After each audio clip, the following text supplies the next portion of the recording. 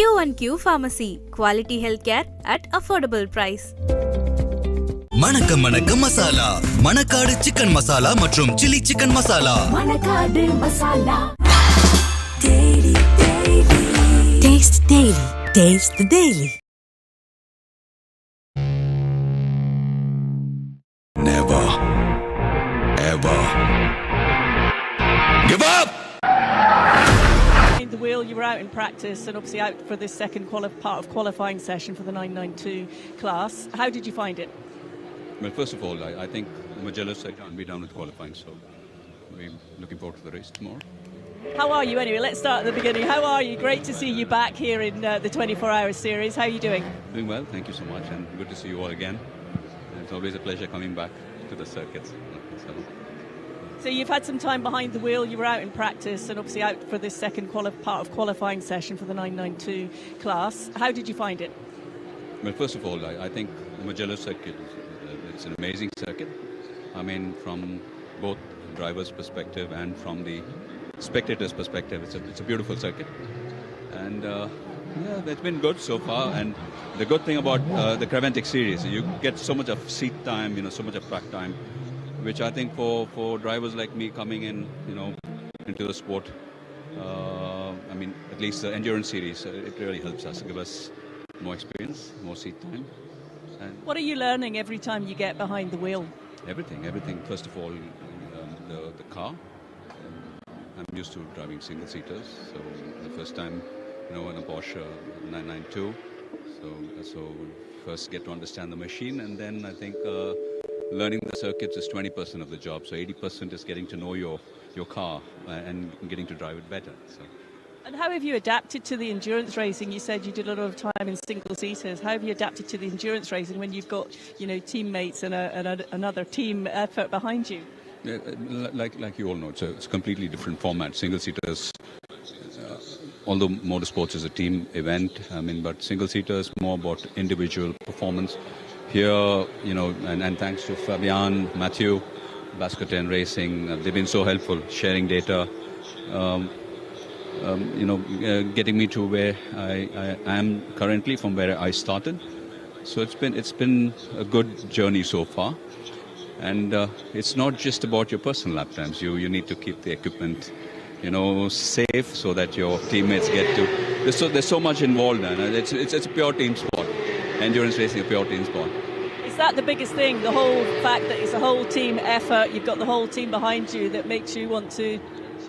I didn't get you. I'm sorry. I said, is that what keeps you wanting to be involved in the sport, having this whole team effort and the people around you?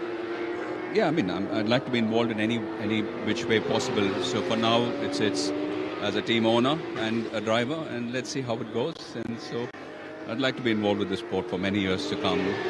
Well, we hope you are too. It's great to see you. We'll see you for sure over the weekend. Thank you so much. Back to you guys. Brilliant. Ajith Kumar smiling. What a polite man he is. Q&Q Pharmacy. Quality healthcare at affordable price. He's to actually gain a position on qualifying. Ajith Kumar would have to find about 2.5 seconds, just under 2 and a bit seconds. So no point in doing that. So he's got the job done. Their car is sitting 8th of the 11 in the 992 Cup class, or alternatively 4th in the 992 AM class. So for Ajith Kumar, he'll have time to digest and think about the 2 days of racing ahead. We'll go from qualifying to 7 hours of racing on the Saturday here at Mugello, followed by 5 on the Sunday. Looking cool, calm and collected. Ajith Kumar is just the epitome of cool, isn't he? Just the epitome of a movie star. Hjelte Hofner has got that 965 MDM car going. Now, will he be allowed to rejoin? I'm not quite sure of that regulation, actually, I must be honest. Hopefully he can, because he was flying. He really was flying.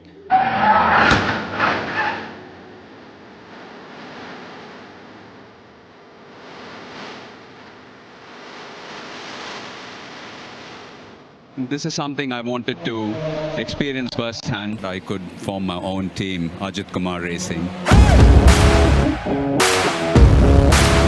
Number 901 car. Every single time it passes the pits. This is the Ajith Kumar racing car. You see these guys?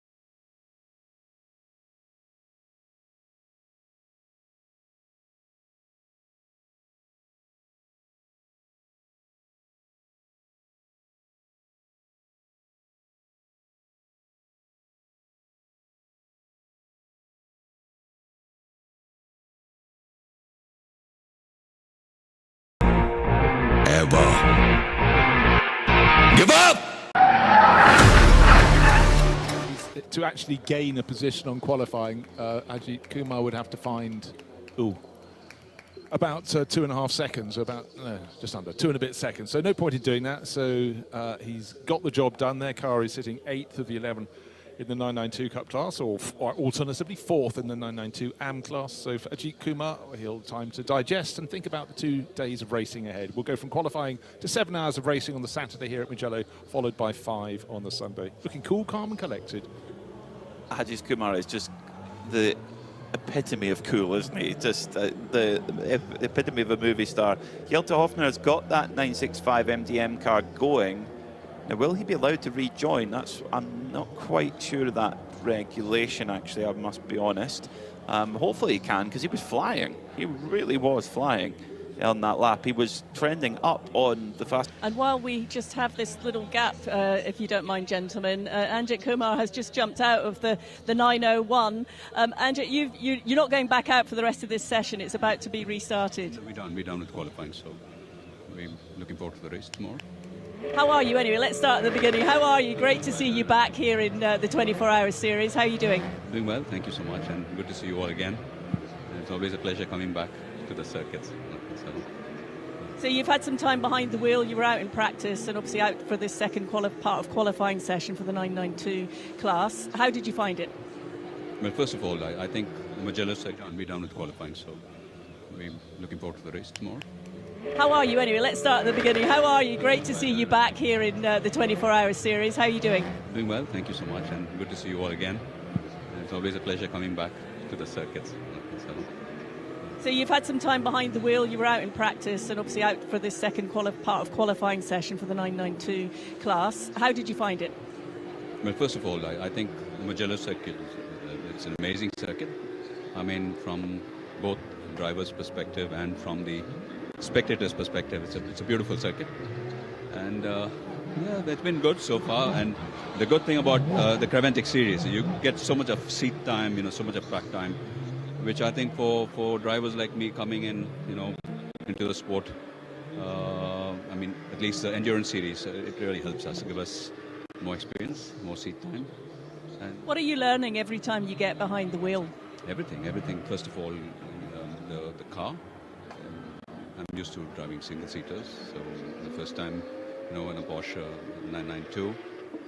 So first get to understand the machine, and then I think learning the circuits is 20% of the job. So 80% is getting to know your car and getting to drive it better. So. And how have you adapted to the endurance racing? You said you did a lot of time in single-seaters. How have you adapted to the endurance racing when you've got, teammates and another team effort behind you? Yeah, like you all know, it's a completely different format. Single-seaters, although motorsports is a team event, but single-seaters more about individual performance. Here, and thanks to Fabian, Matthew, Bascoten Racing, they've been so helpful, sharing data, getting me to where I am currently from where I started. So it's been a good journey so far. And it's not just about your personal lap times. You need to keep the equipment, safe so that your teammates get to. There's so much involved, and it's a pure team sport. Endurance racing, a pure team sport. Is that the biggest thing? The whole fact that it's a whole team effort. You've got the whole team behind you that makes you want to. I didn't get you. I'm sorry. I said, is that what keeps you wanting to be involved in the sport, having this whole team effort and the people around you? Yeah, I'd like to be involved in any which way possible. So for now, it's as a team owner and a driver, and let's see how it goes. And so I'd like to be involved with the sport for many years to come. Well, we hope you are too. It's great to see you. We'll see you for sure over the weekend. Thank you so much. Back to you guys. Brilliant. Ajith Kumar smiling. Is what counts. And so focus, plenty of focus too from Ajith Kumar. Dakar Rally as well, but just such great characters in and out of the car. But again, yeah, a career that goes on and on and on. Another driver who made their career in Asia too, winning the Japanese Formula 3 Championship in 1997, the Formula Nippon Championship, and of course so much success in touring cars. It is going to be Ajith Kumar who jumps on board his team car, the Ajith Kumar Racing Machine, which is run by Bascoten. They've teamed up with Bascoten Racing, who are a team that know this series inside and out. They know the strategy, they know how everything with the series works, and that's really important if you're a new lineup of new team coming in to pair up with an established operation makes such a difference. It really does. We talked before, we'll talk about it during the race as well, no doubt. Do not pick up penalties, or just certainly keep them to the minimal. And when you're sort of consuming the rule book, things will go past you. You might read it, but you sort of need to understand it. And that's why having a team that has the experience can just save you so much grief. That lap from Rick Breukers has just blown everybody out the water. 150.5. The nearest driver is half a second away. That's Mathieu Detry. Ricardo Pera, ELMS wet racer as well, 6/10 quicker than him. Really remarkable. But Red Camel Jordans might have had Fabian Dance on a very short leash in Q1 saying, keep those tyres in, we need them for Q2. That's the thing, is that it's the condition of tyre that you hand over to your teammate. So Mathieu Detry jumps out of the 901 Ajith Kumar racing machine, and Ajith Kumar waiting. Could you say he's waiting patiently? I think maybe more impatiently, anxiously to jump aboard. Full focus there. A man who knows, you think of what he does for a living. He's an actor, you know, he knows exactly to get himself into his zone. Right, I need to go and perform now. Prepare my mind, ready to go, and then we go and perform. This isn't much different. Except in mindset-wise. No, mindset-wise, except you don't get take 2, take 3. You get your one chance in qualifying.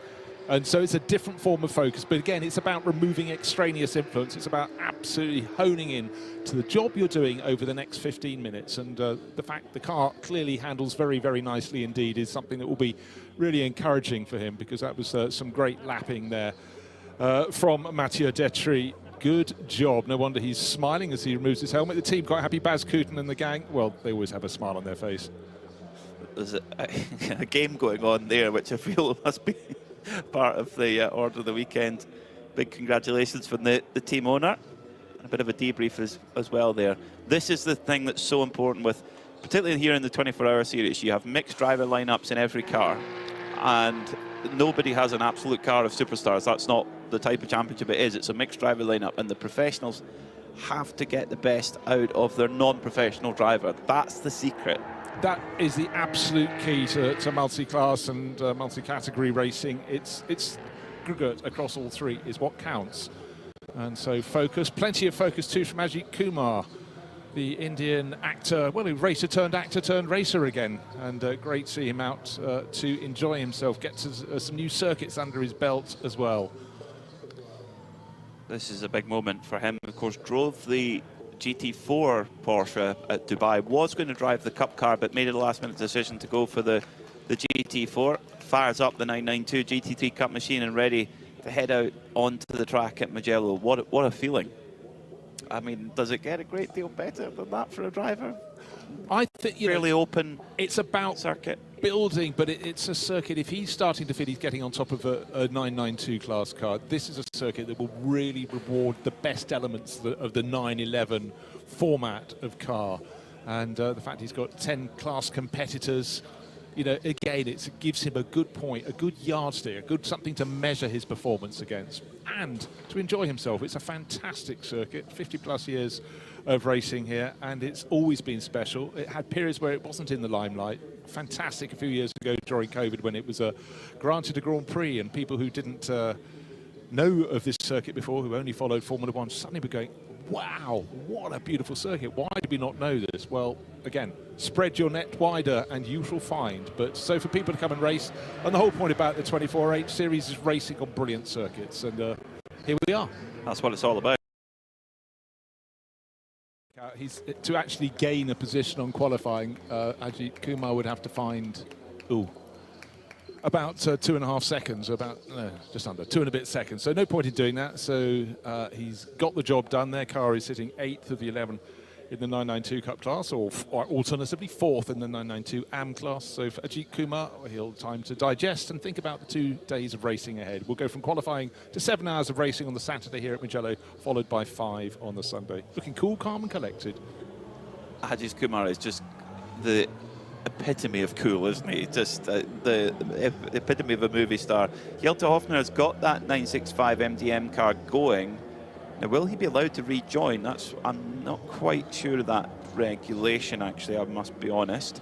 Hopefully he can, because he was flying. He really was flying on that lap. He was trending up on the fast. And while we just have this little gap, if you don't mind, gentlemen, Ajith Kumar has just jumped out of the 901. Ajith, you're not going back out for the rest of this session. It's about to be restarted. We're done with qualifying, so we're looking forward to the race tomorrow. How are you anyway? Let's start at the beginning. How are you? Great to see you back here in the 24-hour series. How are you doing? Doing well, thank you so much, and good to see you all again. It's always a pleasure coming back to the circuits. So you've had some time behind the wheel. You were out in practice and obviously out for this second part of qualifying session for the 992 class. How did you find it? Well, first of all, I think Mugello said we're done with qualifying, so we're looking forward to the race tomorrow. How are you anyway? Let's start at the beginning. How are you? Great to see you back here in the 24-hour series. How are you doing? Doing well, thank you so much, and good to see you all again. It's always a pleasure coming back to the circuits. So you've had some time behind the wheel. You were out in practice and obviously out for this second part of qualifying session for the 992 class. How did you find it? Well, first of all, I think Mugello circuit it's an amazing circuit. I mean, from both driver's perspective and from the spectator's perspective, it's a beautiful circuit. And yeah, it's been good so far. And the good thing about the Creventic series, you get so much of seat time, so much of track time, which I think for drivers like me coming in, into the sport, I mean, at least the endurance series, it really helps us, give us more experience, more seat time. And what are you learning every time you get behind the wheel? Everything. First of all, the car. I'm used to driving single-seaters, so the first time, in a Porsche 992, so first get to understand the machine, and then I think learning the circuits is 20% of the job, so 80% is getting to know your car and getting to drive it better. So. And how have you adapted to the endurance racing? You said you did a lot of time in single-seaters. How have you adapted to the endurance racing when you've got, teammates and another team effort behind you? Yeah, like you all know, it's a completely different format. Single-seaters, although motorsports is a team event, but single-seaters more about individual performance. Here, and thanks to Fabian, Matthew, Bascoten Racing, they've been so helpful, sharing data, getting me to where I am currently from where I started. So it's been a good journey so far. And it's not just about your personal lap times. You need to keep the equipment, safe so that your teammates get to. There's so much involved, and it's a pure team sport. Endurance racing, a pure team sport. Is that the biggest thing? The whole fact that it's a whole team effort. You've got the whole team behind you that makes you want to. I didn't get you. I'm sorry. I said, is that what keeps you wanting to be involved in the sport, having this whole team effort and the people around you? Yeah, I'd like to be involved in any which way possible. So for now, it's as a team owner and a driver, and let's see how it goes. And so I'd like to be involved with the sport for many years to come. Well, we hope you are too. It's great to see you. We'll see you for sure over the weekend. Thank you so much. Back to you guys. Brilliant. Ajith Kumar smiling.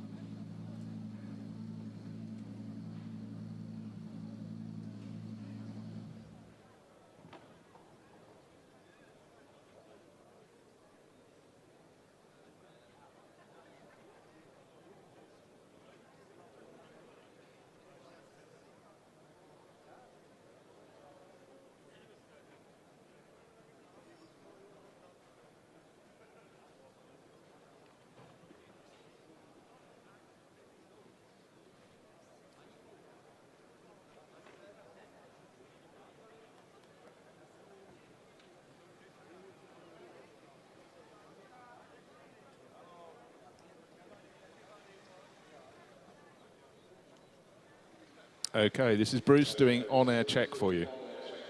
On air, on air.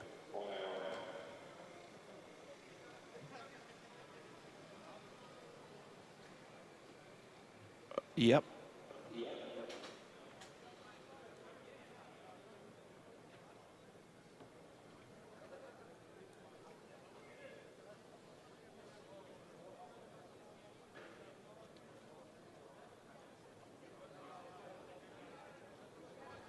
Yeah, it's 2 because of the weather.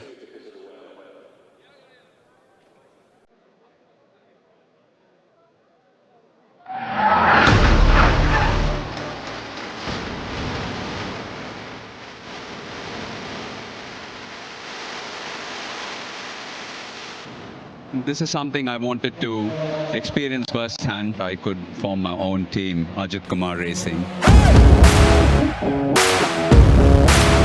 Number 901 car. Every single time it passes the pits. This is the Ajith Kumar racing car. You see these guys?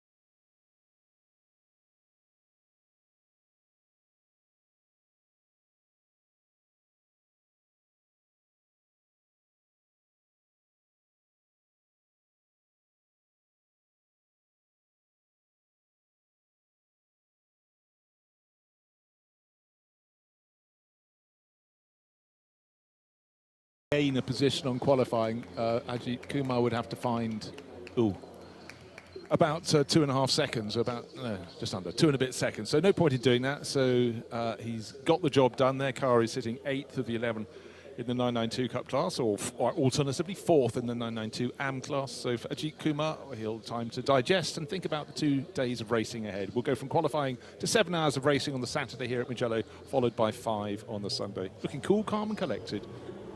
Ajith Kumar is just the epitome of cool, isn't he? Just the epitome of a movie star.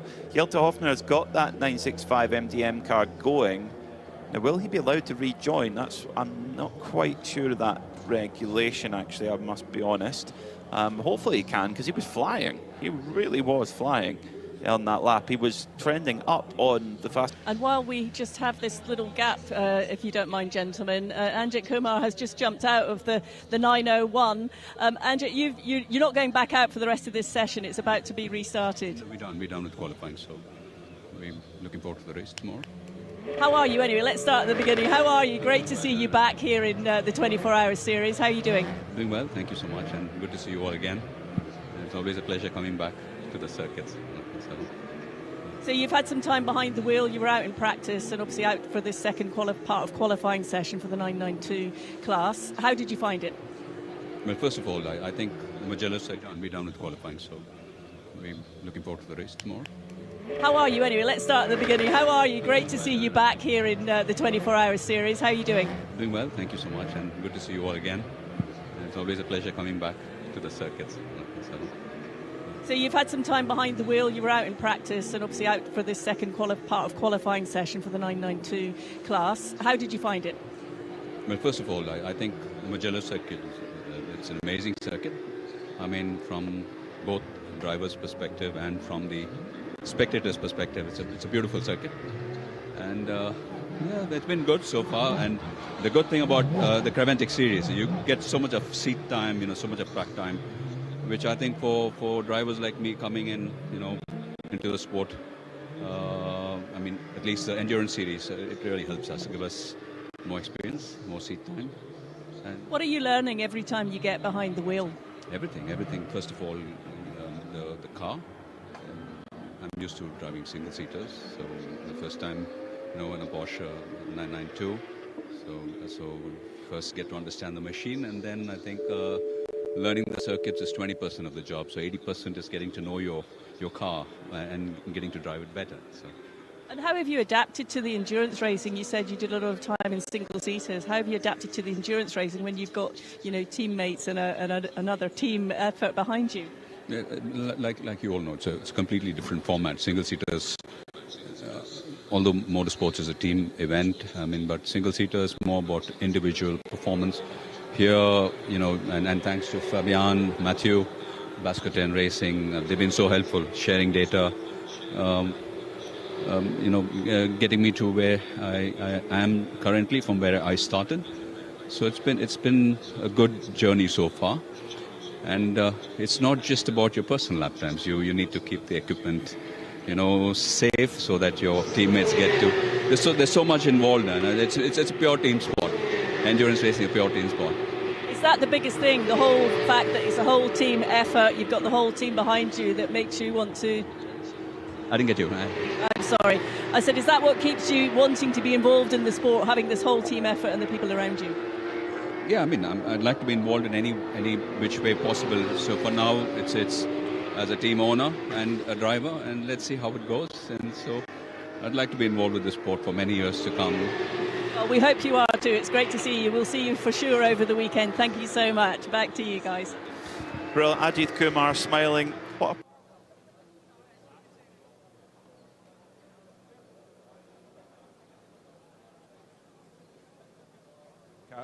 to actually gain a position on qualifying, Ajith Kumar would have to find about 2.5 seconds, just under 2 and a bit seconds. So no point in doing that. So he's got the job done. Their car is sitting 8th of the 11 in the 992 Cup class, or alternatively 4th in the 992 AM class. So for Ajith Kumar, he'll have time to digest and think about the 2 days of racing ahead. We'll go from qualifying to 7 hours of racing on the Saturday here at Mugello, followed by 5 on the Sunday. Looking cool, calm and collected.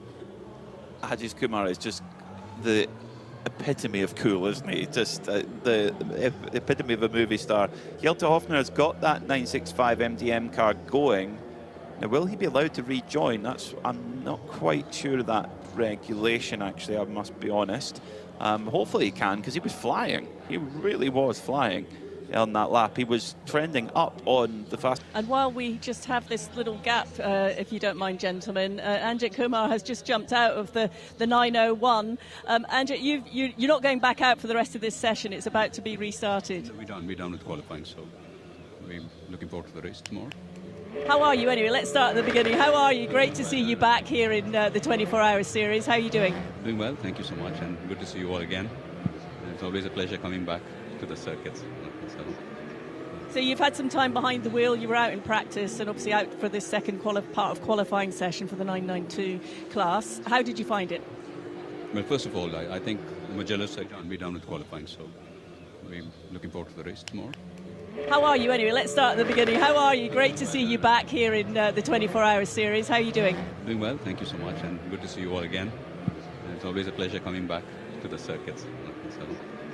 So you've had some time behind the wheel. You were out in practice and obviously out for this second part of qualifying session for the 992 class. How did you find it? Well, first of all, I think Mugello circuit it's an amazing circuit. From both driver's perspective and from the spectator's perspective, it's a beautiful circuit, and it's been good so far. And the good thing about the Creventic series, you get so much of seat time, so much of track time, which I think for drivers like me coming in, into the sport, at least the endurance series, it really helps us, give us more experience, more seat time. And what are you learning every time you get behind the wheel? Everything. First of all, the car. I'm used to driving single-seaters, so the first time, in a Porsche 992, so first get to understand the machine, and then I think learning the circuits is 20% of the job, so 80% is getting to know your car and getting to drive it better. So. And how have you adapted to the endurance racing? You said you did a lot of time in single-seaters. How have you adapted to the endurance racing when you've got, teammates and another team effort behind you? Yeah, like you all know, it's a completely different format. Single-seaters, although motorsports is a team event, but single-seaters more about individual performance. Here, and thanks to Fabian, Matthew, Bascoten Racing, they've been so helpful, sharing data. getting me to where I am currently from where I started. So it's been a good journey so far.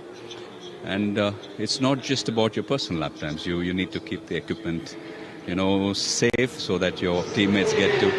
There's so much involved, and it's a pure team sport. Endurance racing, a pure team sport. Is that the biggest thing? The whole fact that it's a whole team effort. You've got the whole team behind you that makes you want to. I didn't get you. I'm sorry. I said, is that what keeps you wanting to be involved in the sport, having this whole team effort and the people around you? Yeah, I mean, I'd like to be involved in any which way possible. So for now, it's as a team owner and a driver, and let's see how it goes. And so I'd like to be involved with this sport.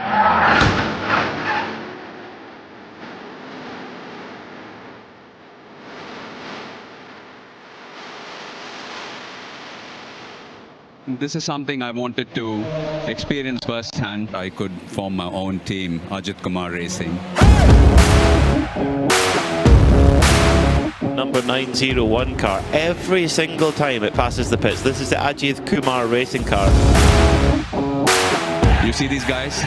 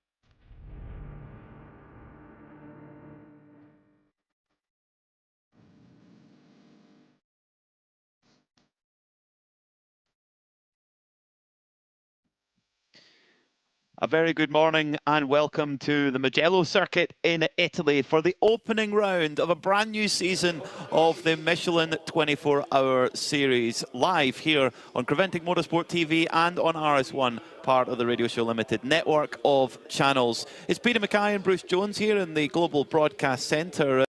And Bruce, we've been greeted today with not the weather that we booked when we went through the travel agent. No, indeed. Spring sunshine in Tuscany was what was ordered, but what doesn't take away from the rather grey start, and there's a little light rain in the air, a little bit of rain overnight, is the majesty of the Mugello circuit. It truly is fabulous. This is your first visit, but just an aerial shot showing the flow of this circuit. But what it never shows is the vertical drop and climb of this circuit. It is a majestic place. It is wonderful. Majestic Mugello. You could put that on a postcard, couldn't you?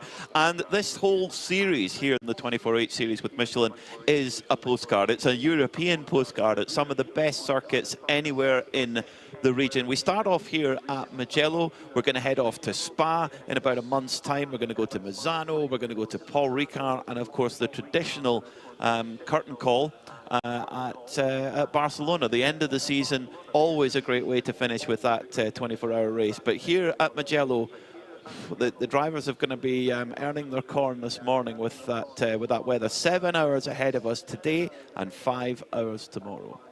What is the great unknown? The great unknown is how these cars are going to handle in wet weather, wet conditions on their new Michelin tyres. They've done lots of running in the dry.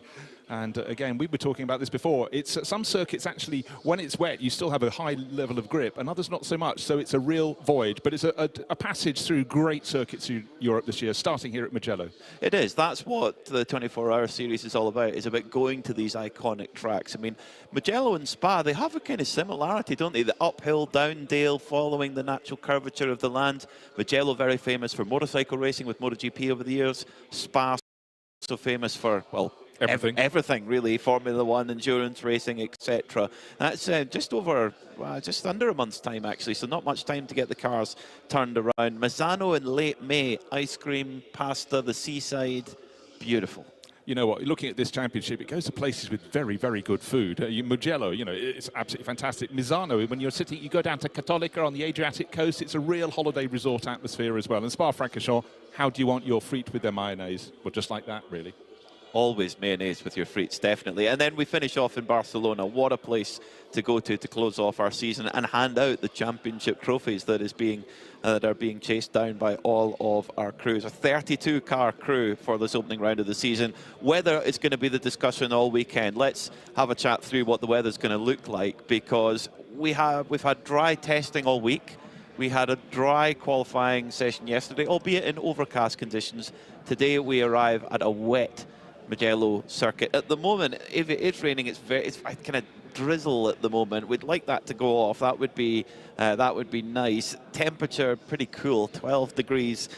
These new Michelin wets, or new to the 24-hour series teams, it's a voyage of discovery today. It really will be, and don't forget, all these cars, they've been cycling their drivers through, four driver crews, 3 driver crews, some with 2, 7% humidity. It shows there is more rain coming, and looking at a weather forecast as we came in this morning, light rain, sort of 10-15% chance of rain until about 1 o'clock, and then at 2 o'clock it goes up to about 30%, but then it eases off. We should have sun late afternoon, or so it says, which is better than we'd expected. But for all these drivers, they're getting an extra formation lap, so we'll have 2 formation laps, because they've just got to see where the circuit is dampest, but it's only been drizzle this morning. If we go to full rain, that is an entirely different prospect. That's so true. Well, down on the grid, braving the weather, is Diana Binks, who fans of the Binksy bobble hat will be pleased to know that it is in full flow today.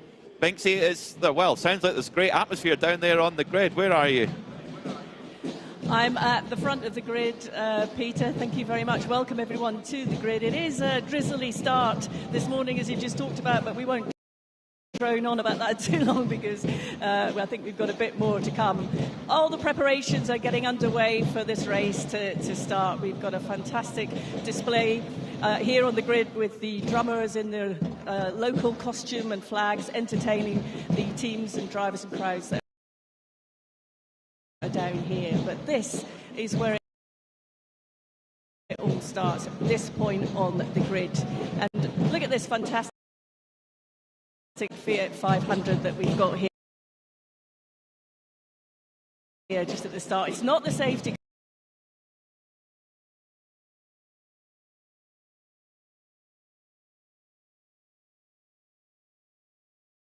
Mugello 12 hours, the Michelin 12 hours Mugello, beautiful trophy, the class winner.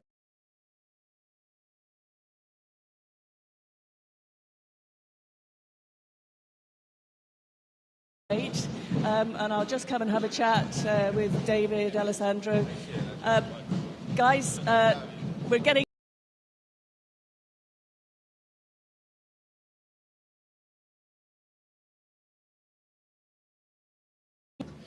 completely different condition, as we can see, so it's going to be an interesting race. But the 4 of us, we are ready. Our car seems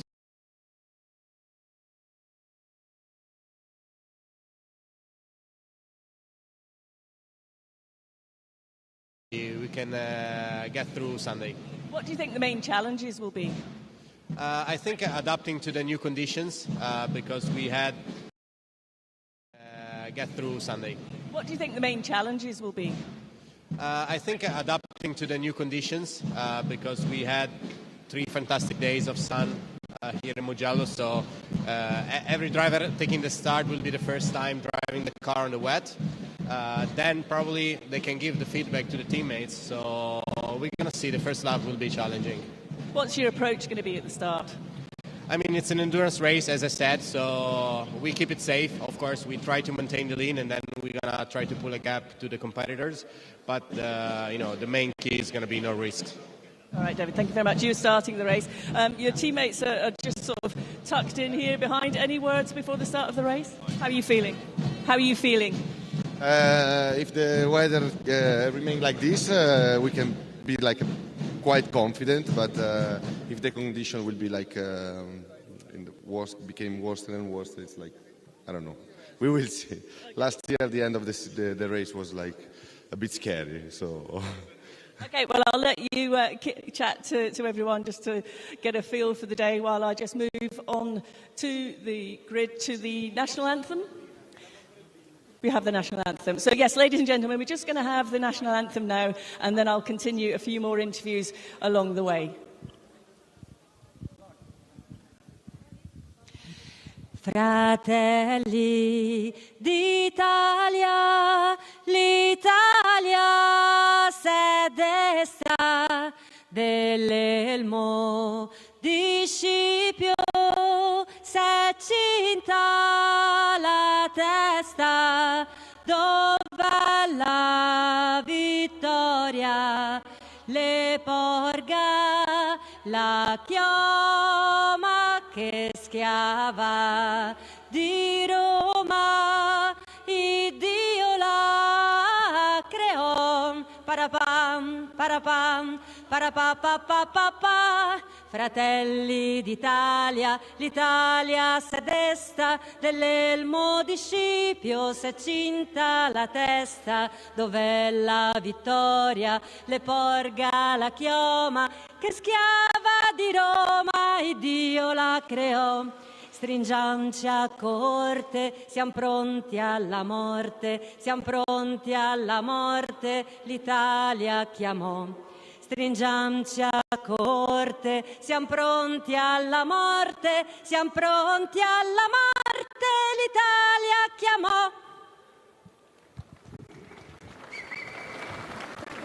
Thank you very much. That's a wonderful rendition. Ladies and gentlemen, please show your appreciation for that this morning. So we will continue along the grid here, and the Heart of Racing team are alongside. Hannah, you were the quickest in that qualifying session yesterday for the team. How satisfying was that? Yeah, it was good. It was a good effort from everyone, but I'm definitely starting to get comfortable with this Mercedes. The SBS guys did a great job getting it together, but I'm excited for today. It'll definitely be interesting with the rain, but obviously everyone's in the same situation. No one's had any practice laps and they're wet here. So it'll be interesting, bit of a challenge, but I'm looking forward to it. How would you describe the track? It's a really fun track, a bit technical, kind of a rhythm track, but overall, really fun track to drive. Are you really pushing the car? Are you fighting it? Or are you sort of comfortable with what you've got underneath you? I think I feel pretty comfortable. I think the car is strong here, so, and again, they've set up an amazing car, so I think we're in a pretty good place. Obviously, I've never driven this car in the rain, so that'll be a little bit different, but I feel confident in our team and the car. So what changes with your driving style when you have to drive a car that you haven't driven in the rain? Just obviously being a bit cautious. I mean, we have 2 days of racing, 12 hours, so it's at this point really just being careful and keeping the car clean as much as we can. That's really all it's about right now. Okay, well, go well, Hannah. Thank you so much for that. That was the Heart of Racing team, the number 27. Now, I'll just go a little bit further down the grid here, and I'm looking for... Who am I looking for? Red Ant Racing, who are here. They were P3. Guys, how are you feeling this morning? I don't understand the question, sorry. How are you feeling this morning? Yeah, cold and wet.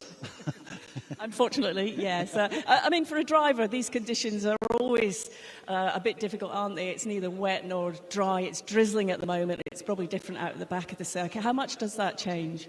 Yeah, I think also the new tires for everyone will have a bit of an impact now what he was driving it until now. So it's a bit of a gamble to be a bit smart and come down and don't risk so much depending on what the guys around are you doing. So yeah, we will keep it like an endurance race. Hopefully nobody will touch us and then we will go through the first hours. What's your approach at the start going to be? Have you had a sort of team discussion about that? Yeah, but it's the same. You cannot plan a real race start. Even in an endurance race, people doing crazy stuff. So we want to survive the first 3-4 laps. Then then we will have a line already, feeling the tires, the car is in good shape. I'm used to it. We had the same weather last year for the last hour, so I'm quite used to it. It's already my 9th race this season, so yeah, I'm quite good in shape. Yeah, you guys and the team are all pretty experienced. You've raced together a long time, so you know each other well. Is that a benefit?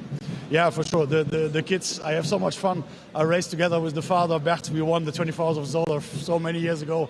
Seeing the kids growing and now sharing the car with them, for me, is very, very special. It's a really family-based team, but they do it on a very high professional level. Already in the last years, couple of years with the Porsche, they won more or less everything with that class. So the goal is clear. We want to get it done in the first weekend, and then we want to grow and be a really strong enemy for everybody else. Well, that's great. Thank you so much. We love seeing you here and being part of it. Have a great race. Now, I'll just go over. I wanted to chat to our race director here from the 24-hour series. Jerome, you're the race director. I thought it'd be interesting just to have a conversation this morning. Obviously, we know these conditions are potentially going to change quite a lot. So from a race direction point of view, does your job involve and what decisions do you have to make? Could you just explain that to us for anyone that's here that probably doesn't know? Well, after a couple of beautiful days with dry weather conditions, we now face a wet track. That's the reason why we've decided that this morning in the start procedure we'll have 2 formation laps. So all drivers can get used on these wet track conditions. Throughout the race, we will have a look at the weather forecast. As you know, we have a split race in 2 parts. So after part 1, today we will have the intervention break. Standard procedure is that the Parc Fermé and the intervention break will be here on the starting grid. If weather conditions or the forecast on that is bad for tonight, then we have a scenario to put the cars in another position. But we will inform the teams on that when we have taken that decision. Yes, I guess it's a hour by hour or minute by minute basis, depending on how it's changing. But what's the biggest challenge for you? I think to keep it safe and fair for everybody. Weather can change very quickly, and we do not have that experience here yet. On other circuits we have, so we will have a close look on that. Okay, Joran, thank you so much for that insight, and I hope everyone has a good race and everyone up in race direction as well. So for the moment, we're just going to take a short break here on the grid, and I'm going to take a look around the track to get some more information for you. Well, Mugello is a historic place to go racing. They've been racing here since 1914, but the circuit as we know it today, been racing since 1974, and it is fast around here. 274 kilometers an hour, about 165 miles an hour as they hit the brakes hard for turn 1 for San Donato. Really, really exciting corner. They crest up the hill and then hit the brakes hard for that opening corner. But it's around the back part of the circuit, around Arrabbiata 1, 2 and Scarperia, where the GT3 cars are well over 100 miles an hour all the way through. In a multi-class scenario, it's going to be tricky at certain points of the circuit where the cornering speeds are much, much higher with those GT3 cars. Here in the 12 Hours of Mugello, well, it's Herbert who are the most successful ever team in the history of this event with 3 wins. Porsche, the most successful brand, with 4 wins. Robert Renauer, Ralph Bowen and Daniel Alman all tied on 3 wins apiece. They're not here this week, so who is going to come out on top later? A beautiful circuit to go to with heritage, and one that the drivers always look forward to. Mugello, what a special place it is. Been some fantastic races across the years. Motorbikes, most notably, great sports car races. You look at Ix and Mass, they won a couple here, spread across a decade as the 70s went to the 80s. But it's, of course, had a Grand Prix not so long ago during the COVID years as well. So a lot of people saw it for the first time, even though it's been open for 50 years. But let's go back to Di in the drizzle. Thank you very much, Bruce. We've got 10 minutes to go before those 2 formation laps get underway. I've come down to the GTX class pole position down here, and it is the Vortex that took that stunning pole position, Arno. You had a great run yesterday. Yes, yesterday it was a great day. The car was okay with the weather condition. And now for the rain, we don't know because it's a new car. We drive just one time on the rain. But the target is to finish the first part in the same lap as our concurrent for tomorrow. You've made a lot of developments with the Vortex car, haven't you? You've been part of this 24-hour series for some time. What is it about this series that makes you want to keep being involved? Yes, last year it was years of development. We have just one car in 24-hour series. This winter we have a lot of development too, and this year the target is to start the commercialization of the car. Okay, well, we wish you well for the race. Have a great race. Thank you.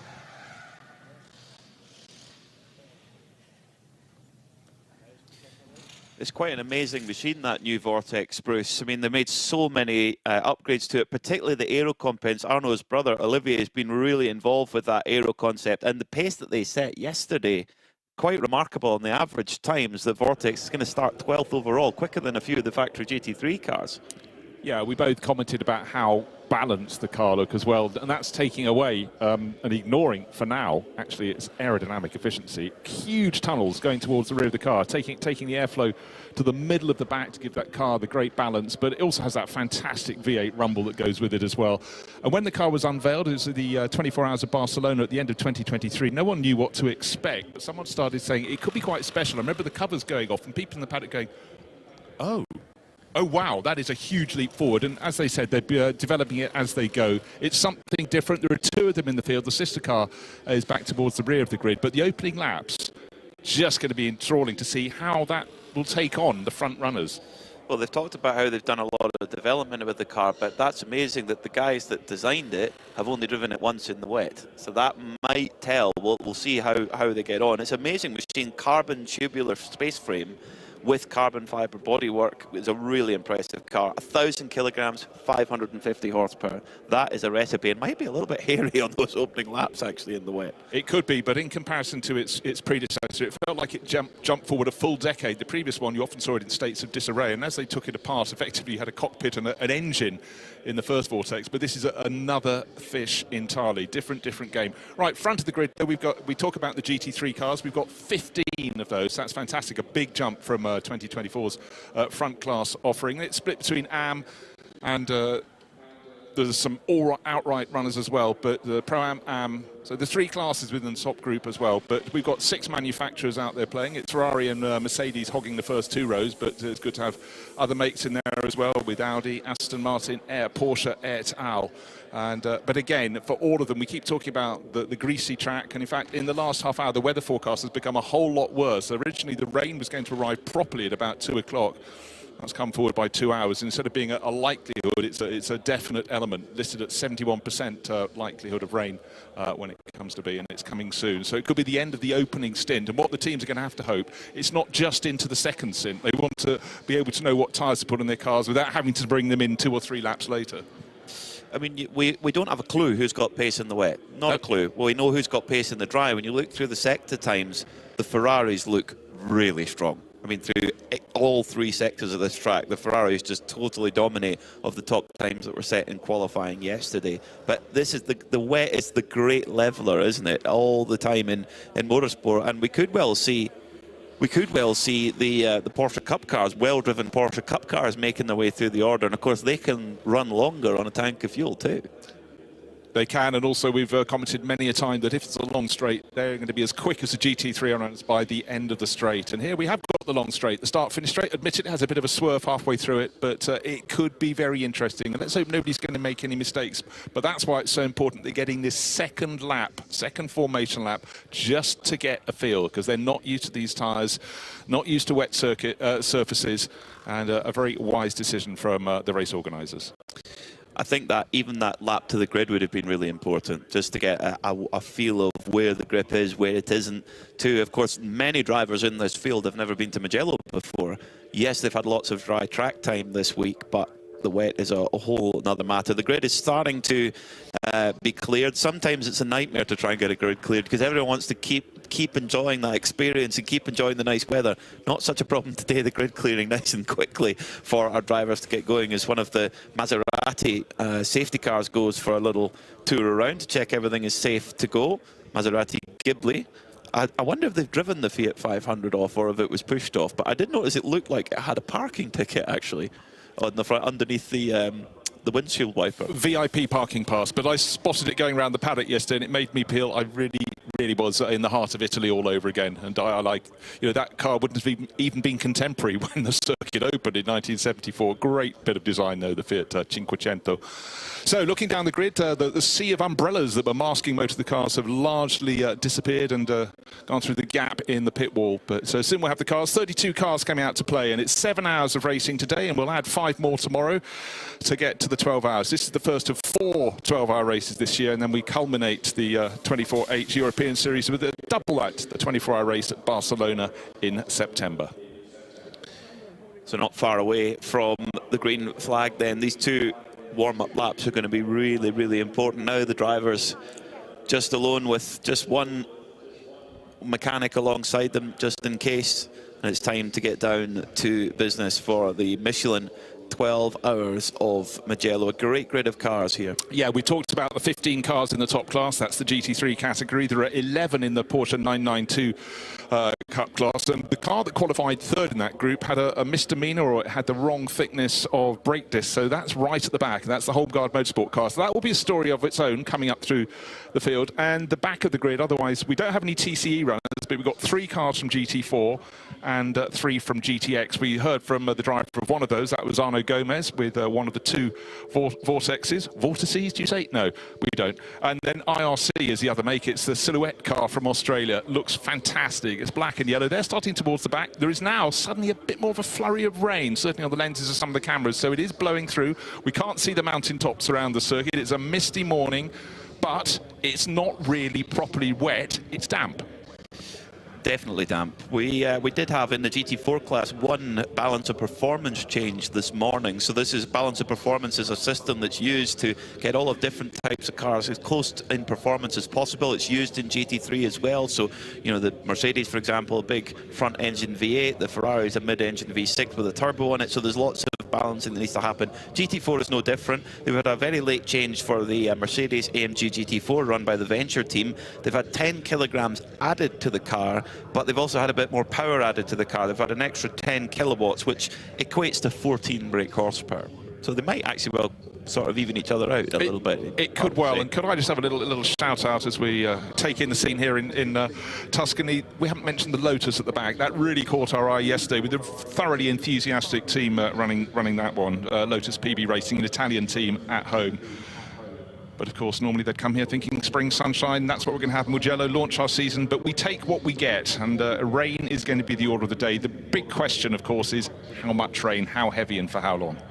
Yeah, the Lotus team, they only managed to get 3 laps in on Thursday, or Alberto Nasco only managed 3 laps on Thursday. Friday they had a broken alternator, they had to change that, but they did have a strong qualifying yesterday, and I loved the line from Alberto Nasca. We set a 1 minute 57.4. He said it was the lap of my life, and he was just beaming and smiling at the same time. And those guys in the Lotus, they're having a brilliant time. Brilliant to see a Lotus. It's quite a rarity nowadays in motorsport, and brilliant to see them here with that V6 engine machine, the Emira GT4. You see a few of them racing in British GT, and various other places, but yeah, they are a rarity. Mahiki Racing got 3 entered in this year's British GT Championship, so it is finding its feet, but it looks just very, very sharp in its bright yellow livery. Not quite so bright today, because nothing's feeling very bright here at Mugello Circuit, but we're going to have 7 hours of racing today, and the cars will form up after that on the main straight, on the starting grid. They'll be kept there overnight, and we'll start again tomorrow. And bear in mind, say, you know, the race leading car at the end of 7 hours, if you're on the same lap, you can form up just a few positions behind it on the grid, so you can almost get an entire lap back. And so it really is a bit like a lot of racing in the early days, the Daytona 24 hours, get through the night. Le Mans used to be the same, get through the night, and then we'll see where we are to take the sprint to the finish. And there is an element of that, but the moment you get a penalty, a drive-through for some little misdemeanor, you fall down a lap. That is a disaster. But for those of us in the commentary box, and Ben Constantinos will be joining us later, you look and you cringe when someone's picked up another penalty, and in this, if it just drops you down onto the lap behind, it does have ramifications. Yeah, we had quite a few as the field roll off either side of the beautiful little cheery looking original Fiat 500, the Cinquecento. I had a Seicento in the 90s, or from the car was from the 90s. I had it about 10 years after that. As the field roll off for 2 warm-up laps here, very important to get that tyre temperature. And as you rightly say, Bruce, it's all about staying on the class lead lap.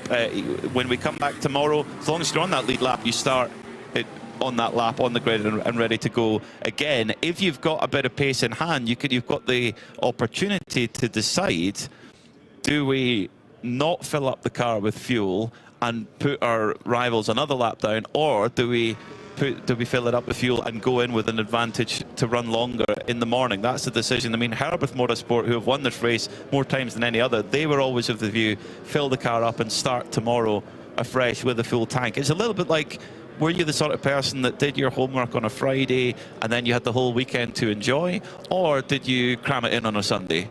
I was probably a bit of the latter, to be honest. Or copy it from a friend on the Monday. Never mind, we don't go there. But the important thing for me, I was saying it's a little damp on the grid, but as the cars go around the circuit, they're up, they've come out of Poggio Secco, a corner, lots of people going into the gravel on the outside of that effective third corner. Then they go down over a little rise, then down to Materazzi. It's a left-right combination. There is spray coming out of the rear of the cars. There is more moisture on board than I thought.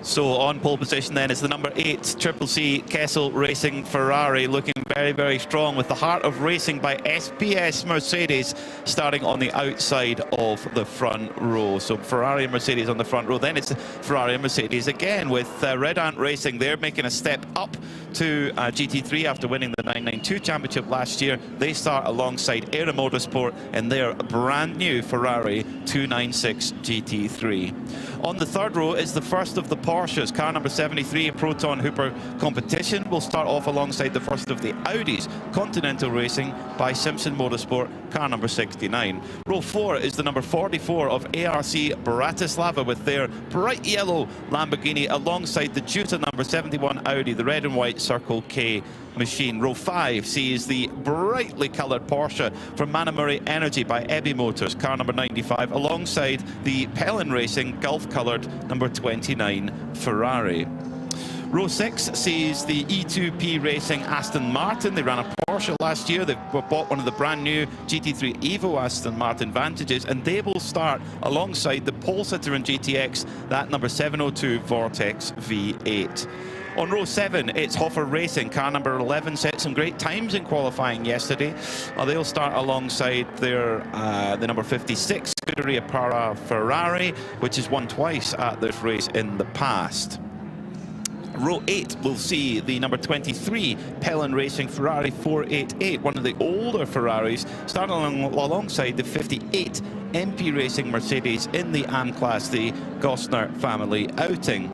Then we get into the 992s, and boy oh boy are we going to have a fight here. Row 9 sees the pole sitters 909 Red Camel Jordans fighting with Milner Motorsport 921. That's going to go all the way through, I'm sure of it. Then we've got a mixed class on row 10. Car 111 for 111 Racing in the GTX category. The IRC GT will start 19th alongside Seb Lejeune Racing in the Porsche 992 category.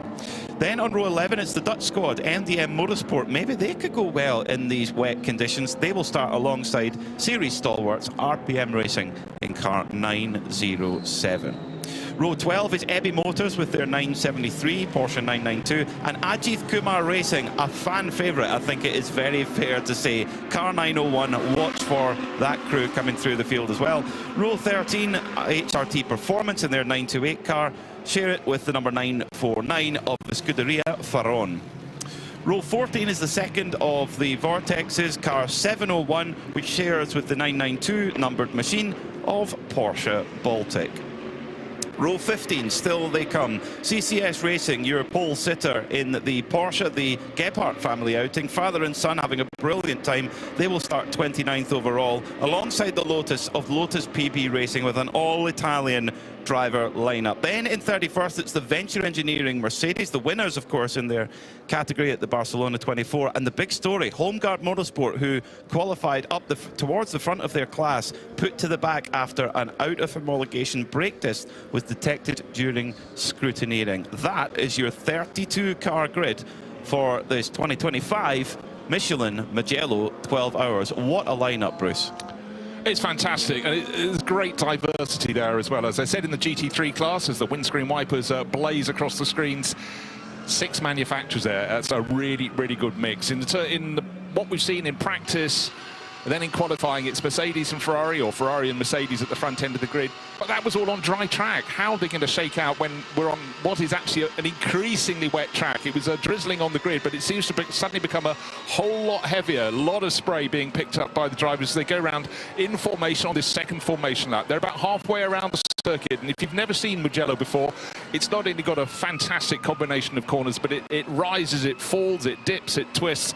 It is a circuit it's so hard to relax on. But for all these drivers, they're learning the Michelin wet weather tyre for the first time. They're also trying to work out where, if the rain gets worse, it may flow across the circuit at various points. Certainly with all the gradient change we've got, there's plenty of potential for a bit of a river across the circuit, so they're going to have to be on their toes. And this region, bear in mind, a week ago was a huge, heavy rainfall, a lot of landslips. A lot of the roads today were awash with the mud that had come down and dried out, and then overnight rain has made it flow onto the roads. So yesterday we had many detours getting to the circuit because roads were still closed, made it interesting. And we did debate, we were probably driving on some of the roads the original road circuit had that opened in 1914. It almost doesn't bear thinking about some of the cars that won those races right up to 1969, the last top sports car race, with little Arturo Mezzario winning that in an A-bar. But that was history. This is the current day.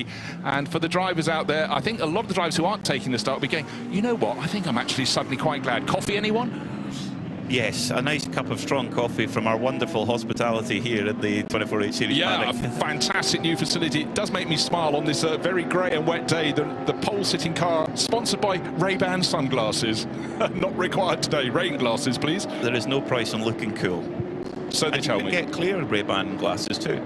That's there. They'll make them for you. So the safety car guiding the field around. They're into the 2x2 formation. It's going to be David Fumanelli, who was so strong in qualifying yesterday, who's going to lead them away in that number 8 Ray-Ban backed Ferrari alongside the Heart of Racing Mercedes, waiting for that green flag. The GT3's pairing up 2x2. Waiting for those lights to go out. As soon as those lights go out, it is go time for the 2025 Michelin 12 Hours of Mugello. Lights still up. Race director letting them go.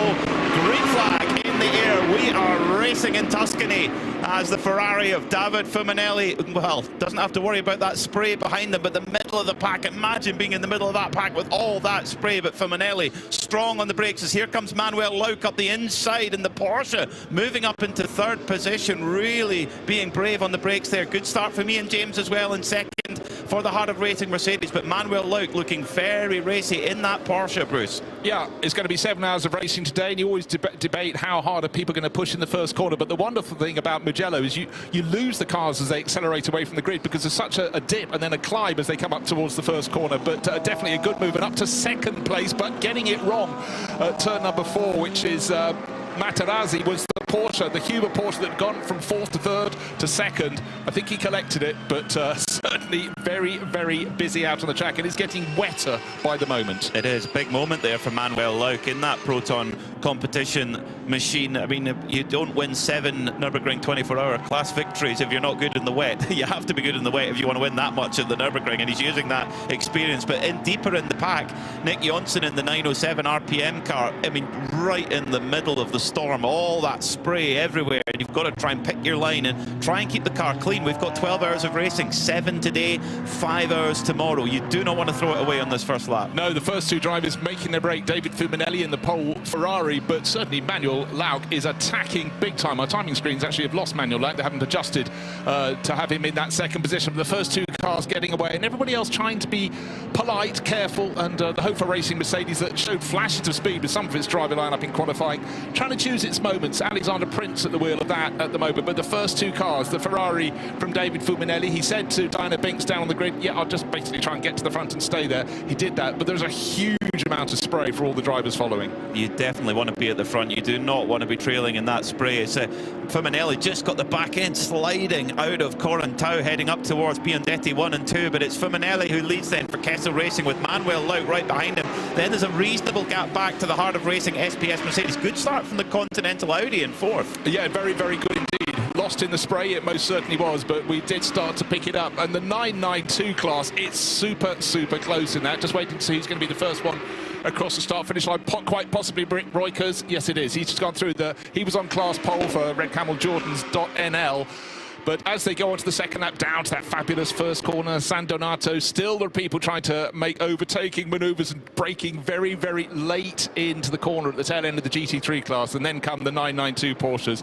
But at the moment, it's being led by the pole sitter, David Fuminelli. His advantage just a whisker over 1 second at the opening lap. But bear in mind, all these drivers are getting their first proper feel at racing speeds for the grip or lack of grip they're getting out of this wet weather Michelin tyre underneath them. It is a voyage of a discovery, and you just don't want to be the one that push that little bit too hard. A voyage is maybe the correct word if it's going to keep raining.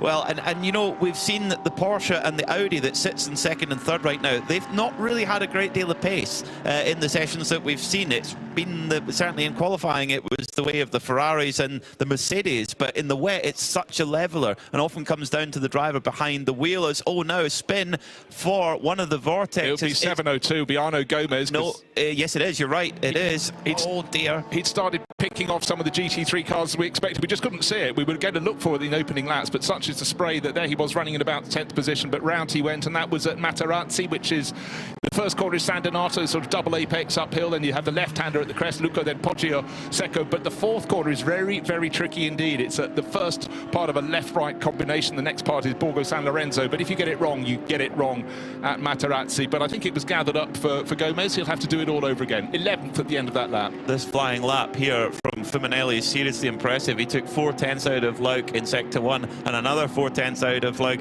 in Sector 2 as he comes up towards the timing beam to start lap 2. Fuminelli looking really strong in that Ferrari 296 GT3 for Kessel Racing. It's a 206.7, 208.3 for Manuel Lauk. So last time by, yeah, but 1.6 seconds actually between them. So Fuminelli wanting to get the hammer down and get going. Yeah, but a really good opening couple of laps from Vasily Benedikin. So he's the top Audi racer, and in behind another move coming, and another place lost. Joseph Kral, the Scuderia Praha Ferrari. If you say that, you always think it's going to be red. It's grey, it's silver, it's yellow, it's black. But importantly, it's very handy in these conditions. Just moving ahead of Ian James in the heart of racing Mercedes that started on the outside of the front row. But a little bit of caution at this point in the race is not a thing to be sniffed at. So I think Ian, with all his years, decades of experience, is just being a wise head there, not dropping back, but just not taking risks at the moment, getting the feel for these tyres. And we have to keep reiterating what they were praying for. If rain was forecast for this Saturday and Sunday, which it was, they wanted a little bit yesterday to get a feel for it. Maybe not in qualifying. There was a spit or two, but it didn't really count as rain. What they wanted was this yesterday morning. That would have been a big, big helping hand. It's definitely a voyage of discovery for sure, as they have to get on with it. But Ian James, of course, in the heart of racing, they're in the AM class. There's three categories within GT3. There's overall, there's Pro-Am and there's Am. At the moment, it's being led by 2 Pro-Am cars, the Kessel Racing Ferrari, number 8, and the 73 Proton Hooper Porsche.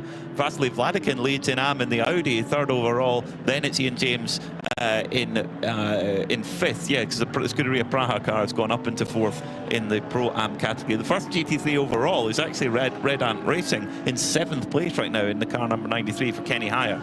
Yeah, I think it's really worth picking out Joseph Carr's performance in the Scuderia Praha car. He started down in 14th, he's got up into 4th place, but a driver who deserved many more breaks. He sort of rose quite high up the single-seater ladder, but then it didn't work for him. But for any Czech team, of course, they want him on board. He's a really quick, safe pair of hands as well, so he's making the progress in the early laps. Yeah, double winner at this event. If he were to win tomorrow, he would be joint with Daniel Allam and Robert Renauer and Ralph Bone as a 3-time winner. As another change for position as Alex Prince is charging in the Hoffer Racing Mercedes, just gone past Ian James, gone up to 5th. Now Alex Prince started 13th on the grid.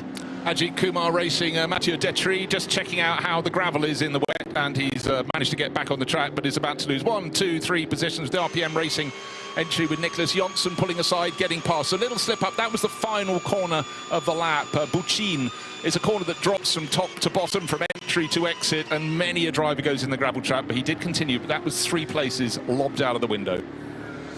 Really tricky in the Porsche 992 Cup category. There's 4 cars all going into turn 1, all in different parts of the racetrack, trying to find the grip. This is where the driver can make such a difference in the wet. You know, the driver always makes a difference, obviously, but in the wet, that's just multiplied. What they can do, if you have a driver who's got a feel and a grip and a understanding of how to go quick in the wet, it can make such a difference, and that's what we're seeing. We're seeing a real flip of the order, particularly in GT3, as well as all spin for Seb Lejeune Racing, car number 888. Sebastian Seb Lejeune himself, full 360, keeps going. No problem. There we are. He was in that 4-car battle. He made it a 3-car battle. He's going to join all over again. But I tell you what, Mathieu Detry, having gone off in the gravel half a lap ago at the final corner, he is picking off places already. He's picked off Nicholas Jonsson, fighting his way back. But in the middle of a 3-car train, Mathieu Detry had just gone past, and at that corner I was mentioning earlier, Materazzi, it seems to be really, really treacherous there. Another spin, but importantly, not into the gravel for Seb Lejeune. Did well, just it didn't stall the car or anything like that, just popped it in the first gear, off he went. Didn't actually lose a huge amount of time there from Sebastian Lejeune, the team owner of Seb Lejeune Racing. The beautiful purple machine with like sort of floral notes on it over the car. Looks beautiful, kind of black and white stripe around it. French tricolore on the driver's door. At least he knows he's not going to be shouted at by the team boss, because he is the team boss. So that's one worry out of the window, the rather steamed up window for Seb Lejeune. But getting it on the island. But, you know, even if they knew these tyres, still drivers are having to adjust to wet weather tyres, but they're learning as they go. Just it really, what we said, a voyage of discovery at the start of the race. But they are, I'd say, they've actually put on a really good performance, because when the cars came on their formation lap, there was a little bit of dampness on the track, and it just suddenly accelerated on that second formation lap just before the start of the race. That made it very, very interesting indeed. Haven't talked about GT4 for a while, and the team that's just committed to the whole season, Venture, with their fantastic-looking Mercedes, lead that class quite easily from Nicholas Gebhardt, the father-son team in his Porsche Cayman, and tucked in behind Lotus PB Racing. And those are very close. They're nose to tail, but between they've got the IRC, which is the space frame car up from Australia. Great looking, wonderful sounding car. Yeah, the IRC team up against the 2 Vortex machines. Yeah, Dan Curry and Grant Donaldson come all the way with 34 hours, I think their flight was. Quite remarkable. Great to have them here. And GD4 really is lighting up, as you say, Bruce, between that Gebhardt team, Porsche GT4 just over 1 second, he's quadrupled.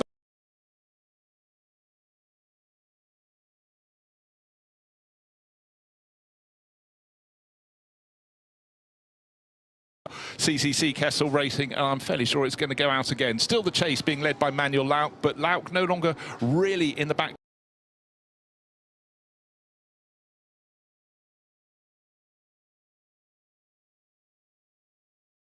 And Joseph Kral is the driver on the move. He's now starting to close in third place. Remember, he started down in 14th, the Scuderia Praha Ferrari, and he's right towards the front of the field now, going very, very well indeed. In fact, he was faster than race leader Fumanelli last time around. We talked about the pace of Ferraris. Clearly, they're looking very good, particularly in Joseph Kral's hands. Dry or wet.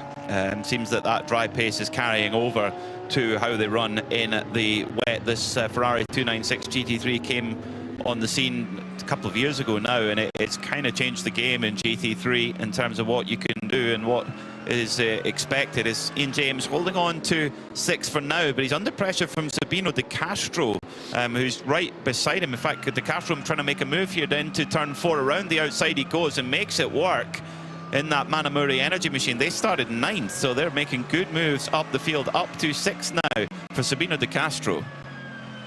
We're still listed as having Kenneth Hire in the Red Ant Racing Mercedes. I know when you say Red Ant Racing, you're supposed to say Porsche 992, but they've stepped up to GT3.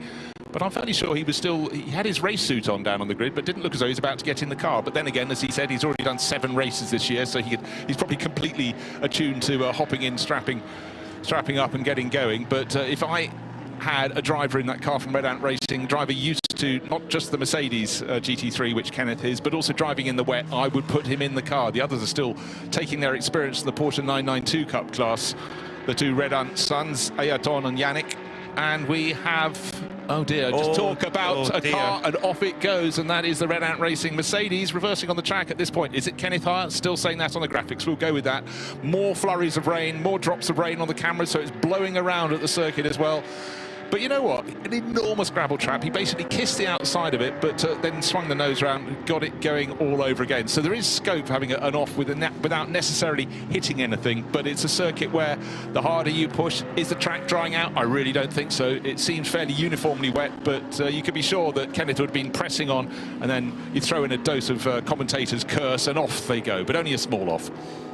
And the good thing was he didn't get stuck in that gravel, because the gravel here is deep, and once you're in, you are stuck. We saw at last year's edition of the Mugello 12 Hours, the circuit crew with their lifting, I can't remember the brand of lifting truck, but it would not matter. Amazing how busy they were, having to lift cars all the time. As soon as you're in that gravel, you are not going anywhere. So Kenny was a little bit lucky there, actually, not to get totally beached. And you know, Kenny's a driver with a lot of experience in that car, in the wet, in tough circuits. And, well, you know, if even he can make a mistake, shows you how treacherous it is out there. Absolutely so. Now a chance to revisit the start of the race. 32 cars spread across the classes, 15 GT3 cars at the front end of the field, with one of the GTX Vortexes in that mix as well. But a brilliant, brilliant start from the pole sitter. Got it right, hit a really quick getaway. So he got his nose in front. That's David Fumanelli, the Kessel Racing Ferrari.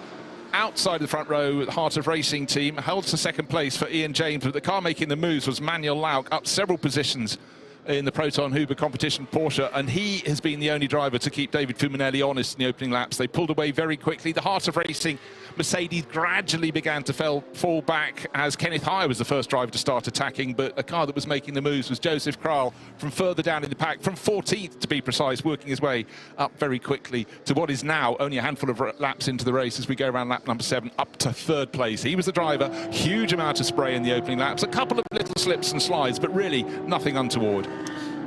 David Fumanelli clearly is the star driver in this number 8 Kessel Ferrari. That his pace is very clear to see. He's the pro-graded driver, multiple race winner in European Formula 3 Open. He raced in GP3 as well, and he's won all over the world. But the team have got to be careful, because they only have a maximum of 4 hours that they can have him in the car. That's not including pit stops, but it's every bit he is driving on the circuit, they have 4-hour maximum for today and tomorrow. So every bit of time with him in the car, they have to make use of it. So if you get a code 60 where the field is neutralized and you think that it could be a long time, get him out the car. Don't waste it, because even I'm as fast as David Fumanelli in a code 60. In the ballpark. Even you. In the ballpark. Yeah. Oh, yeah, as if. But no, I mean, that's the thing. Do you go, is he at his very, very best, his greatest driving ability when it's full wet? But when are you most likely to get a safety car period full wet? You know, it's a gamble, but I think they wanted a nice, clean, tidy start. He's provided that, and how. His advantage, I mentioned it was 4 and a bit seconds. It's now 6.6 seconds, settling down very, very well indeed.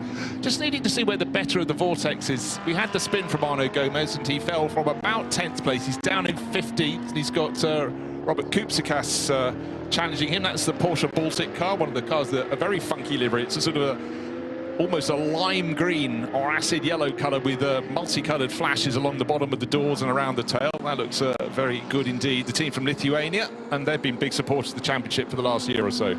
And isn't it remarkable? I mean, we talk about how quick drivers from Belgium and the Netherlands are in the wet.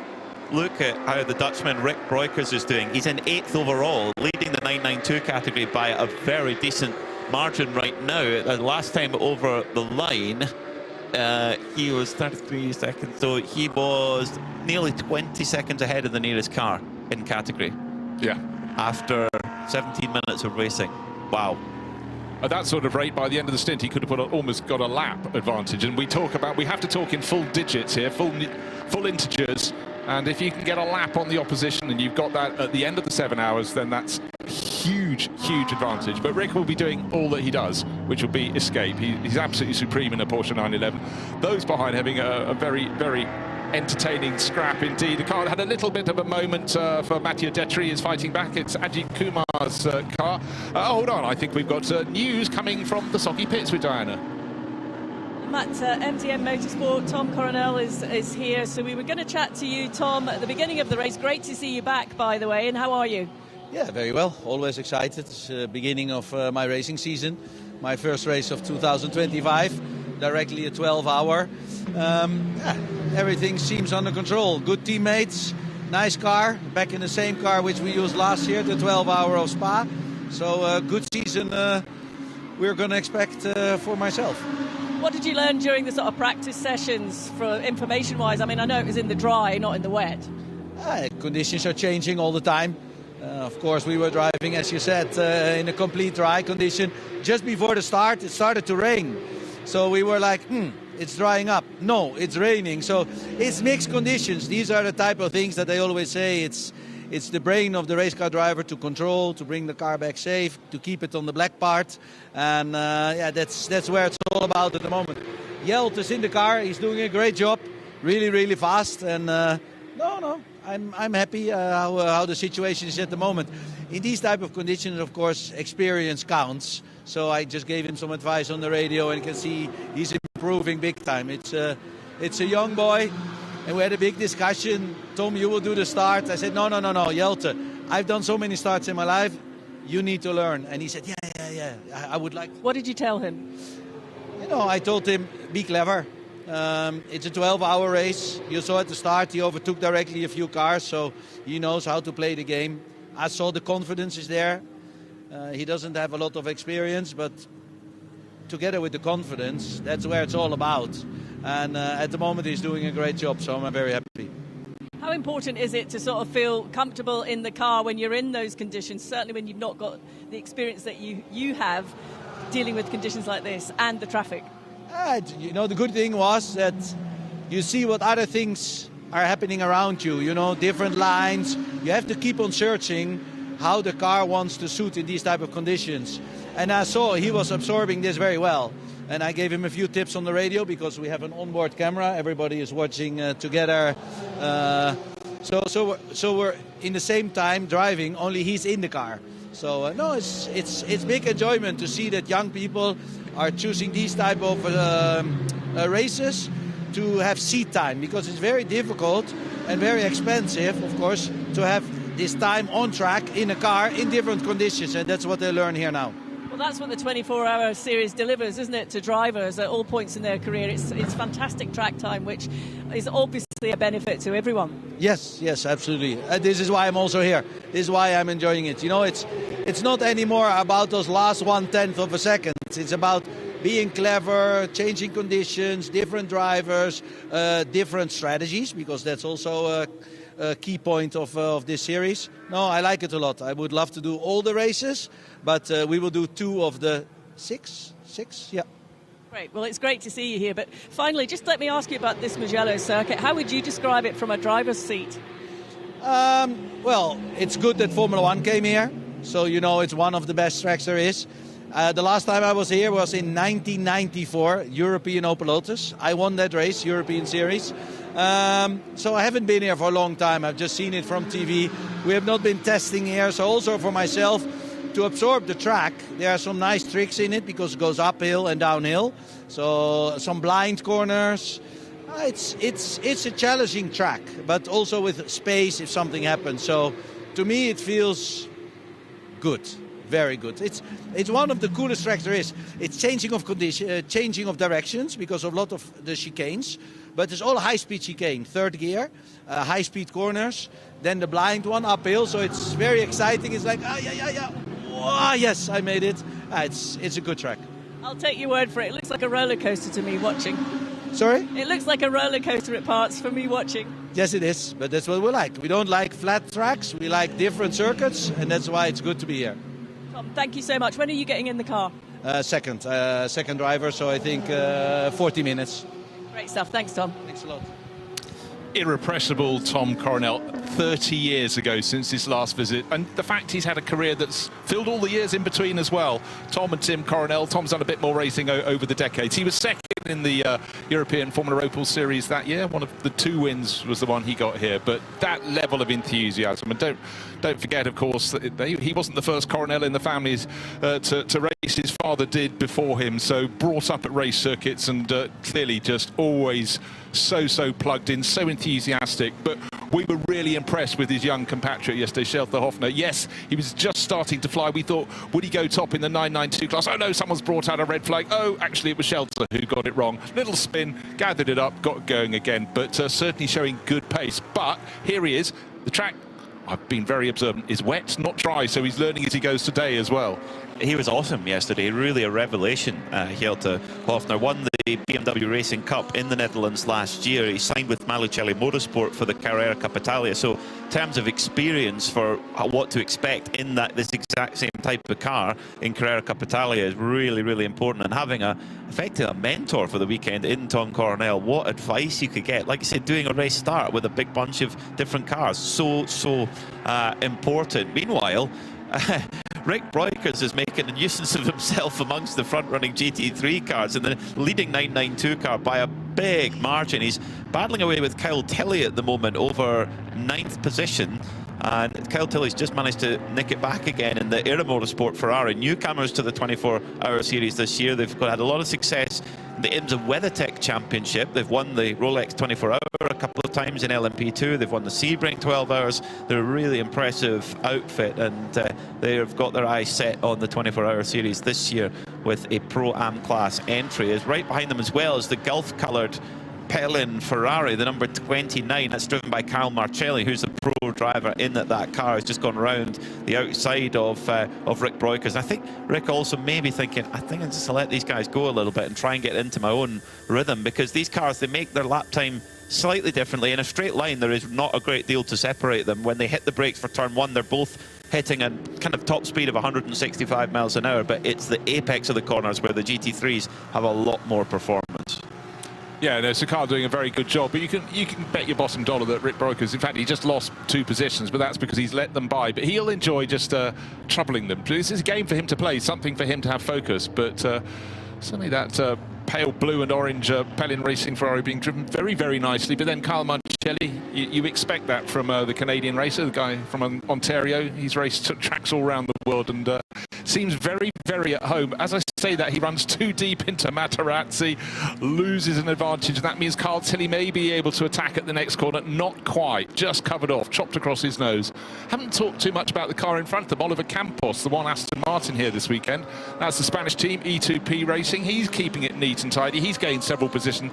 But again, forgive us, but quite a few of the cars making moves in the opening lap were hidden in the spray. It was very wet at the start of the race. There is a little less spray now, though. That's good.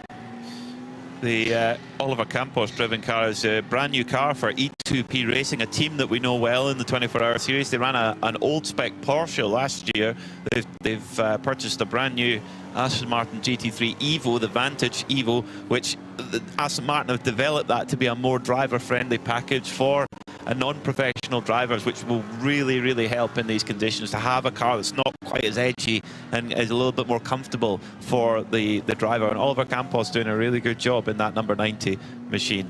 Again, when you're looking at GT racing since the sort of advent of GT3, you get a cycle. One manufacturer will bring in a new model 1 year or an Evo model, and they're being adapted. But the two marques that really seem to be selling the most are Mercedes and Aston Martin, for the simple fact they are the ones that cover what you just mentioned, having cars that the AM in a car can be as comfortable in as the Pro, and they're certainly much more predictable. I mean, the Ferrari looks fantastic, but it's a bit more edgy. Starting to sense that conditions are changing a little bit. I think the track is beginning to dry, but not uniformly. Well, there's no surprise there, according to where the sun isn't hitting, but certainly seeing a group of the cars in the 992 Cup class, including Nicholas Jonsson, how many decades of experience has that Swede got, getting it slightly wrong, basically, because suddenly they had a bit more grip than the previous lap as they were starting to turn downhill at Casanova, which is effectively the 5th corner of the lap, and then suddenly finding on the middle bit of the tarmac on the track, it was a bit wetter, so 3 cars in a row suddenly had their front end wash away. They all had drivers of suitable caliber to get them back, with Paolo Bras Silvero for Scuderia Faraon doing a good job in front, but it certainly was a moment where their heart rate would have just gone up by a few beats, that's for sure. Out front, though, the margin is just growing with every single lap. David Fuminelli, the best part of 14 seconds clear after 12 laps of racing. That's impressive. The 992 AM category is going to be so hotly contested all the way through this race, but it's been a great start for Ajith Kumar racing. They're up to 2nd overall in 992, the leading AM car, and we know, we're well aware of just how much support there is for that car. Ajith Kumar is always so polite, always smiling, saying hello to everyone, but he is a mega star, and it's so nice to see so many new fans of 24-Hour Series that he's brought to this championship, and we're delighted to have you along. So if people are new to the 24H Series and didn't watch the Dubai 24 Hours, what does Ajit do for his day job? He's a Collywood actor, and we were not prepared for how much of a megastar he is. And Dubai, we had enormous viewership figures on our live stream on Preventing Motorsport TV, and indeed listening on RS1, part of the Radio Show Limited network of channels, but also at the circuit it was packed. We actually had to close the gates because they could not fit any more people in, quite literally. So it's brilliant to have them as part of the championship, and Mathieu Detry right now doing his job very, very well. He's just ahead of Martin Rump, who qualified very well yesterday in the dry for Mühlner Motorsport. Meanwhile, battle over 2nd position. Manuel Lauk in the Porsche hanging on to 2nd position for now, but Joseph Kral in the Scuderia Praha Ferrari, the silver and highlighted yellow machine, really putting the pressure on, and we know how quick Josef Kral can be so far in these conditions. In fact, he holds the fastest lap of the race, a 2:06.5. The fastest lap for Lauk, a 2:07.4. For Manelli, a 2:06.6. So he has the ultimate potential right now. Okay, well, I mean, the battle is under half a second between them for 2nd and 3rd, Manuel Lauk in his Porsche. But just, you talked about that lap pace. That's best part of 18.5 seconds down on a dry circuit time, which is what the best lap in qualifying. Well, of course, they were aggregates when we came to qualifying, but the pole aggregate was 1:47 flat. And so we're way off that. I do sense, I don't know if you sense as well, there does appear to be not so much a dry line, but a slightly less wet line that's gradually developing. But the worst rain is due to be coming in, where are we now? In about half an hour's time. But it's been chopping and changing the weather forecast. We're going to get rain, we don't know when, but for all these drivers, they're still learning about the Michelin wet weather rubber because they haven't had the wet weather running. And then what happens when they get to the pit stops? There will be driver changes, and the next driver is going to have to get their first feel of a wet circuit here at Mugello on the tyres that they do not know as yet. So how fast someone can adapt, that's going to be hugely important. And that feedback to the next driver going in is vitally important for those who are out on track right now, saying that watch here's good, as whoa, the GT3 front runners, whoa, trying to get past Nick Gebhardt in GT4 now. He is in the category right now. He is not leading. In fact, so the car that qualified 3rd in GT4 is up to 1st. Matthew George. Been there from the outset. Yeah, he's driving superbly. The driver from the UK, up by a good margin on the CCS Lotus, as Nick Gebhardt in the Porsche just dropped back to, in fact, he's jetted up to 2nd, actually, as Lotus PB Racing are in 3rd right now. So GT4 hotly contested, but Venture doing a good job. Yeah. committed for the season as well. Oh, gosh, the battle for second place. It's still Porsche in second place. It's still Manuel Lauk, but Joseph Kral is ducking here, ducking there. Okay, sometimes he gets very close and he gets a face full of spray, but he's probing, he's pushing, and Manuel Lauk is not going to be feeling too comfortable. But as they went past poor Nick Gebhardt, when you're in a lower performance class car, you stick to your racing line. He was trying to do everything right, but there was one point of the track that was very wet. He did slightly try to get out of the way, and then he put the car sideways in front of them. So it's such a difficult situation. Brilliant to see Joseph Kral back, and Scuderia Praha. You know, they're a team that really transcended the series. About 7 or 8 years ago, they won the 2017 edition here. They won the 2019 edition. Scuderia Praha, Ferrari dealership in Prague. They run a lot of Ferrari Challenge stuff, but great to see them back here in the 24-hour series with the latest model, the 296 GT3, an amazing machine. As Kral just gets a little bit of a wiggle as he asks for the power from that.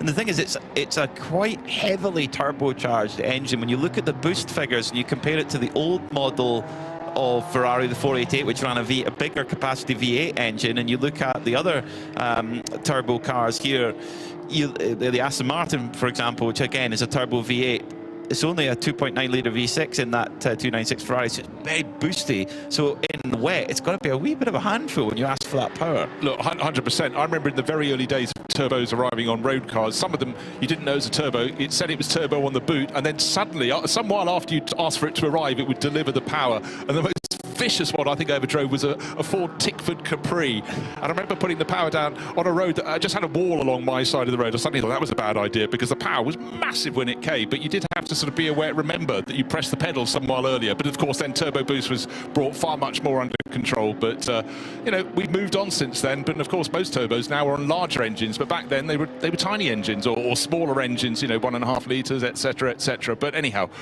supercharging, turbocharging, it comes, it goes, but different purpose for it now. But one thing that doesn't change is fact motor racing should be good. It should be side by side, and it most certainly is for second place. And down, protecting the inside line into San Donato, the first corner.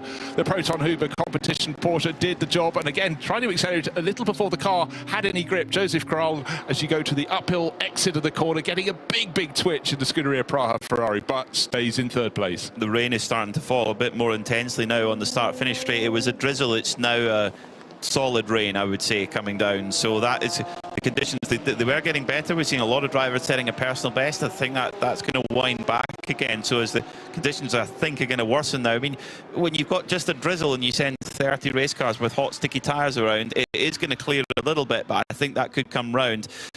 Amazing job from Manuel out there to hold his line firm, forcing Kral to go around the outside, and he just got that little bit deep on the brakes and got onto the painted curb and had to be patient to wait to get back onto the tarmac, get the power down, and just loses a little bit of time, but it's still only 3 or 4 car lengths behind Lauk. Great battle over second, but who is this benefiting? David Fuminelli out front. It's 20 seconds up the road. We know they've only got 4 hours of Fuminelli time. They've got to use every minute, and, well, Fuminelli's doing his job. 20 seconds to the good. Well, now the rain is falling onto the puddles. The puddles have formed. The rain is coming down. I could actually hear it on the cover of one of the cameras around the circuit. So it's sudden flurry. We had sudden flurries even as we left the hotel this morning. It's generally been drizzled, but while this battle for second place is rejoined with Joseph Kral in the Scuderia Praha Ferrari trying to catch the Proton Hooper competition of Porsche of Manuel Lauk all over again, David Fuminelli escapes. Now, what did we hear from Tom Coronel? He reckoned, I think, an hour and 10 minutes into the race, the 992 Cup Porsches are going to start pitting. How about the GT3s? They normally have a shorter stint time. They normally go about an hour before they require. Of course, they're not running quite at full throttle. David Gosner at the wheel, and just ahead of that pesky Rick Breukers leading the 992 Cup class in 11th place overall, easily keeping them in his wake, but they have got onto his tail. But again, you talked, Peter, about how a lap time might be quite similar, but the way a 992 Cup class delivers its speed is different. It's not so good in the corners, but down the straights, talking of straights, just going onto the start-finish straight, Rick Breukers will pull away. You talked, Peter, about how a lap time might be quite similar, but the way a 992 Cup class delivers its speed is different. It's not so good in the corners, but down the straights, talking of straights, just going onto the start-finish straight, Rick Breukers will pull away again, maybe hit about 165 25 miles an hour before they have to consider braking for that first corner. And you take it up a rise, and the start-finish straight is slightly curved. There's a bit of a kink in it, and then all you see is a wall of gravel up ahead. But the track, San Donato, it turns right. Oh, and Rick Broiker's so deep into turn one, nearly hit the painted bit on the outside, and we know the story of rain on painted curbing. It can lead you off to another world, and luckily for him, he didn't end up in the gravel trap. But I think he was actually just troubled by David Gosner running very deep into the corner, and he had him in the corner of his eye, and I think maybe just slightly missed the point at which he'd be completing his braking. Two cars that qualified quite far up the order. The Heart of Racing SPS Mercedes, that's the qualified second, is at the moment sitting in 9th with Ian James at the wheel. Right behind him is Kyle Tilley, who started on the second row of the grid, sitting in 10th. And at the moment, just in kind of in survival mode, really, with 37 minutes down. And yeah, I think we could see them drive to an hour and 5, maybe even an hour and 10 in these wet conditions. As through goes Tilley, it's Ian James leaves the door open. Tilley goes to the inside, puts two wheels on the painted curb. That's brave, but grip's actually not bad there. The car didn't kick out of line too much, so good move there from Kyle Tilley, driver who's got experience both in contemporary machinery like this Ferrari, but also historics and indeed rallying.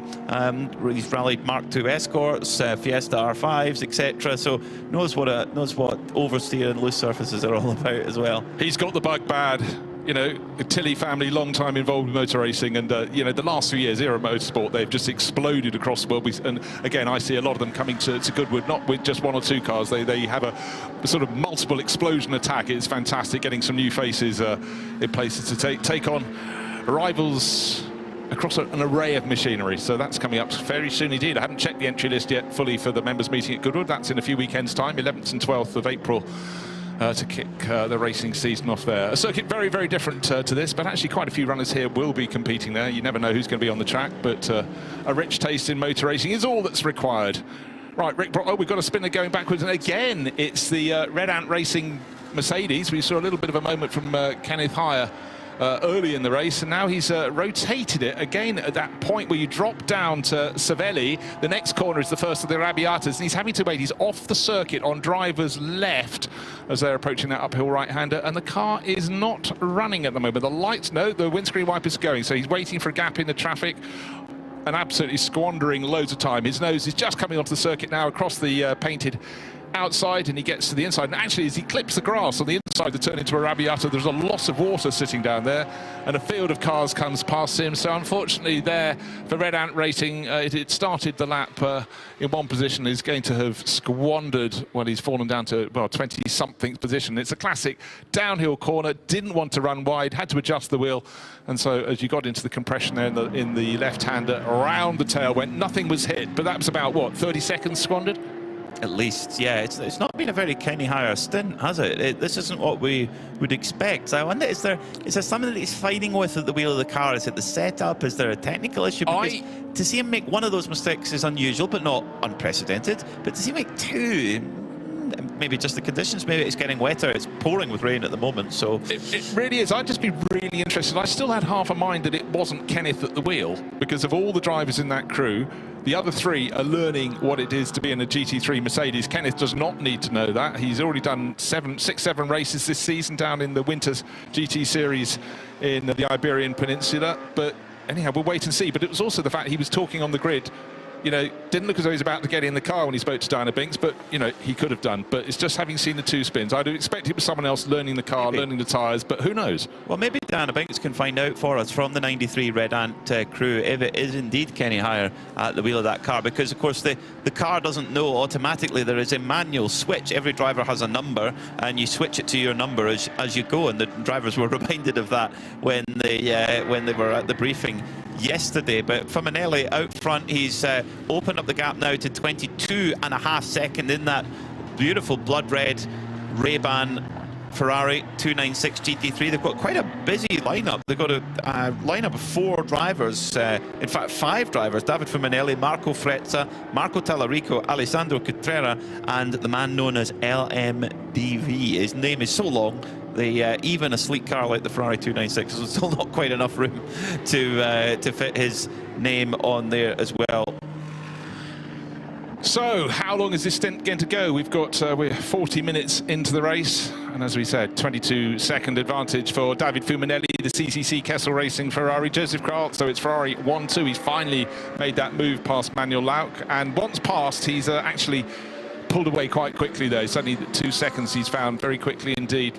Rick Breukers, though, just playing with everyone he can possibly find out on the track. He's leading the Porsche 992 class, as you would expect. Started on class pole position, and he's just picked his way through the GT3 traffic, and those in behind are desperate to get back. It's a matter of pride if you think your class car should be ahead of another one. But just looking at Rick, he's so good in all weather conditions, but he's super smooth, which of course, around a circuit, any circuit, that's what you want when it's wet, but around a circuit like this, it has wonderful flow up and down, and it's serpentine, and we heard Tom Coronel describing just that. Well, that 2019, the second of his 2 Rolex 24-hour wins, was one of the wettest Daytonas on record, wasn't it? So he knows how to win in the wet. Of course, Father Ivo, unfortunately, normally part of the driver lineup, isn't going to be part. He described it as understeer on his e-bike.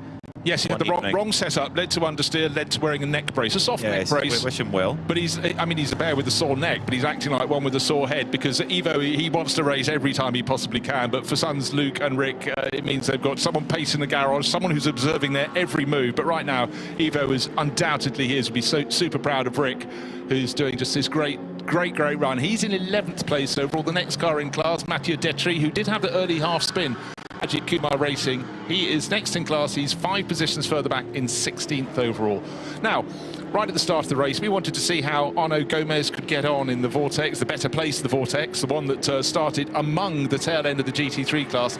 Had that spin early on, lost quite a few positions. He's running in 15th overall, leading GTX by a country mile. Second in his 3 driver classes, the IRC, the car up from Australia, with Darren Curry at the wheel, sharing with his mate Grant Donaldson, who we thought must be very Scottish indeed, but he claimed not to be, which obviously upset my 2 Scottish colleagues, Mr. Mackay and Binksy. But I wasn't upset. You weren't upset? No, never. But Di was just saying, how can he not be Scottish with a name like that? I would have gone with the same thing. He looks quite Scottish. He does, definitely. Matthew George, who's not Scottish, but he is from south of the border. He's from the British Isles, doing a superb job, doing his part in the Venture Engineering Mercedes. They won the Barcelona 24 hours in dramatic circumstances last year. The ST Racing team were leading, and they had an issue at the very last point of the race, and Venture came through and won the race. So they're back for a full season this year. It's great to have them here in this Mercedes AMG GT4, and Matthew George doing a top job right now, trying to put a stamp on their race early in GT4. Often in these 24-hour series races in GT4, it's all about having no mechanical issues. Pace is one thing, but we see this a lot, where there's the odd little mechanical niggles that can happen. We saw it last year a lot. So it's more about just keeping the equipment going, making sure that you've prepared the car as best as you can, managing any issues if they come.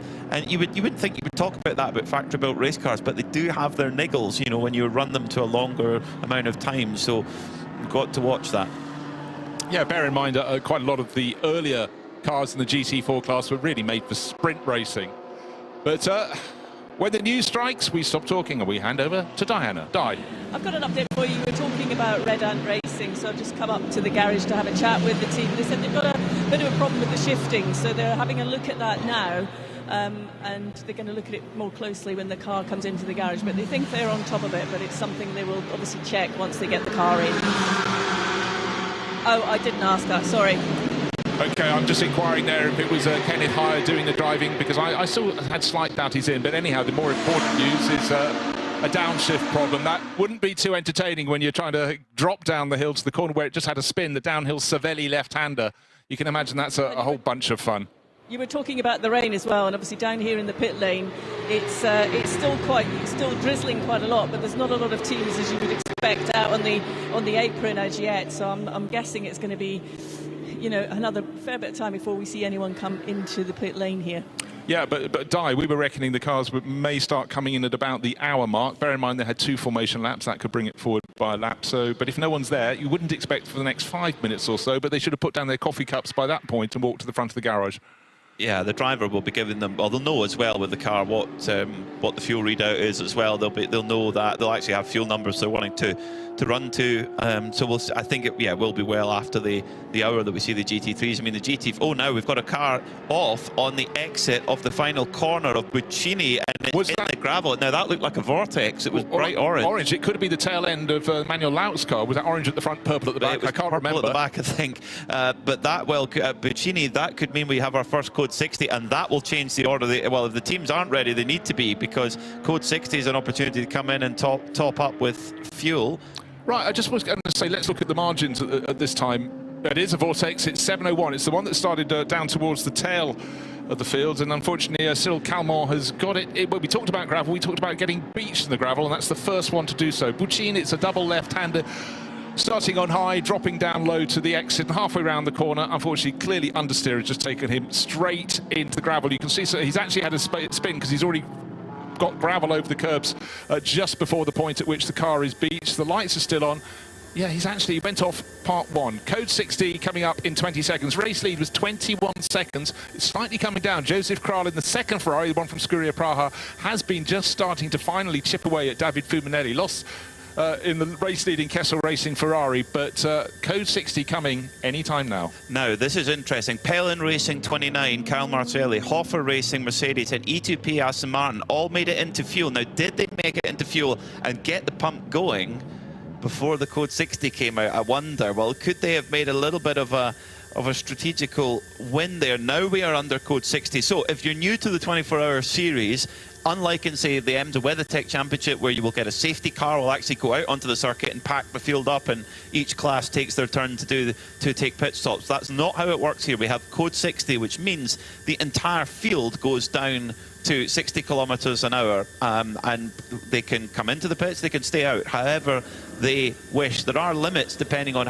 what class you're in, how much fuel you can put in during a Code 60, but even if it's a small amount, usually teams take the opportunity, because Code 60, when the cars are going 60 kilometers an hour, it's such a difference. I mean, the race lap record here, the average speed is 176 kilometers an hour. It's going to be a lot less than that in the wet, of course, but still a lot more than 60 kilometers an hour. No, exactly so. And again, experience in a championship. Many championships, very few championships have the same rules as other. You've got to read the rule book. It might feel a little bit dry, but it's moments like this where you can gain yourself a quarter of a tank of fuel or whatever.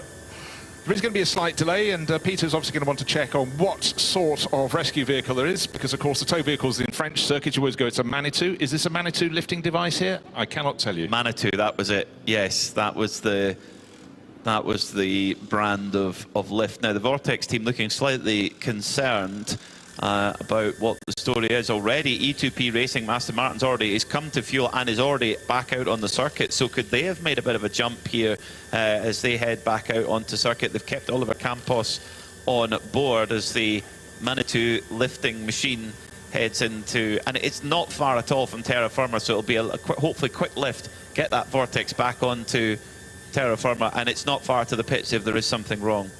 And as always, when a car goes in the gravel, it's where they put the gravel when they get back on the tarmac. Imagine you're struggling with a very slippery track, and then you find gravel on top as well as you're halfway through a final corner. Right, many cars in refueling at the moment. The race leading car, David Fuminelli, on the pump. In the next pump behind him, it's the one and only Lotus from Lotus PB Racing. And that is about to get going again. But it just depends where you are at the point of the lap, and you don't want to come in and queue for your fuel, that's for sure. So you can be lucky if you're the first handful of cars in, then you're going to get going. Oh dear, unfortunately for the Lotus PB Racing car, he had to be pushed back again. Another car was in front. But let's go to Diana. Yes, it's all quite manic now down here in the pit lane, the heart of racing. Mercedes, the number 27, has just come in. We had to jump out of the way just to let that come onto the pit apron, so they're changing tyres just behind me, but I'm just waiting on the race leader to make their way in, and the number 8 CCC Kessel Racing Ferrari 296. The team are ready here. They've got new tyres, new wet Michelin tyres ready, and there is going to be a driver change here as well. Alessandro Guerrera is getting ready to jump into that car, so they're just preparing themselves with the seat insert, and the car is just making its way onto the pit apron now.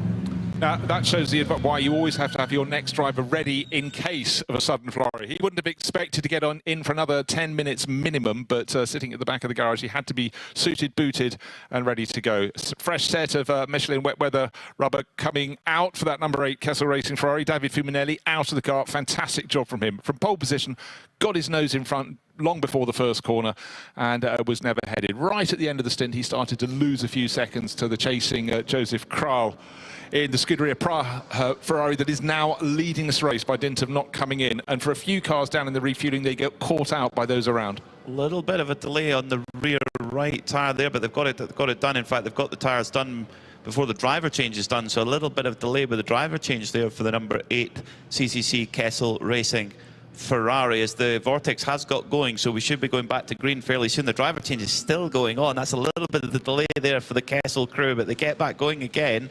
So will that effort from David Fuminelli, will that be burnt up there? That's a little bit slow, you would think, for a driver change. Yeah, quite hard to tell, but as I said, down in the refueling area, the one car, the little Lotus I was looking at, not only had to be pushed back so it could get away from refueling, then got pushed back, and then another car pulled across its nose, had to be pushed further back, so they've lost handfuls of time. But clearly there's great pace in the Kessel Racing number 8 Ferrari, and they might have squandered a handful of seconds here or there, but they are just leaving the pit lane now. And the car that had 2 moments in the first part of the race, the Red Ant Racing Mercedes, and Di has confirmed my supposition was entirely wrong. It is Kenneth Heyer who did the starting stint in the race, and he is at refueling at the moment. But as we pondered, did they have a technical issue? And the answer was yes, a shifting issue. That will make you spin. If the car is not shifting how you want it to, that will just, at the speed they're going, easy to spin the car. If downshift goes wrong, look, very, very easy. Easy to do that in the dry, but on a track that's not just uniform, not just wet, it's not even uniformly wet, it's changing. You start to see the beginning of a dry line appearing, you get another flurry of rain. Di, have you got something more for us? I have. I'm with Ian James from Harter Racing, the number 27. Ian, you took the start of the race. From where we were standing, it looked quite tricky, but how was it from your seat? Yeah, it was very tricky. Unfortunately, our car wasn't very good in the wet. I think we missed the tyre pressures there, so I was falling like a stone there, so just trying to survive.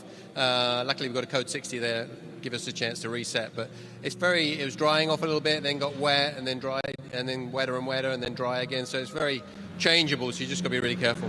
From an experienced driver like yourself, what's the approach when you're in conditions like that? Well, I think first and foremost, survival, right? You have to put your ego aside and let the faster cars go by. And then as the stint changes, you catch them up or you lose to them. So just got to think big picture, 11 and a half hours to go. Obviously, don't have a lot of info on the wet tyres, the Michelin tyres as yet. What did you learn? Well, I don't want to pass judgment quite yet, because that was one of the scariest stints of my life. So hopefully it wasn't related to the tyres. I'm sure not. They're always pretty good. So we just got to get our act together. It's a challenging circuit, this one, isn't it? Yeah, but it's brilliant. I mean, it's a fun track to drive on. The different undulations and the hills just make it even more of a challenge. So having fun regardless. Thanks, Ian. Thanks. Well, we're just about to go back to code 60 because the Seb Lejeune racing car has spun off. It looks like turn 1. Yeah, so it's halfway around the first corner, San Donato. And interesting, the Vortex 702, the Gomez car, spun as well. So it are actually the tyres when they're put on, even though they're wet, so you've got to get a bit of temperature in them by the looks of things. Yeah, one thinks so, in a corner that's very popular, if you could say such a thing, for going off. In fact, I tell you what, a mistaken identity. There's a different corner for Arno Gomez, looping around deep into a gravel trap in a left-hander in a 2-part sequence, but that was Borgo San Lorenzo, turn 4 of the circuit, in which he looped it around, but got away with that.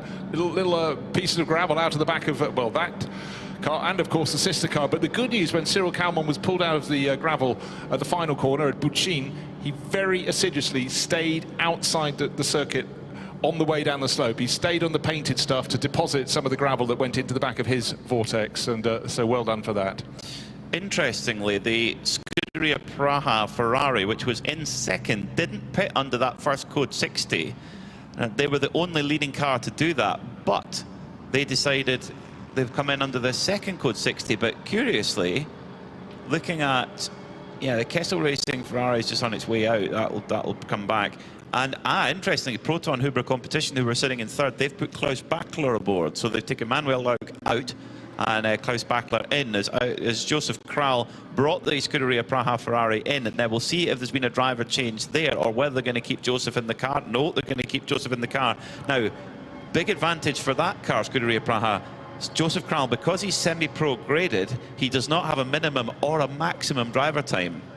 The other two drivers in the car, Matos and Miroslav Vajbo, they have to do a minimum of 6 hours together. So if they plan it right, Joseph Kral can do 6 hours of driving over today and tomorrow. Yeah, what I really want to see is the margin between the two Ferraris. The Scuderia Praha, that's car number 56 with Joseph Kral just leaving the pit exit now. And the number 8, the Kessel Racing car that Alessandro Cutrera has taken over from pole starter David Fumanelli. Right, the Sebleju Racing Porsche for the 992 Cup class has been extracted from the gravel at San Donato, the opening corner. It's going, and we do have a new full-time race leader because the number 8 Ferrari only now is turning into the first corner, but Joseph Kral is over the hill and up the slope at Poggio Secco, so he's suddenly gone from 21 seconds down to a handful of seconds ahead. So that was an inspired decision not to come in and queue for fuel, but to wait, and then they were gifted almost as soon as it went green. He came in next time round when we suddenly had the second code 60. I think the Scuderia Praha car didn't take tyres. Okay, I think they took fuel and went straight out. Fuel and straight out. Yep. So this is going to be curious. This is going to give us an idea of the longevity of the Michelin tyre in the wet, at least. Because normally it's, you know, we've seen it in the past where you're basically throwing on new tyres wherever you can. There's no limit on it. So the Scuderia Praha Ferrari going a little bit off strategy to everyone else. Of course, an identical equipment that they've received, the same as Kessel Racing get the same car from Ferrari Customer Racing, but of course it's then what you do with it. Who do you put in the car? Who do you get to engineer the car? How do you set it up? And so many other I mean, this is one of the, we're going green again, so the second code 60 comes to an end. That's the essence of endurance racing, of sports car racing. You can do things differently. There is scope to take a gamble, and to what we saw in the opening round of the World Endurance Championship at Bahrain. Teams only fitting, let's say, 2 new tyres or 3 new tyres, not doing the full 4, saving a bit of time. If you know, when the team strategist says, right, do you think you can do another stint without any new tyres?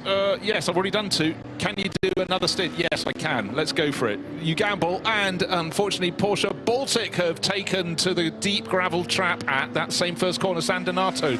Car 992 stuck in the gravel down there, so that's very disappointing for them.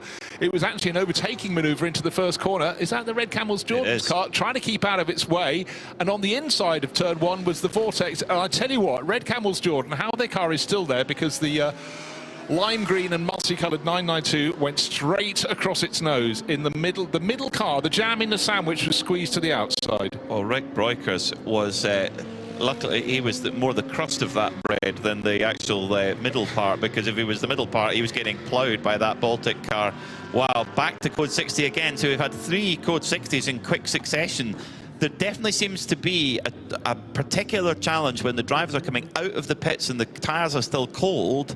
They are really, really tricky. We've seen many drivers drop it on those out laps. Could I just also point out something there, is that Robert Kupsikas was actually leading the 992 class car. They both made a pit stop. Clearly he hadn't taken on something that was new, and it would be probably the fact he stayed for a second stint on the rubber. Turned down after his first flying lap after that pit stop and just didn't have the grip. We've heard from Ian James, the grip around the circuit is changing almost by the lap. It seems though the rain has eased off for now.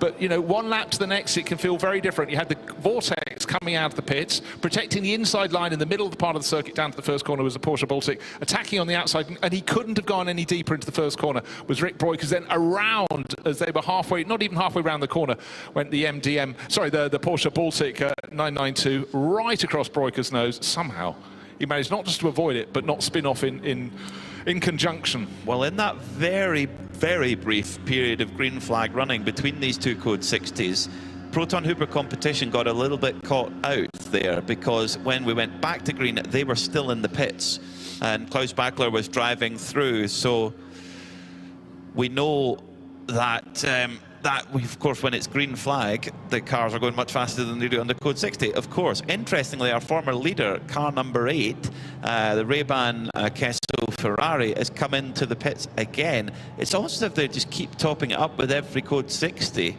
And of course, but interestingly, under a code 60, if you're on the track, you're burning up driver time. When you're in fuel of the pits, you are not burning up driver time. So that's a consideration. It's all the strategy.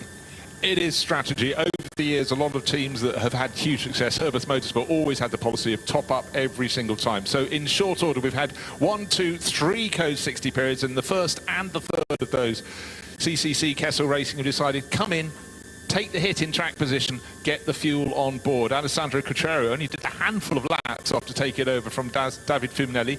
Now, coming down the pit lane, we know this car had a tyre change. We don't think the Scuderia Praha Ferrari, the car that was challenging for the lead, did, but we also know that the tyre change seemed a little slow on the rear right, and as Alessandro Cucciaro goes up the pit lane, he is not coming in again in terms of coming in for any fresh rubber. Didn't expect him to. He is now leaving, and at that very moment, the Porsche Baltic car onto the track, or the edge of the track again, out of the gravel at the first corner. San Donato dropping gravel as he goes. He's on the uphill side of the exit of the corner. That's not largely where the cars get to. So he's back in the race. Code 60 will be coming to an end in under a minute. Now, the car that's been leading GT4 is in the Venture Mercedes, is in for refueling. It's been a really good stint from Matthew George in that, leading the class comfortably. Alessandro Cucciaro coming back on the track, and if you just suddenly looked at a screen, you go, oh, what's going on here? Why are they going so slowly? Because it's Code 60. 60 kph is all the cars can do. And I honestly think, you know, it was very early in Alessandro's stint in this car. To come back out, it's actually really complicated. He doesn't know that these tyres in the wet. He wants to be at racing speed. I always think for a lot of drivers, they have to really force their concentration so they can stay focused when you're not running at full tilt. Back to green flag racing then, looking at that Scuderia Praha Ferrari, Joseph Kral went into the fueling area, but then as he entered the pits, when he left the pits was 27 seconds. There's not enough time to change tyres in 27 seconds. So if so, Scuderia Praha need to be in Formula 1 if they can change them that quickly. But that means that they're on an older set of Michelin tyres, and in terms of advantage, we need to wait until they come back over the line again to get a full picture, because the time screen takes a minute to come through, and we'll get a read on that as quickly as we can. Now, the outliers and vault up the order. Now, this will give us a read on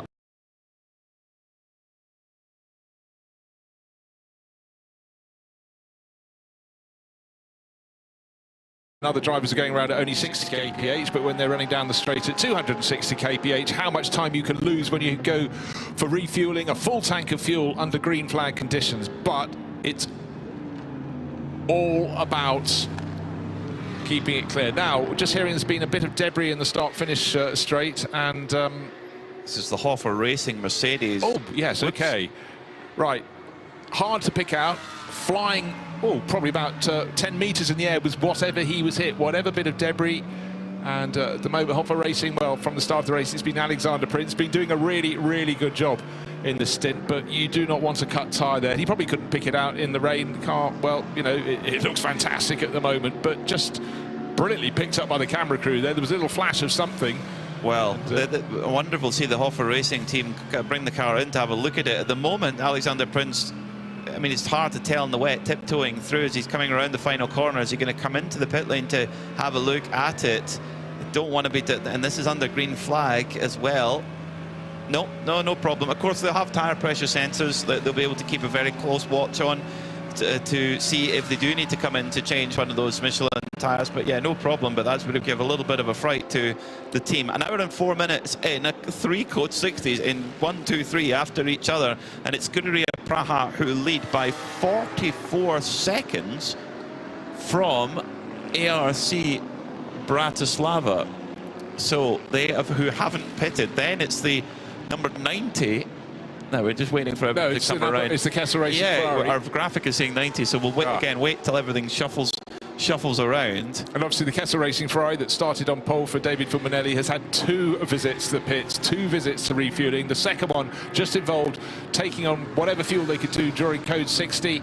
All they're allowed, it's not the full amount, but now settling down again. So the second visit to the pit lane just involved driving through, obviously under the pit speed. But suddenly Now, Cutrera on the outside at the first corner. The E2P Racing Aston Martin challenging up the inside. So Oliver Campos has got his nose in front. That's why the graphic halfway around the lap said he had gone through into third position. So the one Aston Martin in the race is starting to make itself felt. Yeah, so that is correct. The number 90 is in third place as the number 8 Ray-Ban Kessel Ferrari just getting back up to speed. Cutrera, of course, with a couple of trips into the pits, the tyres would have cooled right off. Full tank of fuel, so it's going to be a challenge for him. And you know, he's an AMP-graded driver. He's not a professional driver like David Fiminelli is. So, but this is how the series works. It's how you manage the balance of your driver lineup. That's why we have different classes, because not everyone here is a professional driver. We have some of the best drivers in the world here, guys like Klaus Backer, who won at Sebring last week. You know, David Fiminelli, who's the lap record holder here at this race, so, and lots of other brilliant drivers. So, you know, it's how you balance it and who you put in the car and when. Right, one factor we considered from the outset at this meeting, not just this race, was the fact that we were going to have rain for the race. The race that runs 7 hours today, Saturday, 5 hours tomorrow. They weren't getting any wet weather running before. They're not accustomed, as they're just getting used to now, only for the first time, the Michelin wet weather rubber. So it really is learn as you go, keep out of trouble. But certainly that was a factor. But for Kessel Racing and latterly Scuderia Praho, who worked up from 14th on the grid at the start. I have to keep saying that because that's a fabulous first stint from Joseph Kral. And now at the sharp end of the field, and suddenly we've got Carl Marcelli, who was a while ago way down the order in the blue and orange Pellin Racing Ferrari.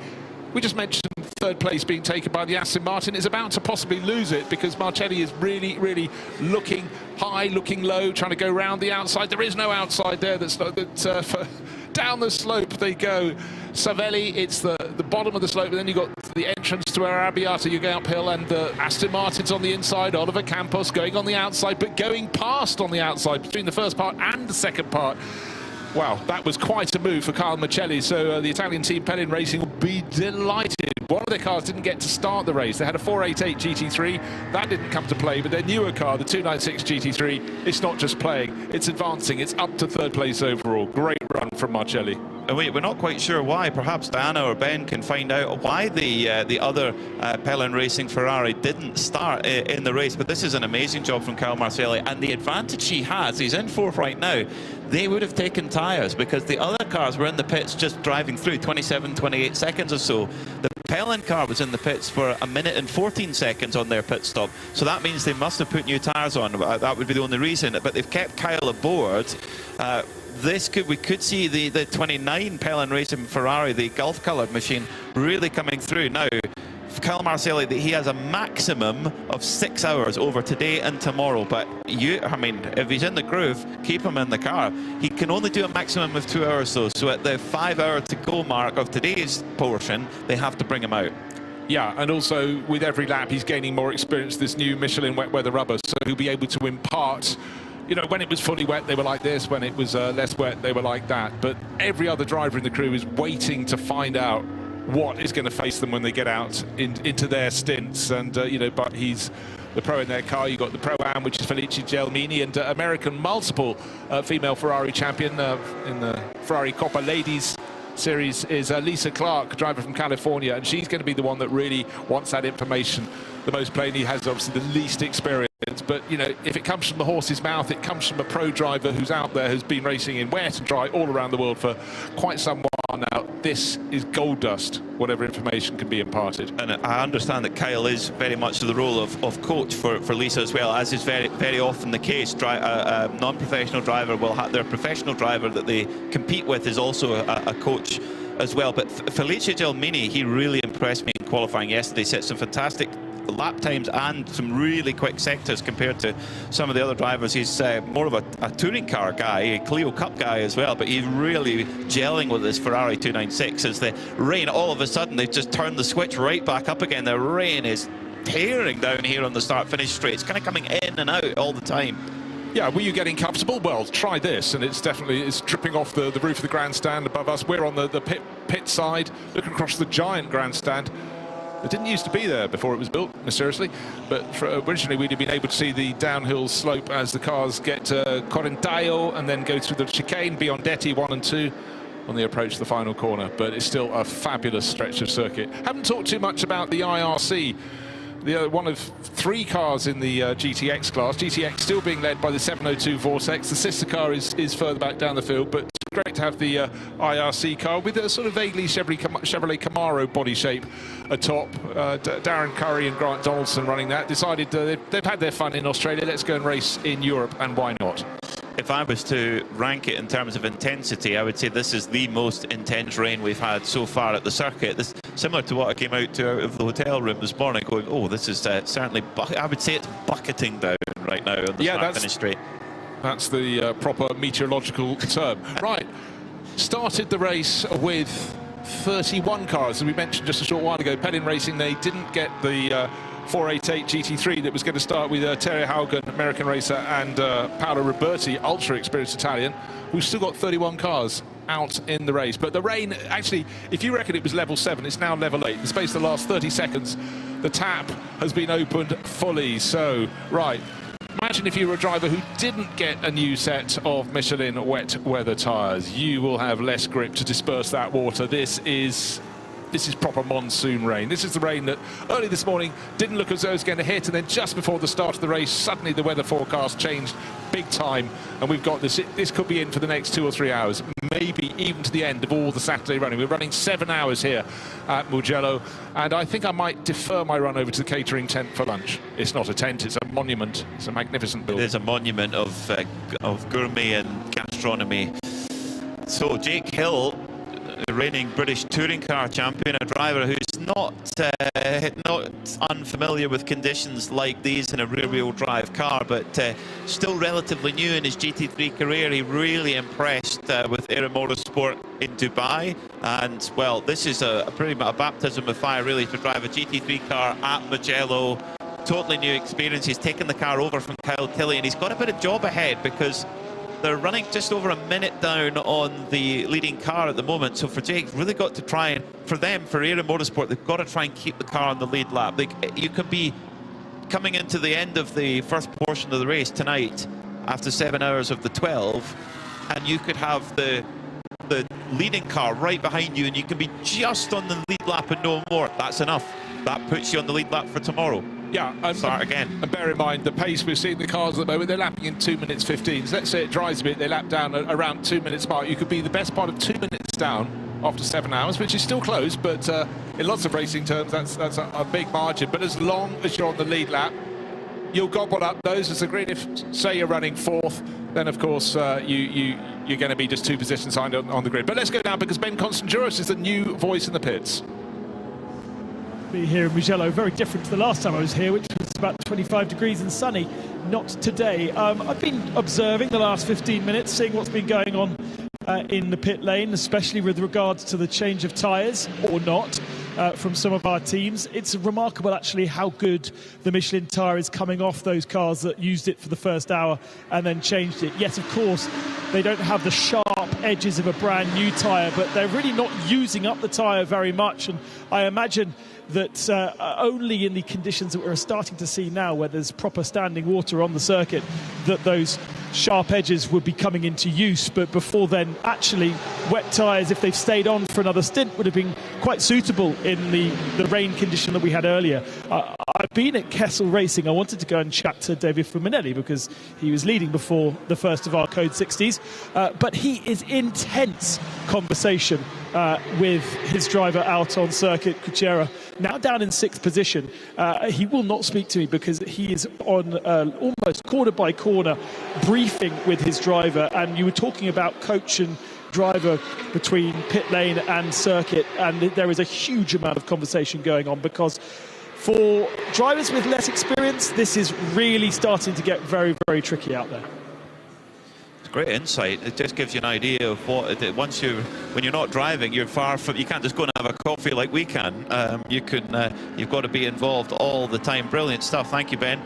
5 hours and 45 minutes to go in this first portion of this Michelin 12 Hours of Mugello, and that number 44 ARC Bratislava Lamborghini is still going on that original tank of fuel. An hour and 15 minutes into the race. Yes, we've had 3 Code 60s in that time, but of course the wet conditions make that stint time even longer too. So Lap time wise, Jai Tong last time was a 2 minutes 17.5. The car chasing Kyle Marcelli on the new tyres, 2:14.1. He's also in one of the new 296 Ferraris, which has proven to be the quickest car in the drive so far. 2:16 flat for Joseph Kral, also in one of the new Ferraris, but on the older tyres. So every time I've looked, the Marcelli Pellin car has been 2 seconds a lap quicker than Kral. Both very good drivers, both in the same car, but the difference, Kral is on the old tyres and Marcelli is on the new tyres. Yeah, Bachler going very, very well in 4th place as well. So he's lapping, again, pole time, aggregate across all 3 drivers, 1 minute 47. Lap times at the moment, the best person out there is Klaus Bachler, the Austrian, in 4th place, 2 minutes 13.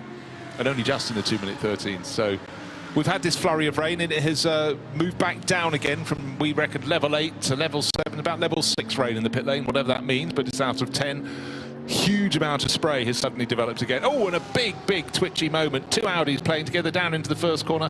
The one on the outside line suddenly found life was getting a little bit difficult there, and that was...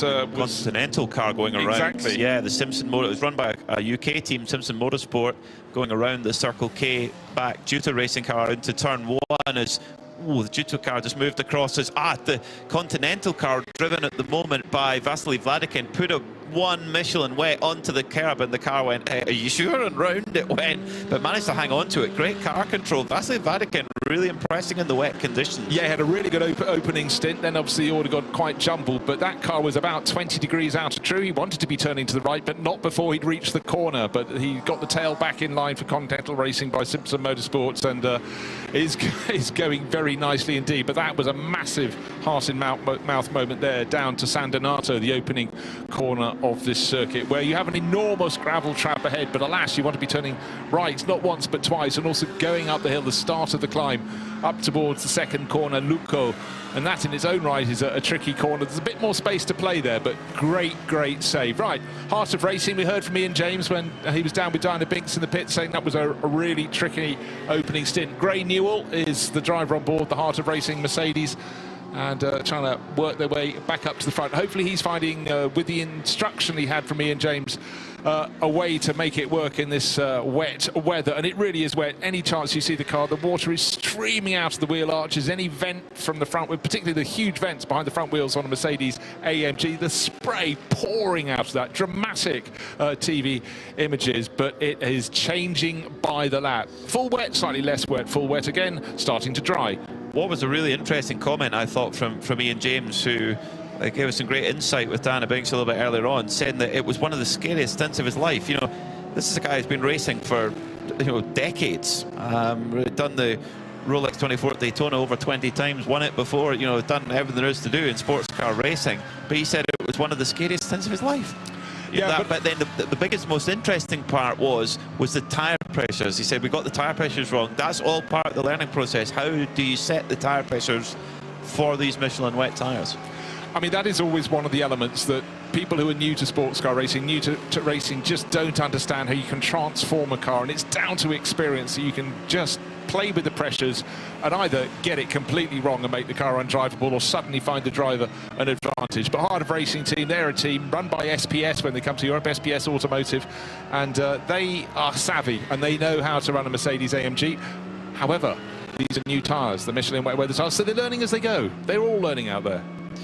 Yeah, but real learning experience for Gray Newell in that Heart of Racing by SPS Mercedes. And the thing is as well is that in the AM class particularly, it's about not making mistakes. We've seen several cars end up in the gravel and lose a lap or more getting towed out because the gravel is so deep here at Mugello. You can't just drive out of it. You will be stuck as soon as you drop a wheel in. And that is something that in that, particularly the AM class, where it's not about absolute outright blowout lap times, it's about consistency, not getting penalties, not making any mistakes. I mean, speaking of, funny enough, speaking of penalties, I hope I'm not throwing the curse in here, but I haven't noticed any. No, none. Okay, what we're getting though at this early stage of the race is drivers start to get you get a warning after 3 offences, and then it gets ramped up. So penalties always seem to come thick and fast later in the race. I think there'll be a little element of how shall I say, you're given a little bit more scope, because quite easily today you can see a driver's going on not because they meant to, not because they were trying to steal an advantage. But yeah, very good job. Before the start of the race, we thought the one thing you don't want to do is lose a lap. 30 seconds waiting for your car, or minutes even. Minutes, 1 minute, 2 minute, waiting for your car to be dragged out of the gravel, and suddenly you've done all the damage you were trying not to do in the first 7 hours. Change for second position. Unsurprisingly, Karl Marcelli has gone round the outside of the ARC Bratislava Lamborghini of Jaitong Yang. So now it's a Ferrari 1-2 Scuderia Praha from Pelin Racing, and Karl Marcelli really using the full benefit of those new Michelin wet tyres. Ben Constanduros down in the pits mentioned about the sharp edges of the newer tyres. That's such a good point, because now we have a lot of standing water out on the circuit, and those grooves in the tyres are so important for clearing that water. So Marcelli is now 51 seconds back from the leader, Joseph Kral, but is lapping significantly quicker. Multiple seconds a lap, a spin for Cotrera, the former leader. Number 8, Kessel Ferrari, spun around at the exit of Poggio Secco, turn 3, and is broadside across the circuit. That is a really dangerous place to be. There's yellow flags being waved by the marshals at turn 3, but for Cotrera, whoa, this won't be pleasant. Half a dozen cars have gone past. He's there. He couldn't see if the lights were on, the windscreen wipers were going, but he has not either been flagged to get it going, or maybe he has now stalled. No, he's got it going. Heart of Racing Mercedes just nipped through. Another car behind in the spray. There's Scuderia Praha Ferrari as well. But for Alessandro Cotrera, remember, Ben said he's being coached with every corner by the driver who started from pole position in that number 8 car. That's David Fumanelli. He got away with that one. It could have been very different indeed, because it's not like anyone's got extra grip when they get into Poggio Secco. They're going to be right on their tiptoes. Did he spin entirely on his own? Yes, he did. Hadn't even got to the curb on the outside when it was already going away from him. I think he sensed that he was going a little bit deep into the corner, or maybe just didn't have the feel that he wanted. He went off the track on the right-hand side, what we hadn't seen first time round. He then reversed across the track and blocked half of it. His rear end was with the white line on the outside of the circuit. The nose of the car was absolutely on the central line, precisely where the following cars needed to be. Whoa. Bear in mind, these conditions are as difficult as you can get, really. You know, bear in mind, these are circa 500 horsepower GT3 machines. They're capable of immense speed, and on full wet conditions, very difficult to control. It's so easy. And the thing is, also coming through Luco Poggio Secco, you're coming up over that rise, and as you crest that rise, the weight is actually coming off the tyre, and you're actually losing grip, so the car's getting looser, and you've got to be on top of it. It's so easy done. And in the dry, we saw so many drivers spin there yesterday in qualifying. Yeah, the different thing there, they were pushing as deep into the corner as they could just to try and eke the fastest line out of the corner. Right, down in the 992 Cup class, it's Martin Rump now leading for Mulner Motorsport. Why? What's happened to Red Camels Jordan? They're down 4th in class. Well, they've served 2 pit stops. And you know what? I think that's Red Camels Jordan, always looking for tactics. And they've taken the decision probably to do just like CCC Kessel Racing did, come in and take 2 top-ups of fuel. But certainly it's a team that's always thinking with Paul Truswell down there at the helm, trying to work out the best strategy for them to follow. But we'd expect that to come up. Fabian Dantz at the wheel at the moment. He's a handful of seconds behind the Porsche Baltic entry that's been up and down the order a little bit. Remember, that was the car that ended up in the gravel at the first corner. I think that was causing the second, or was it the third of the 3 code 60 periods. But for now, Mulner Motorsport leading quite tidily there. Martin Rump at the wheel, 14th overall. Fastest driver on the circuit right now, Jake Hill. In his first year of GT3 running, a 2:12.796 last time by. He's pulled that Era Motorsport machine up to 7th place. He's about half an hour into his stint right now. He's going 2 seconds a lap quicker than Klaus Bachler, and 3 seconds a lap quicker than Kyle Marcelli. And guys who know GT3 cars inside and out. Simmer down, Jake. Don't need to go that fast, but he absolutely is. He's about to pick off Alexander Prince's Hofer Racing Mercedes next, and that's the next target for him.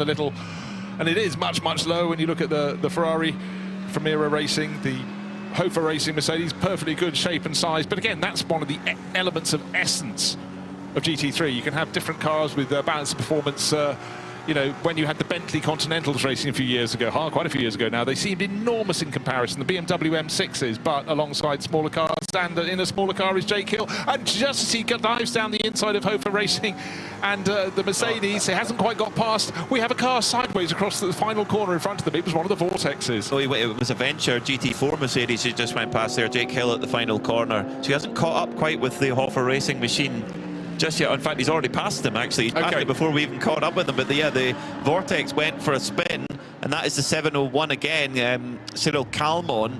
So yeah, great perception there from Jake Hill. Knew he could see the Vortex spinning and just tightened his line a little bit, held on to it, driving really, really well in this Motul era Ferrari. He got the job done on Alex Prince, just coming into turn 1 and up the hill towards turn 2 as a little bit of a twitch from Alex Prince in the Mercedes, just opened up the gap a little bit, and Jake said thank you very much, and through he went. So Jake Hill on the charge in that Era Motorsport Ferrari 296 GT3 up to 6th.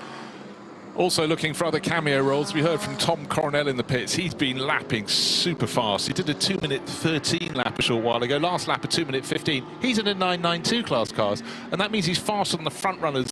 Half of the front runners, he's slightly quicker than they are. So the long-term racer, Tom Coronel, doing a fantastic job. And again, he'll have more information to hand back to the other drivers in the MGM Motorsport crew. He's already talked about helping inform the driver who started that car, Schelte Hoffner, but he's certainly going to have more to offer when he gets back. And it's not bad. 30 years since his last visit. Bang on the money. Amazing, isn't it? Yeah, Formula Opel Lotus, superb stuff from Tom Coronel, and at the moment he is lapping in another universe faster than everybody else in the 992 class. Yeah, so the best of the rest is a 2-minute 19. The others are north of 2 minutes 20. He's doing 2-minute 15s, 2 minutes 14s. Wow. That's GT3 pace. That's a solid GT3 pace that he's doing, and shows you his ability, but also the capability of a well-driven Porsche 992 Cup car. How close it is now to a full GT3 spec machine, which in some cases can be triple the price. No, exactly. So see why they're popular. Yeah. Well, don't forget we've got an all 992 race later in the year, and that grid's starting to fill up, and it will be running on the rubber that's run by all the Porsche championships around the world. So that, you know, a lot of the teams that are playing elsewhere will go, that's cool, we know these tires, let's come and play at where? Spa-Francorchamps, yes please. Well, the Ferraris are on the move. That was a 2:11.3 last time by, in 6th place from Jake Hill, but also in 2nd place Kyle Marcelli, 2:11.7. This has been a mega stint from him, making full use of those new Michelins. He's 42 seconds back now on Josef Kral. The pit times, interestingly, so the Kral, of course, saving a lot of time, not putting those tyres on. So yes, he's losing time, but he'll then at the next stop he'll have to put them on, and maybe Pellin Racing might just keep the wet. So actually, no, they won't be able to, because Kyle Marcelli has to come in 32 minutes time, and you're probably not going to put a new driver in on old tyres. So many elements to consider, so many places to place your car. Again, in the 24H series, it's multi-class racing. It's easy to just focus on the GT3s at the front, but of course they're out there with GT4s, with GTX cars. They have different pace, and it's how they behave together on a circuit, how they give respect to the other drivers. And if you're one of the cars that has less performance, you're expected to stay on your racing line. Don't try and guess where the chasing GT3 car is coming. Admittedly, today it'd be quite hard to see a chasing car. You'll spot headlights becoming brighter, but the spray, even at this point where it's stopped raining as hard as it was 20 minutes ago, still a difficult ask. Just double checking what's happening in GT4. Alberto Nascan leading, but only by a small margin in his Lotus from Nicholas Gebhardt. In fact, the Cayman is getting closer and closer, under a second between them now. They've had a couple of other cars come past from other classes, including Seb Lejeune Racing, trying to regain ground. And an enormous sideways moment from the Porsche Cayman. That's a corner I know rather too well. It's the Biondetti chicane, and the tail, I would say 15, 20, 25% degrees out of true. Brilliant hold, the second part of that chicane. That fantastic car control from Nick Gebhardt, that could have really got away from him big time. I mean, in the drive, Biondetti 1 and 2, you almost straight line it, and you're just flat through there in most cars. So that was really, really impressive car control from the German driver, trying to chase down that Lotus. So we've got two mid-engine, 6 cylinders machine, normally aspirated for the Porsche, forced induction for the Lotus. And Gebhardt, oh, he's really deep on the brakes. He's got it all. No, he's in the gravel. He's in the gravel. Gebhardt is well into the gravel. Now, can he keep this going? We know how deep it is. Trying to keep the power in and try and make it to the grass. He's made it to the grass on the other side. So can he keep 2 wheels on the grass? This is really clever for Nick Gebhardt. He's splashing through the mud. Is this little Porsche going to get stuck? And he gets it going. Well done, Nicholas Gebhardt, but that could have been quite a bit worse. No, he's done all the hard work now, onto the hard standing, and off he goes again. Goodness me. Before we have any more drama, let's get down to Ben Constantinos in the pits. Ben. Moment to come and speak to the team and the man that's leading in GT4. We're having a bit of a WTCC reunion, having spoken to Tom Coronel, and we had a lot of fun back in the day with Stefano D'Arte as well. Stefano, thank you for being back with us at Crevente. Yeah, thank you very much. I'm really happy to meet you. And I met yesterday Tom, and I was so happy because it's quite a long time that I didn't meet you and Tom. And yeah, this race we started very well. It is the first race that the Emira GT4 is doing as endurance race. So we are really doing a very great job because at the moment the race is still long, but we are in first position of the GT4, and we are very happy about the job that we did with the Lotus Motorsport before coming here and even here in the last days. Alberto is doing a really amazing job in driving, because in this condition we didn't test before the car under rain, and I think that there is a lot of rain now, so I think that will be very difficult because you don't see very well. And Mugello is a very strange track on the wet because there are many parts with a high speed but very slippery. So it's not, you have to keep 110% of concentration, otherwise, yes, it's too much difficult. We've seen you many times here for the first round in Mugello with a different Lotus, but you have a very strong bond with Lotus Motorsport, and you're going into Europe this year. Yeah, sure. We took the program of the team in the European Championship. We took 3 Emira GT4, and we are on the grid of the Italian GT4 Championship that will start next week here in Mugello with 3 cars. And me and Alberto will be on the grid of the European GT4. And yes, it is a really exciting program. We are, as you told before, we are working from a long time ago with the Lotus Motorsport, and in the past we got so many satisfaction with them, and I'm really very happy and excited to do this for such a brand like Lotus Cars. And it is now 25 years that we work with the Lotus, and yeah, it is amazing. For your experience next weekend, for your experience over the whole of the European season, I imagine you weren't expecting wet weather conditions and basically British temperatures here. Yeah, for sure. Yeah, the car on the wet is a very good car. We knew already because, yeah, naturally in UK there is a lot of wet always, and but we now getting many data to understand better how to use the car in the best way. But when you put a car on the ground, first time on the wet, and you do this lap time, it means that the product, the base car is a really a great car. They're very happy down here at PB and still leading in GT4. Thank you, Ben. Yeah, thanks, Ben. And of course, when he started his competition career, Stefano would have been on motorbikes here at Mugello. 1992 to 1998, he was racing bikes, so he knows the flow. But I thought some really interesting comments there that, you know, the base car, the car they started with, clearly handles conditions like this very nicely indeed. And when the car's got balance, that's a great place to start. But it's great to see, you know, such satisfaction of bringing a mark on, being involved with them, but also a career like Stefano. He had so many years in the European Touring Car Championship, the World Touring Car Championship, was Independence champion in his in his time, but just that passion still clearly courses through him. It does. It does. Now, interesting, looking at the fuel that was taken on by some of our front-running cars in GT3. The one car that we saw, the number 81 Era Motorsport Ferrari that's in 6th and being driven very well by Jake Hill at the moment. They had quite a bit more time in the pits. That is because they took a lot more fuel than everyone else. So thanks to the team for letting us know on that one. So they're going to actually could cycle further forward to the front of the field as more and more drop off. In fact, in terms of pit stops, have ARC Bratislava still haven't pitted, so they've done 1 hour and 35 minutes on the same tank of fuel. Yes, we've had 3 fairly short code 60s, but that shows you how much of a difference the wet weather makes. It really does. So it may or may not get back round the lap. Will it have enough juice to go the way? Had the first penalty that we've noticed, and that's car 56, which happens to be our race-leading Scuderia Praha Ferrari.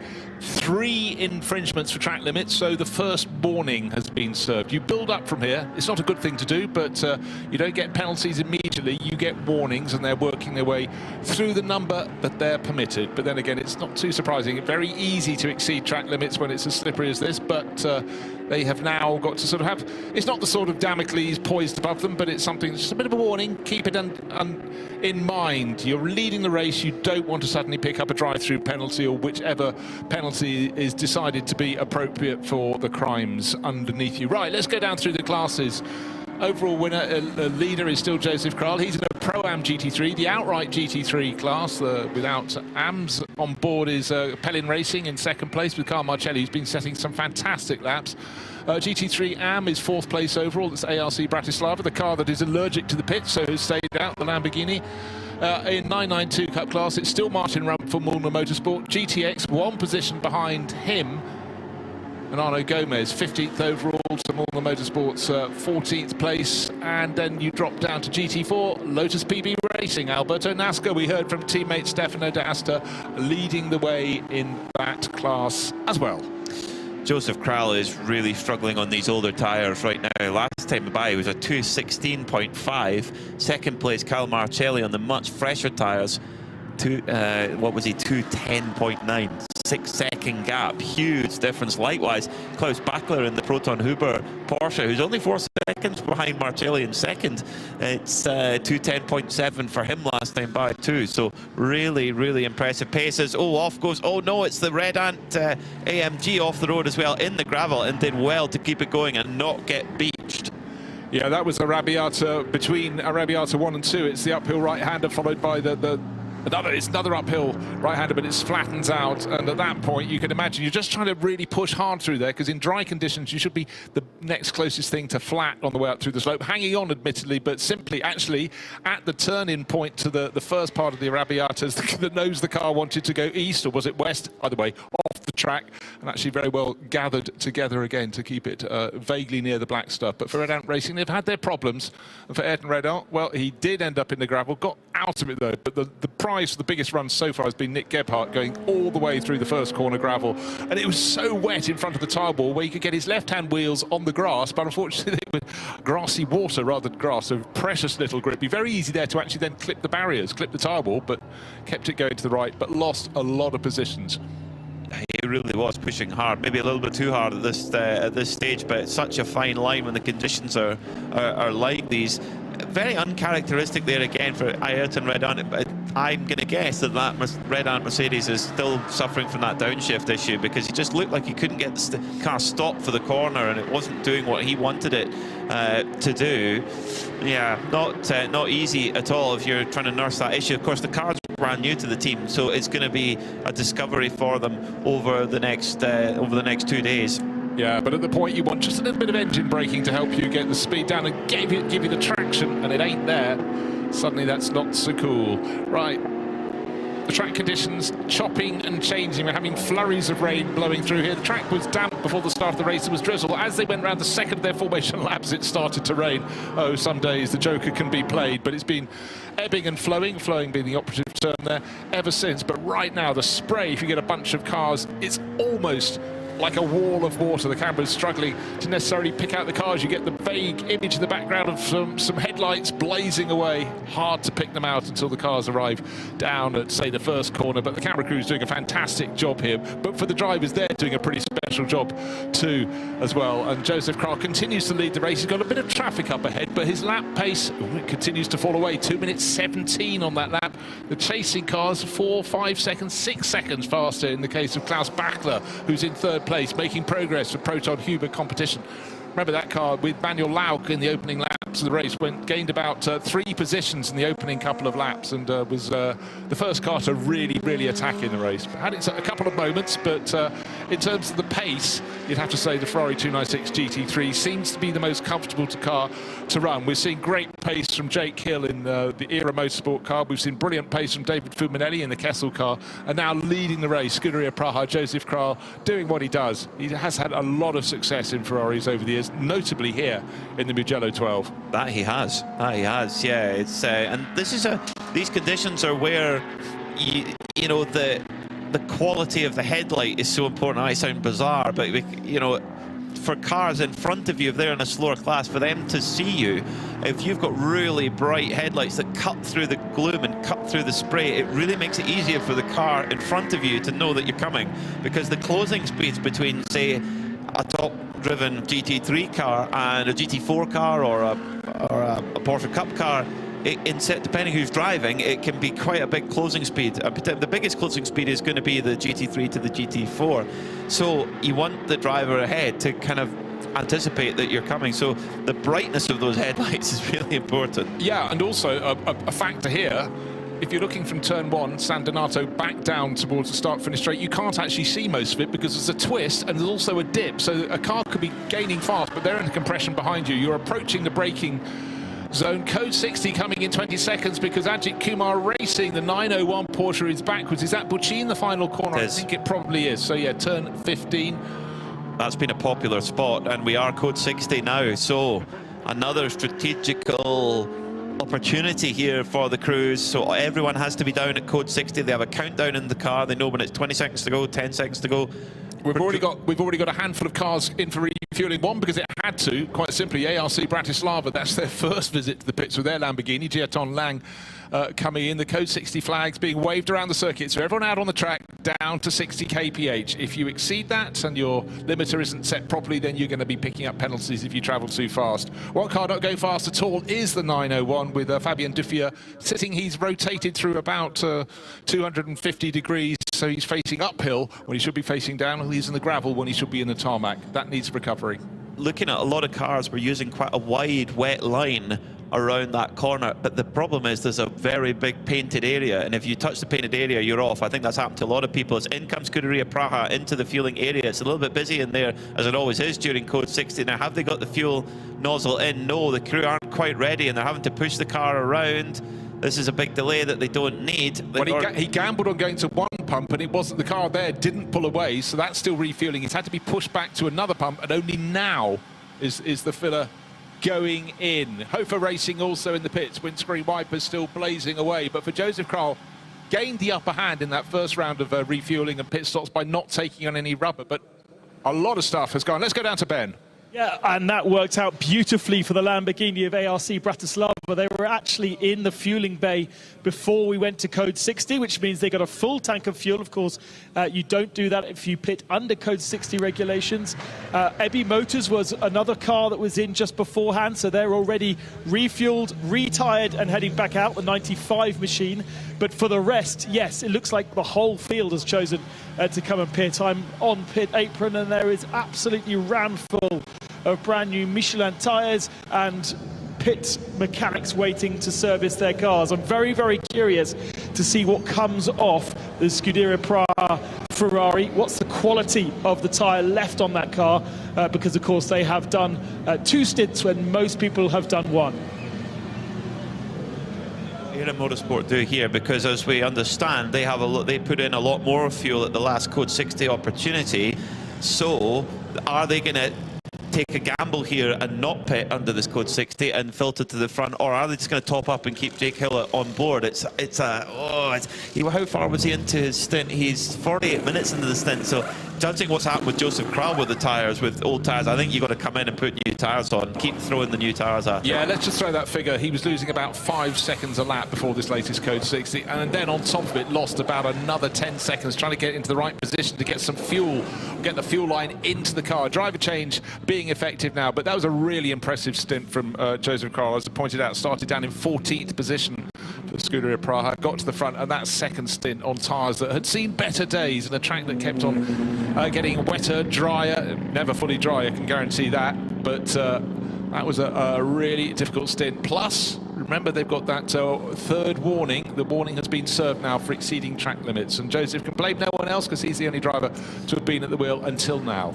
E2P Racing come into fuel with it nice and quiet, so they shouldn't have any further delay as they come in. Now, did they... How long were they in fueling for? Did they just drive through? Not sure. So the Ajith Kumar racing car has been moved and is back onto circuit again. So this code 60 will not last a great deal longer, you wouldn't imagine. We haven't had the notification to say it will be 1 minute to go, but I would imagine it will be very, very soon. As driver change for the number 73 Proton car, Klaus Bachler has jumped out and they've put Manuel Lauk back on board that car, who he started the car, of course, so they're trusting him with the wet weather running. Now, Perlin Racing, who with their 29 Gulf coloured car, they were looking really good. Kyle Marcelli charging up through the field, making full use of those new Michelin wet tyres. He's switched out, and it's Felice Gelmini who's jumped on board. He was super impressive in qualifying yesterday. Also an update on Aero Motorsport. They brought Jake Hill in, brought him into fuel. He's showing is still in fuel at the moment, so they're look like they're topping it right up as much as they can. So, Perlin Racing also beating Scuderia Praha out. I think that would come down to that delay that they experienced in fuel, Bruce. For Praha. Yeah, no, 100%. I mean, Perlin Racing with Guarcelli had been attacking and gaining ground again. The tired tyres by stint being double stinted certainly affected Joseph Kral, but I think sometimes the racing can be going so well. They gambled with the tyres and it worked for a while, then it was coming down, but it's changed around. So Perlin Racing, blue and orange, and in the hands of Felice Gelmini now, setting off. He's going to see how he gets the performance out of these tyres, how they feel. You know what, you forget the race may be best part of 2 hours old, well, 1 3/4 hours old, but a lot of drivers getting in, all the drivers getting in are learning what their tyres might offer under their cars. Some teams are onto their third driver. We heard on the grid from Hannah Grisham. She has now taken over in 12th place, the Heart of Racing Mercedes. So they've been through the 3 drivers, Ian James, Gray Newell, now Hannah Grisham. And she'll be getting a feel. Well, hopefully she'll be getting a feel. Hopefully there is some grip underneath to feel in the first place. And the IRC GT has looped around and is facing the wrong way. This is in the GTX class. And is that going to be a quick removal from the gravel for Grant Donaldson? No, not really. He's beached it, I'm afraid. Oh, Grant Donaldson, this is at turn 4. It's the exit of Poggio Secco. Or is it going into Materazzi? I think it's maybe going in. No, it's going into Materazzi. So that means we're going to have another code 60 surely, because that car is not going anywhere right now. It looks like he's not even trying. In fact, yep, code 60 in 20 seconds. Aero Motorsport, they've made a driver change, so they've switched Jake Hill out. They put Ryan DL in, so they're really starting to turn the screw in terms of putting in their quick drivers in these conditions. And they were in fuel for a good time. In fact, yes, we have gone code 60. So, oh, it's all happening. It's not guesswork for teams, but they have to. There is sometimes you have to go, well, let's hope there isn't another code 60, or let's hope there is. And sometimes you can just have taken a gamble and suddenly other teams are given a chance to get it straight back from you. But that is the nature. Scuderia Praha, by the way, Joseph Kralaus, Matus Vibo on board the number 56 car. He's got his brother Miroslav to compete in that later in this 7-hour stint. We've got 5 hours following tomorrow. 7 and 5 is 12, but certainly for a lot of drivers out here, they'll feel that whatever stint length they've done, it's been twice as long. It's been stop, it's been start with the code 60s. The rain has been intensifying, easing off, but it's been slippery and a lot of grip ever since.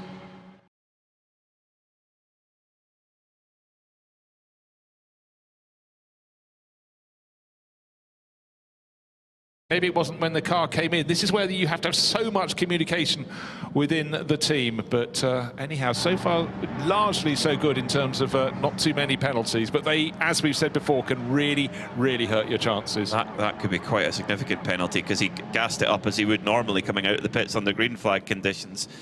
We'll keep a look at it. We'll keep an eye on the screens. In the meantime, let's get an update from Ben Constanduros. Yeah, thank you very much. Down here.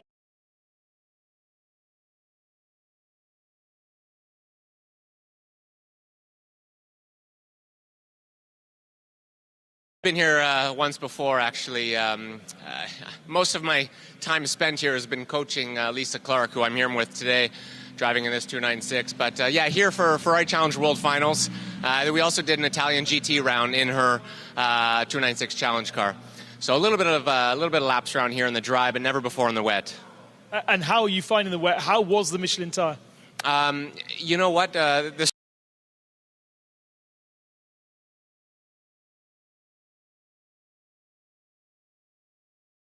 set of tires were maybe just a little bit cool. I'm not sure. I couldn't get the fronts to work very well. The guys made a small adjustment to pressures and just it seemed to hit the sweet spot on the second set, and we were much faster. So you know, big thanks to the Pellin Racing crew and Lisa Clark for having me here, and so far so good. In your experience, they seem quite a hard tyre. Looking at them visually coming off the car, it doesn't look like you've used them much. Yeah, you know, truth be told, I haven't spent a lot of time on this wet tire. You know, this is generally, to my understanding, an abrasive surface also, and we did find that earlier in the week.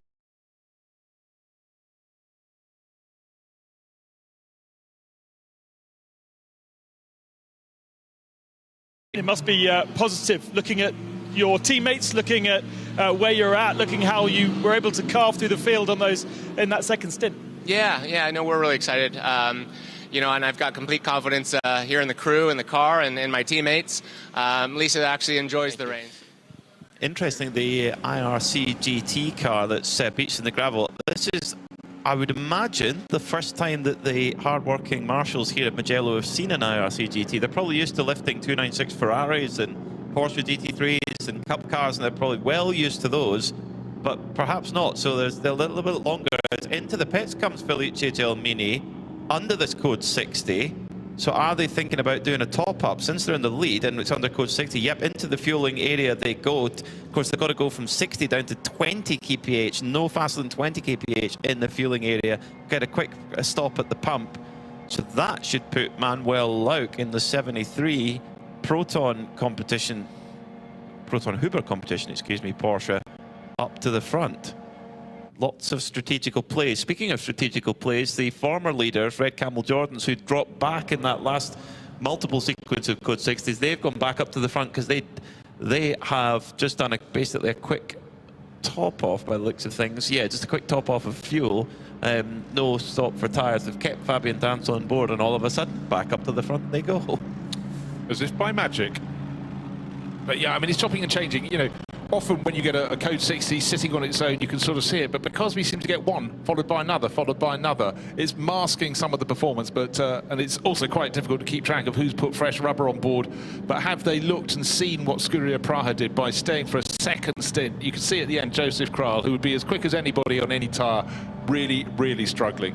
Not the thing to do, but it's learning. It's all about learning at the moment. You know, especially, you know, you heard it was a great interview there with Carl Marcelli, who was talking about the tyre pressure and how they were a little bit cool, and just a little change in the pressure solved that issue, and the tyres came into the sweet spot much better on the second set. Ian James said tyre pressure the same thing, so that's something that, you know, there's a lot of engineers and technicians here from Michelin. They'll be advising, maybe try this pressure, try that, and there'll be feedback. But between them, and of course, Michelin are so experienced in motorsport. You think how long they've made top-level motor racing tyres. This is not their first rodeo at all. And many actually see them as the gold standard in many categories, you know, so that they know how to deal with these kind of challenges. I am an optimist by nature. It may be the cameras making things look brighter, but everything looks brighter on the circuit. I think actually it's the brightest it's been all day. It's still what you call a grey day. It's still spitting with rain, but I sense we're going to start seeing some faster times coming fairly soon. The IRC GT, after several laps of delay of being stuck in the gravel, has been removed. The yellow and black car up from Australia, one of the 3 cars in the GTX class, is going all over again. Bear in mind, Darren Curry did the early heavy carrying, and Grant Donaldson hadn't long been in it. The Code 60 is still going, but the car that was leading the race came in for fuel. Pellin Racing, car number 29, Felice Gelmini at the wheel, windscreen wiper on, leaves the pit lane. Critically got in and out with the Code 60. That is so important, isn't it? If it goes green, you can just get caught on the hoop, and it costs you time. But for Pellin Racing, that's fantastic. And interesting comment as well from Kyle Marcelli, saying that Lisa Clark, their non-professional driver, likes the wet. She enjoys that more. So they'll get her on board. Of course, they've got a minimum driver to hit for her, and the maximum driver time that they've got to look out for as well for Kyle and for Felice. So that's something that the team will be looking at and monitoring all the way through. It seems that the Ferraris have the pace. They certainly had the pace in the dry. It seems that that's transferred to the wet. But if we keep having these Code 60s all the time, it's going to be a real cerebral race here for the Michelin 12 Hours of Mugello. Green flag in the air, back to racing we go. We'll wait till all the drivers come around and come through the start-finish line to give an update for you. Just take a minute for it all to filter back together. But Pellin Racing managed to get not a free stop, but a better value stop there under Code 60. It is a gamble. You've just got to try and take in every element of information you can get. And Felice Gelmini pushing very hard through one of the trickiest corners. We're talking about waiting for the heat to come back in the tyres, and he certainly didn't hang around long down the slope into Cervelli, and alongside us here, movement of the arms. I haven't got a driver on board in the booth. It's Peter Mackay go sharp intake of breath through the Arrabbiatas, but somehow the grip was found there by Felice Gelmini. That was a potential 0 to 0 moment, but he's stayed on the right side of that balance.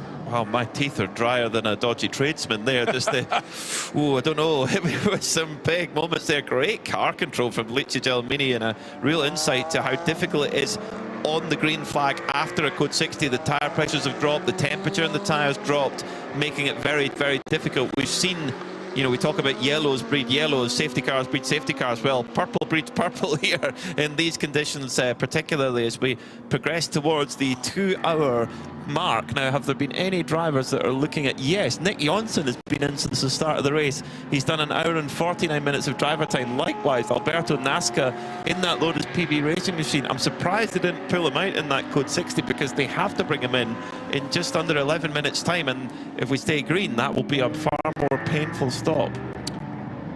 Always when you have the restart, we talk about yellows breeding level, yellows, Code 60s breeding Code 60s. Who pushes too hard too soon, slides off into the gravel, causes the next Code 60. So far, so good. But after this first lap of the restart, I think the team's all relaxed and go, okay, now let's focus on our race again. And we have a spinner. One of the Gomez, is it the Gomez car? One of the vortexes between turn 6 and turn 7. It's Cervelli before you get to Arrabbiata. And it's the 702 all over again. And that was close for those in behind. That's Olivier Gomez there. Of course, it's so new for them, and it's so new for them to drive this car in the wet. They've had decent track time with it now in the dry, but they've only driven it once in the wet. So this is really a step into the unknown for Vortex, for that French manufacturer, with this completely bespoke machine coming down the hill.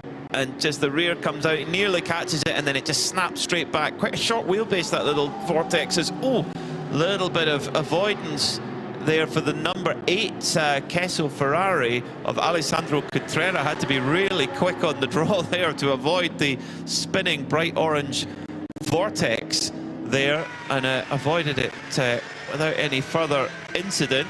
So now that we've got the drivers through, Pellin Racing lead by 36.3 seconds after getting that top up of fuel at the last Code 60. Fantastic stuff there. Proton Hooper Competition now are up to second with their Porsche, and by the last pit stop, they didn't take tyres at the last pit stop, they take a top up of fuel. They changed drivers from Klaus Bachler back to Manuel Lauk. Then in third it's Scuderia Praha. Manamari Energy by Ebimoto, Sergio Nicolai, they've moved up to fourth, and Continental Racing in fifth. Era Motorsport Ferrari sixth, and then the former race leader CCC Kesso Racing seventh, Duta Racing in eighth, Hoffer Racing in ninth, and ARC Bratislava in 10th. And for the first time, welcome Ben Constantinos to the commentary box. Back into the dry, back into the warmth, because it's almost British temperatures down there on the track, and it really does feel like an Alton Park kind of a day rather than a Mugello kind of a day, if you know what I mean.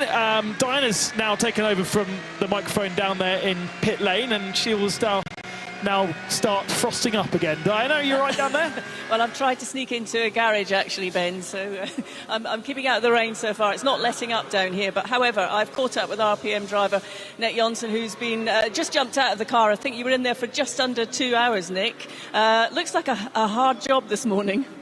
Yeah, well, physically it's not that hard because you don't, pull that many G loads and stuff like that, but the difficulty is the visibility.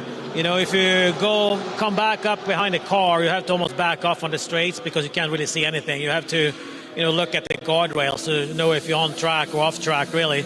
So even if you have a good pace in the back of the track and right on somebody's bumper, you have to back off when you come onto the straight, otherwise you just don't see anything. So for us right now, it's just about, staying out of trouble, really, and get through the worst of the weather here, hopefully, and then we'll see what we get, what we got there later on this afternoon and tomorrow. How more strategic do you have to be managing the traffic in conditions like this? Because you obviously got not a lot of visibility, you're managing the tyres, and then the track is evolving.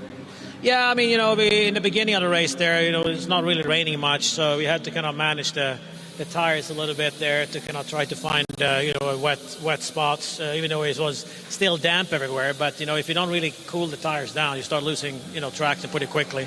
So there was a little bit of that going on. But other than that, as I said, the big issue here is the visibility because of the long straightaways. And 20 minutes before I got out, it started raining harder, so it started hydroplane, towards the end of the straightaways, and that's really get your attention. It's like, whoa, right now you're just a passenger here, so take it a little easy here. I think we saw a couple of times on, other cars and stuff on the track when they have that slide, your heart's in your mouth watching it. What's it like inside the car? Yeah, I mean, as you said, slide, this comes down to drifting at that point almost, right? But you need to not really panic and just let the slide come to an end, basically, because you can't really do much when it starts sliding. And I talked to one of the guys earlier. I said, you have to find a happy medium, because if you don't push hard enough, you don't get tire temp and pressure, and then it's a vicious cycle thing. You don't get the potential grip out of the tire, and if you overdo it, then you get into the slide situation, as you said, and then the tires start losing grip because of that. So it's very, you have to find a happy medium in these conditions, and again, stay safe and make sure you have somewhat visibility to see what apex and the track goes. Okay. Thanks very much, Nick. Thank you very much. Very interesting insight there from Nick Johnson. We thought he was still on board the car, but they obviously haven't changed the driver ID over, because he is still showing on our timing screen as being in the car, but as we just heard, he's very much out the car. Unfortunately, under code 60, because the MP Motorsport Mercedes, this is the Gosner family car, Corona Gosner, ended up in the gravel, and it's so unforgiving, the gravel. Once you're in, it's very difficult to get out, so they're using the GT3 lifting pins here. The Manitou is lifting the car up. The driver can actually stay on board when this process is going on, but I've seen this a lot, Ben, just green flag, code 60, back and forth and back and forth. These conditions really testing the drivers. It does sound as though there's a real challenge going on, learning this new Michelin tyre, so very different to what they've expected before, what they had with Hankook. Hankook and Pirelli known to be quite soft sidewall, quite forgiving in wet conditions. The sidewall rolls onto the track and creates a comfort, whereas the Michelin tyre needs to be worked harder because it's a harder construction, especially the sidewall.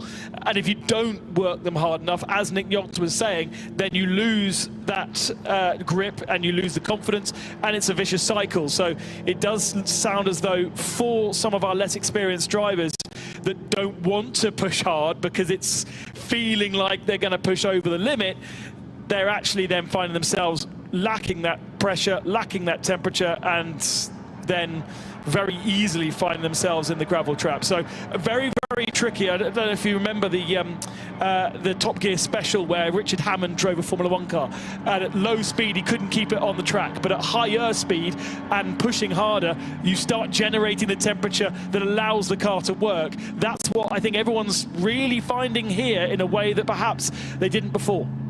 And the thing is under a code 60, no matter how good you are, you can't get that tyre temperature and pressure, because if you get a code 60, that's all dropping away and you cannot do anything about it. That's the really difficult part. Interesting, Felice Gelmini has brought the number 29 Pelin Gulf colour Ferrari in. In fact, it's just gone underneath our feet at the start-finish line under the commentary position, so they're going to get back out again just before we go back green. So they've topped up with fuel again. A lot of the front-running cars topped up with fuel, so just to make sure that they've got everything, and they'll be just hoping they can get a really long run of green and use up all that fuel that they've put on board, because it is just back forth as the little bit of mud and dirt coming out the back of that number 58 MP Mercedes onto the racing line. So that's going to provide another little challenge for the drivers coming through as we go back to green flag racing. Then 4 hours and 55 minutes left of this opening portion of the Michelin 12 Hours of Mugello. 5 hours on the clock tomorrow, of course. We go into Parc Ferme overnight. It's all about staying on that lead lap, and if you can stay on the lead lap and start the car up tomorrow with a full tank of fuel and some new tyres on it, all the better. And not use too many hours of your pro driver. We've seen a lot of pro driver usage in that first hour and a half, with all pro drivers actually going out to experience the circuit so that they then can pass that information on to their lesser experienced drivers. And again, I tried to speak with Joseph Kral just before I came up here, and headset went straight on. He was in there talking to Matthias Vibo, who's now in the car, and had no time for me. The fact that Carl Margelli was actually able to give us 5 minutes because Felice Gelmini, who is very experienced here in Mugello, Italian driver, not so experienced in GT3 racing, but they didn't feel like they needed to coach him round every single corner like so many others out there at the moment. Manuel Lauck, interestingly, back into this Proton Uber competition car, and that is why it's rising to the top of the field right now. Yeah, they're doing a top job. They've got an interesting approach of how that they, in fact, in terms of the way that the driving time works, they are a Pro-Am car, so a semi-pro driver, which Manuel Lauck actually bizarrely is graded as a semi-professional. He has no minimum or maximum drive time, so they can use as much of him as they want. The only thing they have to be careful of is a 2-hour max in one go. Then he must take a rest. You have to take 50% of your drive time as a rest before you can get back in. And I noticed Jake Hill's the same.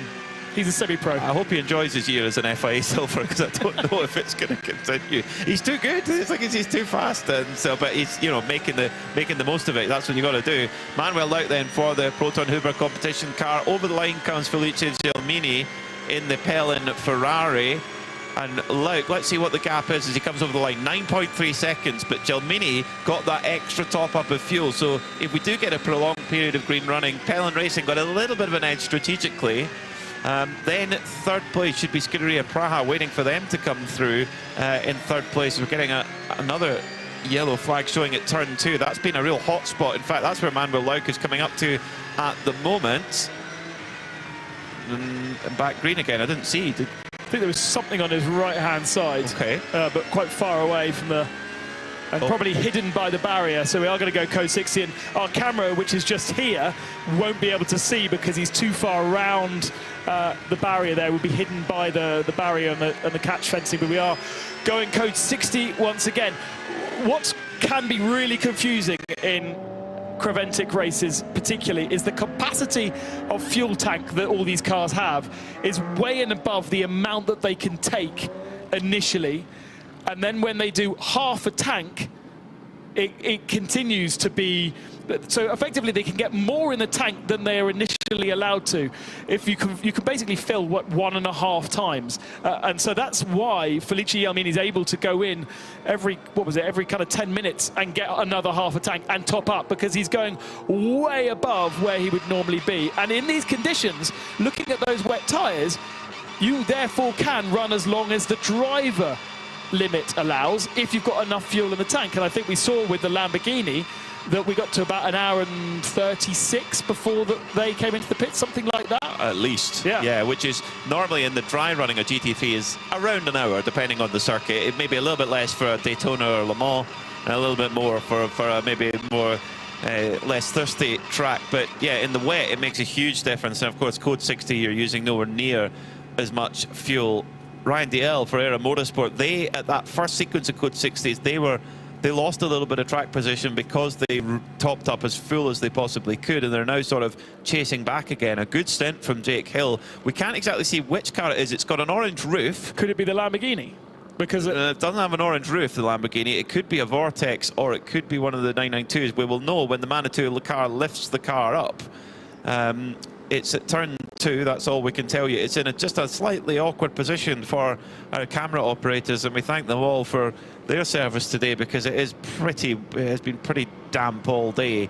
So braving the elements to bring the pictures on Creventic Motorsports TV and give us the information to describe the pictures to you on RS1, part of the Radio Show Limited network of channels. Thank you to you all for tuning in wherever you are as the Ebby Motors Manamuri Energy cars come in for another top up, as Sergio Nicolai brings it in. So taking that chance while they get it, it's going to be revealed as the Manitou is going to pull up using the lift to find out what car is it.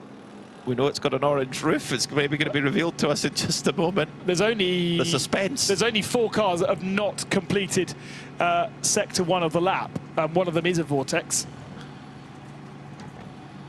One of them is Ryan DL, who we've seen on track. Tim Muller in a Utah Racing Audi, or the Kessel Racing Ferrari. Those are the options.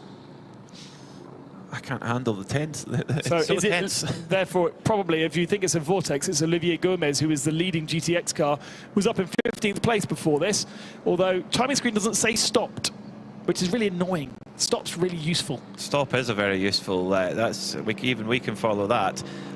Still behind the barrier, and if that is the Olivier Gomez car, the 702, that then might bring their sister car. Well, actually, every GTX car has had a trip into the gravel and has had to gain assistance. The IRC car did not that long ago, and the sister Vortex is being pulled out. I mean, there are not many cars with a pure orange roof. The Vortexes are some of those cars, so we'll get a confirmation to you as soon as we possibly can. Pellin Racing again taking the chance to come in and top up, so they're just a little splash and splash and splash. It's like when you see taxis come into a fuel station, they put a $5 in. I've never understood why that is. Maybe early in the shift, just as they're building up their earnings. Crucially, that last visit has handed Manuel Lauck the lead now. Previously, those last 2 kept him ahead because he had such a buffer, but he's now dropped to 2nd position. I don't know how vitally important that is, and it's so hard to know so early on in the race with all the various wranglings of strategy, and it's quite hard to keep up as to who's on what fuel. But yes, Felice Lamini now dropping down to 2nd behind the Proton Uber competition, number 73. I'm surprised there's actually any room left to fill. Well, that's they've been in and in and in all the time, and just keeping topping up as they go. Potentially in one of the earlier stops where they had where the tank was more empty when they came in, maybe they short filled, which is what brought them up the order a little bit, and then they're now catching that back up again. So maybe this actually string of Code 60s is not such a bad thing for Pellin Racing, and they don't have to worry about driver time with Felice because he's semi-pro, so they can do as little or as much as they want with him. So that's really important. In fact, it's the Pellin Ferrari passes under our feet at the start-finish line. There you go. It was a Vortex. It was a Vortex. Good spot. Well, it was your spot. Patting yourself on the back there. Well done, me. Olivier Gomez, 702, must be, I would imagine. Yes, it is. Yeah, the 702, the leading GTX car before that. Be interesting to see if it's hung on to that advantage, although its rivals in class, as we mentioned, have also had a trip into the gravel. So it's one apiece in the 3 GTX cars. Pellin Racing have actually also lost. They've lost 2nd position as well, by the looks of things, to Scuderia Praha during that top up. Now, one car that we're looking to see what penalty they got. We had very few penalties so far today, but the car 965 broke the Code 60 coming out of the pits, and I cannot see a penalty for them yet, strangely. Maybe that's still being assessed. Back to green flag we go. I'm looking at the wrong times. There we go. Nope, it's not on the penalty list either. Very strange. Okay, we'll keep a close watch. Breaking rules. I know. That was very surprising. 4 hours 46 minutes to go. Let's take an update with Diana Binks down in the pits. I've just come to the Red Ant Racing garage, and I also know that it's just jumped out of the car from the number 93. You've been in the car so about an hour and a half now? Just over an hour indeed. Was quite wet. It looks very wet. How tricky is it with the conditions constantly changing and the car evolving? Making the best of it. It's just having fun. Okay, it's slippery, but it's like it should be every time. You had a bit of a shifting issue earlier on, I think when Kenneth was in the car and then when you jumped in. Was that resolved? The AMG guys plugged their computer in and reset the default, so I didn't have any issue at all. So should be good to go to the end, I think. And how would you describe the conditions out there at this point in the race? Very early on, of course, but obviously everybody's facing these sort of challenging conditions to manage the tyres and to manage the traffic. Okay, there's a lot of spray on the high-speed sections, but it's very good doable with the Michelin tyre. It's the best rain tyre out there, so it's perfect to drive. You have a great team behind you here. You guys have all raced together for some time, so you know each other well. How important is that? It's the most important. Doing the great pit stops, making sure the car keeps on driving. Without that you can't win. And how would you describe this Mugello circuit? For me, it's one of the best tracks in Europe. It's fast. It's no room for error. It's perfect.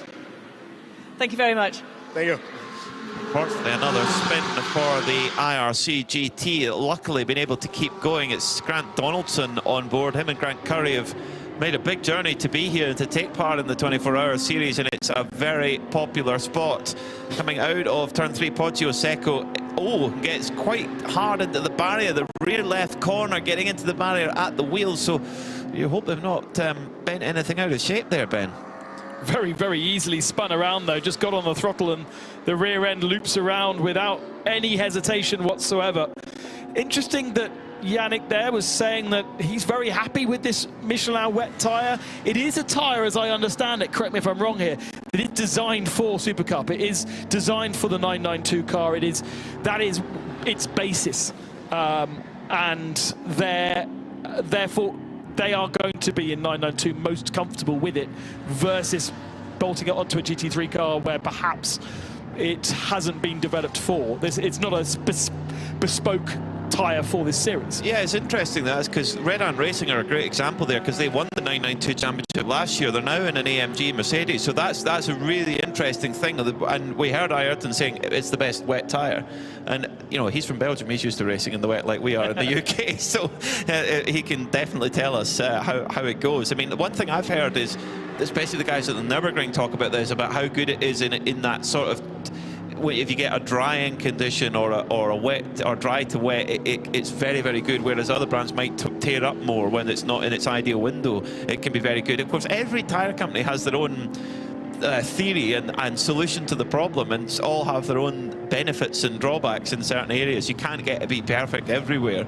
as well. That IRC GT car, you can imagine in wet conditions when the tyre's still cold, you've got the lowest power tune it runs is 550 horsepower. You can have 640. I don't know if it'll be running all that today, if that's the case. But so easy to just lose it on power there, especially coming over that crest at Poggio Secco. Okay, back to green flag running. 4 hours 42 minutes on the clock. Manuel Lauk leads by 45 seconds from Pellin Racing Ferrari, who make that 41 seconds because that was a really quick lap from Felicia Gelmini. 2:11.1, 2:15.3 for the Proton Huber Porsche. So in 10 laps time, in theory, that would hit that rate, that would have us back fighting away for the lead. Then a further 14 seconds for the back. It's Matus Vibo for Scuderia Praha, double winners at this race in the past, of course. Continental Racing, they've done really well in these wet conditions in their Audi run by Simpson Motorsport. They're in 4th, and Ryan DL for Era Motorsports, only 9 seconds behind them in 5th. Oh, there's another spin for the IRC GT as Grant Donaldson, clips off the concrete wall in the front left. Now that could be a bigger problem. This IRC GT is built tough, but it grinds to a halt, and he's got, I think he's maybe just centered it there, Ben, on the drop off of the curb onto the gravel. This could be yet another code 60. I think we even heard tyre squeal from the camera. Let's have a quick look here. It breaks away so easily. Then he gets on the brakes to try and stop it. But it's almost as though it's slightly accelerating without him, isn't it? Concrete this time rather than tyre stack. And that may have done further damage to that left side, which was the same side that he hit the tyre stack with. At the moment, just yellow flag covering that area. We're not going code 60, but if he can't carry on, then we will. That's so... the car looking really, really a handful for Grant Donaldson there. Just not... Like you say, just almost getting away from him, you're right. And it looks to be slightly centred on the kind of drop-off of the curb into the gravel, and that's it. We're viewing it in our pictures in the Global Broadcast Centre from the right-hand side of the car. The impact was on the left, so there could well be damage to the front left suspension. When he clipped that concrete wall, it's going to be a lot less forgiving than the tyre stack. Yellow flag's being shown at the moment. Now, the drivers get a 20-second countdown to code 60, if there is going to be one, to make sure they're ready to go back to code 60. In fact, we've just been given that countdown start now. 20 seconds to code 60 again. So I've actually lost count, Ben. I was planning on keeping count, and I've lost count of the amount of code 60s we've had. There is a count on the timing screen. There is. Don't worry, yeah. So we can get that to you, but you don't have to do it yourself. Lots for this stage of the race. But not a lot of people with issues in the pits. Everyone's very reliable, and I guess that's what you get with wet running. You're not asking too much of the car. He's got the IRC car away from the gravel trap and onto the track, but now has ground to a halt again. This is opening the opportunity for fueling. So Scarperia into the fuel area to get half a tank of fuel, or as much as they possibly can. Yeah, they didn't do the little top-ups in the last code 60, whereas Pellin Racing, who've now moved back up to second, did. Proton Huber competition in front, they didn't do their top-up, so they might come and do that. But the teams will be watching very closely to the progress of this 111 IRC GT car, because if it gets moving and drives back to the pits on its own power, we'll go back racing again. If it needs help, the code 60 will be much longer. So it's actually almost taking a gamble how that's going to work, because right now the Scuderia Praha car is still in the fueling area, so topping up with fuel. Before that code 60 came out, leader was Proton Huber competition and of course Pro-Am car. GT3 overall was Pellin Racing. AM class for GT3 is Continental Racing Audi. 992s, it was Milner Motorsport, who've been leading for most of the day. We saw Red Ant Racing doing well early on before the first stops, and they've still got good strategical advantage as well. In the AM class for 992, it's RPM Racing, which is Tracy Crone. They've now changed the driver ID around. GTX is still that 702 Vortex, despite that little issue a little while ago. And in GT4, it's the Lotus PB Racing. Indeed, the Manitou has been deployed to deal with the 111 IRC GT, so it will be lifted to a place of safety. No GT clips on the roof that you can bolt straight on, and the Manitou will have a particular lifting system to be able to bolt into a GT4 and a GT3, but because this is a bespoke car, we're lifting from the wheels. My slight concern is the damage on the left side, whereby he's hit the wall. That wheel may not be very well attached to the car. We shall see. That could be the issue, yeah. I mean, he drove off and then didn't go a great deal further, so maybe thought, oh no, this isn't going to go back on its own.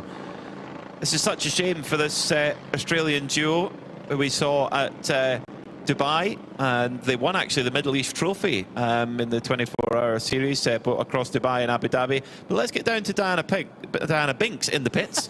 Who's got more for us? Diana Pinks. Did you call me Pinks? Pinks, is that your ulterior name? Never mind. No, not at all, not at all. I'm with 111 Racing, and Darren Curry is just who's teammate to Grant Donaldson out there on tracks, just watching what unfolded out there on the circuit. I mean, it looked quite... how would you describe it? Look, it's very challenging conditions out there. Bit unlucky. Axel hadn't done any wet weather practice or anything, obviously. I was fortunate enough to do a couple on the outlap. Really, really unlucky. It did look at, and obviously these conditions are very, very tricky. It's tricky. We do race quite a bit in the rain in Australia. Whether the temperature here has caught us out a little bit, I'm not sure, but yeah, just a difficult day. Disappointing for you not to get back behind the wheel? Disappointing, but never say never. These guys will work their ass off till tomorrow. We've got plenty of spare parts, so fingers crossed we can get back out there. Thank you very much, Darren. Thank you. So, that is very true. In the GTX class, the other, racing up against Vortex, there's two of them. They can have issues just as easily. These conditions can catch anybody out. So, yeah, get it back to the pits, get it fixed. You never, ever know. Yeah, don't forget that just because they've been put behind the wall around the circuit does not mean that they are retired out of the race. They can be delivered back to the back of pits, put into the garages, and then guys can get working. Maximising track time is one of the key principles of the Michelin 24H series, and regardless of whether the misadventures you've had on track, you can still maximise. And if you've come all the way from Australia, then you're going to want to do so. Yeah, you're not going to park up. Oh, a little bit deep for Felicia Gelmini again. This is the cold tyres under the code 60. The pressures drop as Phil Gelmini coming out of turn one. He's got the rear coming around, and he's just dabbing the throttle away. Fantastic car control, fantastic pictures if you're enjoying them on Creventic Motorsports TV, or if we'll describe them to you as best as we can for listeners on RS1. But wow, Gelmini just waiting for that temperature and pressure to come back into these tyres. It's caught so many drivers up. I'm going to say it was brakes as well. Remember, the brakes get cold, and if you press too hard on cold brakes, they snatch, and then you lock up, and it's irrecoverable. Whereas, so you've got to play. Or the ABS cuts in. Yeah, exactly. But that then doesn't make your braking as efficient. And I'm afraid we're going back to code 60. Oh, not again. Then, once you've got that aggression through, and also the temperature in the brakes affects the tyres and the rims and vice versa, then everything starts working for you. But the Gelmini going very deep into turn one, coming out of turn one sideways, and unfortunately is that the Coronel still in that car, the Porsche? No, it's Jan-Jaap van Roon for MDM Motorsport, who's gone well off the road, and will need them. I hope they've put enough diesel in the Manitou. I'm sure they have more than one Manitou, because it's been very busy. But we saw this in last year's edition of the Mugello 12 Hours, that even in dry conditions, if you go off the road at all here, the gravel is so deep that there is just no getting out of it. You have to wait for a little bit of help as one of the marshals arrives on a scooter. Two more. It was through it as well. When Formula One were here, it was a concern, wasn't it, about how deep the gravel traps are. They're built deep to keep bodies away from barriers when motorcyclists fall off. That's why there's not too many tarmac runoff areas, and the gravel is really, really important to when MotoGP come here, and Superbikes as well come here. I can't remember. I think they used to. They used to, yes. And they do quite a lot of MotoGP testing here, or Ducati do anyway. But the Italian Grand Prix, the MotoGP, is always a highlight of the MotoGP year. And when you think about it, when they come over the crest, a GT3 car is doing 165 miles an hour, hits the brakes, and Apex is at 60 miles an hour. That's quite impressive. MotoGP bike, 220 miles an hour now, which is probably a little bit excessive nowadays. So the Manitou is sprung into action again. A good display of how easy it is to recover the homologated GT3 and GT4 cars. Two clips on the roof. Those holes and the clip and the system, all part of the development of GT4 and GT3, so you can easily recover the car. And Jan-Jaap is going to be put back onto the track. We'll have to shake that gravel out, but Coronel's been in there for, what, an hour and a bit. He will have been trying to brief Jan-Jaap on what exactly to do out there, but it is clearly very, very tricky. Very. And interestingly, Proton Huber Competition came in to do a little top-up of fuel, as have Red Ant Racing. Pelin Racing have come in to do a top-up of fuel, so they're clearly sticking to a very clear strategy. Just keep coming in, top up whenever you can. Now, the MDM car has been put back onto the circuit, and I tell a lie, it's not a Manitou, it's a New Holland. Very important. My stepdad, he's a New Holland man. He's got a New Holland tractor.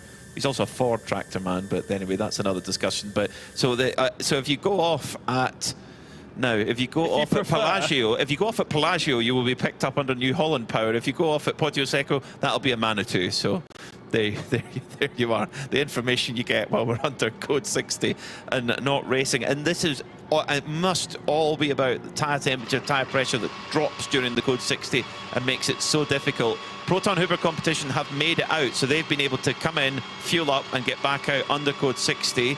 Pelin Racing are still in fueling, and we're getting the countdown to going back to green. Are they going to get caught out here, that Gulf-coloured orange and blue Ferrari? They might well do, you know, because... And that's where this strategy works against them. If you're stuck in the pits or in the fuel area when we go back to green, then you're losing time. Be interesting to be on board with one of these cars when we do go back to green. We're cycling through all of the different onboards that we have, just to see how tricky it is to cope. There we go, green flag now, back up and running with Maximilian Partel. And those lights that flash on the dashboard, which are rev lights, they are also lock-up lights as well on there, and brake traction lights under acceleration. So it'll give us a good idea as whether anything is snatching into turn one under brakes, being careful. So Manuel Lauk, a driver who's won 7 times at the Nürburgring 24 Hours in class. If you want to win, well, if you're going to win that much at the Nürburgring, you know how to drive in poor conditions, and that's exactly, I think, why they've put him in under this difficult part of the day in that 73 Proton Hoover competition. Porsche, so did Pelin get out before that green? Nope, they're still in the pits.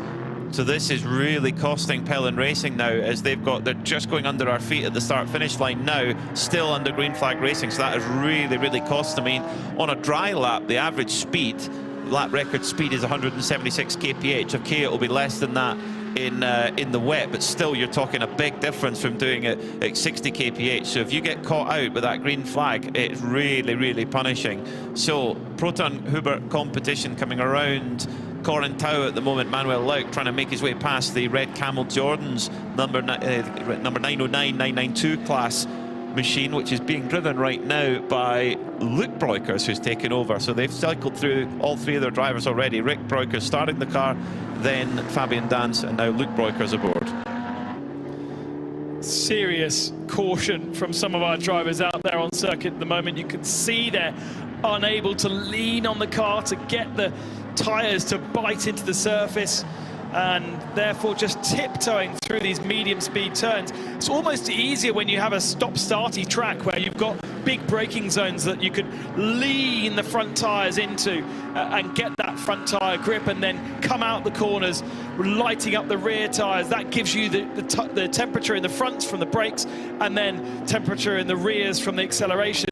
All these medium speed turns we have here at Mugello means you're just tiptoeing all the time. And Olivier Gomez in the Vortex V8 702, the 2.0, looks like he's tiptoeing along the straights. It's so tricky. It's a light car, you know, 1,000 kilos and 550 horsepower. That's a quite short wheelbase, and they've got so little experience with the car in the wet.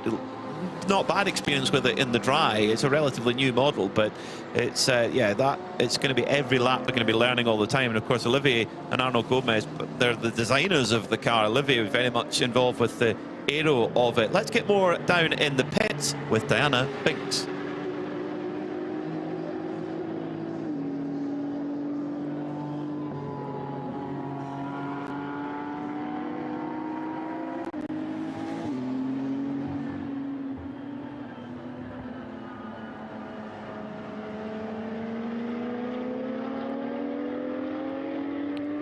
.928 then. So HRT performance in the garage. That's the first car we've had in the garage across. It is actually, you're absolutely correct, Ben. Yeah, everyone else, as I said, it's been quite good reliability-wise.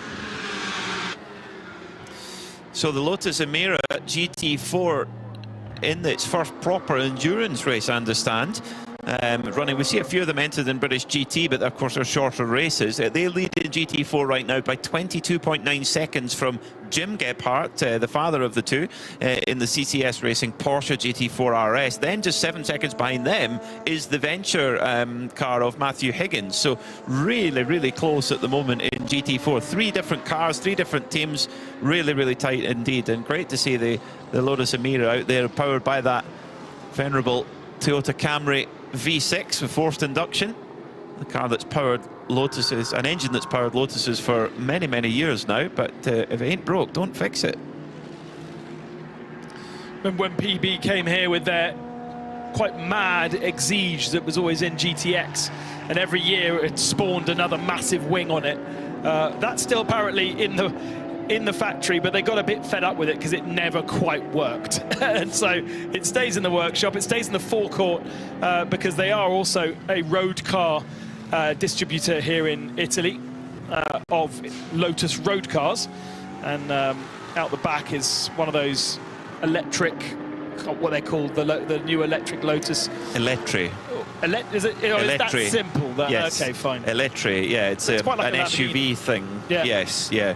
I was lucky enough to have a Lotus Exige V6 for a year. Amazing car. It did go in and out of the garage once or twice, I'll admit, but anyway. Now, the battle on circuit for third place, Manamuri by Ebby Motors in third. They've got Ryan DL right behind them in the Ferrari, the Era Ferrari, and right ahead of them. In fact, it's a three-way battle for second, excuse me, because Continental Racing are right there with their Audis. You've spotted something on the timing screen, Ben. Yeah, somebody's got a penalty, but we haven't quite got the scroll. Oh, there's a few penalties that have now come in.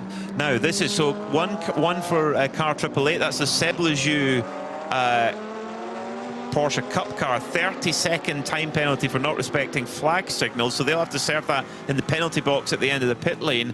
Car 965, now this is the one we were waiting for. This is the MDM Motorsport car where Tom Coronel, under a code 60, accelerated out the pit lane and broke that speed limit, quite significantly so. 60-second time penalty, that's a huge one. Yeah, but it's overtaking another car rather than speeding. So I guess they probably did both at the same time. Yeah, yeah.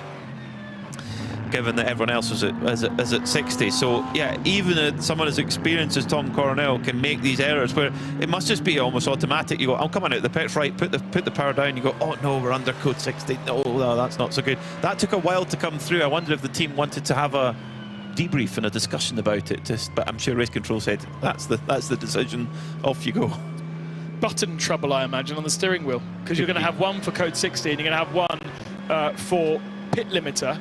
But you might want the pit limiter to be, well, the code 61 to be on, and then the pit limiter to be on as well. So when you come out the pits, you can release pit limiter, but code 60 is on, and oh dear, that car is back in the gravel trap once again. Oh no, well, it's all happening. So that same car that now has a 60-second time penalty is in the gravel. This is going to be code 60, but big news for car 81, Era Motorsport, overtaking another car during code 60. That is a 60-second time penalty, and at current speed, that's half a lap. That is really, really punishing, and you have to serve that under green too. Particularly punishing for a car that has more pros than perhaps it lets on, with Ryan DL and Jake Hill in that car. Yes, it's a Pro-Am entry, but they're pretty talented and have risen up to 4th position now. But just say 1 minute at this stage isn't too bad, because so much can play out with code 60s to shuffle you around. It's so hard to predict, but certainly a disadvantage, of course.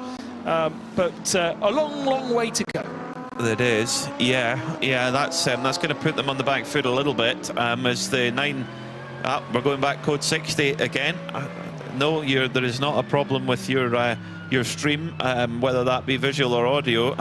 We are going back code 60 again. It is not like a stuck record, but it feels like it, as the 965 MDM car is going to have to require intervention, so it will be picked up and put back onto the circuit. Code 60 indeed we go, with 4 hours and 22 minutes left in this first part of the Michelin 12 Hours of Mugello. And probably a perfect time for our own driver change in the commentary box. Yes, I'm going to go and have a nice food. bit of lunch, and the very capable Bruce Jones will step into my seat in a moment, just as he's derobing at the moment. Don't get excited with it, ladies and gentlemen, too much. This is radio, of course. As Bruce jumps into the chair. A pleasant lunch, Mr. Jones. Magnificent lunch, thank you very much. Every army marches on its stomach, and it seemed there's not lots of incident when I was down having lunch. I'd look up, I'd look down, there'd be code 60, but the track is definitely drying out. That's good news. And let's see how everybody gets on. But that penalty, as I was walking back into the booth for Era motorsport could be a factor. Ben, you're quite confident that they may be able to smooth out that little ruffle in their path over the remaining hours in this race. Of course, we've still got 4 hours and 20 minutes of today's opening 7 hours, but you know, in all forms of endurance racing, it's about minimising your penalties. Doesn't mean don't have any. It's almost impossible to have none. But certainly it's a little factor. They've just got to be on their toes and read all the other situations as they unfold in front of them. But what we really need in this race is a stint where it's green flag for long enough to people to get back in the swing. Some of the crews, when you had code 60, goes back green, code 60 again, guessed right in terms of getting extra fuel into their tanks, but others realised the queue was going to be too long. They just happened to be in the wrong part of the lap, the early part of the lap when the code 60 was thrown. And the last thing you want is to come in and wait in line for your fueling. Any advantage you're going to gain is going to be thrown away. And that is why, at this stage, penalties, yes, it's a minute where you're stationary, but you can have that same situation happen, losing a minute in queuing for fuel or getting the code 60 slightly wrong, or it doesn't fall in your favour. So we so often big up problems early on in the race and then find by the end of the race they have absolutely no influence on the result, and you sometimes go, oh no, that's one of our favourites has got a big problem, and actually in the end they still win. Yeah, it's also about just being sure that you're on that lead lap at the end of the first 7 hours of this 12-hour race, and if you fall just by dint of a small penalty the wrong side of that margin, you're just suddenly a lap down by dint of, let's say, 5 seconds, and it really does hurt you a bit. But you've still got 5 hours to come back and play again on the Sunday. But looking around the screens, I know the cars aren't kicking up spray because they're going at code 60 pace, but the track is much drier, it is brighter. You can see the top of the mountains in the background. You certainly couldn't do that when we came into the circuit this morning, and even more certainly couldn't do it at the start of the race when suddenly we had the first really heavy flurry of rain. Yeah, and I think this is where the Michelin tyre struggles a little bit, because it's not quite as soft.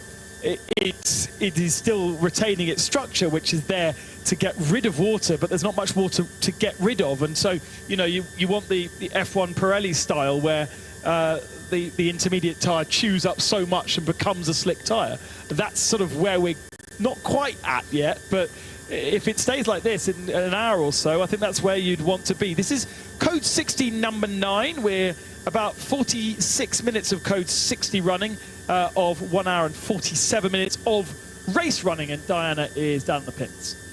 111 Racing IRC GT car is now back in the pit lane. The team are taking, well, it's been taken off the truck. They're just lowering it down on the pit apron, and it's obviously causing a little bit of congestion down here, but they seem to be working as hard as they can. I can see a lot of gravel and grass in the front of the car. I don't see any major damage to the left-hand side. They're just turning it around now. The bonnet is slightly loose, but they're going to get that back into the garage. They said they've got lots of parts, so they are definitely going to work hard to see if they can get that back out and on track. And I know that Grant, who was behind the wheel, is obviously pretty upset, doesn't want to talk at the moment, but I'll go back and have a chat with him a little bit later. I imagine frustrated as well, because it really did look as though over the course of a couple of laps he just couldn't get on top of the car. The car was sort of had a mind of its own. It seemed to just go away from him, didn't it, when he actually started that spin out. Yeah, absolutely. We've got a nice drone shot of the recovery process, which, yes, if Holmgaard Motorsport wants to pit right now, or even Ebby Motors, they are not going to have any opportunities. Holmgaard were just in a few minutes before, so before they actually took it off the truck, they came in, did their stuff, changed driver and went back out. As if they knew. Yeah. And it stopped raining down here in the pit lane. Just thought I'd let you know that. And we go back to green. So we go on board with Proton Uber competition. Manuel Lauk still leads. He's just come out of the pits. We think he still leads, with Matthias Weiber in second, with half a lap difference. Yeah, and again, this is the point at which you hold your breath. And will anyone spin at the start of the rejoin? Yes, the E2P Aston Martin has gone around, but the track is as dry as it's been. So that was just a case of not a lack of grip per se from rain, but simply from tyres that lost their pressure, lost their temperature, running at 60 kph. And that's been a car that's been going very smoothly through this race, just around the tail of the top 10. But alas, as it sits with its nose in the middle of the track, or two-thirds of the towards one side, the engine is running, waiting for a gap to rejoin, but you know, all your good work just gets crumpled up and thrown into the waste paper basket, doesn't it? Now he's got to drive on the grass, and that's been wet all morning. And he's going to, on the other side of the track, then he's going to rejoin, but a lot of rear wheel spin there, and gets it back on terra firma, wet terra firma, and always that element, Ben, when you drive on the curbs, the track might be drying out, but the curbing is always wet after there's been rain, consistent rain as well. And you explained how this area has been affected by flooding. That means that the grass isn't just wet, it is sodden, and he was trying to go uphill there on the grass. That was lucky that he did not get bogged down Oscar Piastri style from last weekend's Grand Prix, because Paulo Buguero was asking for trouble there, and he has managed to get out. He was heading for a sausage curb as well, just to stop his progress, but just about missed that, and will potentially drop from 12th position, but there was a big gap to the first of our 992 cars. Yeah, I mean, what you forget is on a circuit like this with a lot of gradient, it's one of the steepest parts of the track. Trying to go even across level wet grass is one thing, but trying to get it harness all the power and get back up the slope, and then, as you say, cross the curbing onto the track. But he's managed to do so. Tyres will have been messed up a little bit there, but coming back round, I don't suggest he'll need to go into the pits. And it's always interesting when you've reached. Oh, actually, wow. You know, just as he's rejoined, you're just trying to, you know, check all the controls, keep out of the way of the drivers running at full pace and snaking around. But again, even though we talk about the track drying out, there is very much the racing line that's dry, but anything beyond, even though it looks fairly dry to the eye, it definitely is not. But, right, apart from that little spin for the E2P Racing Aston Martin, the first lap, 2 laps after the restart have gone smoothly. That's the moment at which the danger of a Code 60 sort of slightly dissipates. Everyone's now got, right, temperature in their tyres, temperature in their bread. Change for second place here. Felice Jelmini looks to the outside of Matthias Weibo. Remember, Jelmini losing time in the pits, being in the pits when it was green flag. Wasn't able to do it all the way around turn 1, but had the inside line for turn 2. Does seem as though at turn 2 a lot of people running around the outside, the karting wet line, rather than using the racing line. Seems to be better there. Unfortunately for Felice, having to take the racing line, but the shorter distance travelled put him up to second position, 45 seconds back from Manuel Laut at the moment. Yeah, this is the start of his second season racing GT3 cars, but for Felice it's been TCRs for many years, but he's really adapting very well indeed. And Pelin Racing being impressive, they decided not to start the number 23, the sister car, which was the 488 GT3, just because, I don't know, I think they were slightly concerned about the 2 days of potential rain and decided to maybe keep that car for later in the season. Still 4 more rounds of the European 24H series for 2025, and maybe that was a wise decision, maybe not. But anyhow, now people are learning about the tyres they didn't know much about before the start of today, which is how Michelin's wet tyres would work for them. Up the slope from that fantastic double apex first corner, and again the deep line into turn 2. If you don't get grip on the outside line, then you've got painted curbing, and then you've got gravel, so you've got to be sure. But right from the formation lap, you can see the front runners going very, very deep, staying right when they wanted to be turning left until quite deep into that second corner, into Lucco. But clearly it works for them. There is not just up and down in this track, but certain points on the circuit that's slightly banked there that pulls you to the left and then drops away. Not so much for banking when you get to the third corner, Poggio Secco, and that's why we saw so many cars, even in the drive, running over the curbing into the gravel trap and then bringing it back onto the circuit. But one of the hardest corners is turn 6 when you're going down the slope from Casanova to Savelli, and we've seen an awful lot of people getting it wrong there. And if you get it wrong, you're then going to get your entry to the next corner, the first Arrabbiata, because it follows very soon afterwards. You're going to be all over the place, and certainly it can cost you big time. Quite a few spinners down there. One of the interesting... Oh, another spin from the 901. Keeps it out the gravel, though, so should be able to continue. He does. Who's in the 901 at the moment? It's his car. It's Ajith Kumar. The name's on the door. The name's above the door as well. So, super popular actor from India who just brought so many fans to Dubai 24 Hours, getting it wrong. And the E2P Racing Aston Martin, by the way, is short-cutting back to the pits. Instead of turning to Savelli, it goes off at turn 6. That means the first part of the lap doesn't count for anything. He's starting the lap all over again, albeit in the pit lane. But that's the car that had a rotation as soon as we got going.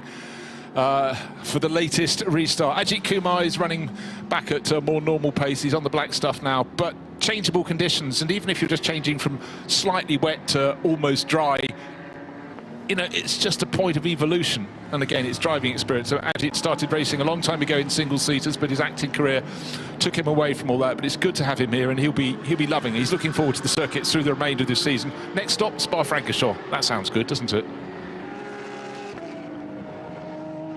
Curiously, the Aston Martin there, Puguera, missing half a lap, therefore that whole palaver doesn't count at all for anything. He must be very, very desperate. I mean, he can't be desperate on fuel because he's only been in the fuel area a short period of time. He's now heading into his pit box, so there must be some damage there for that car, which is, we never saw any collision with any barrier. No, it was an innocuous spin all on his own, ended up sort of half on the track, half off, but unless he damaged the car restarting going up the slope on that wet grass, but it might be a driver confidence thing. He just might have something in his mind that he felt tipped him into that spin. Luckily, no other cars around him.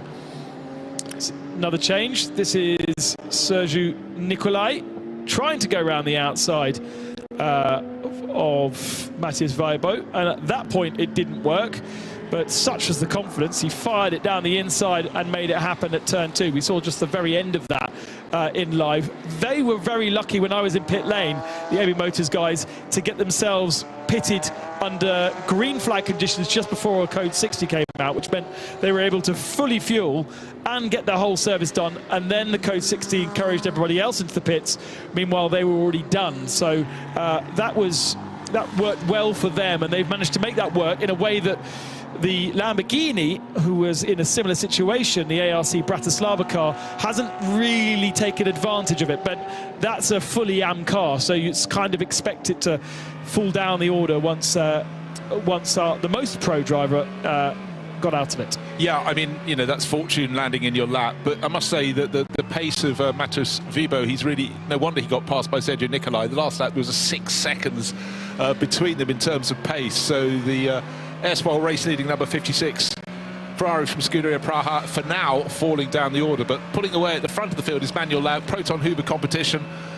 Porsche weren't really anywhere. It was all about Ferrari and Mercedes in the dry conditions in qualifying or following practice, but ever since the start of the race, when Manuel Laut was really pushing on, that car has been looking very handy indeed. Felice Gelmini is trying to give chase. In fact, he's faster. Last time around, took about 2.5 seconds out of the race leading Porsche. So Ferrari still in the mix, and Pelin Racing came here, I think, with high hopes, but didn't really show their hand when it went through practice, but they've been getting better and better through the course of the race. And Felice Gelmini, I heard just nipped off for lunch, Peter extolling his virtues, because he really got stuck in and put in some really great sector times. Peter went and crunched all the sectors overnight and came back saying, well, yeah, like Ferrari can really string them together. And one of the stars was Felice, so that's now being proved as well out on the track. Yeah, Felicia's actually, since being in that car, has done 4 different pit stops, but has stayed in the car throughout them. We've seen lots of those stops as the 44 Lamborghini runs perhaps a little too wide. You can run wide, yes, of course, and I imagine that Italian flag paint is FIA spec paint, which has a sand in it, which gives it some grip. That is what's recommended to paint all the white lines at any FIA grade circuit, and most importantly FIM grade circuit, to give the paint some grip. But when you go to street circuits, it's not necessary. So a big slide on the entry into, can't recognise where we are there. I'm just thinking it was a Arrabbiata 1, so they come down the slope to Savelli. And again, if you run deep in the corner, your options become limited quite quickly, and the Lamborghini driver got away with that. Gerhard Twerres, the Austrian, he's running in 8th place overall, lapping a lot faster than the heart of racing Mercedes and Hannah Grisham that's in 7th. So I guess that's why he got sight of her and was going, right, here's my target. And, you know, you just get encouraged to maybe just attack a little more. But what we have to say, if you're just joining us and you're looking at, oh, it's a dry, they're using the windscreen wipers, but it's dry, there's no spray from the cars. Conditions are changing all the time. These are the best they've been since the drivers were out in qualifying. 2 days of sunshine, almost spring-like weather here, and it's reverted to much cooler temperatures here on the Saturday. This is a 7-hour segment of the race. We've got 5 hours to complete it on Sunday here at Mugello. The drivers loving the experience, but for this race, they're learning about the 2025 Michelin wet weather rubber for the first time, and it's not always ideal to be doing that when you're in racing circumstances. But we're now quite a while in, and it's been quite a while since we've heard from Di. Let's find out what the latest news is. The number 90 E2P Racing, Aston Martin Vantage came into the pit lane, as you saw earlier. You talked about it had a spin and went off track. That car has come back into the garage, and the team have taken the car into the garage area. They tell me that after the spin it lost power, but when it came into the pit lane, obviously there was lots of grass and stuff in the front grille, so they're doing some electrical checks now and checking throughout the car, but it's still sitting in the garage. They've obviously taken the front off the car to have a more in-depth look to see if they can find it, but they were sort of shaking their heads a little bit to find out why that power loss had happened.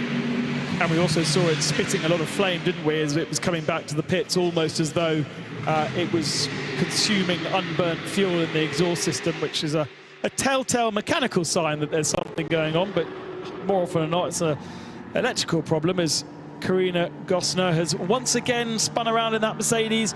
That's the second time the MP Racing car is facing the wrong direction. Good, though. She's found some tarmac to spin on this time, and that means we don't have to go code 60 to retrieve her. Sitting all wheels off the circuit on the exit to Savelli, just before the entrance to the first of the two uphill right-handers at Arrabbiata 1 and 2. But windscreen wipers going, lights flashing, either waiting to rejoin or has some problem. I can't see why, unless the marshal's saying, stay, stay, stay. We have a handful of cars coming down the slope to Savelli, and now she goes. The GT4 Mercedes from Venture goes on past. Who's at the wheel of that? Matthew Higgins, a second driver in that car. Going very nicely in class, but actually it's fallen back to third in class. In fact, the pace has changed a little bit. That's now the Lotus leading the way with Massimo Abati top in GT4. On the start-finish straight, there is still spray to be had when you get a whole grouping of cars.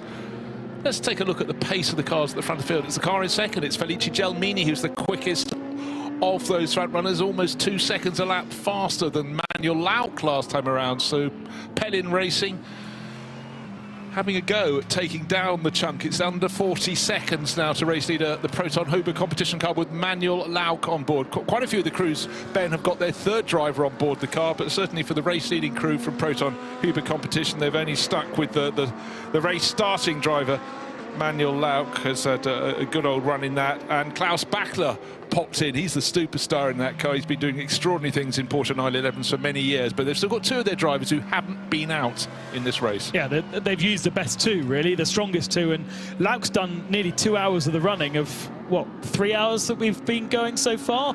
Nearly, not quite. So really has done the lion's share of it, and Klaus Bachler doing the rest means that maybe that car is artificially higher than it can possibly be come race end. The combination of all the different drivers, especially in this series where there is such a difference, does make reading the picture very, very hard at this early part of the race. Oh, look, Ben, even in qualifying it was difficult. You had 3 sessions for each of the categories, and you had your aggregate time across all 3. And you had to put your least experienced driver in first. So you could have a car that's actually got a very good least experienced driver, so that's the top of the tables.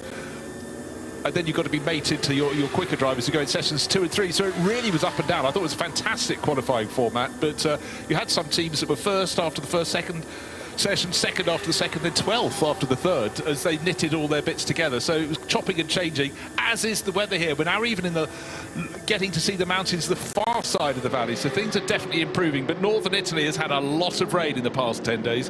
Landslips making the roads around here, a lot of them being closed while they're clearing it up. Overnight rain released yet more mud.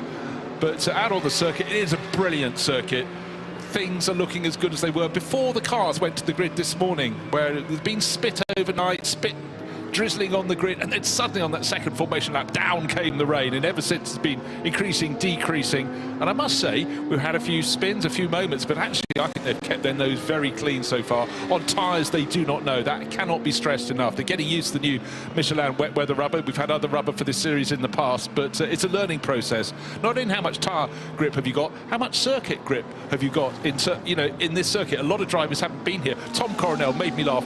30 years since he was last here. Just the mere 30 years. And it sounded as though if you didn't quite pick your tyre pressure correctly and you didn't get the tyre in a window, then it really wasn't working for you at all. And there was a lot of chat down in the pit lane during the hour that I was down there that You couldn't get the tyre working. You could see drivers going out and just sliding for no real reason. But if you worked them hard, if you had the pressure in the right window, if you then generated that temperature, then they came to you and were working nicely, and most importantly, seemed to be able to last. Yeah, and entirely. Actually, one of the interviews that stood out to me was with Ian James from Heart of Racing, because he was saying just basically it was frightening out there. We had the wrong pressures, and the car just didn't want to do what you wanted it to do, so he tumbled down the order. The car started car number 27, great livery there, the sort of two shades of blue, the yellow flashes on the side of that Mercedes. It's not like Ian doesn't know a Mercedes AMG, but it was a voyage into the unknown on the wrong tyre pressures, and the car, he knew what it could do, wasn't entirely sure what it could do on the tyres, and then he realised that other people go better, they clearly had more grip. But it's a learning process, and it's due to be raining again tomorrow, so it's essential they pick up all the performance and understanding they can. Hannah Grisham driving the car now, third driver in that cycle, is 7th overall. Gerhard Theresa is just a second or two behind her, nearly 3 seconds down actually, in 8th place in the ARC Bratislava Lamborghini, giving chase, and not too far behind we've got Maxi Partel as well, the Hofer Racing Mercedes. So 3 cars just at the tail end of the top 10, covered by about 5 seconds. That's a little battle to keep an eye out for. And Heart of Racing almost ignoring the fact that we've had Code 60s and all of the tomfoolery from Race Direction. They have done their strategy. They've each done a big chunky 2-hour, 1.5 hour stint, and then pitted and changed driver. So we've seen Gray, Ian, and now Hannah in the car. They haven't been coming in and out in between times to do half a tank of fuel here or a new set of tyres there. They've just stuck to it very conventionally, and they still sit in a decent position. So it's so hard to really predict how to best treat a Creventic race, because there are all these opportunities, but sometimes they don't seem to actually make much of a difference, oddly. Yeah, and I think again, Ian was saying, right, okay, we went out, we got it wrong with the tyre pressures, we'll learn, we've got to form, but he wasn't panicking. You know, it's a race split 7 hours today, 5 hours tomorrow. Try and stay on the same lap as your rivals, then you can close right up when the grid is formed overnight. The cars park on the start-finish straight, get covered up, get unveiled in the morning, and we'll start again. So it's about not losing a lap, and they're learning as they go. Hannah's doing a really good job here, learning the circuit, getting a feel for the place. And for Gray and Ian James, well, it's just stay cool, stay calm. Let's see what happens on the Sunday. But you look down the list, the front-running car, the race-leading Proton Huber competition car, 6 pit stops. Their car down in 7th place, just the 2. Driver 1 to driver 2, driver 2 to driver 3. No extraneous pit stops. Maybe they could have gained a position or 2, but I think learn the car, learn the tyres. That's what they're doing today. Hannah here under a bit of pressure. 7th position at the moment. Lamborghini just behind our graphic right there in 8th, and then Partel also part of this little battle. So 3 GT3 cars fighting over 7th position right now. And at the moment, Hannah's pace better than she managed at the start of her stint. Her average is a 2:17, but she's down to a 2:13 on that last lap. And perhaps the sight of the bright yellow ARC Bratislava Lamborghini urging her on. Yeah, that's one of the few that actually stands out on a dull day when it's giving chase. Very sort of acidy yellow with multicoloured flashes on it, but it's getting closer and closer. Up the rise along the start-finish straight, they go down towards the first corner, San Donato, and it's still 7th place for Hannah Grisham, going deep into the first corner. A lot of drivers taking that line. It's a rather smoother exit there, and all along the car, the Lamborghini is giving chase, is catching her, and in turn Maximilian Partel in the Hofer Racing Mercedes is the one that is catching the pair of them, and Seb Lejeune Racing, it's not their first, it's not their second, it might be the 3rd spin for the Treble 8 car, and will that make us Code 60? No messages as yet, but it's parked in the gravel. Absolutely. Beached at effectively turn 2 there, crest of the slope. And it's Seb in the car again. It was him earlier on that had the spin, and he got out of the car when I was down in the pits, and he's back in the car again and back in the gravel again, I'm afraid. And that's a great battle that we were watching. Look, 3 Mercedes and a Lamborghini now temporarily put on hold as we go Code 60. Yeah, Code 60 just striking a couple of seconds time. Race lead, by the way, 38 seconds between the Proton Huber competition Porsche of Manuel Lauck and Felice Gelmini, who's been quicker and has been closing in, but the pink pinky purple flags around the circuit. It's code 60 down to 60 kph, slower than a snail, crawling pace. But of course, in a group of cars, looking at the 7th place battle, Heart of Racing, Hannah Grisham tucked in behind and only just behind Gerhard Twereza in the ARC Bratislava Lamborghini, and right behind Maximilian Parcel in the Hofer Racing Mercedes.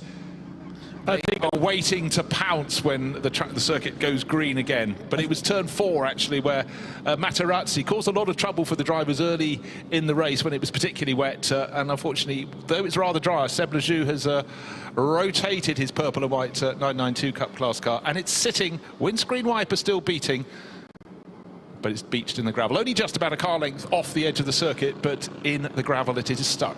A lot of teams, I believe, will want to take advantage of this to go back into the pits and fuel. We've got a lot of drivers on 1 hour stint lengths.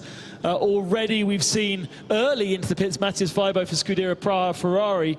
He was able to come in straight away. Of course, it matters where you are on the circuit versus when the code 60 is called. But that has worked out quite nicely for Matthias Weibo. And we'll see. Well, it's not going to be a quick one, is it? Because they do need to get the various lifters out there, and then they're going to have to pull it back onto the circuit. So there's going to be a bit of work done. But I think Diana's going to be quite busy for a few moments. She's in charge of refueling, actually. Of course she's going to be busy. But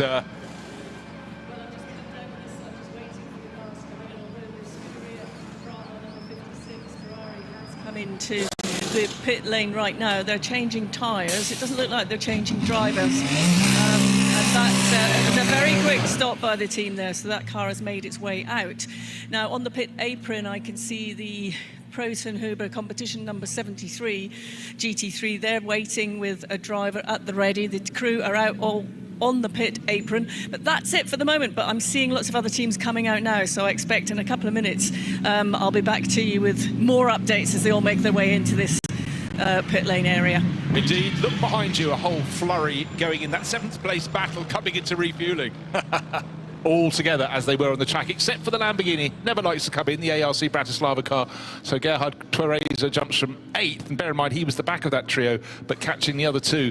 Now he's got the track cleared for him. However, I think the important thing is that Manuel Lauck is in the pits in the Proton Huber competition car. He was 38 seconds clear from Felice Gelmini's number 29 Ferrari from Pellin Racing, and was being caught little by little, but now he's come in to get the fuel.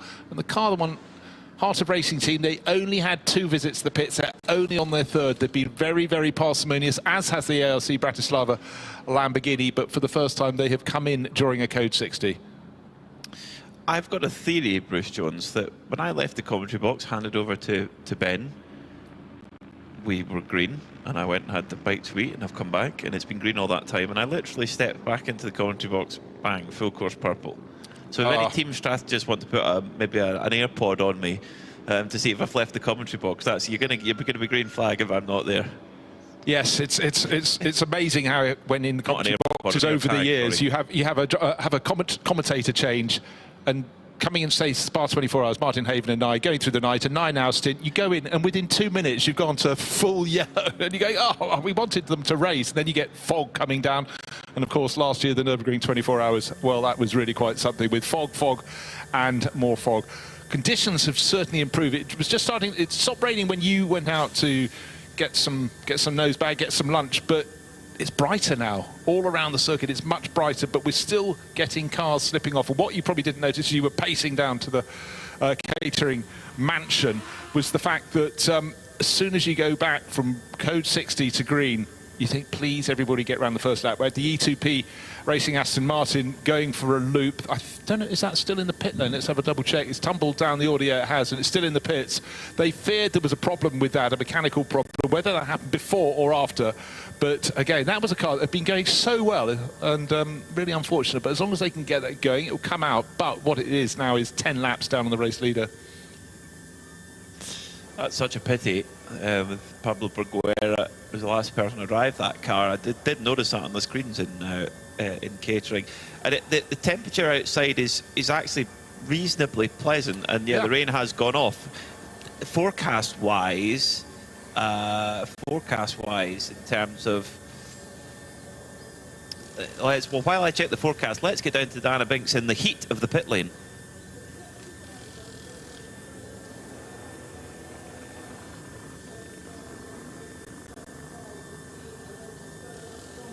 The Manamauri Energy by EBI Motors, the number 95 Porsche. That came in as well. Again, a very well executed pit stop, change of tyres and a driver change for that team. But these crews have really got this down to a T, haven't they? They are incredibly slick on these pit stops. Even in these, challenging conditions that they're all facing. Now, a few other cars that are back in or coming into the pit area now is a Continental Racing by Simpson Motorsport, the 69.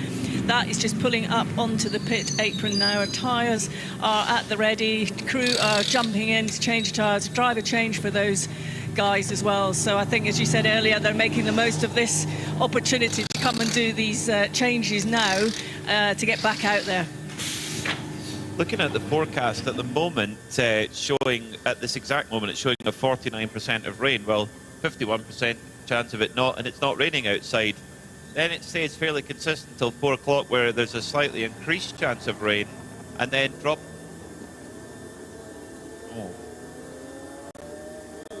But that's just picked up in the last few minutes. That's never good. Are you confident on your hat choice at this point? You don't want one with the brim, do you? I might have to choose that one for the next episode. In around the time that we'll go to the checkered flag of this first portion of the Michelin 12 Hours of Mugello, when we get to 4 o'clock local time, it does the chance increases quite a lot, and then drops back down to the lowest chance it's been heading into the checkered flag of this first portion at 6 o'clock local time. At which point it'll be starting to get quite dark, because official sunset here is 6:29 p.m. Now, given that it's pretty grey anyway, it's going to be pretty gloomy by that stage. Yeah, what we had yesterday afternoon at about 4:30, it felt as though it was going into evening, and then it actually brightened up. By the time we got to the end of qualifying, it was no darker than it had been an hour and a half before, and then actually the evening fell quite quickly after that. Change of driver in the race-leading Proton Huber competition Porsche, that's car number 73. Jörg Dreisau, third driver in that cycle. It was started by Manuel Lau. Klaus Bachler did a short time in the car. They're saving him for a little bit later on, quite clearly, and we're also waiting for the fourth driver in that crew, Laura van den Hengel, Dutch racer, who's an AM in that crew, getting her chance to come out and play. So we're green again, and the car's starting to press on. Proton Huber competition, their lead was 38 seconds before this latest Code 60, and flurry of cars coming in and out, and that included them coming in from the lead and returning to the circuit. Windscreen wipers still on it. That 73 Porsche from Proton Huber competition, deep into the first corner, and too deep, so across the paint, luckily manages to get the car turned to the right and up the hill. Again, that is a driver just getting accustomed to the car, to the grip, to tyres they've not competed on before. I have to keep saying that, because each new driver in is having their first experience. Beautiful weather here on Thursday, lots of testing. On Friday, dry weather. And they were desperate to try the wet weather tyres, and now they can, but they're doing it through the course of the race. So Jörg Dreisau is an AM driver, as you say, Bruce, in the car, going to be trying to hold off Sabino De Castro for the number 95 Manamauri Energy team, who have been working the strategy all the way through these Code 6s, just dragging themselves up the order. Sabino's a really impressive driver, actually, in that crew. So we'll see what he can do, and see if he can put in some hot pace. At the moment, the gap is 33.9 seconds. So all of a sudden, we have a Porsche 1-2. Porsche were, I can say they're nowhere, but they were struggling in the dry. They were just ahead of nowhere. Yes, just ahead of nowhere. But in the wet, they've just worked it well. And the first of the Ferraris is the Scuderia Praha car in third. ARC Bratislava's Lamborghini, by dint of being in the pits a lot less, are in fourth. And then Lisa Clark has jumped aboard the Pelin Racing Ferrari. And we heard from her coach, Kyle Marcelli, said she does enjoy the wet. She is more comfortable in those conditions. So let's see how she gets on, because Pelin Racing, they've been quick all day. Yeah, no, they really have. I mean, they worked their way up the order very nicely. Let's look down through the classes. The 992 Cup class, it seems to just belong at the moment to Mulder Motorsport. They're leading that, and Martin Rump did the early running. Then Valsa Sviedris is the driver on the board at the moment. 11th place overall. Next car in class is the Red Camel Jordan's team. He's down in 14th place and lapping quite a lot faster. Let's take a look at the second flying lap, of course, after the code 60 and see what it settled down to. But equally, looking at the front end of the field, what we saw before is for Scuderia Praha, Matus Viber just wasn't on the ultimate pace that we saw set by teammate Joseph Kral, and was falling down the order a little bit. Let's see the next, so we'll look at the timing screens in about a minute's time and see what they're doing on the second flying lap. One driver who's desperately trying to have a little bit of a thrash and go past is Gerhard Twereza. He's in 4th place. He's right on the tail of Matus Viber now, so we could have a change. And of course, ARC Bratislava, Miroslav Konopka's team is one of those that decided not really to do all these little stops under code 60s. They've done, bar one, they've all been standard refueling pit stops. And right now they could be rewarded. The one Lamborghini in the race, and certainly Gerhard is looking very confident in and comfortable in the 44 car, tucked in as the conditions become less and less gloomy. It's not a dry track, but it's a drying track. We'll see how it evolves. But then again, we could go and look at some more weather forecasts and see what's coming between now and the 6 o'clock conclusion of the first part of this race at Mugello. Well, if it stayed dry, you know, if that wind that Dana Binks was mentioning stays and it doesn't rain again, it stays dry, you just don't know how things can evolve. Certain tracks dry faster than others. I have to say, I'm not exactly sure how quick, whether Mugello is a fast drying circuit or not. You think about circuits like Assen in the Netherlands, it dries really fast. Knock-Hill actually dries incredibly fast. Well, you know what, that's because the wind can get at both of their racing surfaces. But here, as you experienced on your first visit here, it's deep in its own little valley. So down at the bottom part of the circuit, not much of a chance. Possibly the stretch that would dry the most would be on the Scarperia side. You've got up to a fairly high point after Arrabbiata. There's a bit more, the hill isn't immediately above it. There's a bit more space, but it's not a Silverstone, it's not a Thruxton, it's not an Assen, that's for sure, in terms of allowing the wind to come in. So it's more the cars themselves and the hot tyres with grooves in them actually clearing up the standing water and then clearing a line if it stays dry. But I would love when we do motorcycle race meetings at Knock-Hill and it's wet and all the solo guys are like, just send the sidecars out, they'll dry it up for us, you know, like they're cannon fodder. Exactly, a bit more rubber on the surface. Very unfair, very unfair. Yeah, ARC Bratislava, they've taken a totally different view to the rest. You know, you look at Pelin Racing, for example, they've just come in top up after top up after top up at each of those code 60s, whereas ARC, they've tried to go exactly the opposite and just fill up when they have to, but if they don't, they stay out and try and get the track position back. Yeah, I think when you started a little bit further down the order, what you crave is track position, and you hope that when it comes to the end of the 7 hours, the first 7 hours of the 12, where we conclude today's race at 6 o'clock local time, that they are on the lead lap. And at the moment, it's going quite nicely for them. They're not on the lead lap, but they're not a million miles off it. So, but Gerhard Twereza giving chase to Scuderia Praha, Lamborghini chasing Ferrari, going past the one and only Lotus in the race. That's running in the GT4 class, keeping out of trouble. And in terms of position in GT4, it is the Lotus. Massimo Abati leading the class, 6-7 seconds clear of the venture Mercedes and Matthew Higgins, with Jim Gebhardt in the CCS Racing Porsche very much in company. In fact, the 3 cars covered by really not a lot of time, 7 seconds in all. That's it. I think we might have seen a change for the lead. In fact, we have. Sabina De Castro has gone through into the lead for Manamuri by Evi Motors. So former 992 Cup class front runners now running a GT3R, the full fat Porsche GT3 car. They move up into the lead. They were actually, as they crossed the line at the last lap, they were 2.3 behind, but went 3 seconds quicker through sector 1. So they have quickly taken the advantage over from the 73 Huber car. The Jörg Breisod just seems to be struggling a fraction in these conditions. Not so for Sabino De Castro in the splatter gun paint scheme on that Manamuri Energy machine with the Italian tricolore on the pillar of the door. Started down here in the pit lane, very light at the moment, but there's some sprinklings of the rain appeared just in the last few seconds. As you said that, the cars just started to put their windscreen wipers back on. They got to the point where the track had been dry enough for them, unless they went to a point where the water was still sitting on the circuit. They get the spray, and certainly our points, including the entry to the final corner of the circuit, Bucin, where you get spray. Other parts further around the circuit a little drier, but thanks Dye, always good. It's chopping and it's changing, the visibility is improving, but it's still much lighter and brighter than it was when we lined up for the race start this morning at 11 o'clock. So yeah, confirming there is a lead change there. Sabino De Castro goes through at the front of the field. Jörg Dreisel just taking a bit to get up to pace in at these conditions, and you can totally understand that. With how many cars have we seen chuck it off? And imagine that you jump aboard a car that's in the lead, and it's your responsibility. That's a really tough position, and Jörg Dreisel just taking his time here. Well, he is. Get his driver time done. He lost 12 seconds to the more comfortable Sabine De Castro.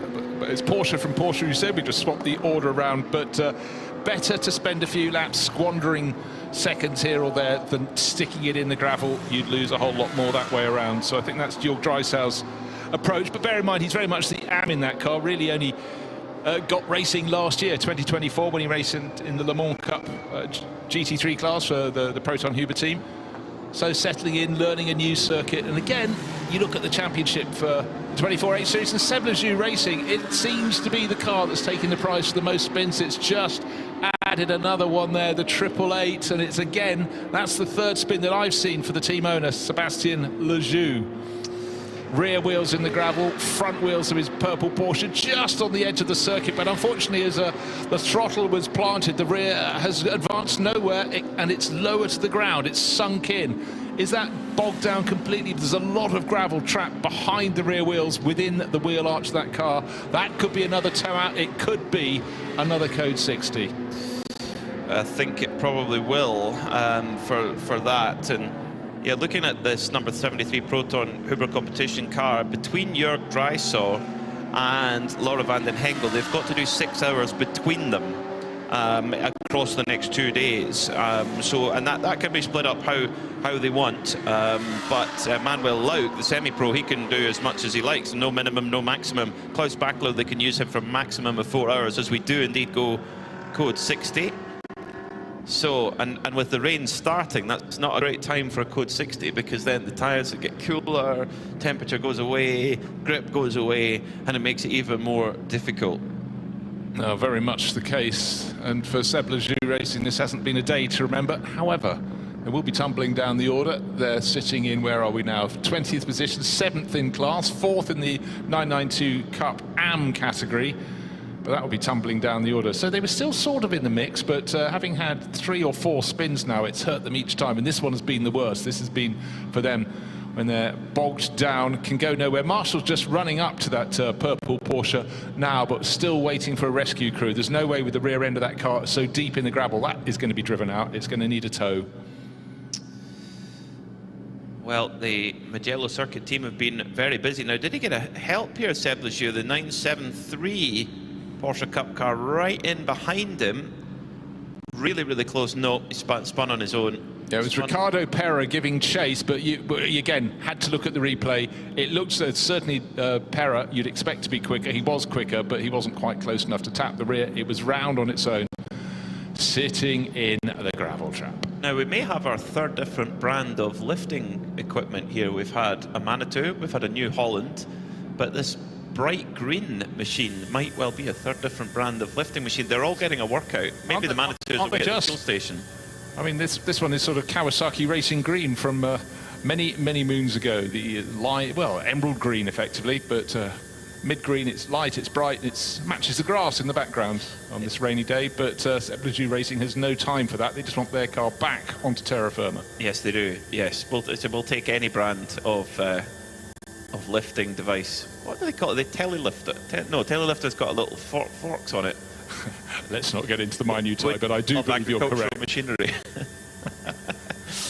Right, 4 wheels in the air on the 888 Seb Lejeune Racing Porsche, and that's at turn 5. It's just before you go down the slope. That's Casanova before you drop down to the corner that's caught out a lot of drivers. The bottom of the slope, Savelli. Actually, a relatively unusual place to go off. He clearly just understeered. It's a corner where... Corentou. Oh, sorry,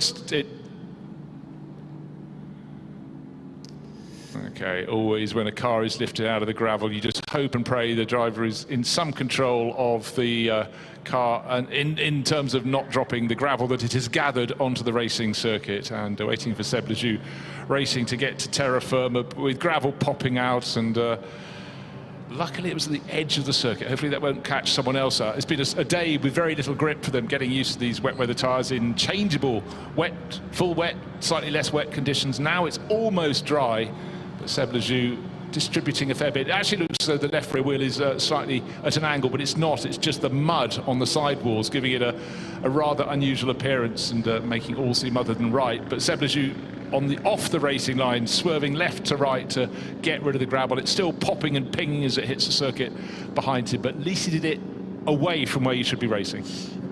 Under 1 minute to go until we go back to green flag. Did we see that the CCC Kessel racing car came in with Marco Frezza it's still in fuel at the moment.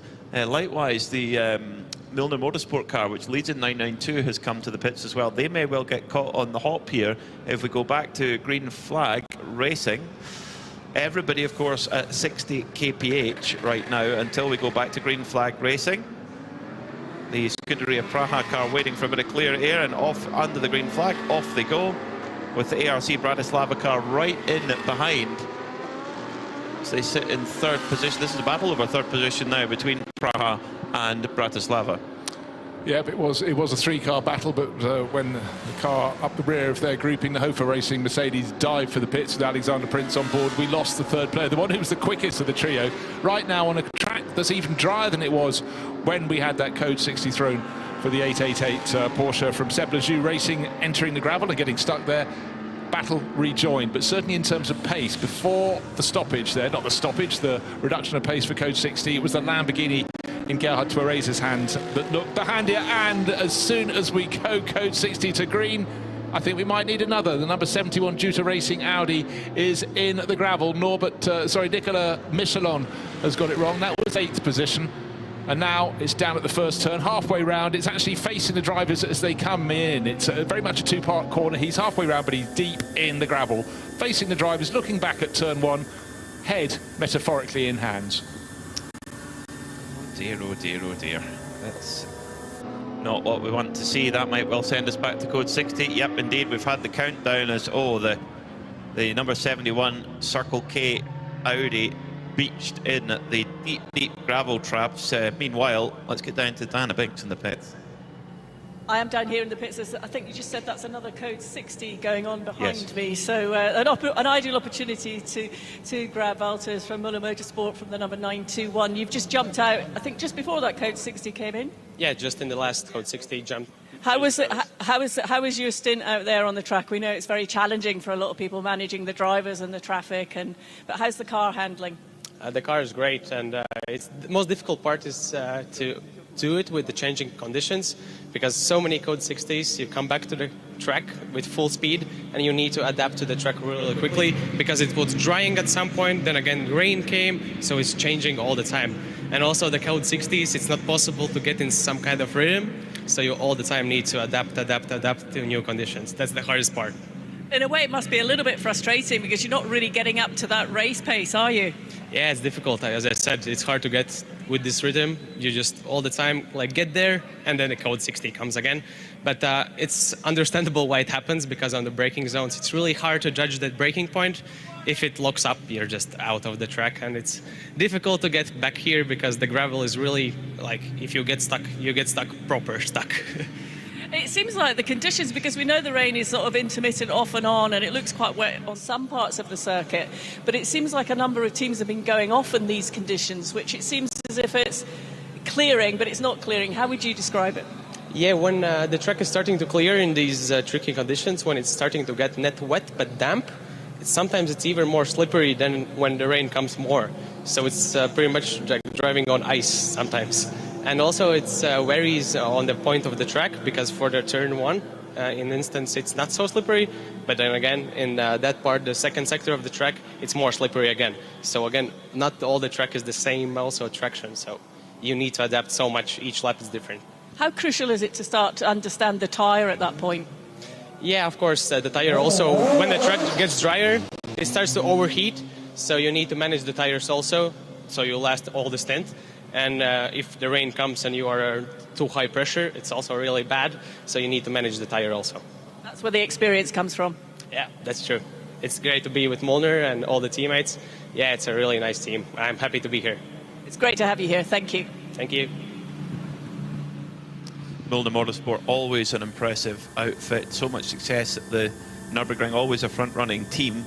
And competing here in the 24-hour series, by our reckoning at the moment, it's Red Camel Jordans who've just moved back into the lead of 992. And on outright pace in the dry, it was a battle in qualifying between Red Camel Jordans and Molnar Motorsport, Bruce. But here in the wet, it's a battle really on the pit wall. It's a strategical, it's a cerebral battle between them today. It very much is. You might say, oh, the pendulum swung one way. No. Just they're chipping away. They've both got plans. They both have a lot of experience, Red Camels Jordan and Molnar Motorsport, in this form of racing, in this championship, in equivalent championships. And who's got it right? Hard to tell. But I thought that was a really interesting comment from Bartosz Swiedrys there, that it's actually seems more perilous on the track. Now it's drying out a bit. When it was more wet, fully wet, it just seemed easier to attain a balance than you can now, because you're guessing, and it is drying quite fast. There's no sun to dry it out, but it has been brighter in the last 20 minutes than it has been since the start, since the end of play yesterday after qualifying came to a conclusion just after 6 o'clock in the evening. So back to green flag racing. We are very nearly, in the next minute and a half, at the halfway point of the Saturday running. 7 hours of racing. We're very nearly at 3.5 hours elapsed. And the battle rages on then between Scuderia Praha for third place and the 44 of ARC Bratislava with their Lamborghini, their first generation Lamborghini Huracan. So they're making the most out of that old paddock. Now, as if to rub salt in the wound for the number 71 Circle K Jutta Audi, basically went into the gravel, caused the code 60, got lifted out and got so excited, we're out, hey, let's go, hit the power and went way through the code 60, went over 60 kilometers an hour. That will be a big penalty. It really was. Again, I had a little pause there, and a little actually quite a big sigh. It's just one of those things. It's actually completely understandable in terms of thinking, I've lost so much time, I must not lose anymore, and you press off, you forget it's supposed to be a 60 kph maximum. So the gravel bed at the first corner has got some more and more interesting tyre marks through it, and I guess the best one so far in terms of the most traction through there was the Gebhardt Porsche Cayman that ran the whole way to the back. Nicholas Gebhardt at the wheel and bounced around on the grass just in front of the tyre balls on the outside. Other tyre marks go in and come to a stationary point from which they had to be rescued. Right, green flag. Can we get through these first 2 laps while they're getting the building up the speed again, getting the heat in the tyres, heat in the brakes? Can everybody behave, or are we going to have another spinner? We've certainly had a flurry of them. It'd be great if we could get to a period of green flag running, let the race settle down. Where are we in terms of who's leading what? Well, it's Sabine De Castro, Italian racer for Manamari, Energy by Ebi Motors, Porsche racer, leading by, get this, 37 seconds from Jörg Dreisau in the Proton Huber competition car. But let's see how Dreisau is in terms of his lap pace. He was losing about 12 seconds a lap when he got passed by the number 95 Porsche from Manamari, but maybe he's gained the knowledge, gained the confidence, and now they're back to full green flag racing. He can press on. Battle for third place is still tough though, isn't it, Peter? Matus Faibo, Scuderia Praha Ferrari, and about 2 seconds behind him, maybe slightly, this is Gerhard Twereza in the ARC Bratislava Lamborghini. Bear in mind, that has always been quicker in this stint than the car it's giving chase. So the battle for third is going to tighten up.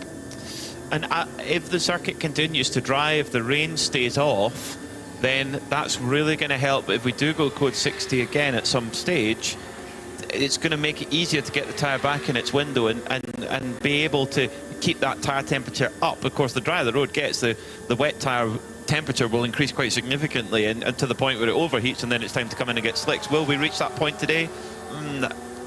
Well, we'll see. You never write anything off sometimes when it comes to the weather. Now, just a quick run through penalties in terms of those still to be served. The 965 MDM Porsche, that's the Coronel car, they still have a 60-second time penalty hanging over them for when Coronel broke the 60-kilometre speed limit coming out of the pit lane. we also have the 111 IRC car that's not respected the minimum sector time during a code 60. They've got 20-second penalty to serve. Again, the MDM car, this is another 6 seconds, so they've got 66 seconds of penalties to serve. Hope they've got a book on board. Car 907, this is the RPM Krone Racing car. They've got 32 seconds of penalties. In fact, I tell a lie, they've just served them. Scratch that. The only one left to be served is another one for the IRC, which is a further 2 seconds for not respecting minimum sector time. So I think they've got their 60 kph speed limiter button just set a little bit too ambitious. I think it's on the imperial scale, 60 miles an hour. Right, it's getting brighter, or less grey, one could say here. The track is drying out, and some of the drivers still haven't been out in their cars for those crews that are running 4-driver lineup. And maybe, just maybe, when they do get it, they won't even get to experience a wet track, which is what the others have had to experience. A, because it's raining, and the fact they needed to experience it because they're getting accustomed to Michelin's wet weather tyre. Didn't get to try it now. And finally, the battle for second position has just changed because the Lamborghini had fleetingly got up into that position, and the Proton competition car has been passed. And at the same time, the Duta Racing Circle K Audi has had another off-track moment there for Nicolas Michelin, but he drove through the grass, kept going, and now up into second place, Matus Weibo. Basically, the battle for third place has become the battle for second place, and the car that's been deposed is Jörg Dreisau. Erstwhile leader, fell to second, now in short order, went to third, went to fourth. Jörg Dreisau, all he's got to do, he's got to just get his driver time done safely. Don't get any penalties, anything like that. Just keep the car on the road and let you've got Klaus Barkler waiting in the garage, one of the best GT drivers in the world. There's job to be done as spin for the number 11 Hofer Racing AMG. Now, does it get back going again? It's Alexander Prince. That's a rare mistake for him. They're in 7th at the moment, 2nd in the AM class. In fact, make that 3rd in the AM class. This is at turn 3 and an area where we've seen so many issues. Poggio Secco, you're coming over that little crest and easy to make an error there. Many have spun it around there as through goes. Do they side by side for second position then between Twerarzer and Weibo? This is ARC Bratislava versus Scuderia Praha. Ferrari, they touch coming through turn 3 and side to side contact, and the Bratislava for Lamborghini goes through. Diana Binks down in the pits. What, Diana? Sorry, I had turned my mic off. I was just to let you know that the 111 Racing, the IRC GTX car, has made its way back out. So they've repaired that car. It stopped at the end by the penalty box section, but it's now gone out and rejoined the track. So they did their best. They said earlier they wanted to see if they could get the car back out, and they've done that. So I think they've probably lost, 45 minutes, something like that. About that, they'll lose a bit more time because they're back on the track. They can start serving some of the time penalties they've gathered. But I think their job is to get to the end of the Saturday running here and see how tomorrow unfolds. It's not another day, but it is another day. They have 5 hours, the 12 of the Mugello 12, and hopefully for the Australian crew they can have clean running. They've had their problems, they've had their delays, they've had the penalties, and now it can settle down. 28 laps they lost, but any issue at all for either of the Vortexes ahead, that could be similar fate for them. So they've just got to keep on trucking, keep going. They've got those penalties served and keep on going. Great. This is a great stint so far from the 44 ARC Bratislava car. Gerhard Twerarzer, the 36-year-old Austrian, who was the 2006 Lista Formula A champion. So he's been racing a long time. His experience, class wins in GT World Challenge, GT Open, Super Trofeo, FIA GT, so he's an experienced driver. So this will not be his first rodeo in the wet in this kind of car. Yeah, for those listening in black and white, when you say Lista, that is Lista as in the tool company, the sponsor, L-I-S-T-A, not as in Lista sports cars from the 1950s, L-I-S-T-E-R. Just thought that was worth clarifying. I thought they were office supplies. Is it office supplies? Office design and supplies. It could be. Yes. Actually, I think you're right, because they raced in the States for quite some while, didn't they? Freddie Lienhardt was the driver. Selection of cars. He's running all forms of sports car racing. I think even started in Interserie, that peculiar series where you had sports cars and Formula 1 cars with wings over their wheels, covers over their wheels. Right, Jörg Dreisau, he's back into 4th position. He's gradually improving his pace, but he's still north of 10 seconds off the, sorry, as I knock your notes, off the ultimate pace, but you said, 5-10 minutes ago, what he needs to do is complete his stint, get his driving time done, and that's precisely what he's doing now. Windscreen wiper blazing away, but it's not really raining. I think he could probably flip that off. Yes, he'll get spray if he gets someone overtaking him, but it is drying out now. Di mentioned a short while ago down the pits, a little bit of a breeze coming through. That may help blow the rain clouds away and dry what has fallen. But for a lot of the drivers now, they're just settling into their order. What they haven't enjoyed is code 60, green. You start running again, back down to code 60, tyre temperature drops, brake temperature drops, brain temperature drops. Now, we've had quite a few Ferraris leading this race, and one of them was the CCC Castrol Racing Ferrari. It's down in 5th place at the moment in the hands of Marco Frezza, but it has quite a long way to go. It's almost a minute it needs to gain to catch Jörg Dreisau in 4th. Is lapping faster, has actually close with every lap, but it just shows how that front group of cars has really stretched out. And all the time, Sabine de Castro just doing a really good job at the front of the race. Not the quickest driver out there by a second or two, but consistently on the money in the Mano Mari Energy by IBI Motors Porsche.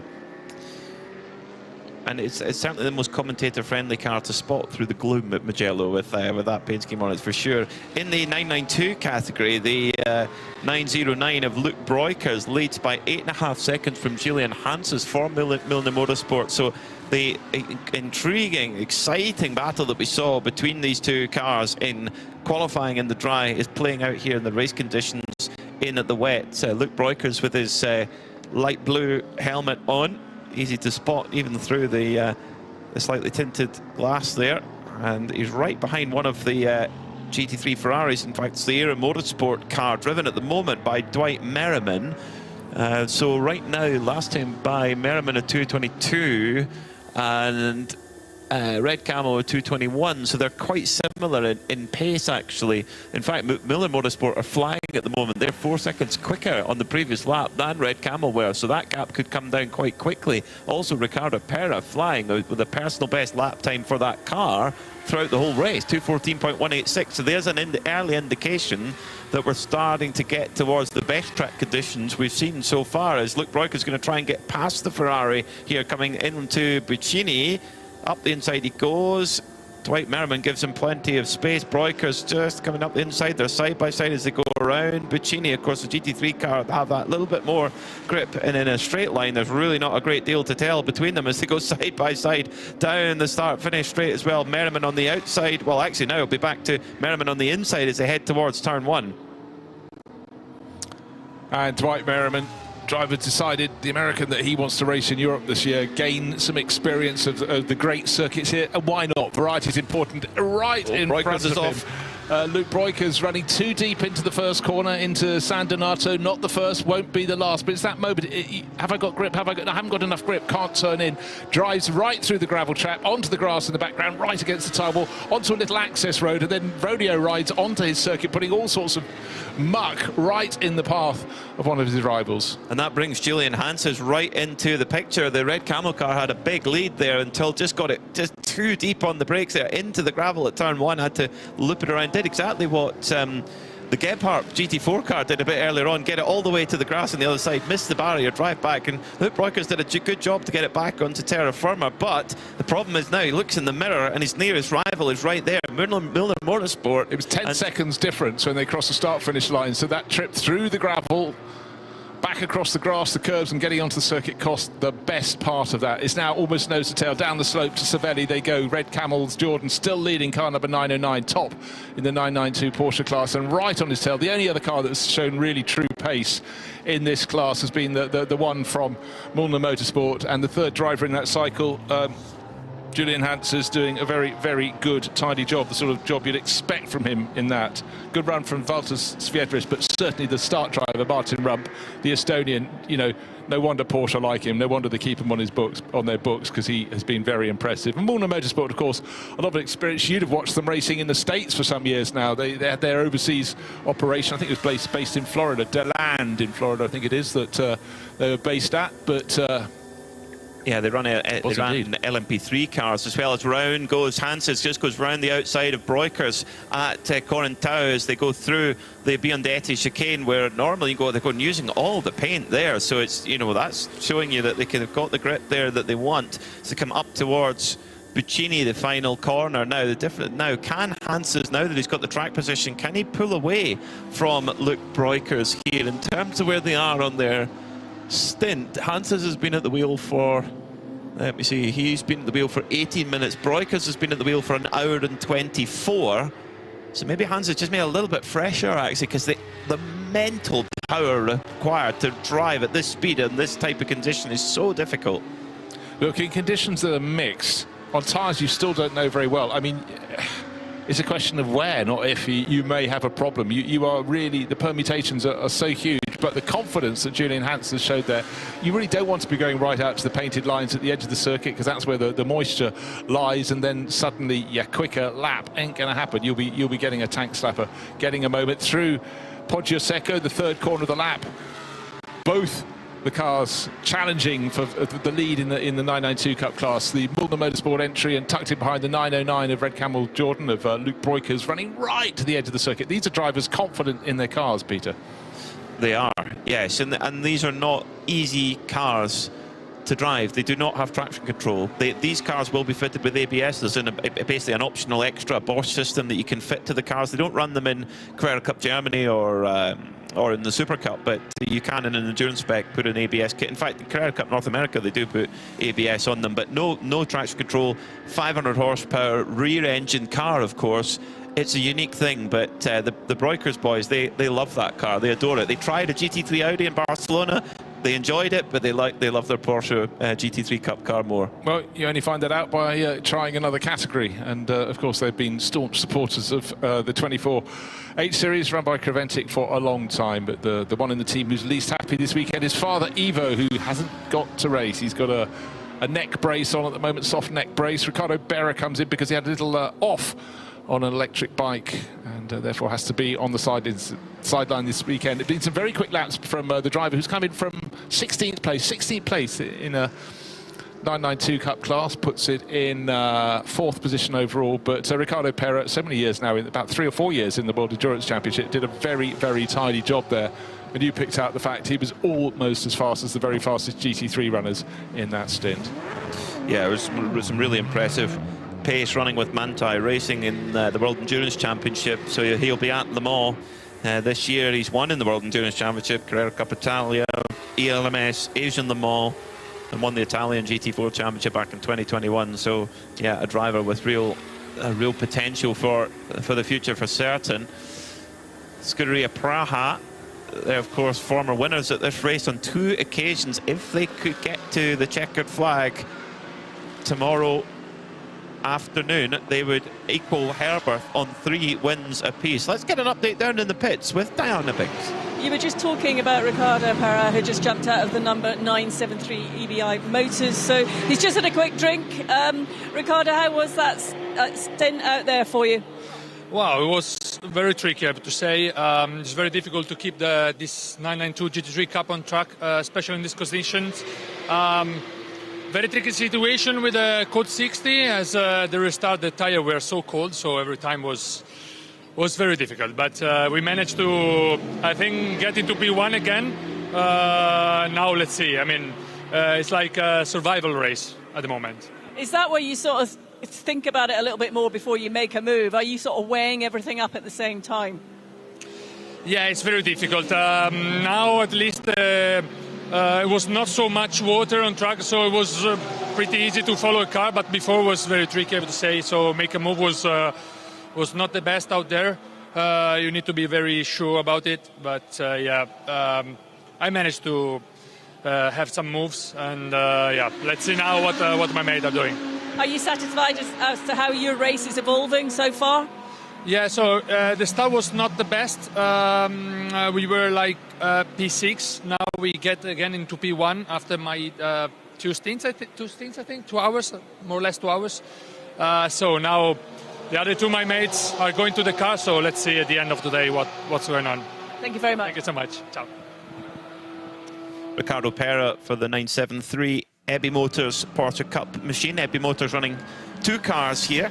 They, of course, they run the car that leads the race right now, the Manamori Energy machine, the full-spec GT3R. And actually, they did have a class win here last year. They ran the Porsche Centre Ticino car, but my memory serves me correctly. So they know how to win here at Mugello. Yeah, and that's just been taken over from Ricardo Pera into the hands now of Davide Roda. So we'll see how he gets on. Right.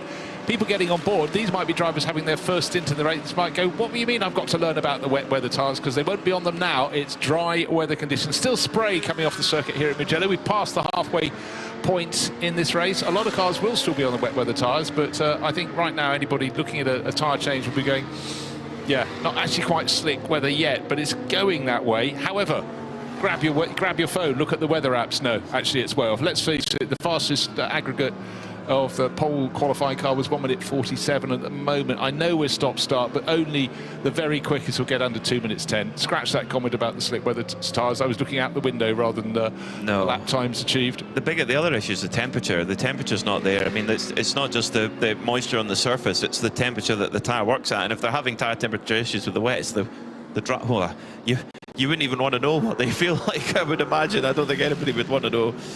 Nobody would be brave enough or silly enough. But imagine if you had decided, I think that it's going to come to us, but then you're having code 60, they cool down your slick tyres and you're trying to get them going. It take a few laps to get heated. It would be a nightmare. Right, what's happening at the front? Sabino De Castro leading the race by 1:46.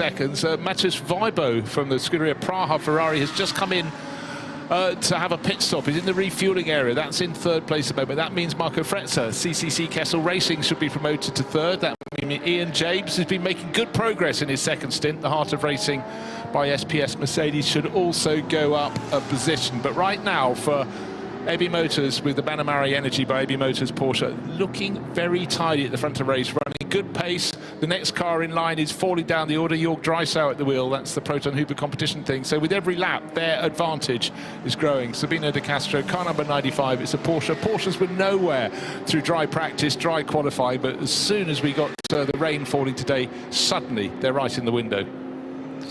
We had a brief yellow flag at turn 3 at Poggio Secco, which has been a hot spot all day long, but it's gone back to green flag clear in that section. I mean, that's quite a quick corner in a GT3 car, 80 miles an hour through there, and you go over a crest. We've seen so many drivers, as they ask for the power, the rear just kick out and go. The marshals at that particular point, I hope they've got a big box of chocolate biscuits to keep them going, because they've been busy.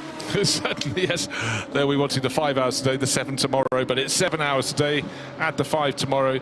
And the cars, if you're new to 24H Series race, they don't go to the pits, the pit garage overnight. They get parked in the position, in the order in which they are when the checkered flag falls after today's 7 hours. They stay on the grid overnight and they'll go out and resume tomorrow with 5 hours to go through to the checkered flag. And then we'll see who's on top, not just in the race, but in the various classes through the order. But right now it's Manamari Energy by Ebby Motors. It's a car that's very, very discreet in its race livery. It's black underneath, covered in bright pink, bright blue, bright green, bright yellow splodges of paint. And then you almost lose the red, white and green on the Italian tricolor on the B pillar of the car, because there's so much colour to contemplate. But again, it looks good in the day, it looks good at night.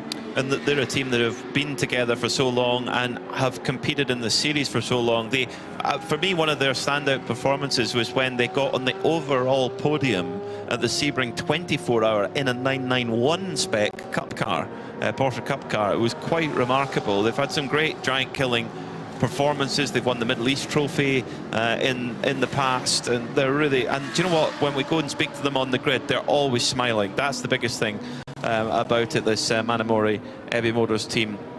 This Porsche, it's interesting, like we said, didn't really have the pace in the dry, but in the wet seems to be going well, and the teams have played the strategy well. It runs as the second heaviest car in the field at 1,300 kilos. The Mercedes AMG is the heaviest in the field.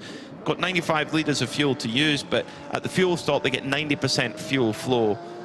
And a yellow flag again now for the 901 Ajith Kumar racing machine, running 8th in class at the moment. Let's see which corner that was, but it's Ajith Kumar at the wheel right now.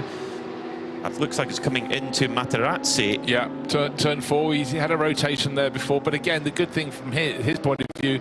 It looped around, facing the wrong way, went from the black stuff, the red, white and green painted curves, but did not go into the gravel on the other side of that. Briefly kissed the grass when the car rejoined, drove across the circuit to the far side, but gets going all over again. So the Indian actor will live to fight another day in this race, but all the time gaining experience.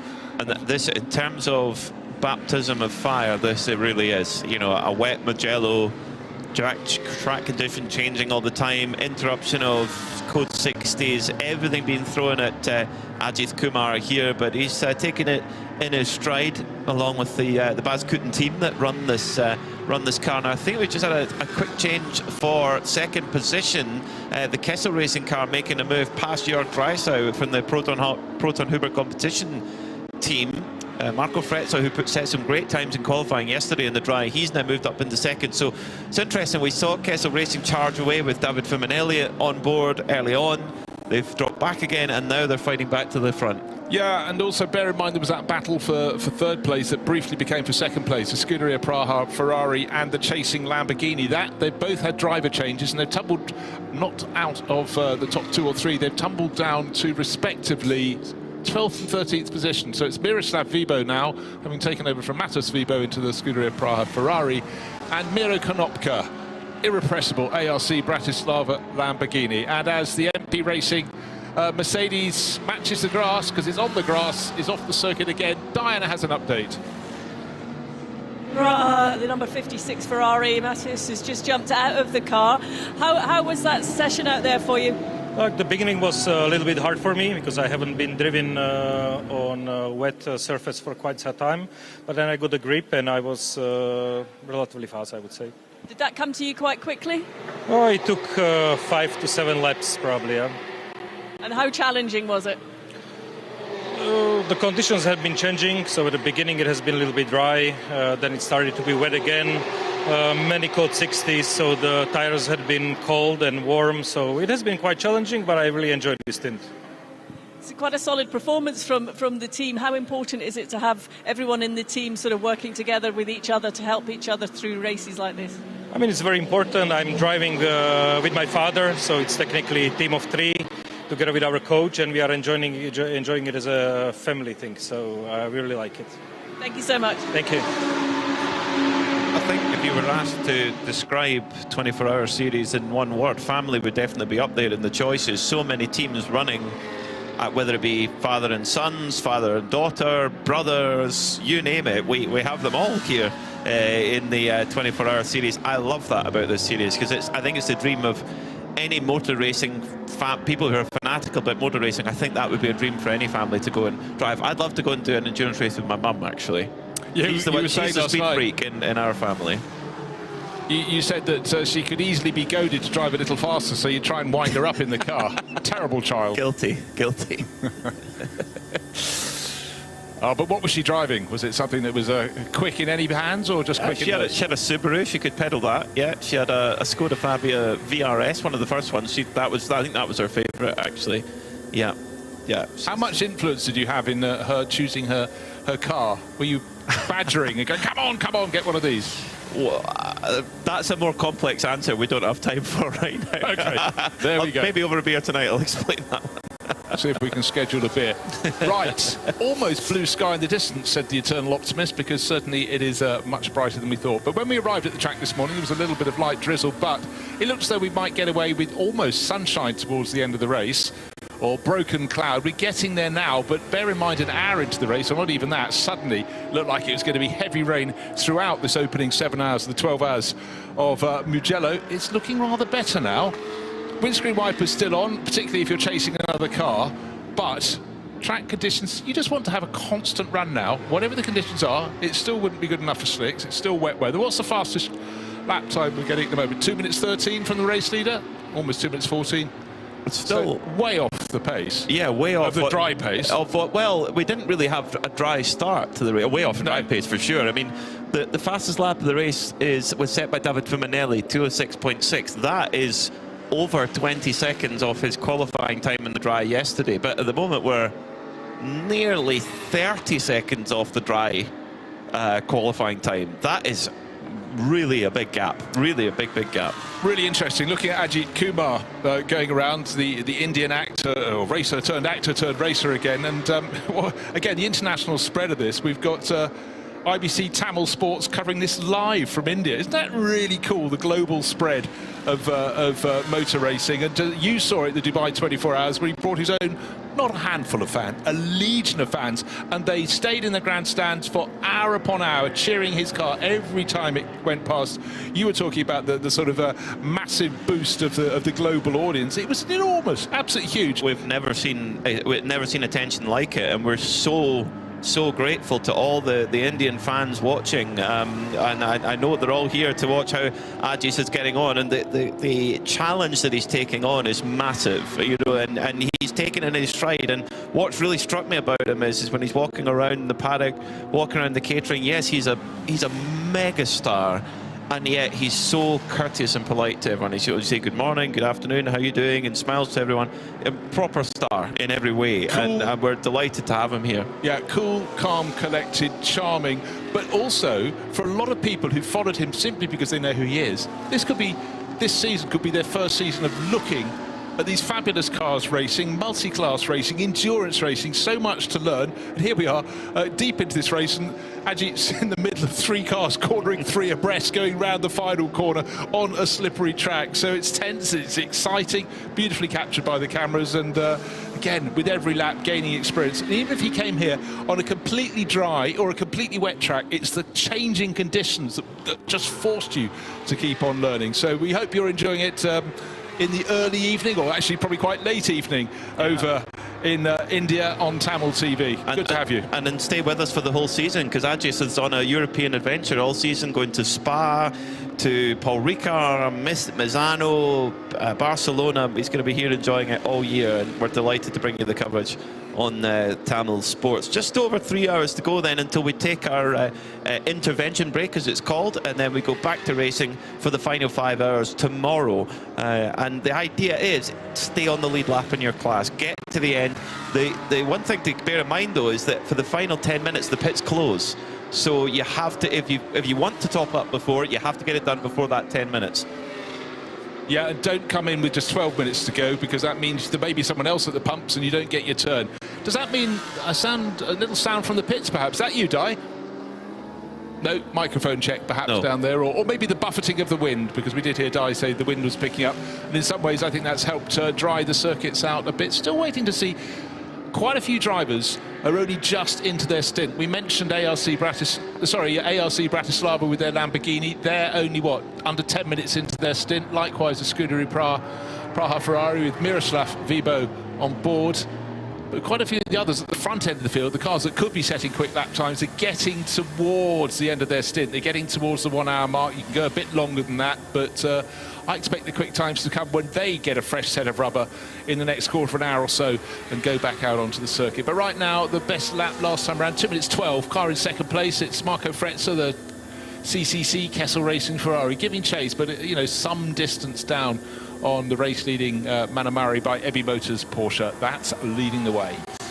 Yeah, it's interesting now, the track seems to have hit a kind of plateau in terms of speed. You would expect it, given the rain's eased off, you would expect it to keep drying with the cars going round under green flag conditions, but hasn't quite done that so far. Well, as we reach the top of another racing hour, it's 3 hours to go here for this first portion of the Michelin 12 Hours of Mugello. Let's take a rundown of how our teams and drivers look, with 4 hours down and 8 hours left in total of this edition of the Mugello 12 Hours.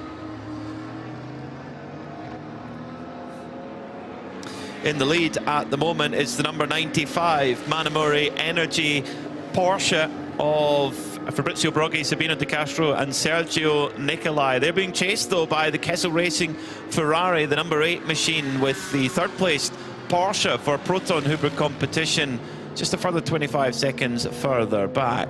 In fourth, it's the Heart of Racing, who started on the front row of the grid with their Mercedes. It's Ian James, Gray Newell and Hannah Gresham taking on driving duties for them. With the top 5, in fact, Crawford Racing, they just crept their way forward throughout the day. They qualified in 12th. They're up to 5th and very competitive indeed in the AM class. In 6th, it's the Continental Racing by Simpson Audi, number 69. Then in 7th, it's the Red Ant Racing Team, formerly 992 champions last year. They've made the step up to the full spec GT3 and they've chosen a Mercedes AMG. They sit in 7th. They fought a little bit of gear shifting issues earlier on, but they've managed to get on top of that, and it's the car is running smoothly again. Number 71, Circle K Jutta Audi, sits in 8th. Then it's the first of our 992 class cars sitting in 9th overall. Quite impressive for that crew. And then rounding out the top 10, it's Pellin Racing, number 29, with Kyle Marcelli, Felicia Gelmini and Lisa Clark, who's at the wheel at this exact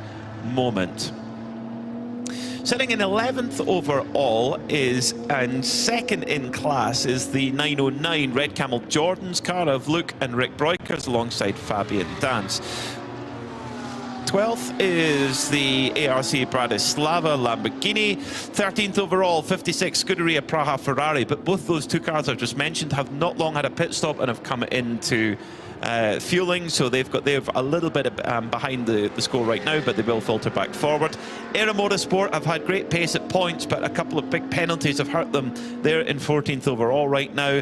Leading in the 992 AM class, it's RPM Racing, Tracy Crow, Nick Jonsson and Philip Hamprecht. A crew that had to start from the back of the grid, the 902 Holmgard crew, they're climbing slowly up the field. They're up to 16th now, just ahead of the GTX leaders, the brothers Arnaud and Olivier Gomez, with their beautiful creation, the Vortex 2.0. Then it's Porsche Baltic, car 992 in 18th. The MDM 965 Porsche, again, have been very quick in wet conditions, but again have picked up a couple of penalties. They sit 19th overall. And rounding out the top 20, it's the Ebby Motors Porsche 992 class machine, car 973.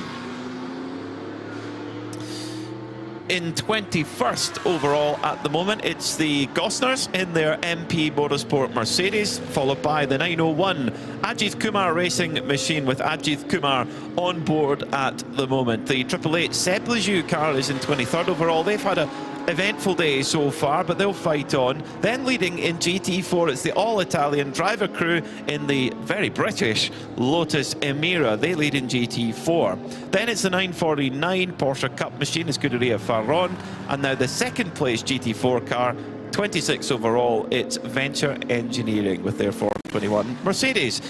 Nick and Jim Gephardt sit 3rd in GT4 and 27th overall, just ahead of the GTX Vortex number 701. Then it's the 928 HRT Porsche with Titarenko and Denisov.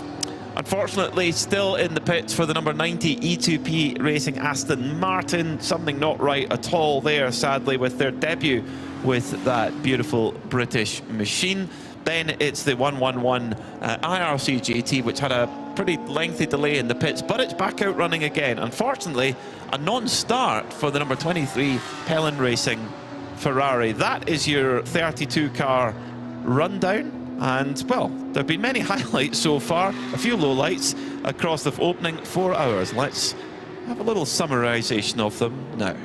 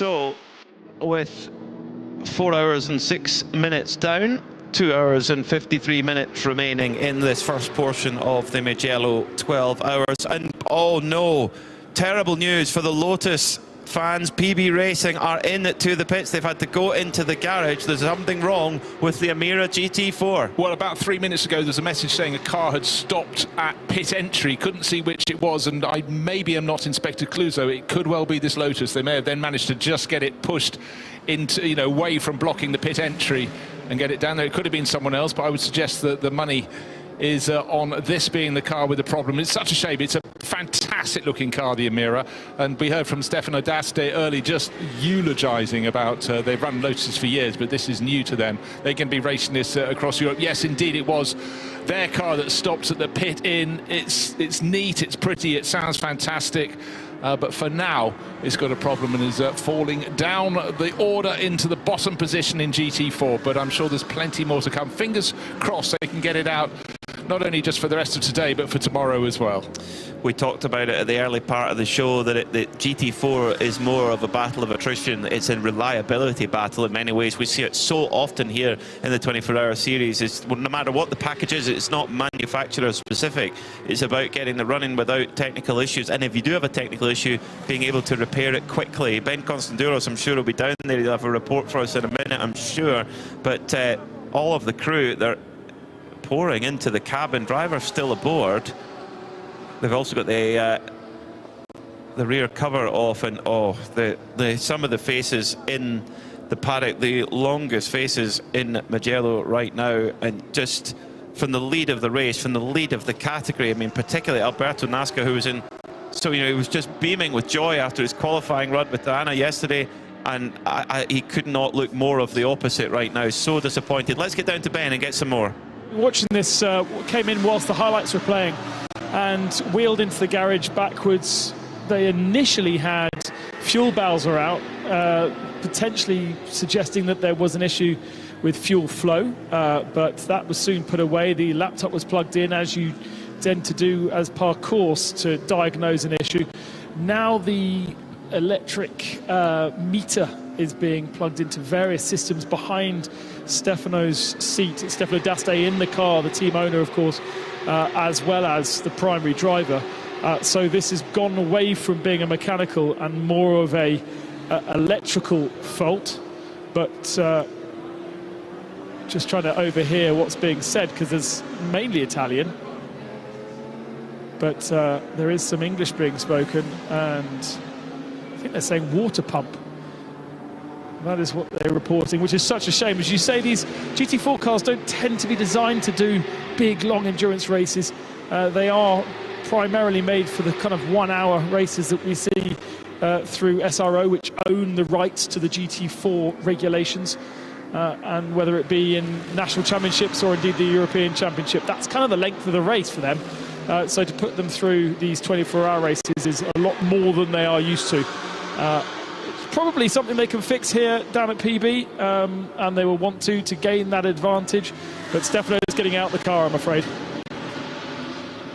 Thanks for that. Yes, I saw the mechanics there with the voltmeter, but you know, the big problem is it's also the Emira is only in its second season of racing, and it you know, very few cars from the manufacturers, whether it's GT3, GT4, hit the ground running. You know, you hope the ingredients are right, but there's so much to learn. And again, it is about the fragility of the moving parts. But when it becomes electrical, you want something in the old school you'd have hit with a hammer, but you can't. Well, that might be the case, as Stefano D'Aste actually getting out the car now with the open-faced helmet there. That's just a bit of disappointment. And the thing is, you're absolutely right, Bruce. It is, with the new package, difficult. But we've seen, again, lots of times in 24-hour series, very established packages in GT4 having technical problems.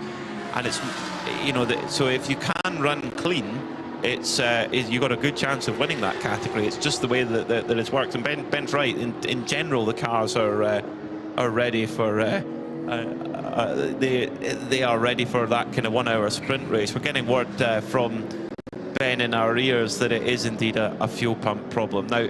And again, when that's been established, they have to become accustomed to how to change a fuel pump as fast as possible. You know, experience doesn't come overnight. It's something you've got to work away at. And we were talking when we arrived at the circuit on Friday about how we looked at some of the rear-end sections for the 296 Ferrari stored in position. Was it outside Era Motorsport, or was it? No, it was one of the other teams, Pelin Racing, I think, further along. In fact, you can see on their car there's blue and orange at the front, but a black tail end, so they've clearly opted for another bit.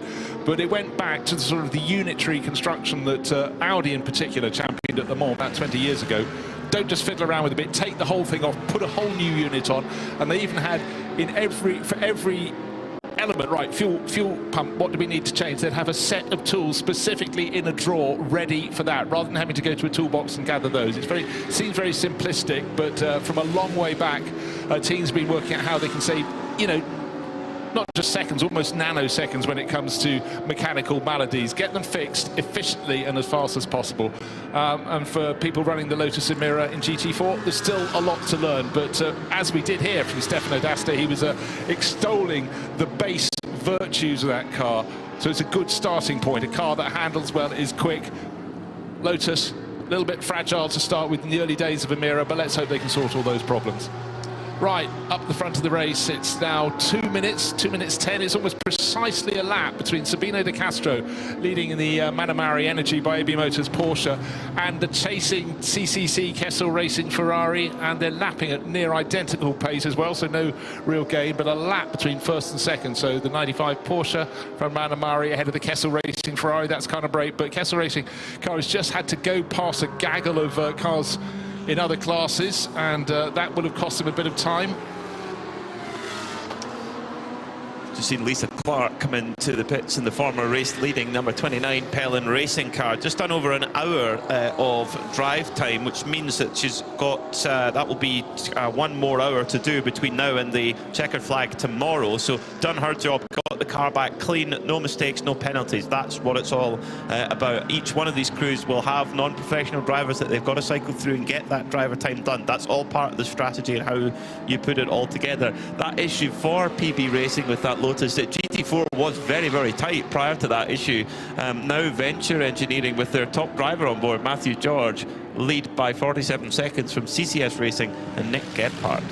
Yeah, I don't know if you've been going through the driver cycle at Venture, but it certainly started by Matthew George, and he pulled clear in the class, started third in the class, pulled clear. Matthew Higgins went in next, but I don't think we've had either Christopher Jones or Neville Jones have their running as yet. Still plenty more time to go, but very good point there that Lisa Clark was effectively knowing she's going to do.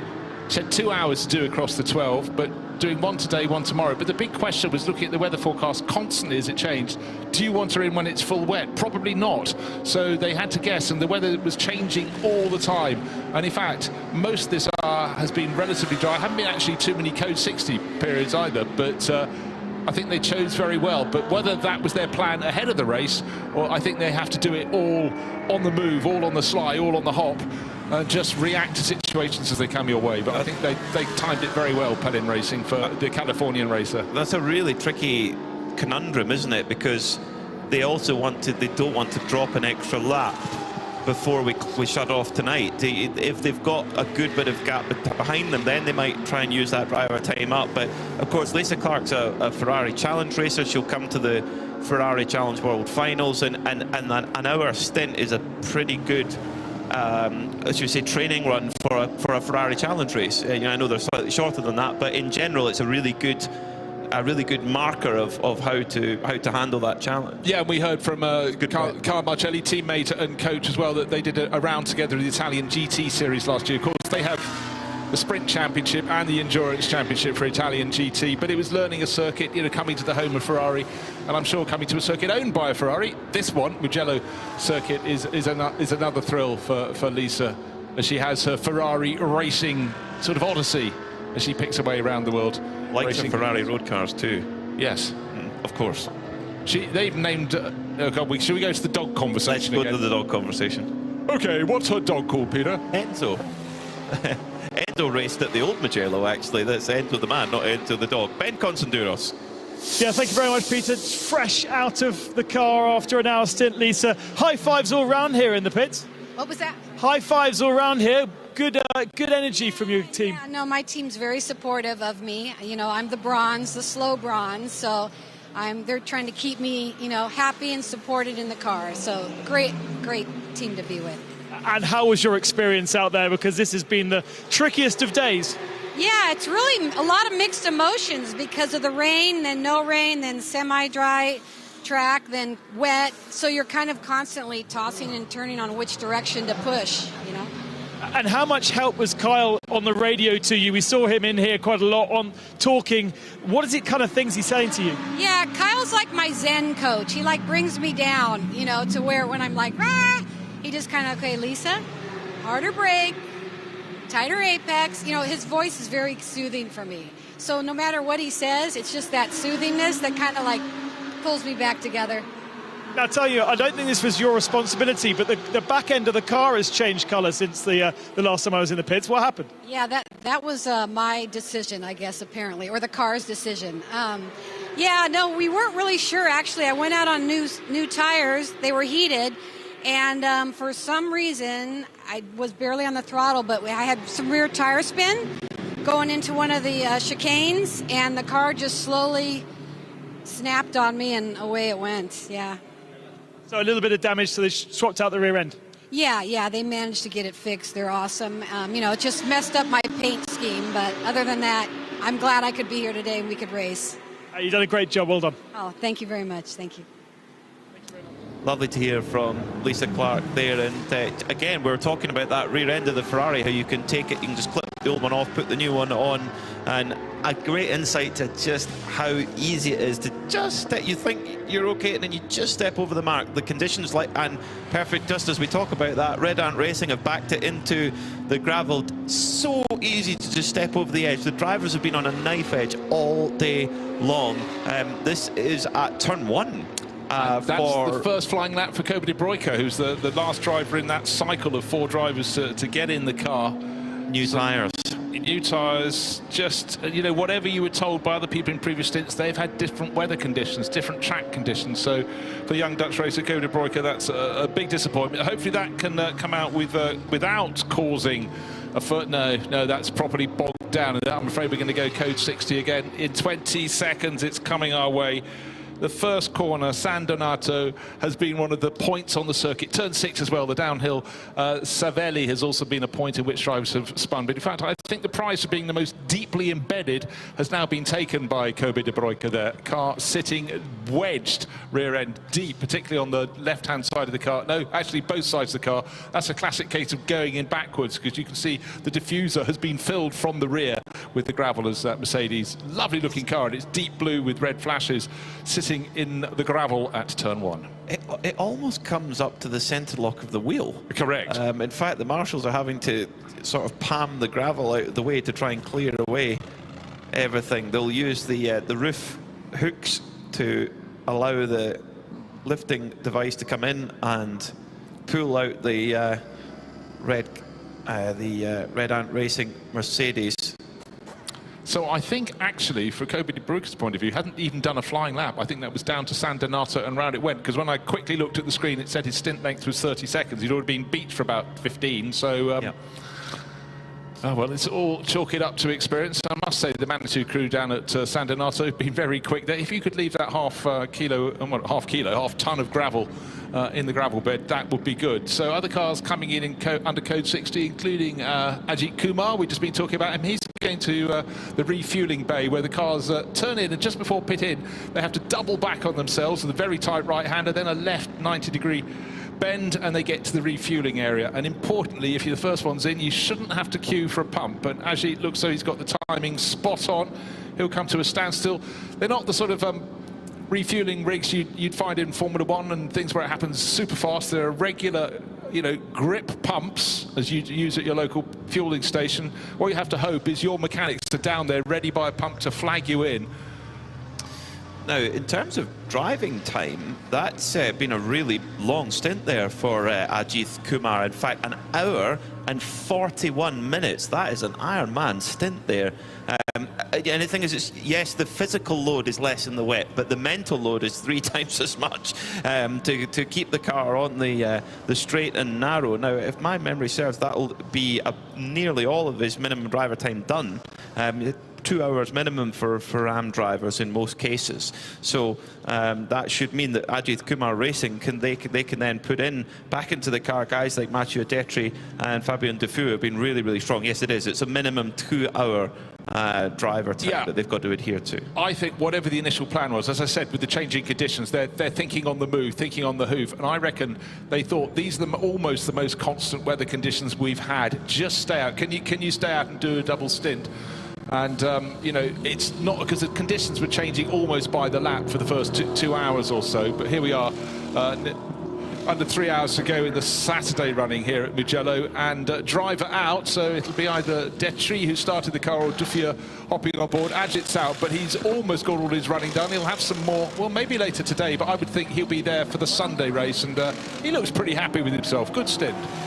Yeah, great team spirit there. Fabien Defoe there to give the congratulations, and how you support one another in an endurance racing environment is vital, absolutely vital. Everyone has to be supported as much as possible, and yeah, debrief going on between the two of them. But, you know, whether you're a seasoned pro or someone who's got fewer racing miles on the clock, you'll be chock full of adrenaline when you get out, but it dissipates so quickly, and you will sit down and just every part of your body will just go, you just realise how tense you've been as much as you try not to. You know, even a stint of that length in fully dry conditions, fully constant conditions would be a strain, but it's the mental strain as much as anything. Always having to feel as though you're on the tips of your toes as you try and gain, you know, what understanding of what grip is out there. So it's Mathieu Detry now aboard that number 901 Ajith Kumar Racing machine with that white, red and orange paint scheme. I tell you, you replace that white for silver and it's a Tunnix caramel wafer car. We are getting to about tea time in the British afternoon time there, but I think it's caramel wafer time, I think, with a cup of tea. We're both looking at Diana Biggs, don't know why, but well, she might have had a supply of Tunnix tea she might have in the bag. She might tea cakes, or what's more the weight caramel wafer actually. Is it? Colour. You feel? Yeah, okay. Yeah. Well, let's wait and see. I haven't seen the teams offering them to their drivers, so maybe there are none available in this part of Italy. Well, you couldn't get a better brand ambassador than that, could you? Imagine that. This is what motorsport's about, making connections. Absolutely. Anyway, we're just throwing it out there. Well, you know what? Conditions, if you just happen to join us, having skipped the first 4.5 hours this race, you might go, oh, the track looks a little slippery, but nice spring day, little grey, whatever. But we've had some rain here, trust me. We've had rain on the Saturday at Mugello, while Northern Europe seems to be having a sort of like spring-like weather, 20 degrees or so. Down here, a week after huge rainfall, a lot of flooding, a lot of landslips, still blocking some of the roads in this part of Tuscany. It's been grey. Now, let's take a look. Yeah, some bodywork repairs going on for the 69 Audi, so that's not exactly what they've been expecting to do when it came in. That's had an off somewhere. It had a lot of twitchy moments when in the early stages of the race, but just behind the front wheel, clearly there's been a run through some gravel that seems to have bent some of the underbody work there. That's the Continental Racing by Simpson Motorsport Audi. That was quick in the early stages of the race, wasn't it? It really started to pick its way up the order.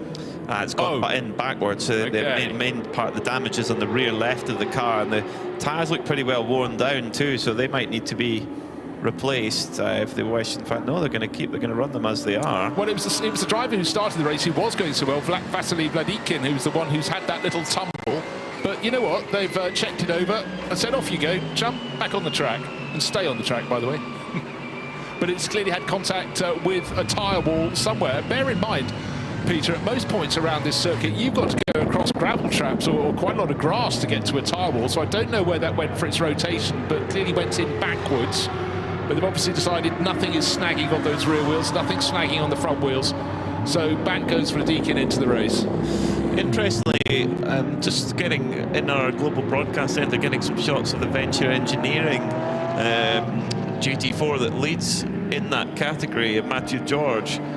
26 minutes into the stint, there was a red light coming up on the dash, which often can be you need to come in for fuel, but after 26 minutes, that's not likely. But a big crash out of third place. Oh no, Proton Huber competition. Jörg Dreisau has dropped it as off the road also, but keeps back going again. Is the home guard Porsche Cup 902. It's all kicking off here with 2 hours and 33 minutes to go of this first portion, but that's a big one for Proton Huber. He's thinking about moving the car, but honestly, I'm not sure. Not sure at all, and suddenly I'm having second thoughts about exactly where that was on the circuit. I thought it was on the descent to Savelli, but front left-hand corner, no longer with the car. The car sitting on the grass, it's coming sideways across the grass. It's pointing, I think, towards the direction of travel as I try and gain my bearings, or I could be looking at someone else. It's right, turn number 8, and that, to me, should be Arrabbiata or out of Savelli. Yeah, probably out of Savelli, down the slope it comes. The trouble is there was some tyre marks coming in from the opposite direction. It could have been from a rescue vehicle. Driver's still on board, windscreen wiper still beating. Front end of the car, behind the car, unfortunately. The bodywork there, that front wing is sitting behind the car on the grass. The front end of the car facing towards the circuit. But be interesting to see if we can get a replay. It won't be happy viewing, unfortunately, for your Dreisau. Ah, good point. Okay. The tyre marks going up the slope. We've just had a call from Ben. He was in the commentary booth with me at the time. That was where the E2P Aston Martin pulled onto the infield. It's the inside of San Donato, the first corner. That's why I couldn't work it out. And then it drove up the bank, really struggling to get gripping on the wet grass, and it's much steeper than it looks. But for Jörg Dreisau, third place, no more. So suddenly that puts the Kessel Racing Ferrari in second place in a better position. It can't be turn 1 because he's gone through the first sector. So hold on, it said turn 8, didn't it? Yes, so that can't be the case. Okay. So, well, wherever it is, it's a challenge of victory scuppered for Proton Huber competition, because even when they get the car back, they've got a lot of repair work to do. That front end is taken a lot of damage. Yeah. Meanwhile, at the front of the field, well, it's we don't necessarily need a timing screen. It's about 4 or 5 metres between Manamuri Energy by Ebi Motors Porsche. And 1 lap. That's the thing you need to know. No. That will tick over as they come through. CCC Kessel Racing will be now, will they? Yes, they've been spinning into the pit. Sorry, Brace, I do apologise. Yes. There's a full lap between them. They're nose to tail, with the Ferrari in second place with Alessandro Cutrera right under the rear wing of Sabino De Castro's Porsche. Well, Jörg Dreisau is out and shaking his head. Physically, he looks fine, but it would have shaken him up, because anytime you have a rotation in its own right, it squeezes between the wall and the Manitou rescue vehicle. He's suggesting how they can get his car out from where it's... Actually, he's looking fine, but he just wants to oversee the rescue of his car. That's so frustrating. Yeah, well, it is Savelli. So he's come down the slope at Savelli. It's before he gets to the Arrabbiatas, but he's spun quite early, and I'd suggest he's gone off on driver's right, and then it's whipped around, and he's then gone onto the outside of the circuit and had the contact. Interestingly, that gap, you're absolutely right. There is a lap between Manamuri Energy and Kessel Racing, but the Contreras Kessel Racing car had just come out of the pits 7 minutes or so ago. So that will actually, I would imagine, actually, by the time the Manamuri car pits, then the Kessel Racing car will go into the lead. But we'll see who pits under this Code 60 intervention. It's the Proton Huber competition car, being lifted up now with the hard-working marshals as Jörg Dreisau's walked away from the car now. Walking away in the distance. We've had the cars are going around a different corner. Okay, so you know what? It is the second part. He's crashed between the first and second parts of the Arrabbiata. So you've gone through Savelli, that downhill corner, then you're turning through the first uphill right-hander, and somewhere between then and the second part is where he ended up on the grass, and leaving his nose behind him. He's walked away, but the display of driver despair is something that is just...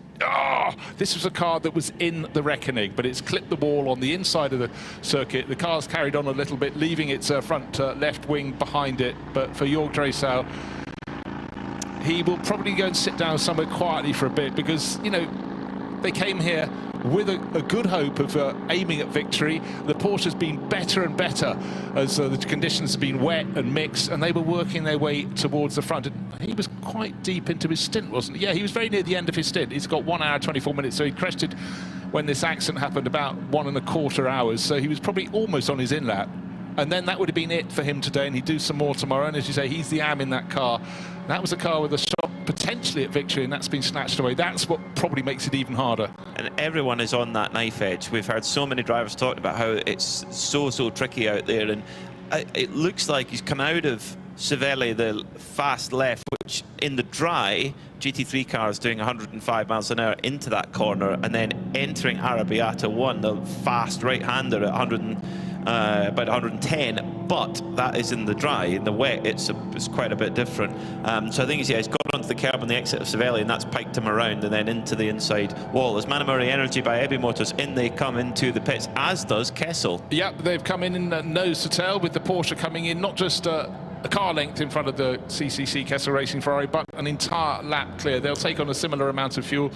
But the big question is, what will they do in terms of putting rubber on board? Will they need any fresh rubber now, or will they make their pit stop the shorter by continuing straight through the pit lane and back onto the track? But I must say, with every passing lap, for the Manamori Energy by Ebi Motors Porsche team, it's looking better and better. They've got the early call to get in during this Code 60. And again, as we've said many times, Peter, if you just started your lap when a Code 60 happens, it's an awful long time, and a lot of cars are ahead of you that may decide to dive for the pits, and therefore you could be delayed. It looks though Ebi Motors had the very slightly better refueling pit stop. They gained a second or two, I think, over the Kessel Racing Ferrari. But remember, they're not going anywhere fast. They come into the pit lane, and it's 20 kph.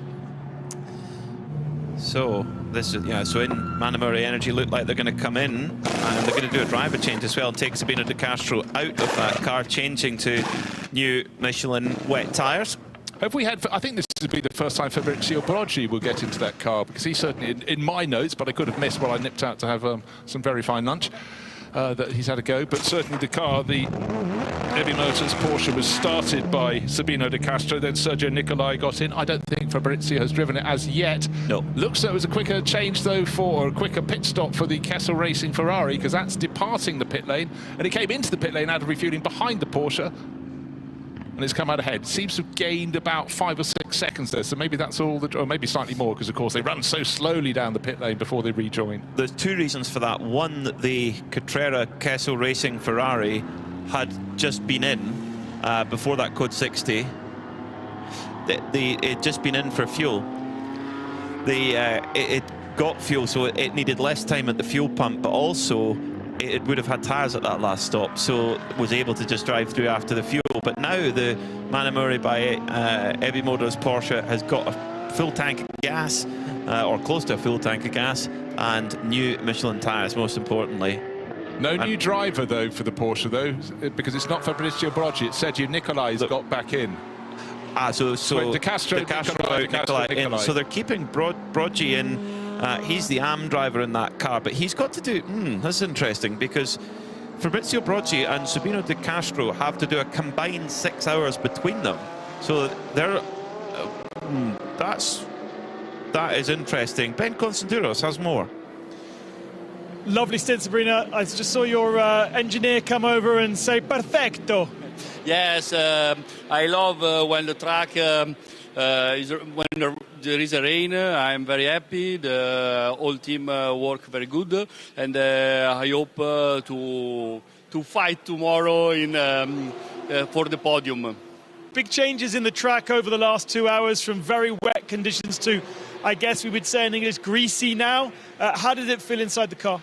Yes, the grip changed totally after 50 minutes, because rain fast, stop, and it's very difficult to find a good line to push hard. But I'm very happy, and the car and the team is perfect. And looking at where you are, the pit stops, the Code 60s have so far fallen into your favour. Yes, yes. Now we are in first place. Fingers crossed, and I hope tomorrow fight. We haven't seen Fabrizio. You hold him back for tomorrow? maybe, or in the final race today or tomorrow, race more for dry.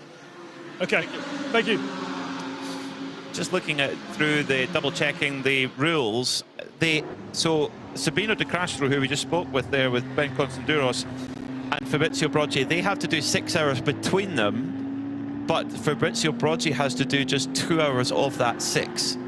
So effectively his minimum driver time is 2 hours. So you could do a single stint before today and a single stint tomorrow. That would work. And Sabino De Castro, he's already well on the way to doing the lion's share of the rest. Sergio and Nicolai, they can make them work as hard as they like. No, exactly. No minimum, no maximum. Yeah, I mean, I would suggest with your bronze, if you've got 2 hours to run, you do give them 2 1-hour stints. One yesterday, one yesterday. That'd been qualifying.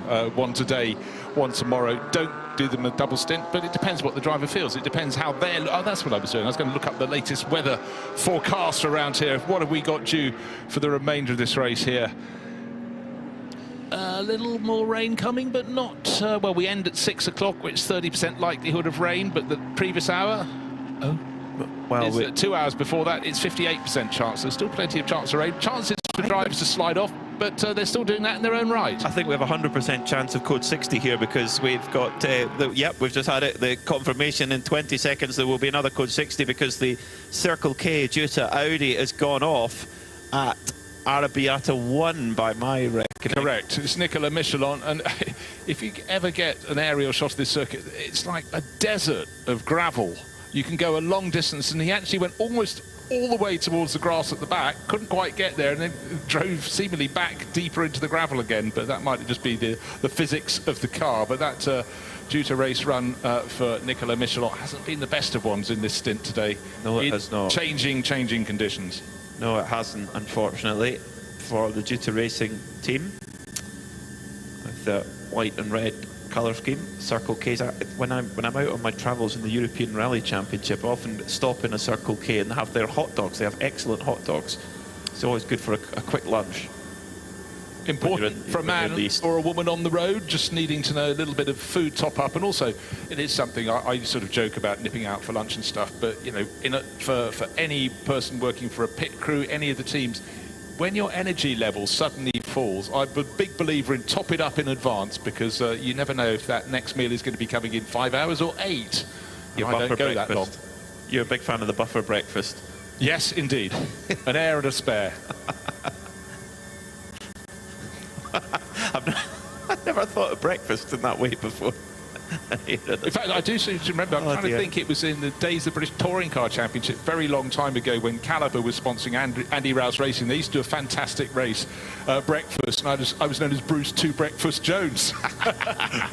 Never let a chance go by. No, definitely not. Well, Kessel Racing, they've stuck to their theory of top up when you can. They're definitely doing the Bruce Jones air in the spare theory, because they've just popped into fueling to top up their number 8 Ferrari 296 GT3, as have Manamuri Energy by Epimotors. And I guess they can sort of cover off what Kessel are doing, because whatever they do the same, and they'll maintain their gap. That's very clever from Manamuri Energy by Epimotors. They're not long been in the pits, but of course if they cover off what Kessel are doing, they can't then be caught out on the hoof. Likewise, Era Motorsport have brought in their Ferrari with Kyle Tilley aboard, as have Pellin Racing with their Ferrari, driven by Kyle Marcelli at this moment in time. Interesting that, you know, at this stage we're talking about how much the track is improving. It's still not fast, but the previous lap before we got to code 60 was the quickest lap set by Mulner Motorsport, with Julian Hansers, you know, really hooking it up. But it is, for all the drivers out there, they just want to get in the swing, have consecutive laps, many consecutive laps on the conditions as they are now, so they can really start to get the most out of their car. The number 8 Ferrari, you just were talking about it, Kessel Racing back in at the soonest instance, out of refueling now, and likewise the race leading car, Manamori Energy. But just remember, their order was reversed, but there was that entire lap between them ahead of the previous code 60. So they're making the most of the rule book, working it to the Pellin Racing Ferrari. We were due to, but the more modern one, the 296, Carl Marcelli at the wheel, exiting the pits right now. This puts Kessel Racing back on the lead lap. Indeed. Well, it already got on the lead lap, because remember its previous pit stop was marginally faster. but it was the tail end of the lead lap. So they'd have gained 2 or 3 seconds, and you just got to keep chipping away. But you've got to stay on the lead lap, and that is absolutely crucial. But Sergio Nicolai is probably the stronger driver of the two. He's a semi-pro graded driver. Alessandro Cotrera is an AM graded driver in the Ferrari. So that could mean then that they get put back down a lap. And with 2 hours and 19 minutes to go, these things matter, because if you can go into dinner tonight, go to bed tonight with a lap advantage, starting tomorrow's second portion with a lap advantage, that is gold dust. That gives you that wonderful thing in any sport, options. You could then choose, you could be more cautious, not have to go for it, whereas everyone chasing is going to have to go for it. It's rare that anyone gets to the end with a lap advantage, but you must say with every passing moment, Manamori Energy by Ebi Motors are eking out an advantage. And that is good team management as well as very good driving too. Green flag then, fantastic work again from the Mugello circuit team. The team they've been very, very busy today. Both they will at the sleep wheel. well tonight, won't they? They will, yes. They've earned their crust for sure. Great stuff from the team there. Whether they're at the wheel of the Manitou lifter or running into these very thick gravel traps to help the drivers who have come a cropper. 2 hours and 18 minutes left of this opening portion. Remember, the pits close with 10 minutes to go. So if the drivers and the teams want to top up, they've got to do that before that pit closure with 10 minutes left. In endurance racing, there's a certain tipping point in the race where you start counting backwards from the end. And we're definitely towards that point with just over 2 hours remaining, because not only are you trying to complete your stint time for your bronze driver and get as much of that on board as you can, but also where are your natural pit stop marks. Then you've got the guesswork of where are we going to get more code 60s on the evidence of what we've had so far. We've had a flurry of them, yes, almost certainly, but when will they fall? And will that quarter tank of fuel or whatever you take on be enough to just eke you an advantage? What we have though for our race leading cars, of the top 5, the one that's furthest into its stint with maybe another quarter of an hour to go is the car in 5th place, the ARC Bratislava Lamborghini. Everyone else is quite early in their stints, you know, 15, 18 minutes in. And our race leading car, Sergio Nicolai, not even 8 minutes into its stint. A really good long stint, followed by a shorter one. Well, no, an equivalent one, another hour or so, will take it through very neatly and tidily to the end of the 7 hours. It's the first part of this 12 hours of Mugello. So plot backwards to where we are now, work out the fewest number of pit stops you can take and the natural pattern of the sequence, the stint lengths, and how it fits together. Oh, Alessandro Cotrera. Now, he's in 2nd place, giving chase, and you were talking about how he's sort of less experienced driver than the race leader, Sergio Nicolai, but he suddenly had a real tussle with down into the first corner of the lap with Kyle Marcelli, and Kyle's car, a similar Ferrari, but is 8 places further back, was the quicker, but they were racing, and on the outside line going to turn 1, the Kessel Racing Ferrari twitched and twitched again, so Cotrera will now be super wide awake, doesn't need to race the Pellin car, but I think human nature kicked in there. A little bit. Looking at the weather radar, there is a band of rain which is very, very close to the circuit. Will it come over the circuit and affect the moisture on the track, or will it miss us? The way that we sit in this sort of bowl here at Mugello, it could, it couldn't, we just honestly don't know, but it is, according to the weather radar I'm looking at, is very, very close. Look, when you snap that up on your screen, suddenly there was this strong, vibrant, multicoloured thing. I thought it was the Ebi Motors Porsche to start with, our race leader, but it was an array of very bright colours showing the intensity of the storm that is somewhere in the vicinity. But very good point. When you're in the mountains, it can come close and sail past, or it could come and fill your valley. Which one of those it's going to be? I don't think anything. I'm not going to guess, actually, frankly. Who would want to be the weatherman? That's for sure. Or the meteorologist, maybe a more accurate term. Is the number 8 Ray-Ban backed Kessel Ferrari. Pushes on with Alessandro Cotrera. They've been getting his driver time well and truly done. In fact, he probably will be, once this fuel tank is done, I would think his driver time will be done as an AM driver. Yes, it will. He has to do, so along with LMDV and Marco Tallarico, between the 3 of them, they've got to do minimum 6 hours. So yeah, split it up 2 hours 2 hours each. And in fact, if he does a bit more than that, then that means the others have to do slightly less. So it's at the moment they're getting that out of the way, and they've saved quite a bit of David Fuminelli time for tomorrow. Yeah, he's only been in the car once. Tallarico, I think, got dropped from the driver lineup. They had 5 drivers, and I think I've got the latest entry list, and I think he's stood down for this event. He was on the initial one. Now, lovely touch. Creventic, that organises the 24H Series race. We've watched them develop over the years, and one of their absolute standout points is they think about the teams at all time, how to make the experience better. We're in Italy. It may not look like Italian weather, but it does rain and be grey from time to time, but like every year, says Peter Fry, we have pizzas for the teams. So we start at box 19, I believe. So they work their way up the pit lane. And I remember doing an event with them on their home patch at Zandvoort, and they were going around with meatballs and a dipping sauce. And I tell you, when you get into darkness, exactly, you know, to pick up the crew, and they were going around in the longer races serving hot chocolate. You know, when your mechanics in particular are sitting uncomfortably in the pit lane, something like that powers them on for the next few hours. It doesn't cost a fortune, but it makes the world of difference. Later this year, there's a visit to Paul Ricard. I remember many years ago, it was hyper hot there, and they went to put little paddling pools for every single team, so the drivers or the crew could go and cool down when they came out of a pit stop.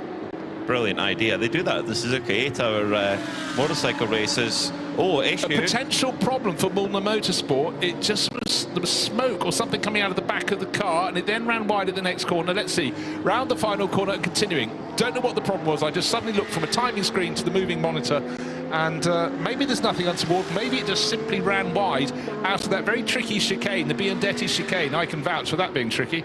We won't go there. Yeah, very interesting as it comes down into San Donato, turn 1 now for Julian Hanses. This is the leading car in the 992 category. Julian's done a great job all weekend. Of course, former podium finisher in the Carrera Cup Germany, and if you can get on the podium amongst that crowd of drivers, you are seriously handy in that type of car. At the moment, they're running in 7th overall right now. That's amazing. Well, it owes us a pit stop. It's an hour. He's an hour and 20, an hour and 21 into this stint, so he's coming towards the end of it. But it was just, you know, when you suddenly see a car, he's running off line there, but that's just because he's trying to make the shortest line. I'm not sure if he's got a slow puncture or something, but his lap pace last time was perfectly good, 2 minutes 13. That would be a real pity if that's the case. I mean, his time through sector 1 is 31.9 seconds. Rick Broikers, that's a good benchmark, 31.4. So he's back on there. He's in the ballpark anyway. I think what's happened, he possibly just had a little bit of a messy exit from the Arrabbiata, not the Arrabbiata, the Biondetti chicane, and therefore his tyres suddenly got wet again over the curbing, and therefore he wasn't quite on the line when he got to the final corner to Buccin. But actually his lap pace is looking good all over again. So this is what I love about the 24-hour series, is how you can keep pace in hand, or you can keep your fast drivers in hand, or you use them up early and hope that the strategy works out. There's so many different solutions to the question. And Kessel Racing, you know, David Fuminelli is clearly their quickest driver. He's only done 48 minutes of driver time so far in this race at all, and he has a maximum of 4 hours that they can use him for. So they can just truck him in for most of the day tomorrow. In fact, they might even put him in before the end of today's portion, just to get them back in the conversation a little bit. But so Kessel Racing, yes, you might think, oh, at the moment they're a little bit behind. They're just on the lead lap and no more, you know, but as soon as they put their top driver in, the pace changes quite dramatically. Yeah, again, counting backwards from the end of the 7 hours. We're nowhere near that yet, but 2 hours left on the clock, or thereabouts. The race will end at 6 o'clock local time today. The cars will be parked on the grid. Haven't looked too much at GT4 for a while, and Venture, British team with the Mercedes, were entered for this race. Before this race, the news came through they're doing the entire season, and what a way they're starting it, leading the GT4 class. Matthew George at the wheel, still waiting for the Joneses, Christopher and Neville, to have their runs in the car, but certainly the lion's share being done by Matthew and he's looking quite... Yeah, he's a minute 22 to the good at the moment on a very similar strategy to the CCS Racing Porsche.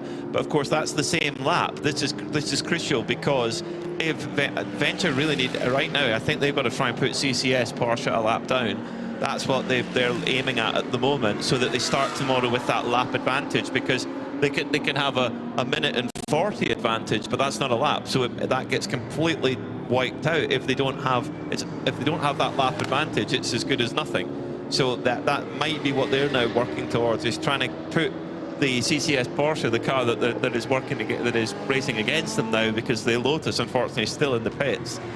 They'll really be aiming for that in the next 2 hours and 8 minutes. So Ben, busy down in the pits, what have you got for us? Not too busy generally in the pits, to be fair, at the moment, but the Proton Uber competition Porsche is back from the tow-in that it's had around the back of the circuit, and being able to observe the damage a little bit closer from the mechanics. I would say this car could be out pretty quickly, to be honest. The front bumper is damaged, and it has lost a front left wheel arch. They're about to take that front wheel off to see if there's much damage to the suspension and steering arms. But the main kind of bent area is the rear left. That's obviously taken the brunt of the impact into the concrete wall, and that is definitely bent, but moreover is not rotating, and there's a bit of a struggle to get that wheel off. Once that's off, I imagine that there's a couple of pieces to be replaced in there, and as long as there's not too much of an impact through the drive shafts into the gearbox, then fundamentally this car could be ready to go back out if they choose to do so. I'm not going to have a chance to speak to the driver. Very, very upset with himself, clearly, as they were in a really good position to take a very good result here. But ultimately, there's a bit of carbon fibre to be replaced. There's certainly at least one corner to be replaced. But other than that, not too bad. Thanks very much, Ben. And often you see a racing car when it's at the side of the circuit and it looks really broken, but the way they're modular and the way that a lot of the parts just do their role, they absorb the energy. But the fact a lump hammer is being used to try and sort the left rear corner, suggesting that wheel's not coming off so they could inspect all that's behind it. And this is where ingenuity, as well as a bit of brute force, is required. And it's so painful when you see something that's not necessarily a big problem, but the fact they can't remove an element like the wheel to get to it is just so galling.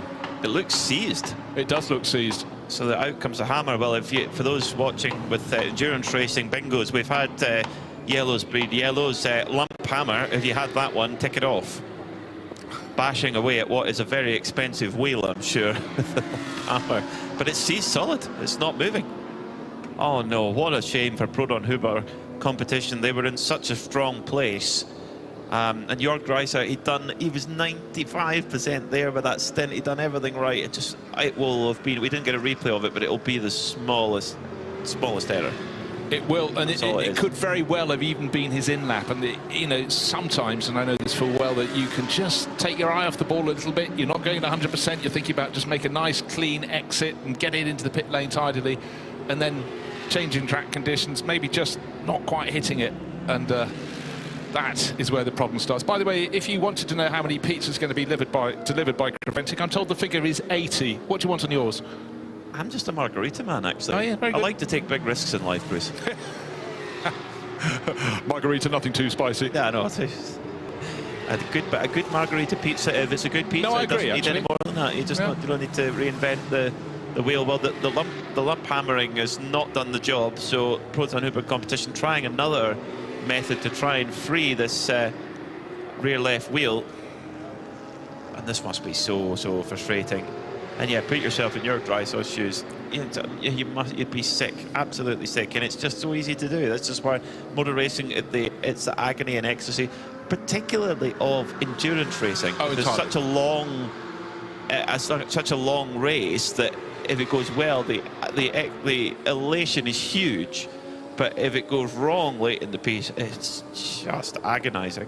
And look, well, not so much now, but 20 years ago when the cars were far more fragile and they weren't literally flat out from start to finish at Le Mans, it was a sigh of relief. We got to the finish, and most teams wouldn't have revealed that they'd been nursing a problem for many hours and driving around things that didn't work. Look at Jaguar's first modern era victory in 1988. What people didn't know was that Jan Lammers had the car, wouldn't go below third gear, so trying to get it out after the final pit stop, but somehow the Dutch magician made it work. But you know, from the outside you couldn't tell but how close it was. And think, just a handful of years ago with poor Toyota with a lap and a quarter to go, their first potential victory in the race, and it was snatched away from them. How hideous must that have been? There's so many examples of it, isn't there? I mean, Paul Newman would have been a Le Mans winner in 1979. They had a seized wheel, didn't they? Late on in the race in the Hawaiian Tropic Porsche 935, and the Whittingtons went on to win. Look, Mario Andretti never won the big race. Coulda, shoulda, didn't though. But it's down to small things. But the good news now, and particularly in this amazing era of sports car racing with the manufacturers really coming to play, is that the cars are just so much more robust than they were before. Of course, this year we've got Aston Martin racing with the Valkyrie coming on board, but they're behind the curve ball. You're not likely to win in your first year. The problems will come your way in year one. They'll come your way in year two, but they will get there. But they do win a prize already. Best sounding car on the circuit with the V12 engine. You heard it at Sebring, and just quite special. No, very special. Yeah, and had a strong run at Sebring. I mean, for a brand new car, it was impressive. And they did a 24-hour test on Tuesday after the race, so they're definitely putting in the miles. I mean, that's what Audi used to do after the Sebring 12 hours to prepare for Le Mans. They did the Sebring 12-hour and a 24-hour test, or sometimes even 36-hour test at Sebring to really put the car through its paces. Era Motorsport, they were running up towards the front end, and unfortunately that 60-second penalty for overtaking under code 60 really punished them a lot. They're in 8th at the moment. Kyle Tilley at the wheel.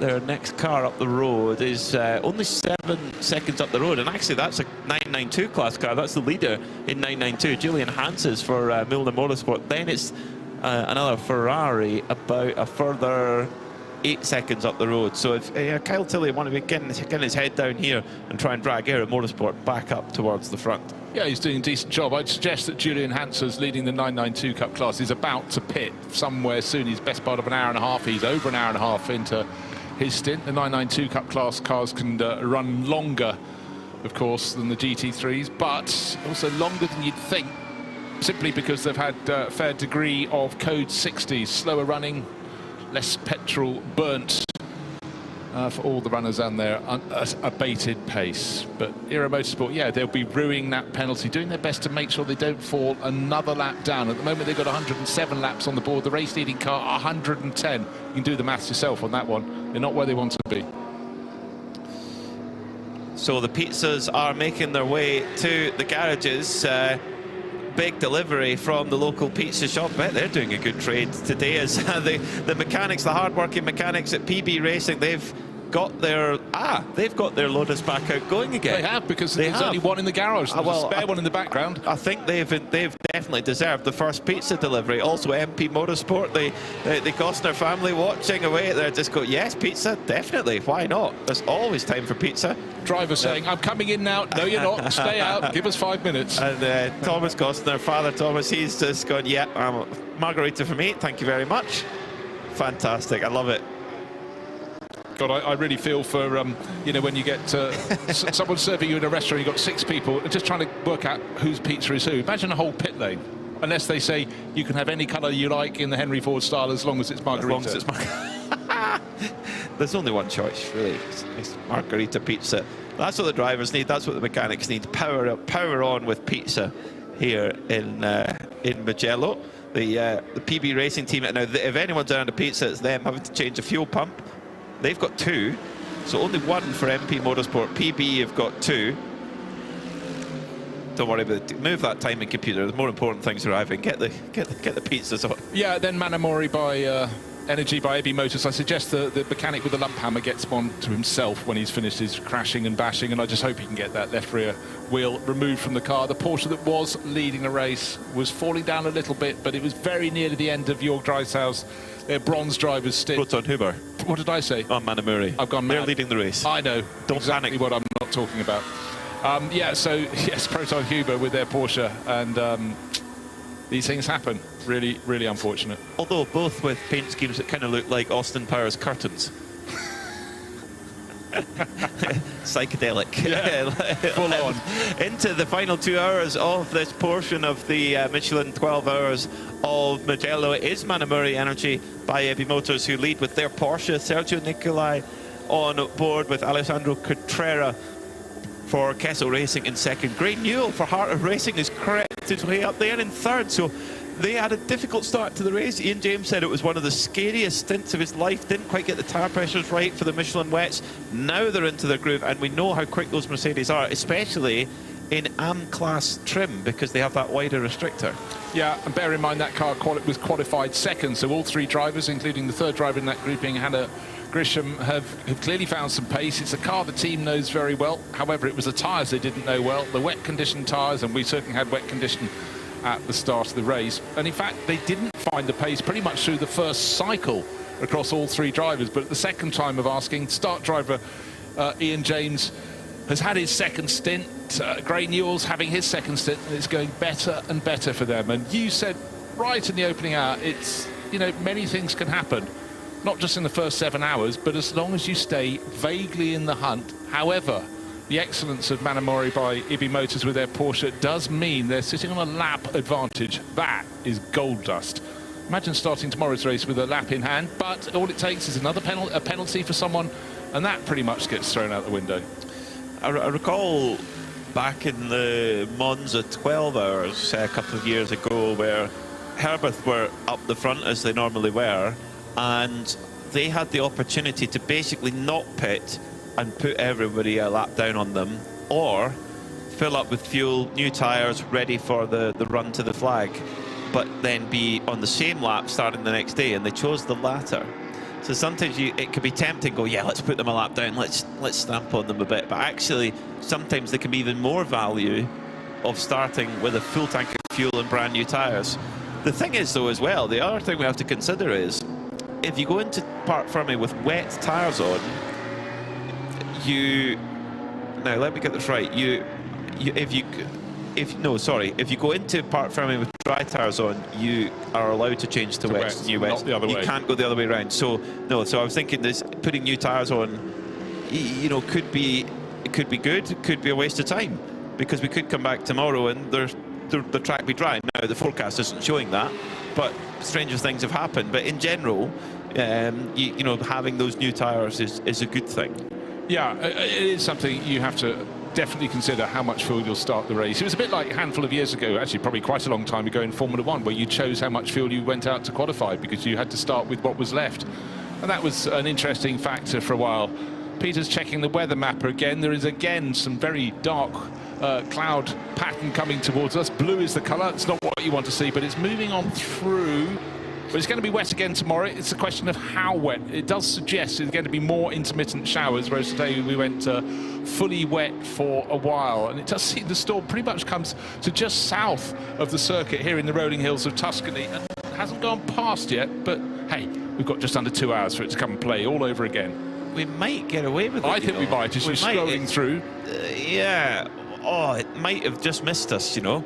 It just needs. That's the thing, is when you're in these rolling valleys, these Tuscan valleys, you just don't know. It reminds me of actually going on the Faf Rally in Portugal, which is a lot of valleys one after the other, and you just don't know where the rain's going to come through or not.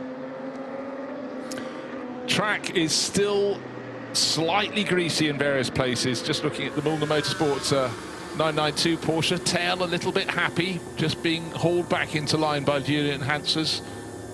Carl Tilley has caught and passed him, but just remember Carl's in a GT3 Ferrari, so you'd expect that.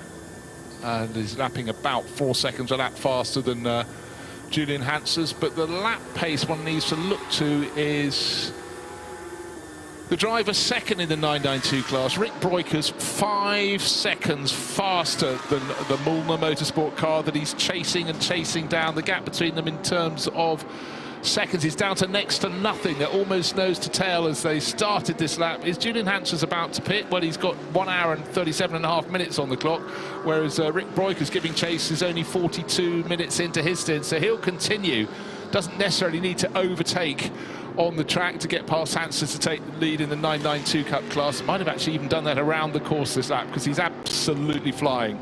Good to see the Lotus PB Racing entry, the Emira, back on the track, looking neat, nimble, but way down towards the tail of the field. It's got 86 laps on the board. It's running in GT4. The class leader has fully 20 laps more under its belt. Mugello Motorsport still hanging on by just 1.3 seconds, 1.2 seconds now clear of Rick Breukers. They're 9th and 10th overall, but the Red Camels Jordan car is coming ever closer to the tail of the Mugello Motorsport blue and white Porsche. That should be surely pitting anytime soon.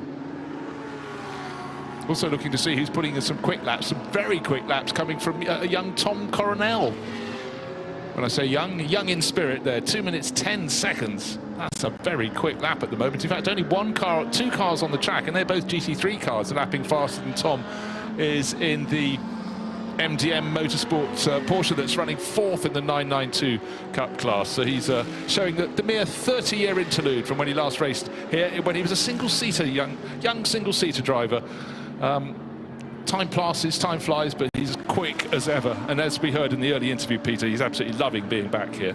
He is. I mean, you think where all the places he's raced in his career, and it's great to see that joy is still there. It's quite remarkable how that still burns bright.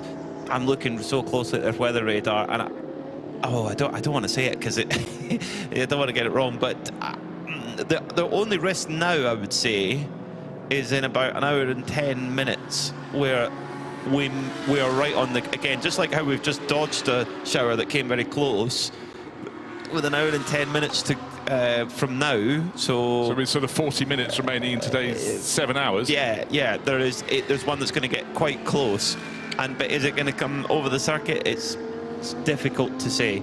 Difficult to say at this moment in time. So. Oh, this is who would want to be a strategist? I know, difficult. I do remember one of the Formula 1 teams long ago used to fly a meteorologist over from the States, this young meteorology student who just seemed to have the golden touch, and suddenly people didn't know who he was, but then suddenly they noticed the team really rather liked him, and then they realized that he was reading the weather incredibly well. Maybe you just had a lot of fortune that went with it, but you know, in any form of racing, particularly endurance racing, you've got to have good ways of checking how the weather's changing. Of course, you're just looking on your laptop. There are many channels you can use now to do the job, but back then it was I think he used to nip out and check the Stevenson screen to check the barometer in the back of the paddock. That might be more useful than the various websites we're looking at, but the teams will have a bit more sophisticated equipment than that. But right now it's conditions fairly consistent, and the lap time's now starting to creep towards what we saw earlier on. We're now sort of seeing a few 209s popping up on the screen. Max Partel's just on a 209 flat in the Hoffer Mercedes. So interestingly, as we come into these conditions, the AM class Mercedes are now coming up to the fore. So is there something in that? Is it that the full wet, the Mercedes didn't really like it as much, but as we get a little bit more kinder conditions, are the Mercedes reacting better? Is that straight line? Of course, the AM class cars have a more favourable balance of performance to the same car in a Pro or Pro-Am class. Like, for example, the Mercedes, it's a naturally aspirated car. It has an air restrictor on it. The AM class cars have a wider air restrictor, more air going through equals more power. So can you use that straight line speed advantage more in a drier condition? Well, the answer is, I'd say there's, with absolute certainty, that would be the case. Right, also into the pit, a car that's been at the front end before, the Praha Racing Ferrari. It's had its moments. It slipped down the order just a little bit, and driver change going on there. Don't know if that's Ben is anywhere near there, but suddenly the pit's having a little flurry of business.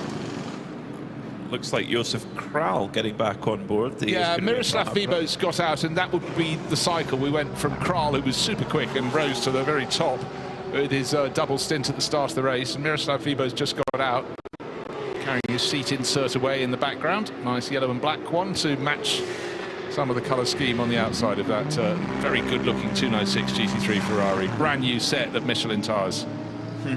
Nice smoky burnout to get a bit of temperature into them as well. Judging by that, I would think this is Joseph Kral. Just it was a purposeful pull away from the pit box there. It's the Scuderia Ferron 992 car also into the pits as well. Car number 949 brought in by Agustin Sanabria. So at the front of the field, still, in fact, Sergio Nicolai putting in some time into the second place car, the Triple C Kessel racing car of Alessandro Cutrera. So you've got Sergio Nicolai is the strongest driver in that Manamuri Energy Porsche. Alessandro Cutrera is the non-professional driver in that car. So I would not be surprised to see David Fumanelli getting installed in the number 8 Kessel car to try and bridge that gap back down again, because he's been really the standout driver of all this week. Yeah, now under 2 hours remaining in this race, and certainly the track is probably about the best condition it's been since the outset, because suddenly we're starting to get drivers setting their cars fastest time in the race. There have been moments where the track hasn't been too bad, but it's stop-start because of a flurry of code 60s. But now the drivers, a lot of them are sort of halfway through a natural stint length, so their fuel load is down a bit. The tyre performance has fallen away a little bit. We discussed this yesterday with the dry weather tyres from Michelin, is the fact they've got really good performance. It falls away quite quickly after a handful of laps, but then it plateaus. And I think at this point, with the drivers in the swing on these tyres, on these wet weather tyres on which they're running, they can still get performance out of them nearly an hour into a stint. But I think it's the fact they're just getting continual running under green flag at the moment that is the biggest help of all for them. Definitely, it is. And also for the actual evolution of the track, that's so important, because the faster the cars are going round, the hotter the tyres are, and therefore the more it drives the track surface up. It sounds very basic, no, but that's entirely so. But Vasily Vladikin, who's running 5th, has just set a very quick lap, 2:07.9. That's within a second and a bit of the fastest lap of the race. And I think there's a bit more to come from Sergio Nicolai. His last lap was a 2:08.6, and his best lap, or the best lap for that car, is a 2:07.3. So yeah, track conditions looking better and better. Top of the mountains behind, still swathed in cloud above the tree-covered slopes. But drivers also, I notice, are starting to be more confident about running towards the edge of the circuit. And as I said that, suddenly Sergio Nicolai in the corner that, when the conditions were dry, people were taking liberties with. The third corner of the lap, Poggio Secco, ran very wide indeed, not into the gravel, but certainly prepared to run deeper over those curbs. Yes, he is, isn't he? Yeah, just at the moment, pace-wise, in fact, he had a very strong lap there. It was nearly 4 seconds quicker than Alessandro Cutrera, but 3 seconds quicker than Gray Newell in third. And Max Partel's going well in fourth, 2:09.5. And as you mentioned, Vasily Vladikin, that 2:07.9 there. So it's all starting to really evolve now on circuit as actually it's that little bit clearer as well, that little bit better vision too, which will help as well, help the drivers spot the drier patches on the track, and they'll be really searching those out, certainly at this stage. And then if you end up getting a drying line, you'll see them coming off the drying line to actually cool the tyre back down again to get it into its exact temperature window. Right, this lap for our race leader Sergio Nicolai will be a little slower. He was slightly delayed, no fault of the GT4 Mercedes from Venture with Matthew George. He tried to get out of the way as soon as he could, or hold his line, so Sergio just had to bide his time. He's got the RPM Racing 992 Cup Porsche just in front of him now in one of the 2 Vortexes. So there we are, a real variety of cars, but he's got to make his way safely past all of them. And while all of the circuit looks pretty much dry now, definitely if you're on the racing line, you're laughing. That's going to be the driest bit. So every overtaking manoeuvre still has potential jeopardy, particularly if you run on the outside line. Great little battle for 5th place, and Pelin Racing, Carl Marcelli has been hunting down Miro Konopka and just made his way past. That's into 6th. Turn 1. Yeah, into 6th for Kyle Marcelli ahead of Miro Konopka. Great move. Yeah, just set it up nicely on the outside. Round he went. Marcelli's been really impressive in this Pelin Racing 296 GT3. Yeah, sorry, I read the screen incorrectly. Of course, it was the battle for 6th. Race leader Sergio Nicolai, Manamari Porsche. 2nd place Alessandro Cutrera, the CC Kessel Racing Ferrari. 3rd place Gray Newell, the Heart of Racing Mercedes. It's going better and better. Maximilian Partel, Hofer Racing. Again, that was a car that in qualifying looked very handy indeed for the family team. And then Vasily Vladikin is the driver in 5th place in his Continental Racing by Simpson Audi. Race leader, 818 laps in the board, and that is the Manamari Porsche.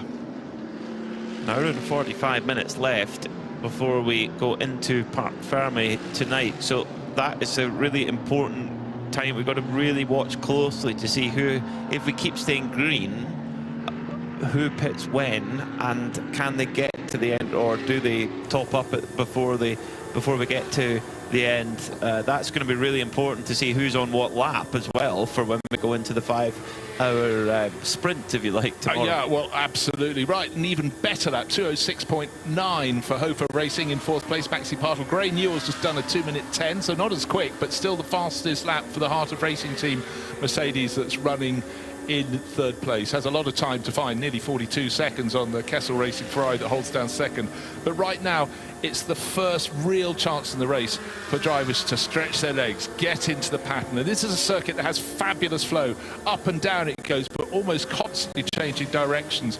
But definitely, and you've seen this because you've watched a lot of motorbike racing, this is a fantastic circuit for them. They've got more space to come and play, but the flow as they're going around the circuit, a lot of the drivers who are new to Mugello this year really had been enjoying it in the 2 days of dry practice or testing practice qualifying. Been very tricky for them today, but I think they'll have learnt an awful lot. What the weather brings tomorrow, we suggest it's going to be showers, potential sunshine at some point within there, but again, it'll be a different mix of wet and dry, but at least they've got today under their belt. Well, and that might be even more strategically complicated, because if we have portions of proper dry, then that can make things very, very challenging in how you go on and off. Now, this is something with the previous tyre manufacturer in the 24-hour series, where the wet tyre was good when it was fully wet, but as soon as it started to dry out, it then struggled, and you had to get onto the dry tyre quickly. From what I understand, particularly for a lot of the drivers from the Nordschleife, they say that the Michelin wet can hold itself together pretty well in drying conditions.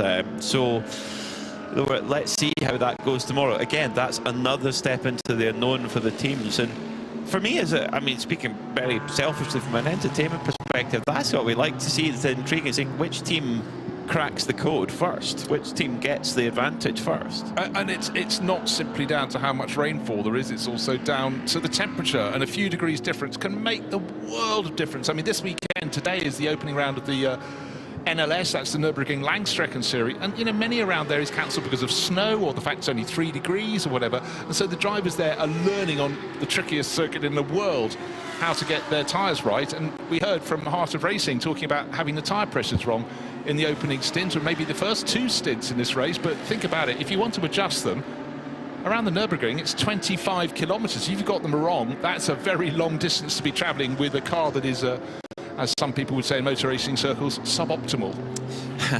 The stagger is starting to unwind in 992, because Rick Breukers for the Red Camel Jordans team has gone back into the lead ahead of Julian Hanses, and Julian Hanses needs to come in because of his driver time in 9 minutes time maximum, otherwise he'll get a big penalty. So that means then that Milner will have to drop back a little bit, but also the Red Camel, they might have another 20 minutes of fuel left, something like that. I honestly thought that Julian Hanses and Milner Motorsport would have pitted a handful of minutes ago, but 1 hour and 51 minutes on the clock, that is deep into where you'd expect them to be. But of course there were code 60 periods when you are not guzzling the fuel at the same rate, running at 60 kilometres an hour. Of course you're not going to be, but again, they have to have very, very clear telemetry in their car, because you know the difference between running at that pace and running at full pace is night and day. However, I would be fairly sure he's going to be coming in super soon. But into the lead of the class, Rick Breukers, Red Camel Jordans, 8th place overall. Carl Marcelli has just brought the Pellin Racing Ferrari, that's car number 29, into the pits. He's in refuelling at the moment, and he too had got ahead of Julian Hanses. But for now, 909 is working its way forward. Bright light on its tail. It's getting gloomy again out there, but all the cars, because it's a wet weather race, have been told to have those on. It's all part of the rule book. It's interesting that there's a little bit of an emerging line for me, particularly on the start-finish straight. There is, as Rick Breukers used all the carbon more coming out of Poggio Secco at turn 3. It's big, has to put a big dab of opposite lock in as the car tries to break away with him. Are the tyres going away from him now? Now interesting, are those Michelin tyres, are they now starting to overheat? Is Rick Broikers, now that he's an hour into his stint, is the tyre actually now starting to overheat where he... I don't think we're any who has to pit because of his driver time in now 6.5 minutes at the absolute latest. So that Milner car has to come in by regulation now because Julian Hanses is getting towards that 2-hour maximum. But as I say that, Gray Newell's just set the best lap of the race for the their best lap of the race for Heart of Racing. Likewise, Hoffer Racing for Max Bartel, who's very close to the absolute best lap of the race. Personal best also for Kyle Tilley for that best for that car.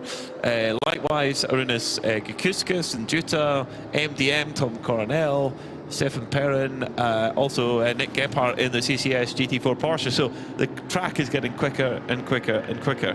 Yeah, it's not coincidence you've got 7 drivers on the timing screen, or do I now mean 8? Yes, I do mean 8, setting their car's fastest time. And this is after we've almost got through 5.5 hours of racing. It's 7 hours today, the Saturday at Mugello, and tomorrow we will complete it with another 5 hours of racing. The 2 vortexes we've had in this race are still circulating, and there was great promise from the 702 early on. We thought, let's see how it's going to play in the top 10. It qualified in 12th position, effectively ahead of a trio of GT3 runners. Unfortunately, an early spin after gaining a few places on the opening couple of laps put it down the order, and since then we've had a fair few rotations. It's down in 16th place for Arno Gomez, so he's well clear of class. A new fastest lap of the race from Hofer Racing.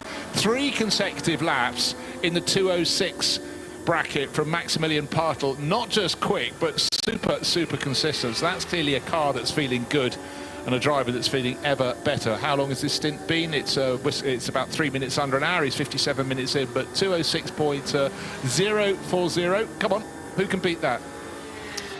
Well, let's see. I wonder if David Fuminelli's in the Kessel garage going, well, you take my fastest lap of the race, watch this. I'll just get my helmet ready and ready to take over from Alessandro Cabrera. Ben Constanduros has some more for us in the pits. Ben. Got the Pelin Racing Kyle Marcelli with what looks to be, well, certainly slick tyres on the left side. We haven't yet, presumably the other ones have been done already. Yes, they have. 4 used slick tyres on Kyle Marcelli's car. He's already fueled up. And I've been waiting down at Mulner Motorsport to see if they were going to go slick tyres. And actually, they've prepared themselves wet tyres. I was feeling around and they were definitely had slicks in the garage, but it looks as though the call is for wet tyres for them, so no change there. Watch out for the times of Kyle Marcelli though, because he is on used slick tyres, but no change here at Mulner Motorsport. I'm going to chat to Julian in just a few moments' time.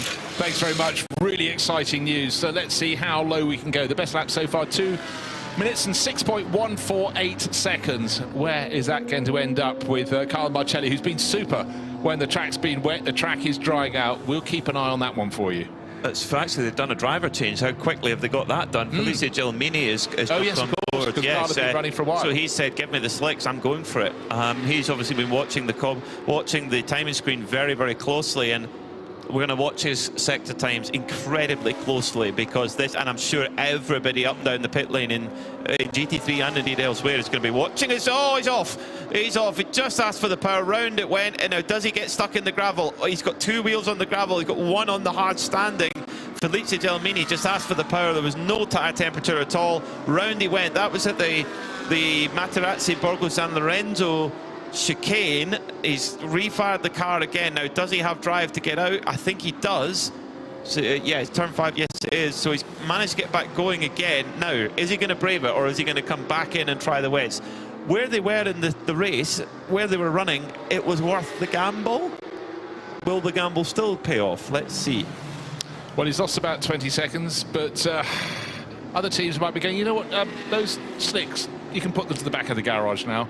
Well, let's see. He's calmed it down. I mean, from his point of view, from the Italian racer, Fabrizio Gelmini's point of view, very concerning. And we're just hearing it starting to rain. Some of the camera crew out around the track, so they gambled and immediately they were given a rap across the nose. Haha, don't you try and play with the weather here. We know what we're doing. Ah, my word. So Pelin Racing, a roll of the dice for Fabrizio Gelmini. Maybe in some ways it would have been, if they wanted to do it, you know, if you've got a driver going to his second stint, because of course Carlo Marcelli had been running for quite some while on this drier circuit. Peter continues to check the weather map to see what is coming our way, but it was the smallest of moments, and it really was a sort of a pendulum motion to the left, to the right, and then around and facing backwards for the 29 Ferrari for Pellin Racing. So Fabrizio Gelmini be feeling very sorry for himself, but also the good news, he got the car going again. The bad news is the rain has just started to fall. Oh, it's fickle here. But how is it? Just spits, or is it going to be? Is it going to come to much? No, it did get a clean third sector. So let's have a look and see what that is. Bear in mind there will be a couple of laps of tyre heat up. Felice Gelmini, the last time by 50. Oh, he's very close to the wet weather tyre drivers. If he can get some temperature in these tyres and not spin again, oh, the rear is all over the place as he comes up the hill, probably the lowest traction part of the circuit, up the hill out of San Donato, turn 1, up to Lucco, and the rear is coming all over the shop. Yeah, but that's because he was also really working the front of the car, and he was really turning the wheel from side to side to just try and get some more heat. So I think he's realised the message is loud and clear for him. Don't dive too soon, just try and be smooth, get the heat into these dry weather. They were used scrubbed Michelins, but anywhere he gets close to the curbing on the outside, he, for now, better not to touch it, because that nearly had the tail coming around at the very same point he rotated on the outlap. But if we stay dry another 10 minutes, we're at that crossover point. How brave do you want to be? Do you want to risk it? If you're in the leading position, do you if there's no big change in lap time, don't take the risk. The wet is the safer tyre, but can you make a wet can you make the wet tyre last a whole stint? I don't know if you can. I think the wet tyre is going to overheat if you try and do a full stint on it now. Yeah, quite possibly, but just remember that, of course, track temperature is still quite low, which is a factor that gives them a bit of a helping hand. Right, trying to look at sector times for Felice Gelmini.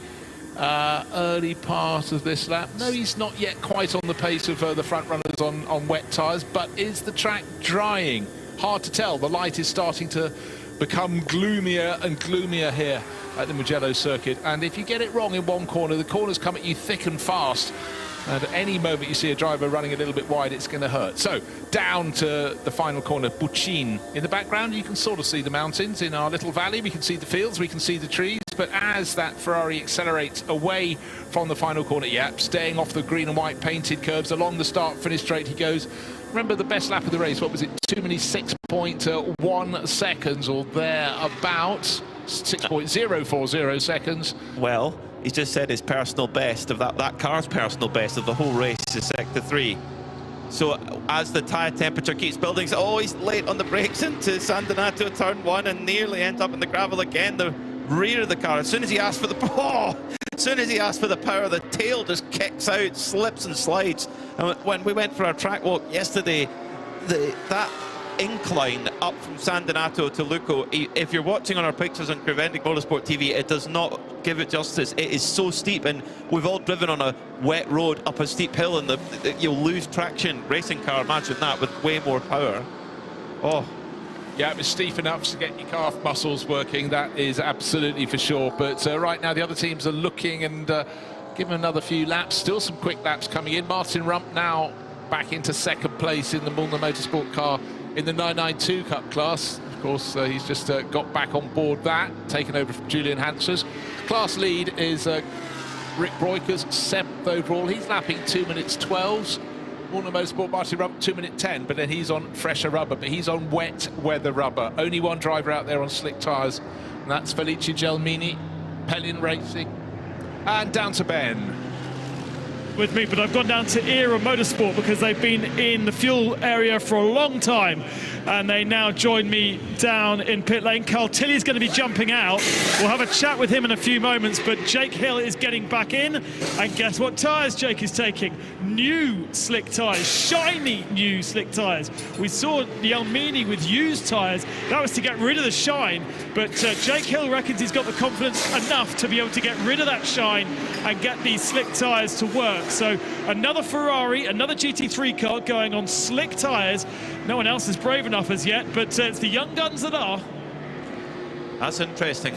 I'm surprised they don't have any scrubbed dry tyres that they would want to put on, because they don't have that shininess that they have when they first come out the mould. But let's see, because those sticker tyres in the wet is, or wet-ish, is not so pleasant, I don't think. But no, Jake Hill's going to give it a go. Again, Air and Motorsport need to roll the dice. Yeah, they're running a little bit further down where they want to be. Yeah, they're listed down in 9th place. Moments ago they were 8th, but Jake Hill comes out into 9th place, but worth a roll of the dice. But with all the dry weather running, you'd have thought they might have just put one set, given them a little bit of scrub through practice. But anyhow, we are not them, they are not us. But certainly adding an air of excitement. Just under an hour and a half remaining in the first 7 hours, this 12 hours of Mugello, and to see not one but two teams seeing what they can do to pick up the pace. All race so far, it's been on wet weather tyres, two teams, both with Ferraris, but unfortunately for them, the windscreen wiper's going. Yes, it is raining out on the track, so bad news for Jake Hill, even worse here for Felice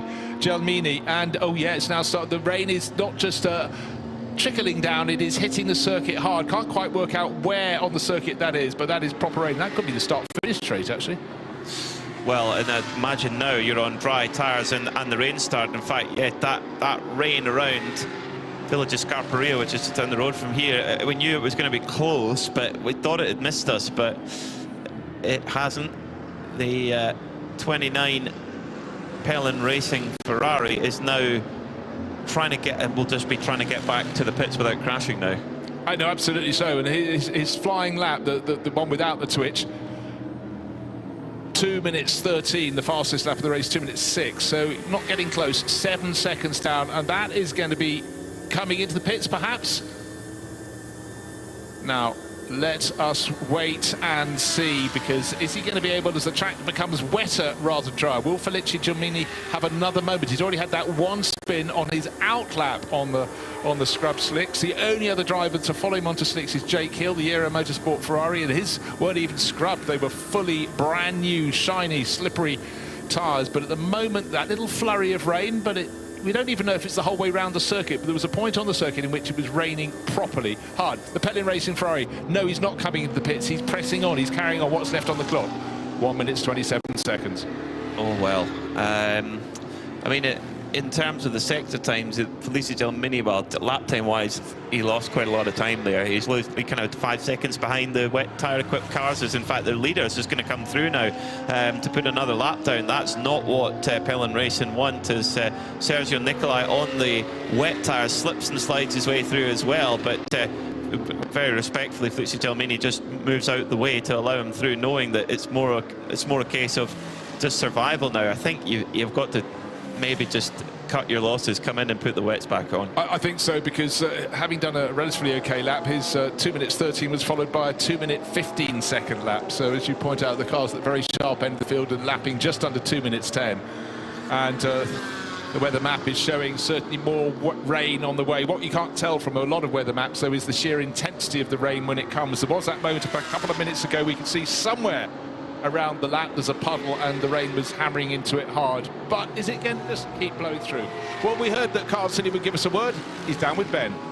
Out of the car after a decent stint out there, but still very tricky conditions. Yeah, very tricky conditions. We basically double in a bit, stinted that wet tyre, which was made the last sort of like hour pretty tough going.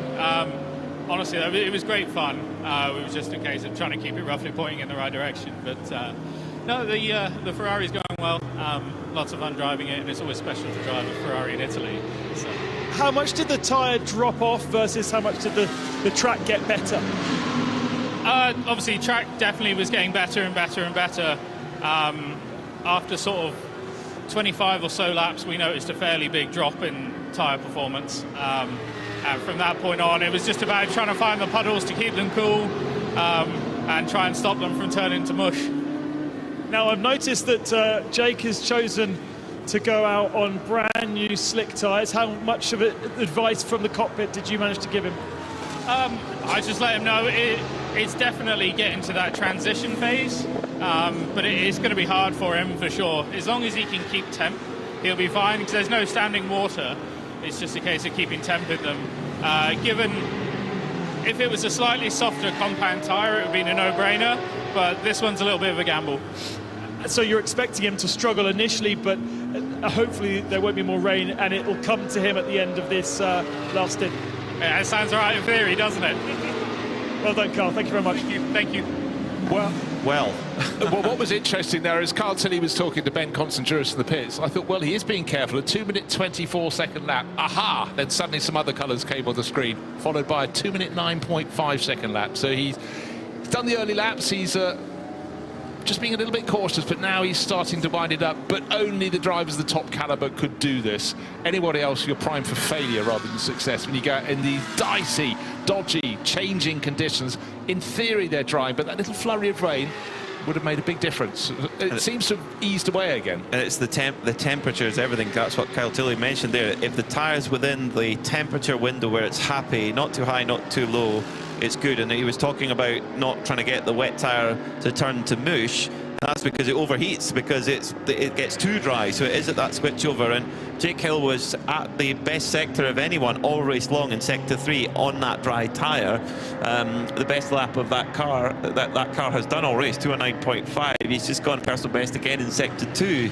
So interestingly there that and how is Felice Gelmini doing?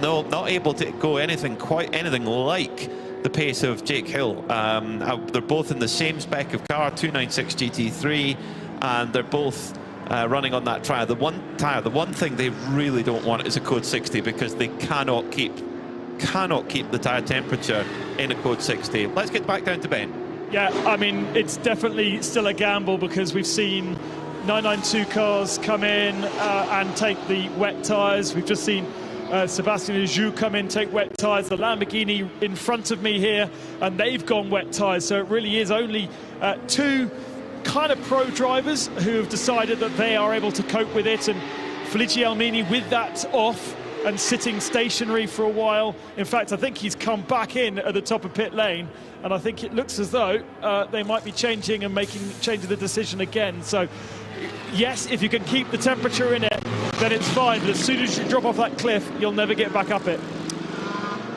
Yeah, thanks, Ben. And 3 consecutive laps in the 2-minute 15s shows the pace isn't there. The blue and orange car in the pit lane. And Jake Hill, though, newer rubber for him. 209. Nah, not quick enough. 208.3 the following lap. So British Touring Car Champion of 2024, a driver who is seemingly happy to jump into anything and get straight on the pace with it. He is making his work. Still not the fastest lap of the race. That's still set by drivers in the 206s. It's the Hofer Racing Mercedes, 206.040. But this is impressive from Jake Hill. Great news for fans of the Proton Huber Porsche team. They've got it repaired. They're back going again. At the moment, where are they to get to? They're in 29th place. They've lost 30 laps in repairing that car, but they're back out and running again. So very impressive from that crew to get that, because that wheel was absolutely locked solid.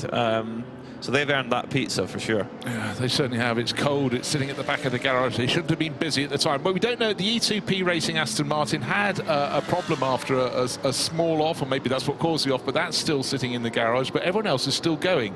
From the 31 starters, Darren Curry's back out in the Treble One Racing IRC, running third and last in the GTX class. They had a long time in the pits, but back on the track. So good resilience from all the teams, I must say. Yeah, very impressive preparation, and they've done a lot of running this week too, as Jake Hill has just gone absolute best in sector 2. Remember, he's the only driver on the circuit with dry tyres on, by our knowledge. He set the car's best lap, the last lap, by a 208.339. Felice Gelmini decided to give the dry tyres a go, couldn't quite get them in the window. He's gone back to wets now in the Pellin Racing car, as Jake Hill sets the best lap of the race at 2:04.629. That is 2 seconds quicker than anyone has gone all race long. And so those dry tyres are working. He's got them in that temperature range. Yeah, and effectively that's the best part of 4 seconds quicker than his previous lap, which in turn was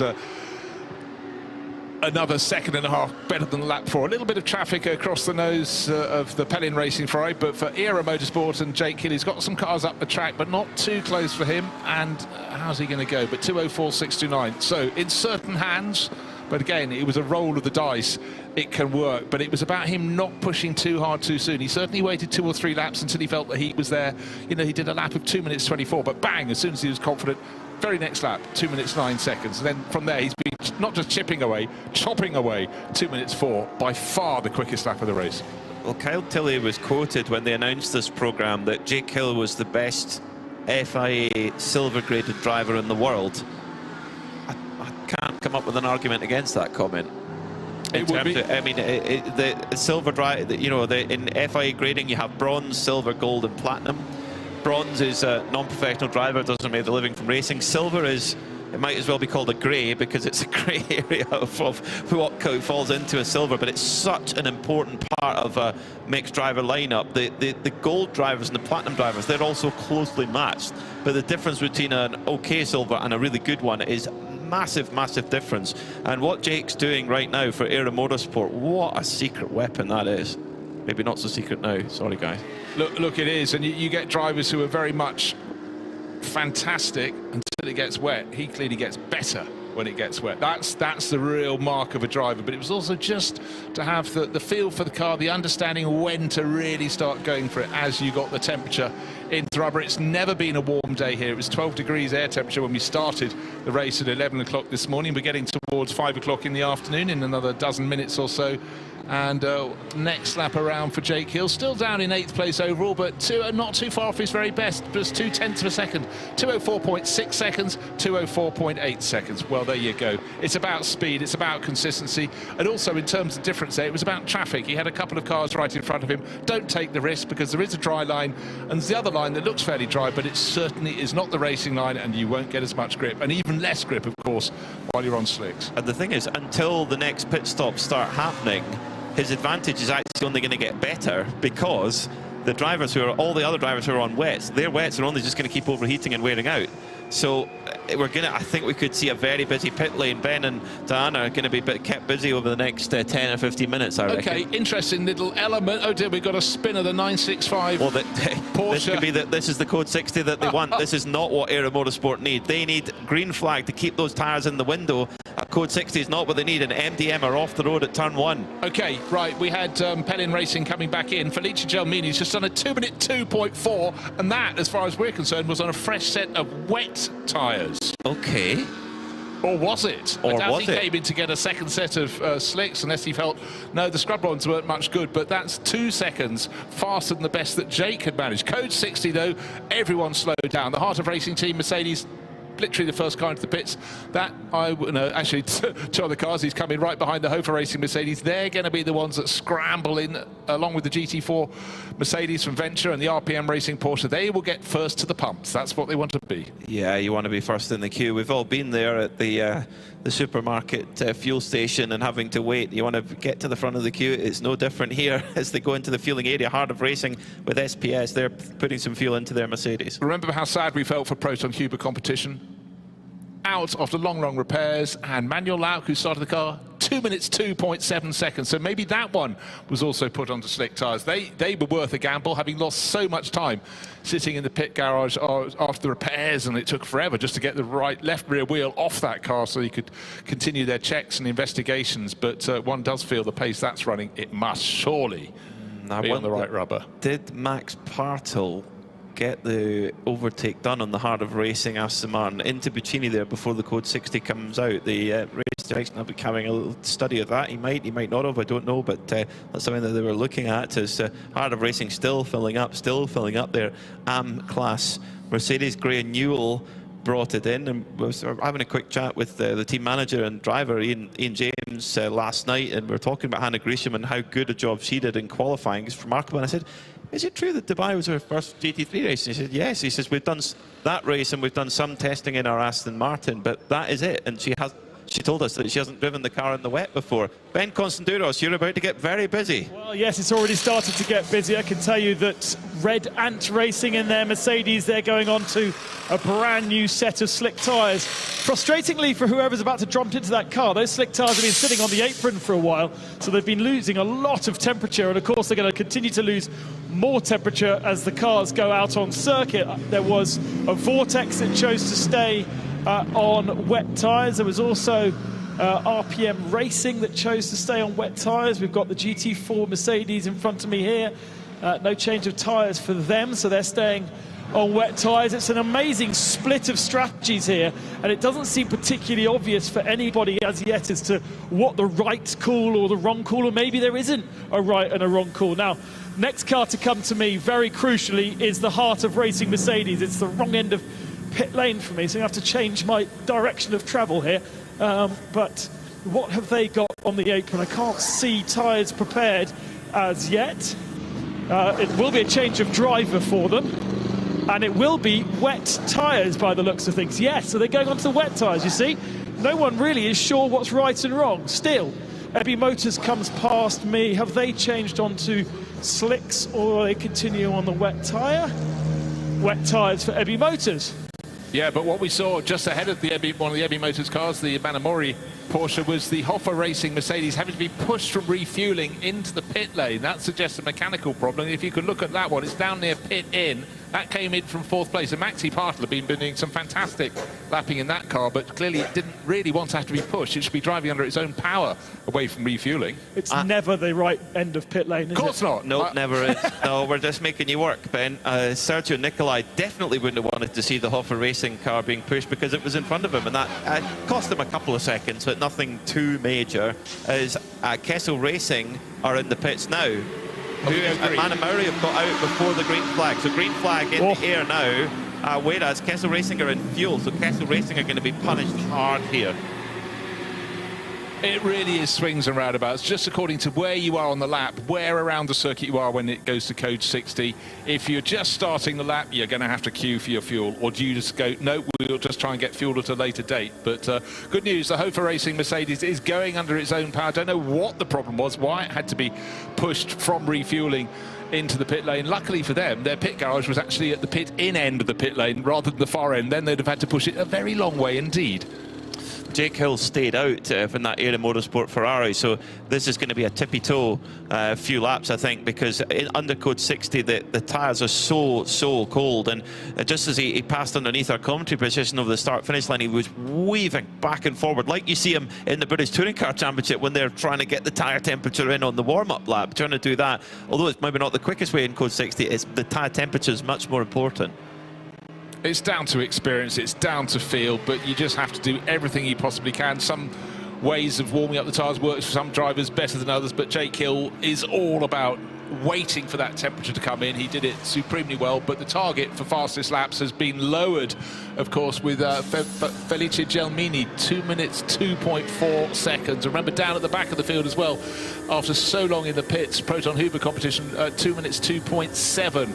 And that was for Manuel Lauk, who's been the star in that car. He's obviously so far back, so many laps lost during those repairs. It's just going to be a recovery drive. But how far up the charts? Well, you're going to have to work really hard over the next 6 hours. Another hour today and 5 hours tomorrow. See what they can do. Great to see Hoffa able to get going. I wonder what that little hiccup was, but they're back out onto the track, and they're in it's an all asfalto-back battle. Hoffa Mercedes in the AM class versus Harder Racing in the AM class. Same equipment that they received from the factory. It's just how those two teams set them up and how, of course, they're driven as well. Well, I wonder how much time Hoffa Racing lost there. The fact they had enough mechanics to push the car out. Normally, you'd only have one mechanic down there to do the refueling. Luckily for them, if the message came through, I can't fire it up, they were down near the refueling area. They could suddenly get 2 or 3 more mechanics down there to give it the shove into the pit lane. I think that was a big save for them, whatever it was. But is it a problem that's cleared? Who knows? But they got the car going again. Running in 4th place still, maybe slightly less at the end of this lap once the cars have completed a flying lap. No, quite possibly going to stay in 4th. So curiously, Manamori Energy by IBC Motors kept their same tyres on. So they had wets, so they're now on old wets, but that would have, of course, kept the temperature in it and would have cooled them back down again. So this, by IBC Motors, that is interesting call, actually. It's starting to rain again. Who's on slick tyres? Or maybe it was just a bit of spray, because Maxi Partel, I thought, has he fallen from 4th? In fact, with the Kessel Racing Ferrari in the pits, he's actually risen to 3rd for Hoffa Racing, but his windscreen wipers are on. Ben? Isn't it, for Kessel Racing? They've been fueling whilst we went back to green flag, and they now come in and only just leaving pit lane. A full service for them, change of driver, but they have put used wet tyres back onto their car, so they're not comfortable with risking those dries right now. That's very interesting. I wonder if it was David Fuminelli that they put in. No, it's Marco Frezza. So they're basically putting all their Faminelli eggs in the Sunday basket at the moment. Definitely seems that way. Right, what have we got left on the clock? 1 hour and 9 minutes. One stint, if you're lucky. We've also just seen an absolute best in the 992 category set by Paul Meyer for Cineulagam Racing, a 207.683 in a Porsche 992 Cup machine. Good Cineulagam, Ben mentioned what tyre they went on. Ben, I'm sorry, I've forgotten. What can you remember what Cineulagam put on their car on the purple 888? We'll get back to Ben in just a second if we can. Try and find out what tyres Cineulagam Racing put on, because whatever Michelin rubber is on, it's working. Hannah Gresham's just set the best lap of the Heart of Racing's race, a 207.263. So the timing screen is absolutely lighting up like a faulty car at the moment. It's the new wet tyre that is working really nicely, but probably only for a couple of laps, because it's obviously a softer compound than the slick tyre, which we've already heard from Carl Tilley is quite a hard compound slick tyre. So they're able to use this softness of this wet tyre to really get a bang in a lap time, but it's not going to last 1 hour and 8 minutes. That's the problem, and they really can't afford to come in and change their wet tyres every 4 or 5 laps. So we're going to see those starring performances, but they're not going to be able to do the full stint. Yeah, and also another element that you have to knit into that, Ben and Peter, is the fact that the drivers who are now starting to build up the speed on the dry weather tyres, on the slick tyres, they're coming up appreciably faster. The increment is far greater than it has been early in this race. And just looking at our race leader, Sergio Nicolau, wanted to turn into turn 1, and he got super close to the Lamborghini from ARC Bratislava that I don't think thought he was going to be there. But the closing speed was so great, so suddenly you've got another differential. Looking to see how many cars on the track have got their windscreen wipers going. At the moment, none of the group we're looking at, but certainly as the cars touch the curbing on the outside of the circuit, there is still a lot of spray coming up. Is there going to be any more rain before the end of this 7 hours at Mugello? And then, how hard's that rain going to be? Or is it going to continue drying? We simply do not know.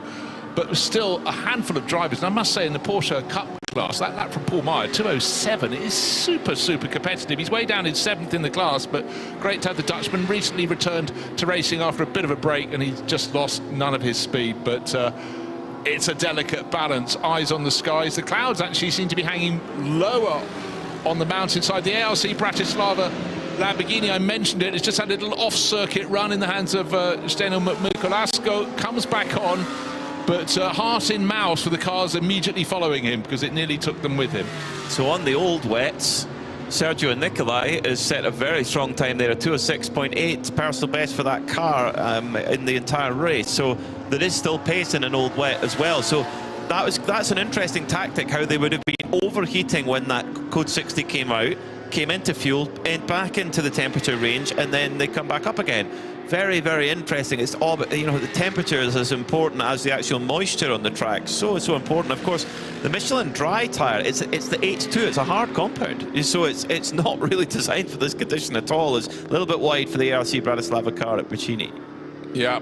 Heart in mouth moment, just stayed out of the gravel, and for Pelin Racing with their bright blue and orange car, the Ferrari, heart in mouth moment for them, because it rejoined right across their nose on the exit of Puccini, the corner that leads onto the start-finish straight, and the Lamborghini still playing around but running wider and wider. So I think for Pelin Racing, just hang back a tiny little bit for the moment. That's Felice Gelmini. And as I say that, the Lamborghini goes off at Arrabbiata 1, runs through the gravel. So clearly they have no grip whatsoever, really struggling to corner. Please don't put too much gravel on the track as it rejoins just in front of one of the two Audi R8 LMS. And also the Heart of Racing team, second place, Hannah Grisham driven Mercedes. Started second, tumbled down the order in the first stint, the second stint, but cycled through the drivers and going very nicely in the hands of the young American at the moment. But the Lamborghini in front is the one you don't want to be near. Clearly got no grip whatsoever relative to its rivals. It's been off 2-3 times in the past lap or so. Is it going to get it wrong across Grisham's nose? Grisham takes quite a wide line, looking to see where the Lamborghini is. Luckily not right across its nose now. Very well handled there by Hannah Grisham, because you don't need to worry too much about these cars. Are not running on the same lap.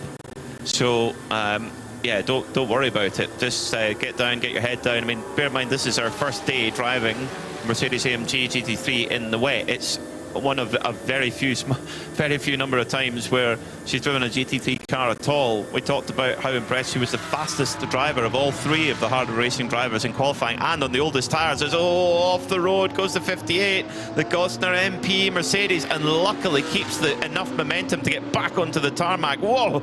And gets out in front of the Red Ant car, which is on slicks, and just has the massive moment there. Ayrton Red Ant has to, well, do a bit of Ayrton driving to try and gather it all up there. Yeah, you have to understand, from most of the drivers still getting heat into the slick tyres, those that are on them, they do not have too many options in terms of where they're placing their car at the moment, and suddenly have someone come from left field and land on the track in front of them as they rejoin. That was a twitchy moment as the Gosner car, which Gosner is on board. It's David Gosner at the moment, son Gosner. The slick-tyred Air Motorsport machine of Jake Hill after 25 minutes in the stint, some of which under code 60. He's just done a 2:02.5. That's significantly faster than everyone ahead, but best of all for him, he's done the absolute best in Sector 2. Sector 2, that's the run basically out of Poggio Secco all the way through to Arrabbiato. The fast-flowing changes of direction, the dry tyre really seems to be the one that works in that part of the circuit. Yeah, and then you drop down from that valley side through Savelli, and then you start going uphill. That's the end of the second sector, but he's bided his time. He's waited for the heat to come back in the tyres after that code 60, building it all up to pace again, and keeping it neat and tidy. What is left on the clock? Interestingly, under an hour. He's sick. It went away quite a lot in Sector 3. He was a little bit slower than Max Partel in the Hofer Mercedes, which is running on new wets. So that changeover point this could be, if we stay green for another prolonged bit of time, this could play back in the favour of Jake Hill. If we stay green, he needs it to stay green for that tyre to work. And if he's been at the wheel 25 minutes, hour and 2 minutes, if there's a little bit of code 60, he needn't actually pit. So Air Motorsport have got to decide what they want to do, whether they want to pit and maybe potentially lose some position, but they've got to think where they are and how they get back further up the front before tomorrow. I think they've just got to consider when they want to come in and get some more fresh slicks and go out and see what sort of pace they can go. I have a slight element of jokiness about there, but there is factors you have to consider. A whole host of runners setting really quick times. Jake Hill, again in that second timing sector, improves his mark there. There is fair cluster of traffic there, which isn't everybody's friend, but I think for Jake at the moment it's relatively clear. Will he be the first driver into the 2-minute 1 second category? Quite possibly, but certainly that middle sector really handy. So in the sweepers around the back, he's making it work, but that does include where you drop down from Casanova to Savelli, and so many drivers have been getting it wrong there. So there's not a lot of grip, the track drops away from you, then you've got the compression at the bottom, but clearly he's got enough grip at the moment to make it work. And at the end of the lap, 2 minutes 1.1 second. There we are, as if on cue. Thank you very much, Jake. Could you see if you get way down to the 1 minute 59s, please? You could be a race engineer and just say, yeah, that's very good, well done, very impressive, but more. Yes, more, always more. Brilliant stuff. So an hour and 1 minute to go before we hit pause on the Michelin 12 Hours of Mugello. We have 5 more hours to go tomorrow. The cars go into Parc Fermé. They will get parked up on the start-finish straight, and they will be started up again tomorrow, and we go racing in exactly the same condition that they were left in terms of tyres and in terms of the fuel in the tank as well. But it's looking increasingly good for Manamari Energy by AB Motors with their Porsche. That's car number 95. Sergio Nicolai at the wheel of that has just set its best lap, 2 minutes 5.7 seconds. So, 4 and a bit seconds off the pace that Era Motorsports Ferrari is setting in the hands of Jake Hill. But that is down in 8th place overall with only 133 laps on the board, but 3 laps ahead of that. Yes, 3 laps clear is our race leader, Sergio Nicolai. Lights bright on his car, livery bright on his car. He's tucked in behind one of the other quick cars out there, Felice Gelmini in the Pellin Racing Ferrari. That was a car that also was early onto slick tyres. And for now, no risk need to be taken by Sergio Nicolai, but he's again just stretching his legs, looking comfortable. This could be a very tidy margin of a lap that he's going to take in at this rate ahead of Hannah Grisham. He's lapping faster than her. Has he got enough time to make it 2 laps clear? I fear not, or hope not in many ways, but certainly for a team that qualify at the very front end of the grid. It's been a really good 6 hours so far here in the 12 hours of Mugello. The last 5 hours will be on the Sunday, but as we're now in the final hour of Saturday, every mistake that you can avoid is a good thing. And one thing you maybe want to avoid, certainly if your name is Jake Hill, is rain. And right now the rain radar is all over it as we have a spin for the number 928 of Alexei Denisov. That's HRT Performance 992 Cup machine. Has stayed on terra firma though, and that is important because it's more likely that we stay green. But he's still sitting on a bit of tarmac that a racing car might choose to drive over there, so just hoping he can get that going forward. It's just started to ease its way up the hill. It's halfway around the opening corner of the lap. San Donato, he stays wide, but luckily there wasn't a whole gaggle of cars coming around the corner onto the bit of tarmac where he was sitting. The Ferrari from Kessel Racing, Marco Frezza, he's been putting some impressive laps in, just comes along a few seconds later and is not interrupted, which is rather fortunate indeed, because as I said, any drivers out on the wrong tyres at the moment doesn't really have the luxury of choice about where they put the car within reason. Vortex is still going, still sounding magnificent. They're the car with the sort of bass rumble as they come along the start-finish straight from their V8s, but hasn't been as good a race for them. Their car's still early in its development process. The driver that does one of the two Gomez brothers, Olivier, the one who does most of the development work on the car, is lapping. Last time I checked it was 15th. Now still leading GTX down in 16th place. The next target, the Home Guard Motorsport 992 Cup class car, but that is lapping fast. In fact, that's just done the best of its lap in the hands of Magnus Holmgaard. Leading GT4, it's Matthew Higgins. Cycling through today with Matthew George, cropping and changing and running the car for Venture, but they're leading GT4, looking very neat and tidy. They've been really good all race so far. Well, in terms of weather, there is a cloud. There is a rain cloud that's, I mean, so close to the circuit that's passing through. If it has it missed us? Has it not? According to the weather radar at 5 p.m., which was 5 minutes ago, there was a big rain cloud over, albeit a light fall from that rain cloud over the circuit. But when you skip forward another 5 minutes, it's disappeared. So we may have missed it. See it touching wood on my test, but I'll come back to you again in 5 minutes and see if you can revise that format of weather forecast, see if it's changed all over again. But all the teams you can guarantee are checking their timing screens a certain amount, but their meteorology screens a whole lot more. This is the final hour on Saturday. We've got 56, 57 minutes remaining. But the top 4 of the top 5 cars have just set their fastest race lap after 5 and a bit hours of racing. We've had rain of all varieties, heavy, light, intermittent, coming forward, going backwards. Right now the track is looking good, but you cannot be sure. We've seen the last flurry of rain today. And those that haven't gone out onto slick tyres at this late stage on the Saturday, do they fancy it for the remainder of this race? When do they need their next pit stop? Of the front runners, you'd expect Sergio Nicolai to come in fairly soon. He's got nearly an hour and a half on the clock for him. What's left on the overall clock? 56 minutes. He's not going to add 56 to 1 hour 26 minutes, is he, in this stint? So there's definitely going to be one more pit stop for him. It's just personal best, just littering the timing screen at the moment. Every couple of seconds, another lap, another car goes over, improving all the time. So the track is getting better all the time, and it's at the point where if you do have wet tyres on your car, you've got to try and find every little hint of a puddle that you can. As we head towards the darkness, of course, the official sunset, wherever it is, wherever the sun's hidden, is 6:29 p.m., which is in about an hour and 20 minutes time. Well, the message on get dark. The message on the gantry of the start-finish straight was lights on. New fastest lap of the race, under 2 minutes. I ordered that, and Jake Hill has delivered 1 minute 59.1 second. I just want to talk heart of racing for the moment. They struggled in the opening couple of stints. They're a lap and a bit down on the race leader, but they can go to the end of the 7 hours without needing a further pit stop. So Hannah Grisham should be into the end, whereas Sergio Nicolai, he's put in his fastest lap of the race, but he's a 1 hour and 28 minutes into a stint. He cannot add another 55 minutes to that and get to the end. One element you have to we'll just reiterate though, he's going to have to come in and have another pit stop. They cannot do that.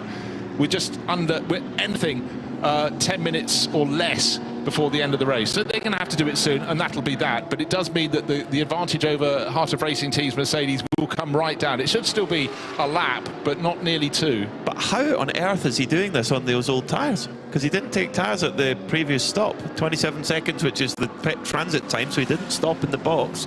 So he's been on those tyres for the entirety of his stint. That is amazing from Sergio Nicolai, as the battle over second position raging between Heart of Racing and Hoffer Racing. Hannah Grisham with Max Bartel on her tailpipe at the moment, and she's trying to make a move now on the Circle K Jutta. No, excuse me, it's the Continental Audi at Buccini, but can't quite get the move done as the Continental car moves across the road and has got to try and handle this now. Now, with the straight line speed of the Mercedes, right in the draft of the Audi, but also Max Bartel's going to get a bit of a draft as they head down this long start-finish straight here at the Mugello circuit. As they head up over the hill, they'll be touching 165 miles an hour as they come over the crest now, ready to hit the brakes for San Donato. And the Continental Audi, driven by David Pogasan, holds on to the position on track for now, but is not on the same lap, whereas Hannah Grisham trying to make her way through because she's got Max Bartel on her case, as Jake Hill sets another fastest lap of the race, a 1:58 this time, 0.4.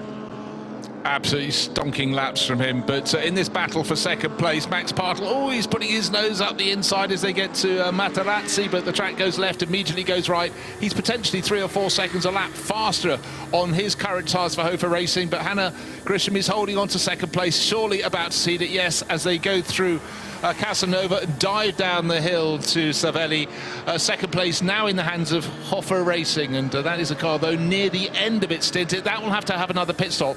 Hannah Grisham does not need to fight him. She can let him through. She has let him through. He will have to have a pit stop for the end of the race, whereas her car does not need one. Could be massive for them, for Heart of Racing.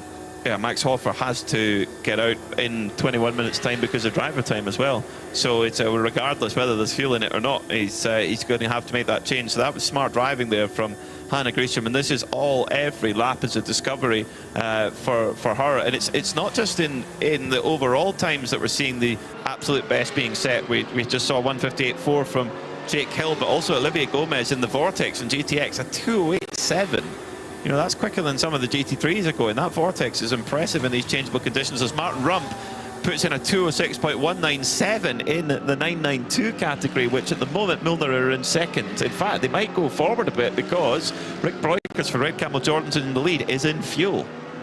Oh, yeah, well spotted, and a very, very frustrated Maxi Bartel for Hofer Racing, getting blocked big time by the Audi sitting across his nose, the Continental Racing car. He has got clear of Heart of Racing team, but he wants to be pulling away. Down in the pits, it's Diana. Yeah, you mentioned that the Red Camel Jordan had come in for refueling, which it has. Rick Breukers behind the wheel, just waiting for him to come into the pit lane. The team are waiting here to receive them. But just further back, so the pit-in entry area, the 965, the MDM Motorsport car has come back on the back of the truck, and they're trying to offload that. However, in the garage next to them, the 95, Manamaori Energy by EBI Motors, that they're waiting to do their driver change and final pit stop. So there's a little bit of navigation going on down here. The marshals have got it well under control. They have the yellow flags at this entry, so when Rick comes out, he will see those straight away. So they're just having to get themselves settled down here. The 902 Homeguard Motorsport, they're also waiting for a final pit stop, and so a Red Camel, but it's just... It's a little bit grey in the air down here at the moment, so it's all going to happen any minute now. I can see a different array of tyres. The 965, they're not going to be doing anything straight away, but they've got slick tyres outside their garage at the moment. The 95 Manamaori, they have wets, as do Homeguard, and Red Camel Jordan. I'll update you on that one when when Rick makes his way up the pit lane. Thanks very much, Di. And I tell you what, you say it's grey in the air. The language might be blue in the pit lane shortly, because Maxi Bartel, having got up into second place, was being blocked by a driver several laps down, David Pogosoyan, who was all over the nose of his Mercedes, and when he eventually ceded track position, which he needed to do, not being on the same lap, he did precisely the same to Hannah Grisham in the Heart of Racing team Mercedes and almost put. But let's hear from Rick. He's down with you. No, he's not with me. He's just come into the pit apron. He's jumping out, handing over to Fabian Danz, and they are going for slick tyres. They're taking off the wet tyres, which are well worn now, as you can imagine, and it's slick tyres going on to that 909 red Camel Jordan. Interesting stuff there. That will take a little bit of warming up in the Porsche. But interesting to see if a GT3 car is easier to get that dry tyre working, or a Porsche 992. I guess the GT3 car has the traction control, has a bit more aero, which could work the tyre a little bit more. They both got ABS in this trim, so interesting. Let's see what it's a bit of a task there for Fabian Danz, but they're throwing the dry tyres at it as Olivier Gomez goes again quicker in GTX with the best lap in that class, a 206.386. Right, Sergio Nicolai in fueling area at the moment, the Manamari Energy by EBI Motors Porsche, sitting on a lead of over a lap, but that's going to be tumbling down now, so maybe he'll be back out before Max Partel goes by, but Max owes us a pit stop very soon for Hofer Racing, and that should put Hannah Grisham back from third into second, and Hannah presses on, having been pleased to get past the Audi that was a lap or so down in the hands of Russian racer David Pogosyan, Continental Racing Audi. Still, we're getting a host of drivers setting their cars fastest lap, but still for quite a lot of the drivers at their final pit stops, they come up, they're going, yeah, give me the slick tyres now, because it's almost a record. There doesn't appear to be any rain for about 5 or 6 laps now. That's cool. Yeah, that helps, doesn't it? And it looks like we've dodged that little, I say a little, fairly reasonable rain cloud. It was okay, it was the lightest on the scale of rain clouds according to the radar, but it seems to have passed through, so hopefully we are clean to go between now and the next 48 minutes. What I want to know is what tyres do EBI Motors put on that Manamari Energy, a leading car in this race. As Sergio Nicolai still in fuel, but I'm sure Diana Binks is waiting patiently at the EBI Motors pit to see what Michelin tyres are put on, and you want to try and keep them in the jackets as long as you can to keep them warm. Diana.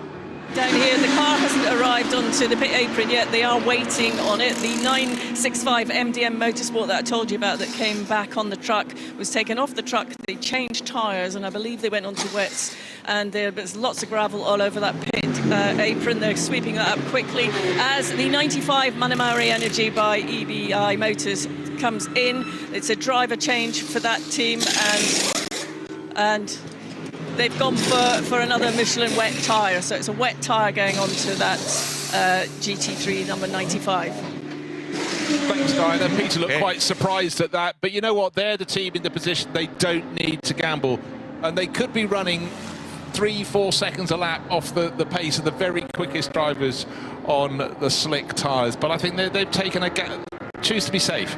That's what they've done. They had a lap and a half advantage. It could suddenly tumble away. We have 46 minutes remaining on the clock. Now I think they've done their sums right. They should be in the lead at the end of this race unless something really changes quickly. Still the fastest lap of the race is that 1 minute 58.4 second lap from Jake Hill. He's moved Era Motorsport and their Ferrari up to 7th place overall. He's still lapping frequently just below 2 minutes, but maybe if they feel they can shed 4 or 5 seconds a lap, which seems enormous, but you know, all we're going to get in this race, if we've got 46 minutes remaining, is about another 20 laps for the race leader. 80 seconds, yeah, he should still be in front, the EBI Motors car, Sabino De Castro, come the end of the 7th hour where we park the cars on the grid. Peter's pointed out before, I'll point out again, nobody can come in for a pit stop, a tyre change and anything pit stop in the final 10 minutes this evening in the lead up to 6 o'clock. So they've got to nail their colours to the mast before then. It's been another fantastic stint from Max Partel, come up into 2nd place.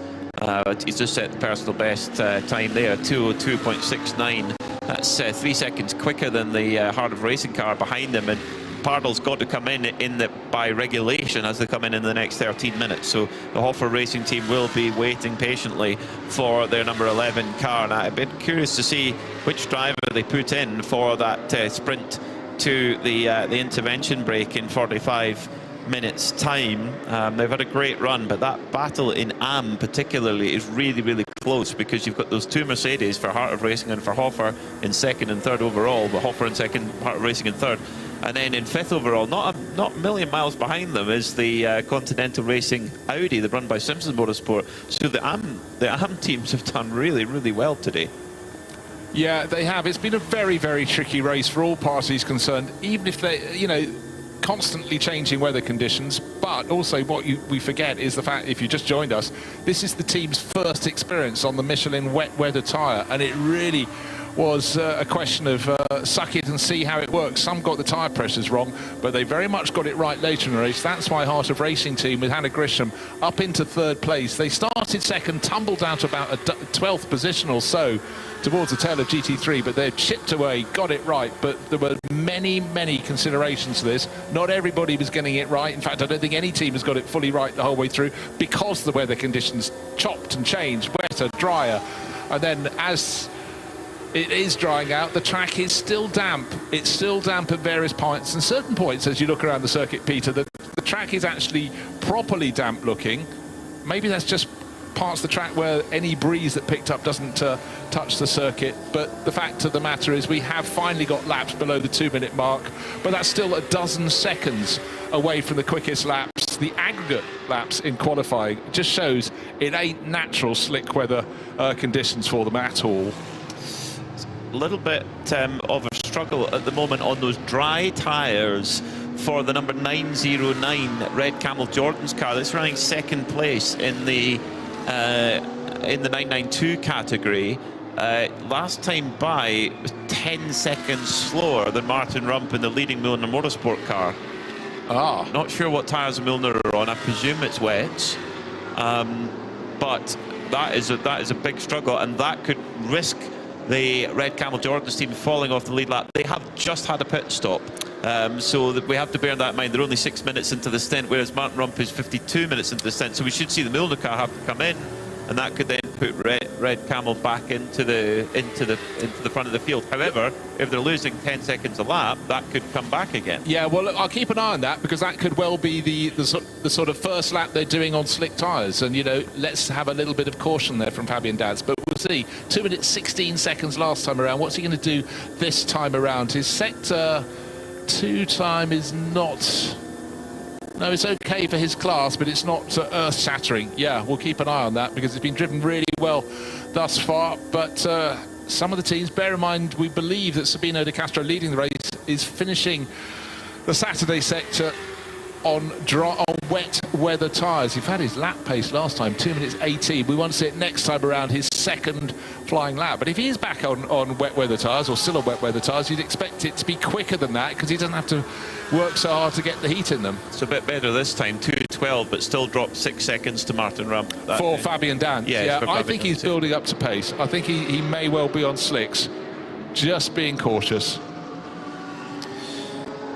It's very interesting, because if for example, we got to a point where they go into Parc Fermé with wets on, and then we come into a dry circuit tomorrow, they then have a huge advantage, because they've got dries on and they can get going. I don't think that's going to be the case, but it's one thing to consider. Meanwhile, it's a little set 2 here between the Vibo-driven 56 Scuderia Praha car and the Red Ant 93 Mercedes AMG. The Red Ant car is running a lap ahead of the Scuderia Praha car, so it's not for position as such. Yeah, but each of those drivers, despite being a lap apart, still has to just see where the other's positioning their car. We don't know if one's on wets, one's on slicks. Can't give you a full rundown, but what I can tell you is... The car is on slicks. Yes. Okay, what I can tell you, though, is that the top 4 runners are running their fastest laps of the race. So Sabino De Castro stretching his advantage. He's 34 seconds clear of Hofer Racing's Maxi Partel, who's been doing a sensational job. 2 minutes 1 for Partel last time round for Hofer Racing. There's a yellow flag at turn 2. Now, is that going to be, is that a code 60 threatening yellow flag, or is that just a little spin? I'm not sure, but turn 2, that is into Luco, and it's it the Hofer car? Yeah, it seems Maxi Partel has had a moment. He's rejoined. He's got up to turn 2 now, but the entry to San Donato is tricky. A lot of people have been going a little bit too deep there, and it could well be that Maxi just undid all the good, not all the good, but a lot of the good he did. That takes a bit more pressure off the race-leading Manamari Energy Porsche. So every time the chasing car doesn't take a chunk out of your lead, is definitely a tip of the hat to you. It's been an hour and 52 minutes at the wheel. I wonder if was that a little bit of a driver error? Was it an incident with another car? We don't know. We don't know at this point. But Max Partel, he'll be frustrated because he nearly had the perfect stint. Nearly. How many times? Well, we saw that with Jörg Dreisau with the Proton Huber car. Oh, yeah, entirely. Just about to come in at the end of a run, and that car for Proton Huber was running in the top 3, was leading the race at one point. Now it's got Laura van den Hengel at the wheel of it, but that spent so long in the pit garage having repairs. Hofer Racing, there seems to be no damage. It was just a loss of time, and I should have said that. Round he goes, he spins. He touched the tyre on the inside curb going into Luco. It's about in the dry around 70 miles an hour for GT3, but a little bit less in the wet, of course. Stepped a tyre on the curb and whoosh, round he went. Oh, that's so frustrating. Just a tiny error. Didn't lose a huge amount of time, but time lost nonetheless. Wonder if we'll maybe see Max Partel now popping into the pits to go to fuel. 39 minutes on the clock, or is he going to keep going as long as possible? He's going to keep going as long as possible. He's got 6.5 minutes left on his absolute maximum driver time in this stint. Was Maxi Partel's brain going, maximise your in-lap? It seems to be the lap before the in-lap, but 2 moments in the space of a lap and a half have undone a lot of the good he did. He's gone from second down to third, still in sensational laps coming in from Jake Hill. He can lap at ease, at will in the 1:58s, and does so again in 7th place overall in his Ferrari, catching. He's only 3 seconds down on the Red Ant Redon driven Mercedes. That's a car that had many moments early in the race, but it's still there or thereabouts in the mix. But Jake's pace, he should put the Aero Motorsport Ferrari ahead of it before this is over, before his stint is done. I think, well, he's done. What has he done? He's done 51 minutes at the wheel, some of which under code 60. So you would think that maybe you could maybe go an hour and 10, an hour and 15 on the fuel tank that he's got if we stay green to now and then, which would mean that he would pit just before the pits closes. So for Aero, they could come in, fill up with fuel, just leave those tyres on, keep the heat in them, or he might say just put new ones on. But because if it's wet tomorrow, he can put wets on free of charge effectively. Because if we start in wet conditions, you can put wet tyres on for free. So, well, no, you get a bill from Michelin, but you know, in terms of time, you get it for free. So, I'm curious to see what Aero Motorsport are going to do here. Is another absolute best lap, a 1:58.354 for Jake Hill, and he has gone past Ayrton Redan, who's just nipped into fuel. And you know what Jake did? He did 3 consecutive laps in the 1:58, so a 1:58.4, 1:58.5, 1:58.3, metronomic. And within that, he'll have been lapping other drivers as well, quite possibly. So clearly right on top of that Aero Motorsport Ferrari, and they've all been learning as they go along today through the wet weather, the slightly less wet weather, etc., etc. But to be so bold as to put the slick tyres on when most of the other teams hadn't thought about it as yet. They'd been having a consideration, but they hadn't put the wheels in the pit lane. Pelin Motorsport were the first to do so. And I tell you what, this next lap is going to be faster still. Sector 1, fastest of all for Jake Hill. Sector 2, fastest of all for the same driver. He's getting closer and closer to, in fact, Ayrton Redon has gone into the pit, so he almost caught him on the track. And for Red Ant Racing, their first season in GT3, having stepped up from the Porsche 992 Cup class, is going pretty nicely indeed. They had the moments early on, but they were not alone in this race. We had a flurry, several flurries of code 60s. It set everyone back, but again, it's how you run your car. Do you come in during code 60? How long will the code 60 be? How much fuel can I get on board, etc., etc. So many things to consider, as well as the fact you're still trying to learn the new Michelin wet weather tyre. And you know what? One of the best benefits for Aero Motorsport, they don't need to worry a thing about Jake Hill's drive time. There's no maximum, there's no minimum for him as a semi-pro graded driver. So the only thing they need to worry about is doing the 2-hour maximum in one go. But that's not going to be an issue right now, as he does a 1:56.225. He's lapping. Last lap by, the car ahead of him in 5th, he was 10 seconds quicker. 7 seconds quicker than the Kettle Ferrari, 6 seconds quicker than the Hofer Mercedes. nearly 9 seconds quicker than the Heart of Racing Aston and 6 seconds quicker than the Manamuri Energy Porsche. Most of those cars I just mentioned are on wet tyres, of course, so there is the swap over point. Absolutely so, but having done 3 consecutive 1 minute 58s, to suddenly do a low 1 minute 56, I think there was clearly no traffic for Jake Hill. He's got someone up ahead, bright red rear lights on the car up in front. He's got to pick his moment. That's braking a bit before he would want to have it. It's a 992 Cup class Red car. Camels. It's the red, and that's on slicks, by the way. Just had a message from Di in the pits that Red Camels Jordan, Fabian Dance on slicks. But you know what, he waited for that. We thought that was the case because he was slow to start with. I thought he was getting the heat in the tyres. He's obviously listened to the team, and now he's found 10 seconds in terms of lap pace in the space of a few laps. So he's done exactly the right job. And he's 3/10 quicker than Martin Rump in the lead. And that from who's driving with Milner Motorsport. Milner Motorsport are due a pit stop.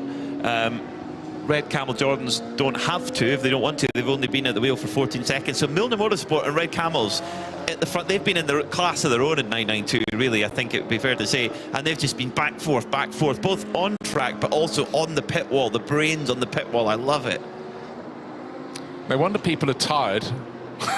Come the end, you might go, oh, we've only done just over half the race. 7 of the 12 hours we're going to have here, but I think everyone's going, particularly after a day like this, not just because the weather was changeable constantly, it was also learning the tyres, and also it's 7 hours of racing, so there's plenty to be going. But I think people are going to feel a little more emotionally and intellectually worn out this evening. Regroup tomorrow, feel fresh. Due to have maybe a little thing in the sky we haven't seen since Friday, the thing called the sun may poke through during the rain showers as they wash in, wash out, but don't bet on anything. Well, today turned out slightly differently than rain was forecast, but the time at which it arrived was a little bit different than what we expected. This is the exciting part about endurance racing. It's over such a long period of time. You've got to judge it. I mean, looking at this forecast for tomorrow, we're due to go green at 10 o'clock. We go green. At that time, that is the highest chance of rain during the morning hours, 62%. And it drops down the following hour to 42%, then 43, 45%. So, and then, towards the checkered flag, it goes to 70% chance of rain. So it could come and go tomorrow. There's this Michelin 12 Hours of Mugello. It's going to be a thriller. Make sure you join us tomorrow, either on Preventing Motorsports TV or listen in on RS1, part of the Radio Show Limited network of channels.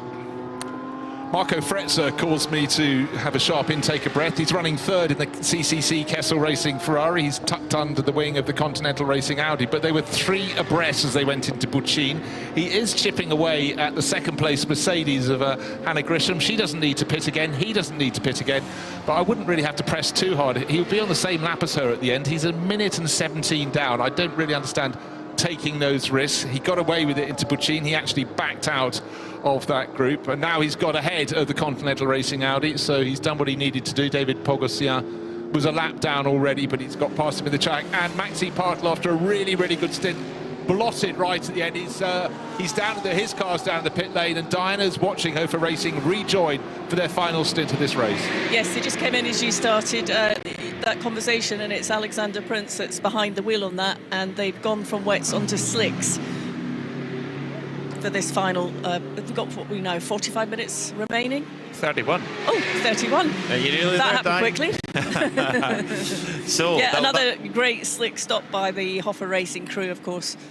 Brilliant stuff, yeah. And Max Partl, what a stint that was. Yes, there was that one little spin, but let's ignore that. There was some brilliant stuff in there as out 2 moments. 2 moments. Oh, so there was, yes. Well, but in very short order, in the space of about a lap and a half. But back in, Alexander Prince has been a very, very solid driver in this car. He showed great pace in qualifying. Let's see what he makes of this. Of course, the last time he was in this car, it was on wet weather tyre on a track that was changeable at best. So he'll have to see. The light is fading. It's really very grey here. I know we've got tinted windows on the box, but the sky is pretty much the same colour as the flanks of the Hofer Racing Mercedes. But half an hour to go, running in now 5th place, 6th place after pit stop. But some of those cars ahead, no, I think all the cars ahead of him should be able to get to the end of this race without a further pit stop. So yeah, 6th is the representative position there. Ahead of the Scuderia Praha Ferrari, but behind the Era Motorsport Ferrari of Jake Hill, who's at amazing pace, lapping in 3 laps in the 1 minute 58s, 2 in the 1 minute 56s, followed by 1 in the 1:57s. Just astonishing pace from him for Era Motorsport. That will put a smile on their face. Nobody has been able to switch on that H2, that hard compound Michelin tyre. Of course, that's the only dry tyre available. There is no choice. Nobody has been able to switch that tyre on like Jake Hill's been able to.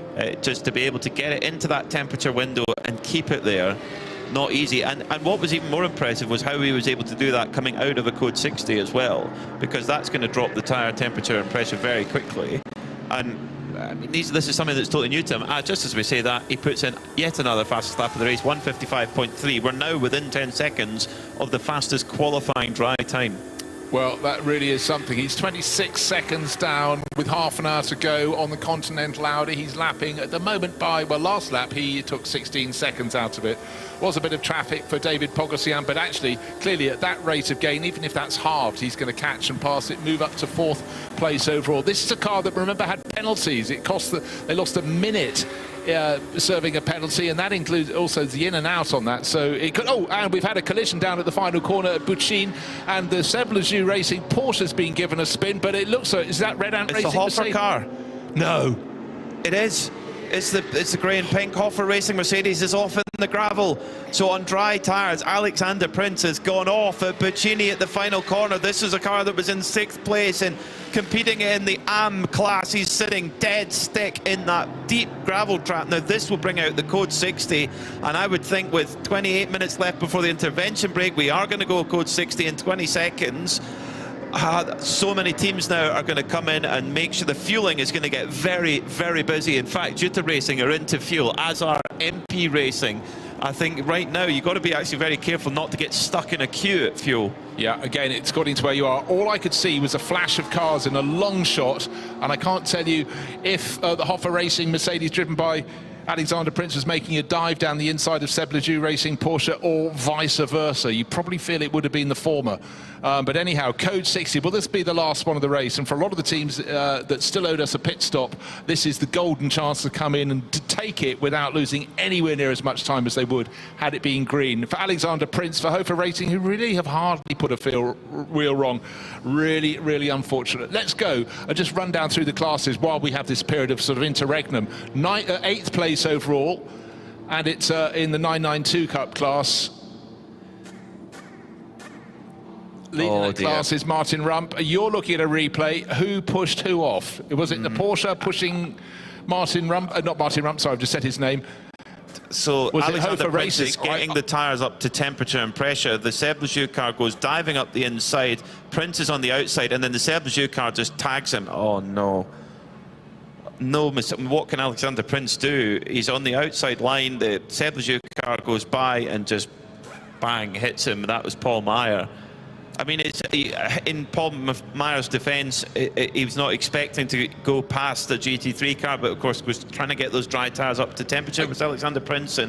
But that is heartbreaking for them when they're in that such tight battle with Heart of Racing. Well, you know, under fully dry or fully wet circumstances, the speed differential wouldn't be as great. But I think when you're driving a 992 Cup class, you expect the GT3 runner to be faster. But because a lot of the drivers are running about a dozen seconds off the pace on that first, even second lap out of the pits on fresh, slick rubber, and that's exactly where Alexander Prince was. And he's such a safe pair of hands. I was really surprised that he got involved there, but it wasn't really of his making, unfortunately. He was doing the right thing, not pushing too hard into Buccin on his first lap out on slick tyres, and it was a consequence he wouldn't have considered. But for Hofer Racing, well, the car will be got back onto the circuit. They need to get those roof hooks in so the car can be lifted, and even this isn't going smoothly for them. Really annoying. Oh, it's such a shame for this team. The Hofer Racing is a big family effort with Alex Prince, his wife Chantal's dad Michael Kroll in there as well, and Max Partel, who'd not long got out of the car. They were doing everything right. They'd had a perfect run, and there's not an enormous amount they could do. Alex Prince opened the door up to allow the Porsche Cup car of Seb Lejeune Racing to go through. He didn't have the pace. He pulled right over, and Paul Meyer just makes a kind of late error. He's really pushing coming out of the second Biondetti corner. The chicane went up the inside. He was given plenty of room, just got it a bit wrong. Bang into the now, and actually got hard straight into the rear left wheel on that Hofer car, which we've seen that before in Mercedes. If it gets a hit at that point, it can bend the wheel, it can do all sorts. So they might get brought back to the pits here or allowed to drive back to the pits, but the rear left of that car could have damage. Look, when your car's halfway around a corner, it's already sort of slightly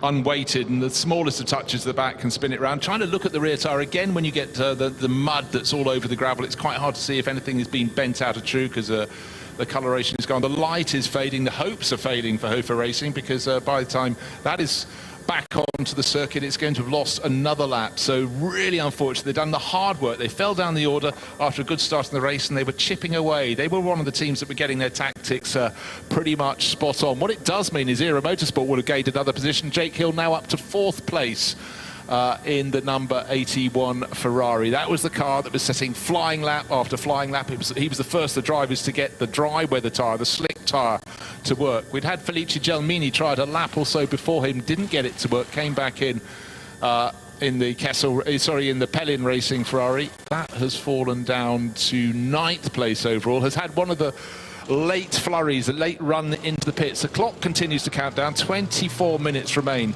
in the opening 7 hours of the Mugello 12 hours. Cars still running in and out of the pit lane, and still waiting for Hofer Racing's Mercedes to be extracted from the gravel. Tick, yes, put down onto terra firma. Tick again. On the outside of the final corner, Buccin Racing, they've got to unhook the car. Eventually they lifted it via the front end rather than the roof hooks, and the Manitou will be detached, will remove itself, and hopefully Alexander Prince can get that car back to the pits for a quick check over. He may feel there's nothing wrong with it at all, because it was a small contact, but round the tail of his car went and deep into the gravel. Curiously, Era Motorsport, Jake Hill in 4th, they've decided not to pit under this Code 60, and if they do, the Code 60 may go green for them. They're just around the latter part of the lap now. They haven't gone through Sector 3 yet, so they've got to be in Sector 3 somewhere, and it will go back to green fairly soon, because that Hofer Mercedes has been recovered. Alexander Prince trying to clean the tyres and get a feel to see if there is anything bent on the rear left, because they got a pretty hard thump from the Porsche 992. In fact, is that Max Partel actually videoing it just to show the mechanics and see if they can spot anything. Diana Binks is down there, bobble hat on. See if we can get a word with any of the team, see if they're getting any feedback at all from Alex. They're watching the footage back as well. We'll get to anything if we can. Let's do some number crunching right now. Jake Hill has his stint length of 1 hour and 6 minutes. We've got 22 minutes remaining. Oh, is he going to have enough fuel to run through to the end of this race? Cannot pit. If he gets it wrong and they run short in the final 10 minutes, is not allowed to pit. I'm not trying to build jeopardy, it's there. No, they had the opportunity to pit under that Code 60. They decided not to. My guess would be then that they feel like they can get there. Absolutely. Because you don't want to pit, you don't want to go into fuel under green. The difference of going into fuel under green rather than going under Code 60 is enormous. So I don't think they would have done that by choice. I would think that they feel like they've got enough fuel in the tank to make it to the intervention break. Right, under a minute until the end of the Code 60 procedure. In fact, their message has been on the screen for a handful of seconds now, so it's under a minute. Code 60 still with us. Jake Hill, where is he around the lap? I think he just completed a lap. He's still in 4th place, so he's the second of the Ferraris. 3rd place Ferrari is Marco Frezza, the Kessel Racing car. 2nd place, the Heart of Racing by SPS Mercedes. And Banamari by Energy by Ebby Motors Porsche leads this race by 3 minutes on the nose. That means Hannah Graham's car for Heart of Racing team has got onto the lead lap. That is a big moment for Heart of Racing team. They worked hard for that. So Jake Hill then in 4th place for Era Motorsport, 21 minutes to go, and how impressive that speed was before that Code 60. Might the goal change now? Might it be more of a fuel number game for Era Motorsport here rather than actual outright pace, because they do not want to pit for fuel under green. That is going to lose them a lot of time compared to their rivals who all pitted under Code 60 and put fuel in under Code 60. They probably are thinking, let's get to the intervention break, try and get on the best lap we can, and we can splash it tomorrow and take our chances tomorrow. regardless, I mean, the job that Jake Hill's been brought in to do, I think he's passed with flying colours. Yeah, no, he certainly has. Not just a flash in the pan, and as you pointed out, not only once he started on slicks did he have to wait to get the temperature in the tyre, he had to do it twice with the first of the Code 60s. Now he's happy to do it all over again, but it was the second one that was really critical. He came out of that second Code 60, got the tyres up to temperature, and the speed came, and it was consistently there as he chopped and chopped and chopped away at the fastest lap of the race, leaving it sitting at, what's it now, 1 minute 55.3 seconds. Still not on the pace of a fully dry track. And again, when you look at the track, there is a dry line, but it's taken an awful long time for anywhere off the racing line to be other than damp. Right, Di, what have you got for us? I'm with Hoffa Racing. Max, we just watched you go across to the pit wall there to see how Alexander was. The car got back out on track. Is there any damage, do you think? Yeah, I think we hope there's nothing bigger on the car. Yeah, it's full of stones, so yeah, it was really stupid accident. In the end, it's racing, but yeah, we feel free to the Porsche guys to come here to the box for a coffee and a fair handshake, and it's endurance racing, so we keep on. Yeah, it's, as you say, it's one of those things, isn't it? It's difficult to sort of really know till what. Did you get any feedback from Alexander in the car? Yeah, we changed the tires from rain to the slicks at the moment, so it's a stupid moment for faster cars going on the wet tires. So it could work. It should. We hope it will work right now. So there are 20 minutes left, and then we'll see in the park from here what's going on with the car. Well, the good thing is that you have got it back out on the track, and as we watched it sort of drive up the pit straight there, it seemed as if it was in good form. Yeah, the first points to get the car on the track, to keep running, to get rounds. Yeah, I will say that there are 20 minutes left, so we will get the last 20 minutes, and then we take some pictures and to sum up what's damaged on the car. All right, thanks, Max. Thank you.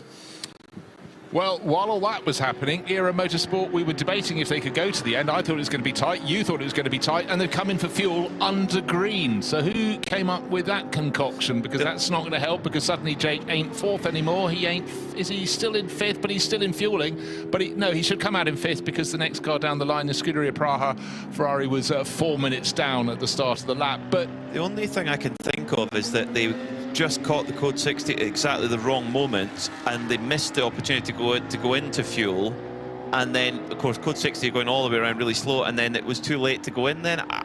Maybe, but I think they still had time, even if half of their their refueling stop was, it starts under Code 60. Now, talk about slicks and trying to get the grip. The car that went off into the gravel, Alexander Prince, has just run wide at the first corner, but didn't end up going off into the gravel. So a save there, but at least that was all under the driver's volition. Hoffa Racing fell down to 8th position.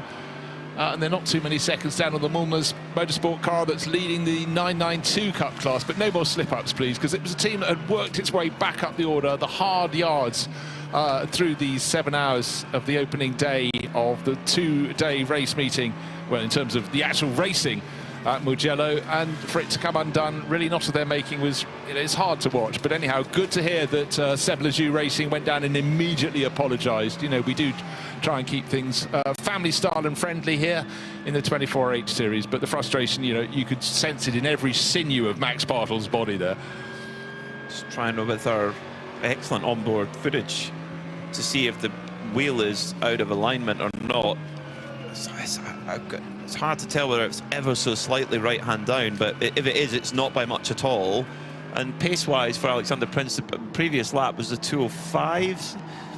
Yeah, you would think once the bit more temperature comes into the tyre, it should go a bit better than that. In fact, David Gosner in the MP Racing Mercedes down in 17th place has just gone absolute best of anybody in Sector 1. Yeah. So there's pace in the track. It's definitely coming. I tell you who's got pace at the moment. We could have a change for second place, because Hannah Grisham is sitting 10 seconds clear of the Kessel Racing Ferrari in her Heart of Racing Mercedes, but Marco Fretzer is on a massive charge. He's the second driver to get under the 2-minute lap mark, and we've got 15 and 3/4 minutes remaining in this opening segment of the 12 hours of Mugello. We're doing 7 hours on the Saturday and 5 tomorrow, but he's closing in very quickly indeed, that number 8 Ray-Ban liveried Kessel Racing Ferrari. He's got a few cars between him and the heart of racing Mercedes, but he's going to be able to see it quite soon. At the end of this lap, we'll see what the gap comes to. We're getting a response from Hannah Grisham, but she's certainly picking up her pace in the first sector, the second timing sector.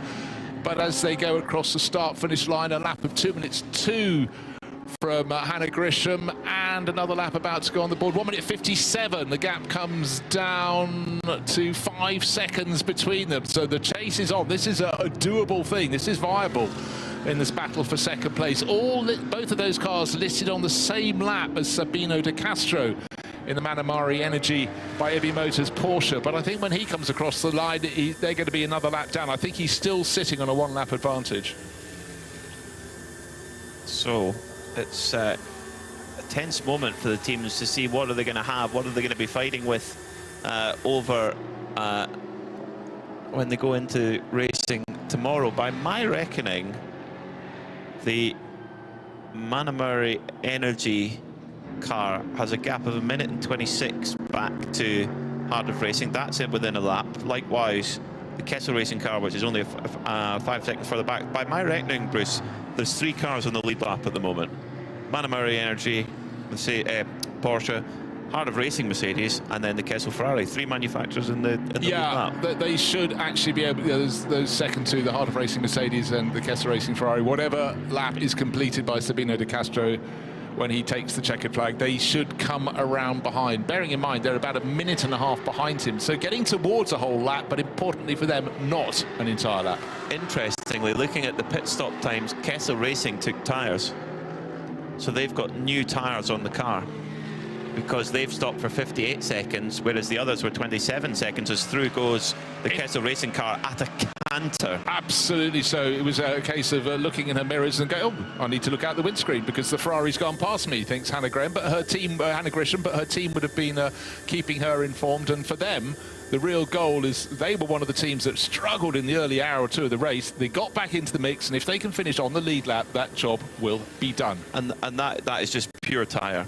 We don't know if it's a new wet or a new dry on Kessel Racing's number 8 car. Maybe Diana can find out for us, because the thing is, if it's a dry tyre, they will, we come back to wet conditions tomorrow morning, they can get changed back to wets, to brand new wets for free, basically, because if there's a change in condition, you're allowed to go from dry to wet. You're not allowed to go from wet to dry. So maybe Diana can find that out for us, what the story is, whether the Kessel number 8 has dry tyres on right now. Because although, that being said, you know, they had to spend an extra 30 seconds in the pit box. Now, are they going to get that 30 seconds back in the next 12 minutes? Possibly not. So was it actually worth it? Hard to say. David Gosner is absolutely flying around the circuit. 1 minute 56.5 in his MP Racing Mercedes. This is a car we've seen off quite a few times when it was track conditions were at its wettest, but right now, clearly on slick tyres, it is flashing its way around the circuit, faster than every car, bar the car that's got the fastest lap of the race by a small margin, by only a second, and that's Jake Hill in the Era Motorsport Ferrari. But Jake's car is in 5th place, the MP Race Mercedes down in 16th. But David Gosner, the conditions have come to him, and clearly he's absolutely lapping it up.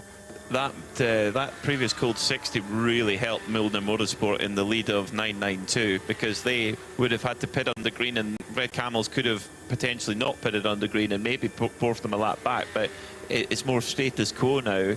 We're interested to know how much fuel they have compared to Red Camel Jordans, because they hadn't long been out and they put more fuel in. So if they stay where they are, they're going to start absolutely side by side on the same lap, and it's going to be just go time from the green flag. And well, I can imagine Red Camels might have the Rick Breukers warmed up and ready to go for that charge off the line tomorrow. So much to enjoy tomorrow from 10 o'clock local time. Do join us.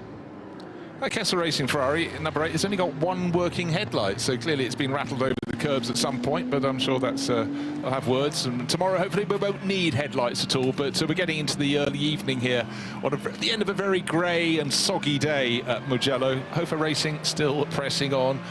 trying to regain the ground they lost, but the clock will not be their friend. Actually, it's only a few seconds down. The hunt is on. There is half a chance. Martin Rump, though, who's sitting in 6th, one position ahead of them, is in a different class in the race. He's leading the Porsche 992 Cup class, so he doesn't have to fight this one.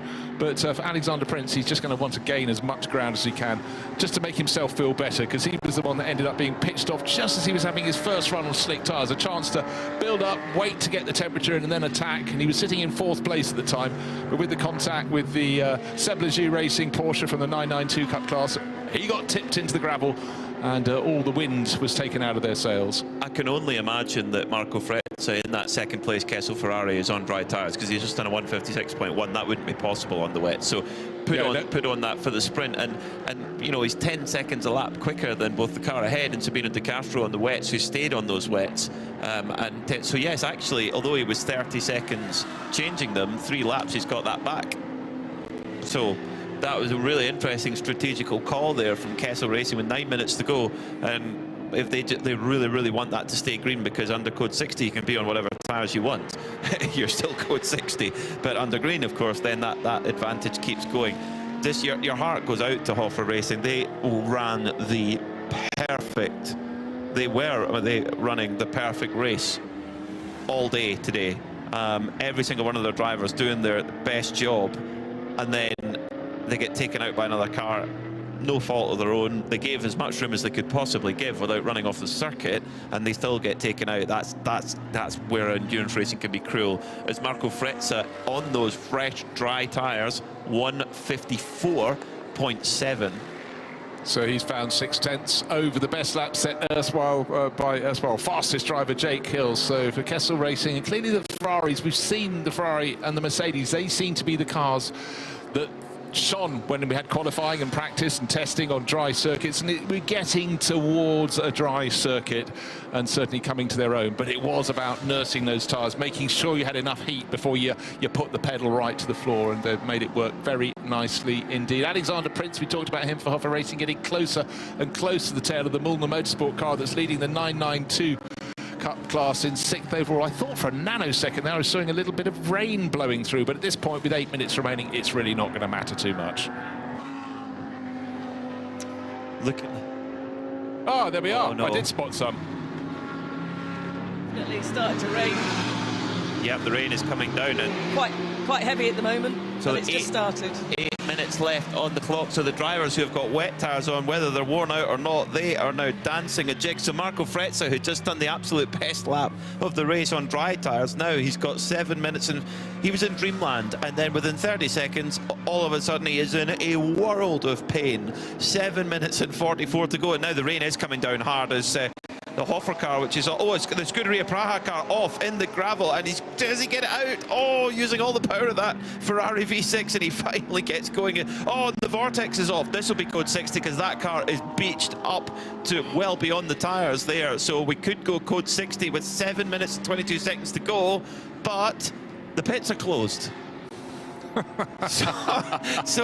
if you're in pure wet conditions on dry tyres, code 60 is maybe just doable, maybe. Uncomfortable, but doable, I think, as we surely will be going code 60 in fact, we are 20 seconds to code 60 with 7 minutes left on the clock, so that effectively neutralises the field. But how heavy does that rain get? If it's just little spits, you can probably survive on the dry tyre.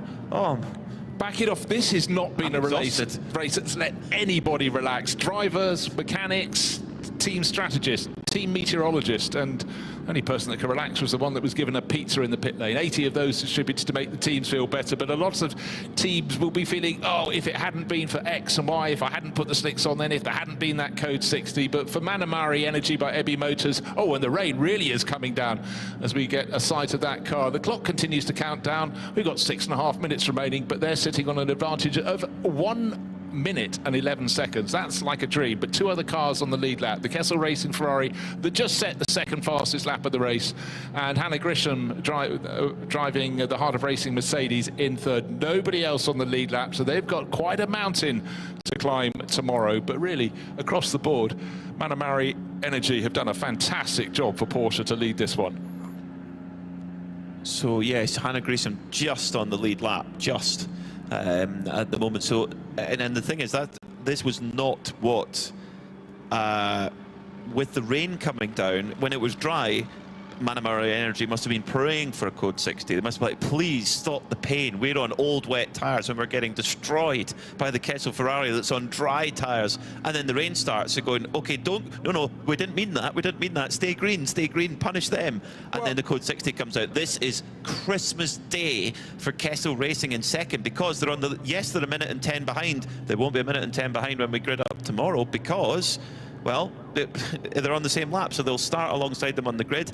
And if we come into wet conditions, which is what we're expecting, they can get a free tyre change to shiny new Michelin wets. If that is, but then if not, it's dry. Yeah. And then that means Manamuri are on old wets and they've got to come in and change. So whether it's wet or dry, Kessel Racing, I think, are going to enjoy their dinner tonight.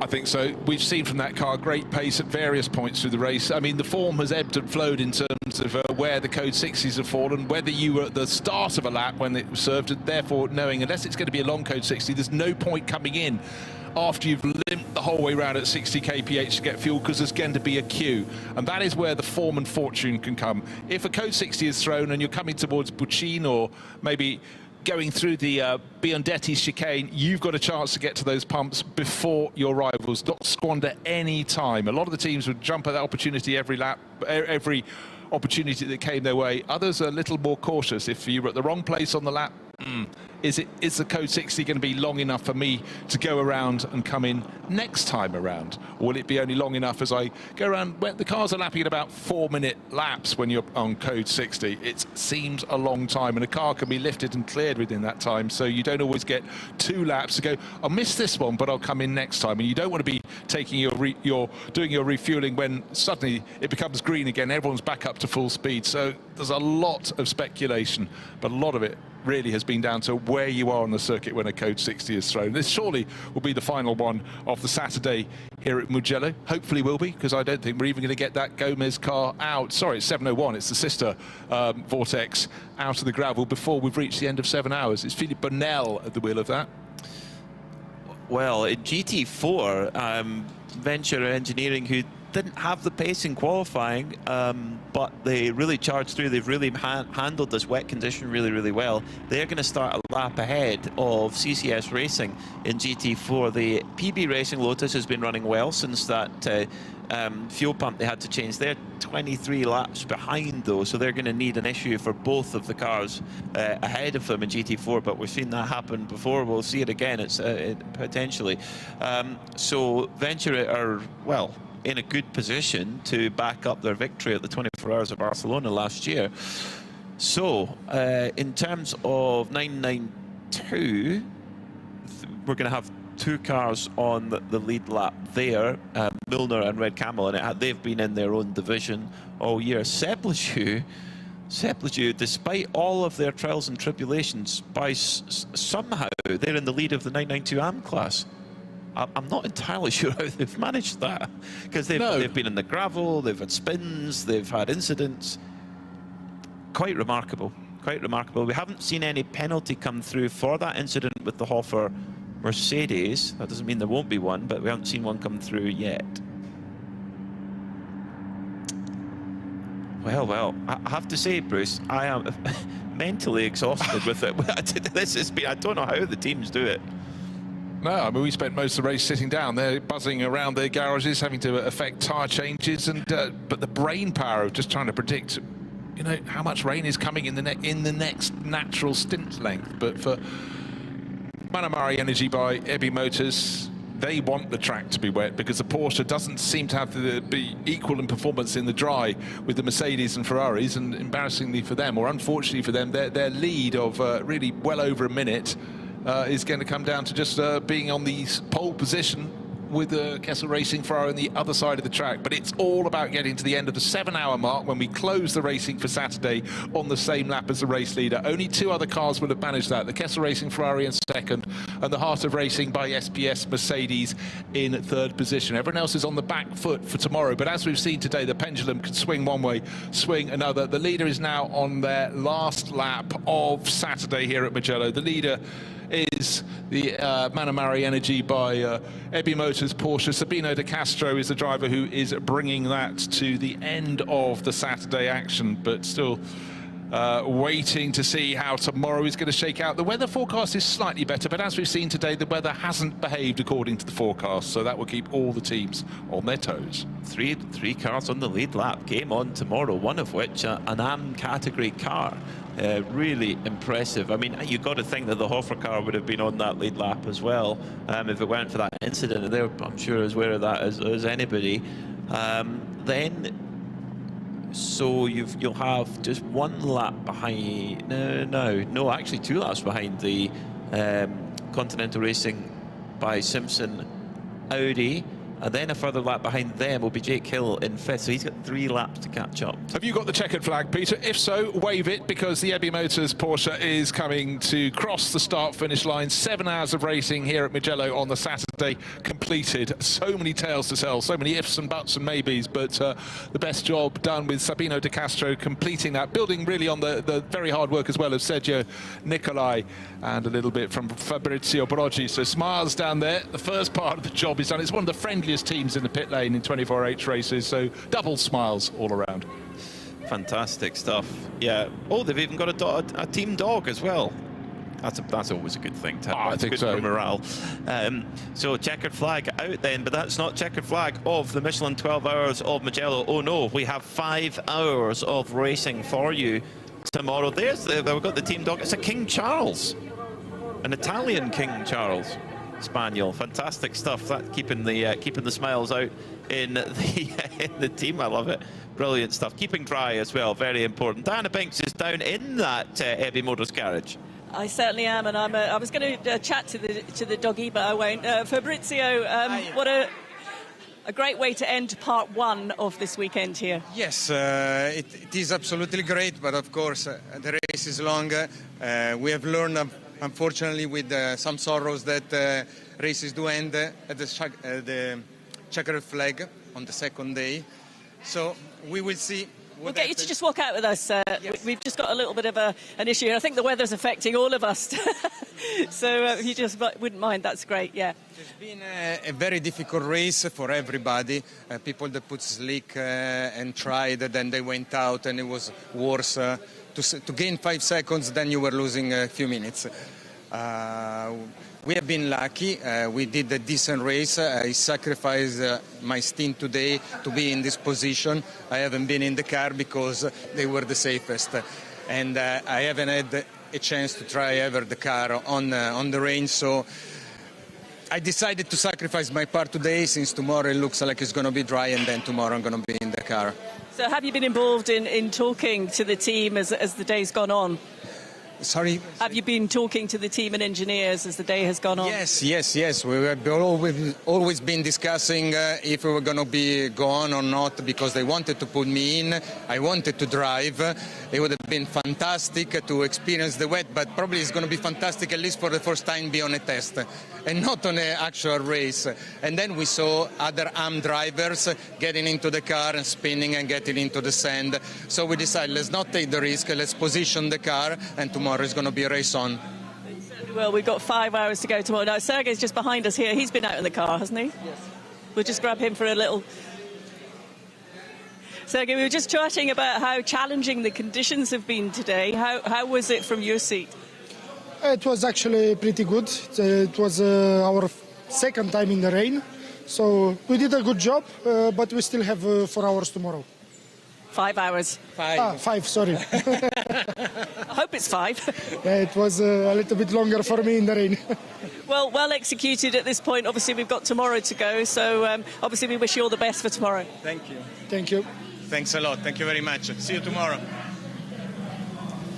Brilliant stuff from the Ebby Motors team. Always smiling. And this was a step up. They made 2 seasons ago to step up to the 911 GT3R. In fact, it was last year they moved up to it. They were always running the 992 Cup car before that. Yeah, 2024, they... I mean, and it's a big step. You're talking triple the price, probably, for a the latest GT3 car, which that 992 is. No, absolutely so. It's a big step, and you're coming up against teams that have other experience already with the GT3 cars. It's a big learn. Now, one thing that's really unusual here is the cars will form up on the grid. They will not be parked in their garages overnight. So the car we're looking at to come round and form up on pole for tomorrow is that number 95 Porsche from Manamari Energy by EBI Motors, and it's working its way. The evening is falling very fast over the circuit here. 6:29 is sunset, but we haven't really seen the sun. Can't set today. It's just a different form of cloud, I think, today. But we've had thrills and spills. We've had chopping and changing order, and there's so much for these teams to consider. If we'd had this weather in a year where they already knew the tyres would be one thing, but they were learning as they went. And we just heard from Fabrizio Broggi there saying that he sacrificed his space in the car today so they could get their position with his 2 more experienced teammates. And tomorrow will be his turn to learn. And would it be nice to learn the wet turn in testing? No, the wet tyre is being tried for the first time in the race for all of these drivers. So tricky for them. Well, if we arrive tomorrow with dry conditions, there's a chance, but it's quite literally 50-50 by the forecast that we're looking at the moment. The thing is, though, that Kessel Racing in second place, and will start, on the same lap. Like I say, we've got 3 cars that will start on the same lap: Manamari Energy, Porsche, Kessel Ferrari, and Heart of Racing Mercedes. Kessel Racing are in a unique position because they have dry tyres fitted to their car right now.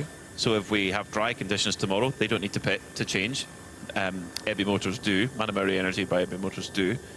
But if we come to wet conditions, Kessel Racing also get to change for safety reasons. They get to put wet tyres on. So Kessel are in the pound seat, and they only put 1 stint in for David Faminelli. They still have 3 hours of his driving time they can use up. That is gold dust. So if right now, who is in the absolute most comfy position? Yes, EBI Motors crossed the line ahead, but actually it's the Kessel Ferrari. It's that blood red Ray-Ban Ferrari that's in a good spot, in my view. No, I absolutely concur, but I sort of had a sort of wry smile on my face. I was still thinking they've got to get round the first corner tomorrow. We might have 5 hours of racing. I'm not trying to be the old cynic. I'm just being old. But, the advantage has come their way, but it didn't come their way by just good fortune. They had to interpret the situation. We heard from Fabrizio Broggi. He knows he's going to have a lot of time in the car tomorrow. He hasn't done that. That's the car that came home first with an advantage of best part of 2.5 minutes, but that's nothing, because when the cars are forming up on the grid, which they are now for tomorrow's race, it's only 1 grid position. It's not 2 minutes and 29 seconds. No, sir. So it will be, David Pogosayan for Continental Racing by Simpson Audi will be 1 lap down starting tomorrow. The Era Motorsport Ferrari, after some amazing work in those last couple of hours by Jake Hill, it must be said, they'll be 2 laps down. Now, the biggest one for me, though, Bruce, and I did not see this, was Milner Motorsport actually finished a lap ahead of Red Camel Jordans. So they're on 158 laps. Red Camel Jordans in second in 992. They're on 157 laps. So that I did not expect that. So that late code 60 really did play in the favour of Milner Motorsport. In terms of the AM class, Sepultude, I cannot believe they've managed that. They've also managed to be a lap ahead of RPM Racing, of Krone Racing. So it's all to play for. GT4 Venture are a lap ahead of CCS Racing. So very, very tight. In fact, it's at the front of the field where it's the tightest. It's the only category where we have multiple cars on the lead lapping category. Yeah, really, really is. But it's been an enthralling day. Night appears. The cloak of darkness is falling across the Mugello circuit. But it's been enthralling. The teams have learnt as they went along. And then that gamble in the final hour, people starting to go, you know what, let's try slicks. Didn't work for all of them. And certainly you had to feel for Hoffa Racing being spun around there. Alexander Prince, the innocent party there, unfortunately, but that's put them several laps down. And you work so hard for 6.5 hours to gain track position and be on the right tyres at the right time, not just for the end of the race, but for tomorrow's race tomorrow morning. A little bit of contact and it can all change. That's racing. That's endurance racing. Smile on my face. I think it's been a brilliant Saturday here at the 12 Hours of Mugello. 5 hours to play. Who's going to win? You reckon it could be Kessel Racing. They're certainly starting from the outside tomorrow with an advantage in their Ferrari. Or are they? I don't think there's any guarantees, but who has got the best position heading into tomorrow? I would say it was Kessel, but there is, as was proven today, nothing is guaranteed. And with the weather being so unpredictable, I don't know. But everyone has seen the checkered flag now, albeit at slightly reduced speed under code 60. So 3 cars then on the lead lap. That is the number 5 Ebby Motors Maramuri Energy Porsche, the number 8 Kessel Ferrari, and the 27 Heart of Racing Mercedes AMG. A great job from them. They're an AM class car and they're there on the overall lead lap. Fantastic stuff. We've seen it before with CP Racing as an AM class car winning overall in these races. Could Heart of Racing repeat that feat? Let's see. 2 laps back from them is the Continental Racing Audi, number 69. Then that's in 4th place. 5th place, a great fight back from Jake Hill in the final couple of hours, making that brave call to go into dry tyres, and fortune definitely favoured the brave there. They're a further lap back, 3 laps off the leaders. They're on the same lap as the 992 class leader, the 921 Milner Motorsport car, which is in 6th overall. In fact, there's a lot of people on 158 laps. It's Aero Motorsport in 5th, that leading 921 Milner car, the 11 Hofer Mercedes, the 71 Jutta Audi, and the 93 Mercedes for Red Ant Racing. So very, very exciting there, who comes out on top. Then one thing that just didn't quite fall their way was Red Camels. They are 2nd in category, but they are going to start a lap down on Milner Motorsport. There's going to have to be some strategical genius and some great driving from their pit wall and indeed behind the wheel. In 11th, it's the number 44 ARC Bratislava car. They're on 157 laps. A further lap behind is the Scuderia Praha Ferrari. Then it's the 29 Ferrari of Pelin Racing on 155 laps, which they share with the GTX leader of the Gomez brothers, who actually brought out that code 60 towards the end of the race. Leading in the 992 AM class, a team that have had an incredibly eventful day, I think it would be fair to say. The 888 Sebleju Racing team, there in 15th overall, sharing the same lap as the MP Mercedes, car number 58. Then it's 2nd in 992 AM, that's the 907 RPM Racing machine of Tracy Crow, Nick Johnson and Philip Hamprecht. A good fight back from Homeguard Motorsport. They had to start at the back of the pack. They're going to roll off from 18th tomorrow on the same lap as that Krone Racing car. Then it's Ajith Kumar Racing. They're on the same lap as the 2nd place car in class. They're 3rd in class at the moment. 901 Kumar Racing. They are in a fighting position for tomorrow to see how they can go and see if they can take the honours in the AM class. 973 Ebby Motors, their 992 Cup car, sits in 20th. In 21st, then, it's the number 949 for Scuderia Ferron car. Then 22nd, it's the 992 Porsche Baltic machine. GT4, really interesting. GT4, there's actually 2 laps between the Venture Engineering Mercedes and the CCS Porsche, the Gebhardt family outing car. So at the moment, it's advantage Venture. 965 MDM Porsche in 992. They've shown a lot of pace, but they've just had too many incidents, unfortunately. They're a little bit off the pace in terms of laps for 992, but let's see what they can do tomorrow. The number 701 Vortex is in 26th. The 928 HRT Porsche is 27th. The Lotus PB Racing machine, unfortunately, a lot of repairs required to get the fuel pump repaired. 33 laps they lost there, but they'll come back tomorrow fighting. A big crash for the 73 Proton Huber car put them down the order. They'll start from 29th tomorrow, and also the 111 IRC GT. A few problems for them. They came home 30th and will hopefully come back out fighting tomorrow. I don't know if we'll see the E2P Aston Martin tomorrow. They've been in the pits throughout the day since that incident on lap 58. Hopefully we do, because it's always great to have our smiling Spaniards out on track. Unfortunately, it was a non-start for the Pelin Racing number 23 machine. Well, be sure to join us tomorrow on Preventing Motorsports TV, or indeed on RS1, part of the Radio Show Limited network of channels. We'll go live tomorrow at 9 o'clock local time, ready for a green flag at 9:30, so it's a little bit early, 10 o'clock. So we'll early start tomorrow, bright and early. We'll be powered by coffee, ready to go, and make sure to join us there. Final thoughts before we sign off and go and have some supper, Bruce? I'm ready for supper, because I tell you what, I'm hungry, but I'm also just emotionally battered. And there was so much to consider. 7 hours of racing. Let's take a look back at the highlights. So much to chew over as we have our supper.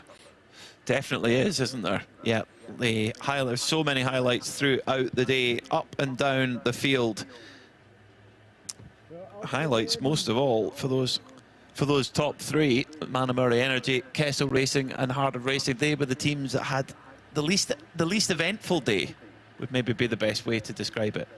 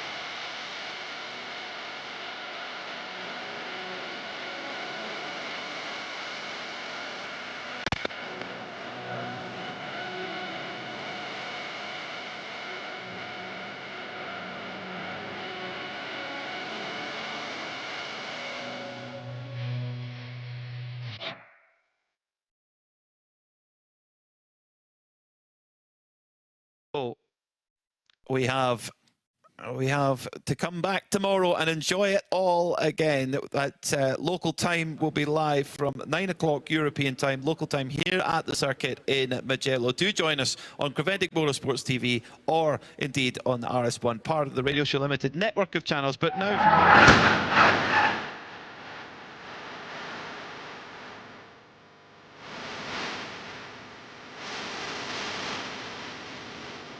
This is something I wanted to experience firsthand. I could form my own team, Ajith Kumar Racing. Number 901 car, every single time it passes the pits. This is the Ajith Kumar racing car. You see these guys?